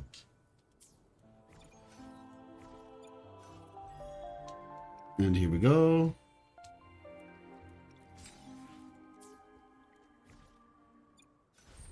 I'm about to say, I need to do this Lola logistics thing, man. I have not started it yet. Can I just fast travel to it? Yeah, there we go.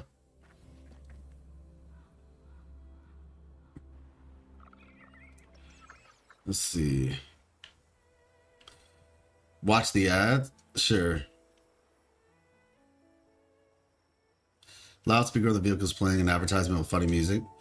Take out your terminal, your trustworthy wish granter, the logistics in the Pioneer Association are here to back your favorite campaign beyond the ways loaded up with perks. All right, got it. Got it. Got it. Cool. Knock on the window. Let's see. We've knocked on the window before. After giving a few taps, the courier truck stops its broadcast and lines of words appear on the screen. Greetings, how may I assist you? How many rounds of this campaign do you plan on running? When can I hop on a ride for a ride, boss?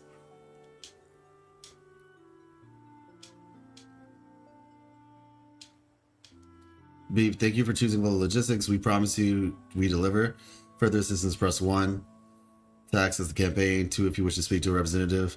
Please contact business. Okay, got it. Alright, I just want to see if we ask for a ride, what happens. When can I hop in for a ride, boss? I apologize, but this is an automated driverless courtesy vehicle recently developed by Lola Logistics for transportation and advertising purposes only. No flying function available. If you're indeed in need of a flying vehicle, we recommend trying out Wing Rays, which may bring you a fresh and unique flying experience in Ragunna. Excuse me. Thank you for choosing. Okay, got it.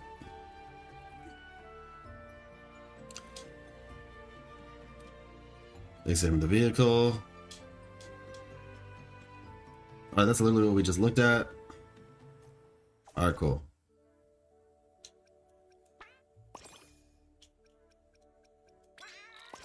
Nice.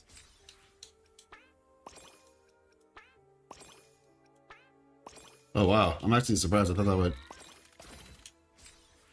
that would yield a little bit more, not gonna lie. Alright, that works. We only have 2 more. Alright. This is for all the marbles.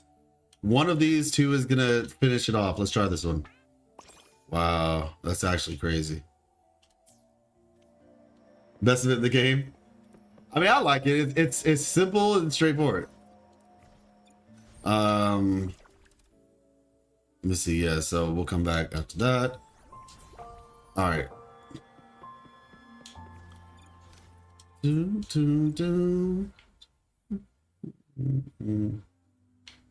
Let me see. Yeah, we're coming over here.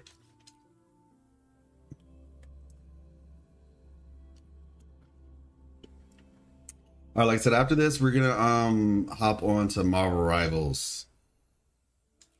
Let's see, current. Oh, continue challenge. I was apparently already doing this.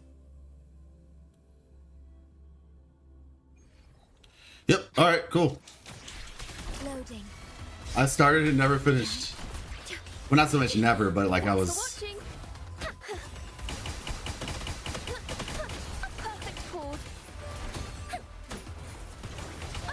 Hey, look! It's the music echo.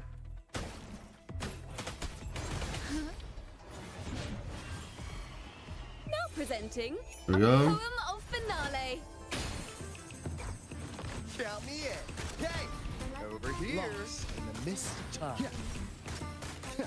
Here we go. You blink, you miss. Mind if I borrow this?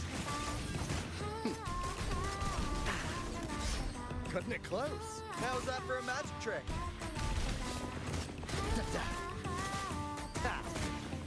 Insane damage, I know. If I had Shorekeeper though, this actually would be much better. You miss. You. Mind if I borrow this? Not to mention, I will admit that his echoes could be a lot better.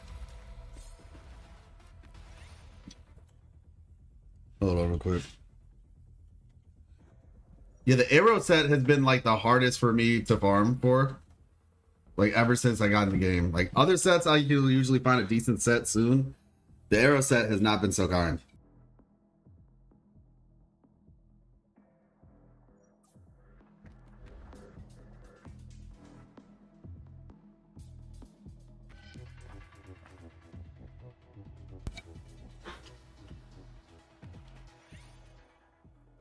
There's a new event poster on the first event option, which gives you 20 odds, right? Oh, nice. Thank you. Damage dealt increases. Okay, taken. Slightly increase the trigger intervals. Sure, let's go with this one. All the sets in the game makes me want to rip my hair out. Oh my gosh. Not the luxurious locks. Let's see. Taking damage increases attack based on the HP already lost. Dude. Alright, that works. Hey, look at those frames. Looking smooth. Got company. Stay calm. I'm gonna say, all right, no, this is not worth it. Loading. So we're not alting here.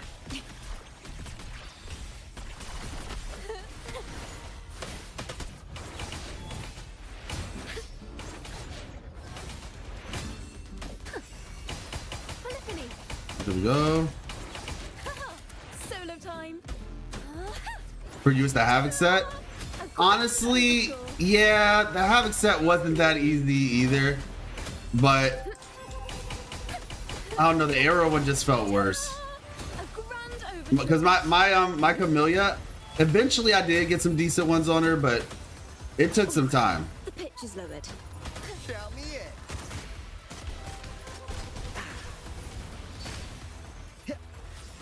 in. Let's see. Mind if I borrow this? Better keep up. Try to do this without my ultimates right now. I thought this fight was going to be a lot quicker. I thought there wasn't as much to this fight, but apparently there is. Yeah, I should have used my ultimate, but it is what it is.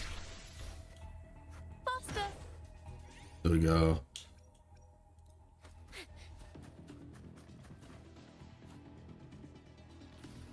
Okay, we're ulting this time. Are we though? Fine, we're here now. If I find out this is like one group, oh, defeat all enemies within the time limit. Okay. There we go. The trio of destiny. I can't believe it. Count me in. Lost in the mist of time. Nope. Dude, in the nick of time. You blink, you miss. Mind if I borrow this? Leave it to me. Go. Wait, I thought I must have just run out of her ultimate right there. Thanks for watching. Overture. Okay, let's see.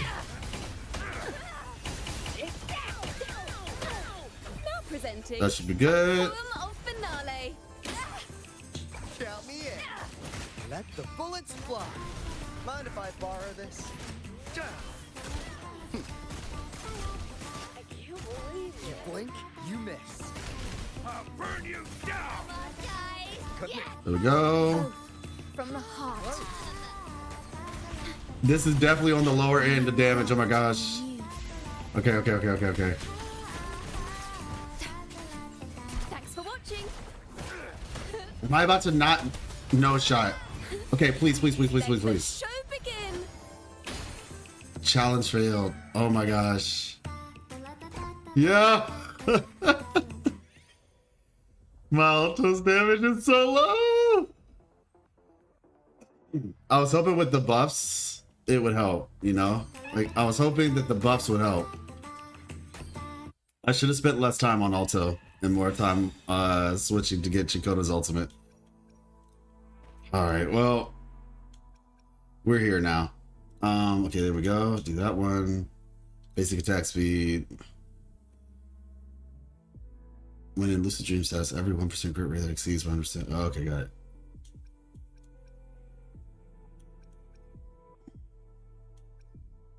HP is double, but its value is fixed afterward. I mean, that's not actually all bad.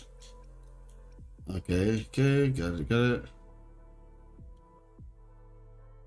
I can manage with that. Alright. Look at that. Oh, nice.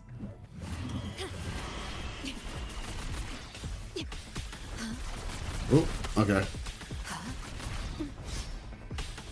Diminish loading.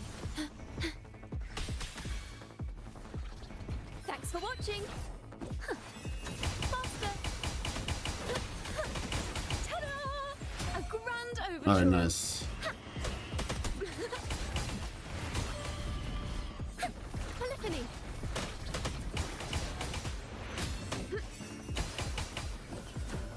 Beautiful. Oh, okay. Sounds a strange white cat.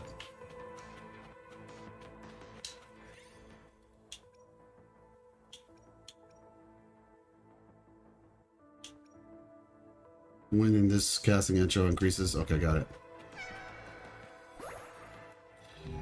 All right, here we go. Oh, Lorelei. How's it going? Whoa. Getting serious, are ya? Cutting it close. Loading. There we go. Iron Bam. craft you knew. Thanks for watching. A perfect chord. Mind the tempo. Wait, did she just cancel my heavy? She just canceled my heavy. I didn't even know that could happen. Count me in. Easy there. Okay. Bang.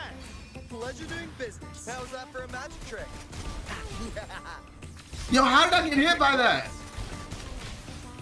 Okay, this is getting kind of crazy. I'm dodging! Okay, no.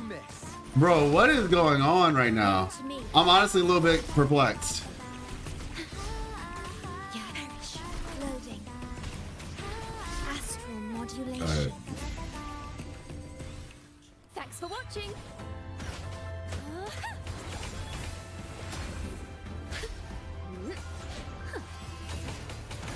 A perfect chord.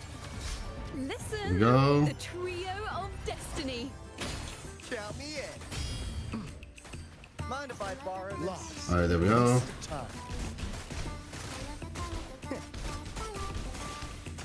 Better keep up. Dap, dap. You in the nick of time. Insane damage. Thou from the soul. But I'm like, I don't know. Some of that stuff felt like I should not have gotten hit by that. Loading in war with time. There we go. Thanks for watching.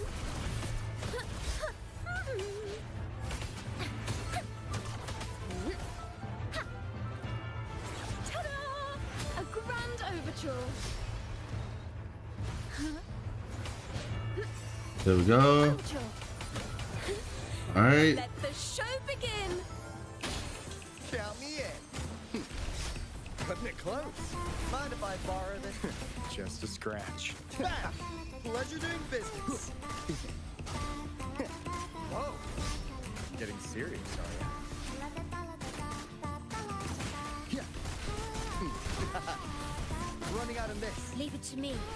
All right. Loading.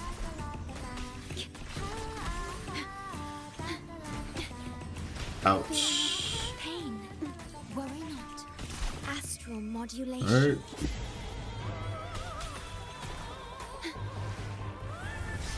Thanks for watching. Faster.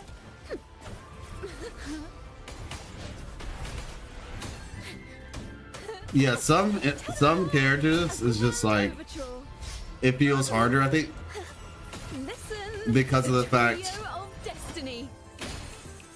Count me in. Lost. There we go. All right, we got this. Mind if I borrow this? All right. Honestly, not too bad. Not too bad, considering we got it practically on the thing with on the end of that fight. All right, we take those. G down, quiet down, view is something fierce. Lex, what is that? What is that exactly? All right, go. Loading.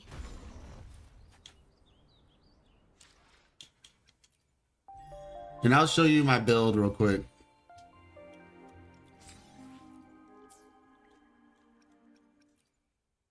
Nice pick.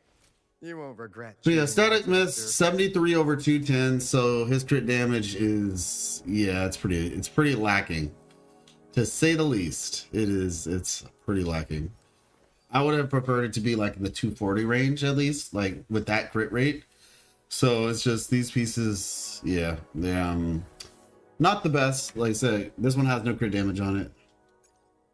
This one is crit damage but no crit rate. Crit rate, crit damage. That one's decent. This one, it would be nice if I had crit rate on it, because if these other ones had crit rate, then I could probably go for a crit damage 4 piece to help the ratio. Oh, okay.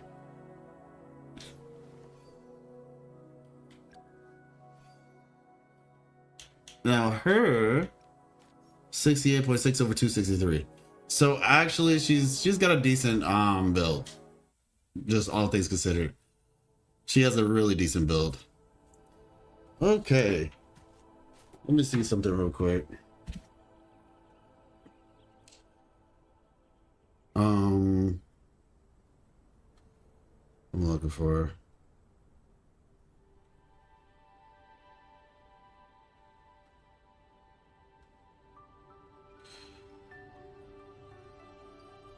I never miss out on a good deal. All right, so we're gonna switch things up.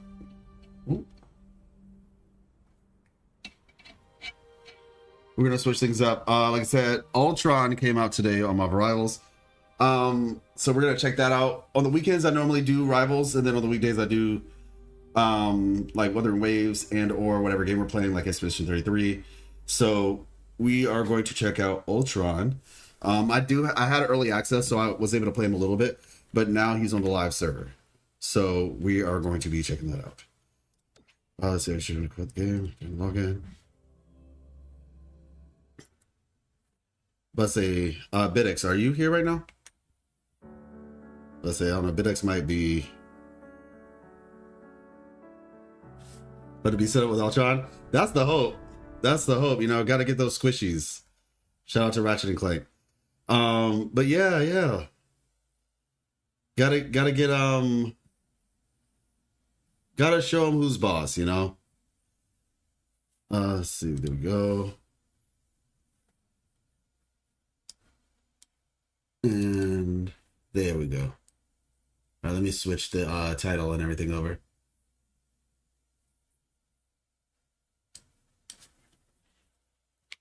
Age of skill issue.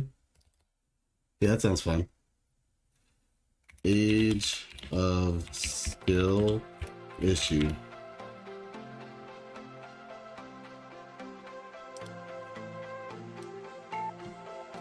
Okay, got to the update. 1 second.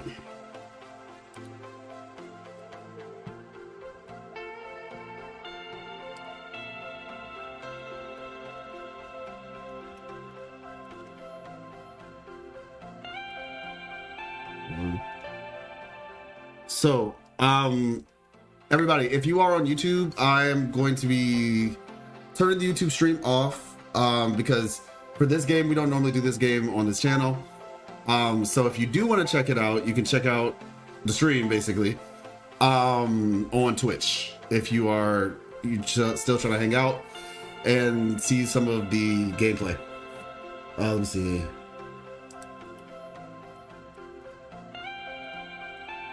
Let's see.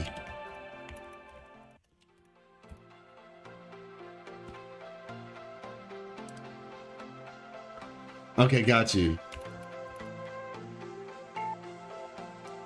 And I will I'll be keeping you all updated. Like I said, I'll be uploading some of the conversations and things of that nature that we talked about today on the More Life Lessons channel.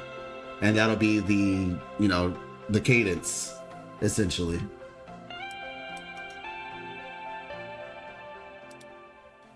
All right, there we go. I finally made it silver 2 in solo ranked. Hey, congrats. You getting out of bronze is that is an accomplishment. Because I'm not gonna lie, bronze is kind of crazy. Because there's a lot of different people doing it. There's a lot of people doing a lot of different things. All right, so thank you all so much for coming to the YouTube stream though. I will see you all sooner rather than later. Peace.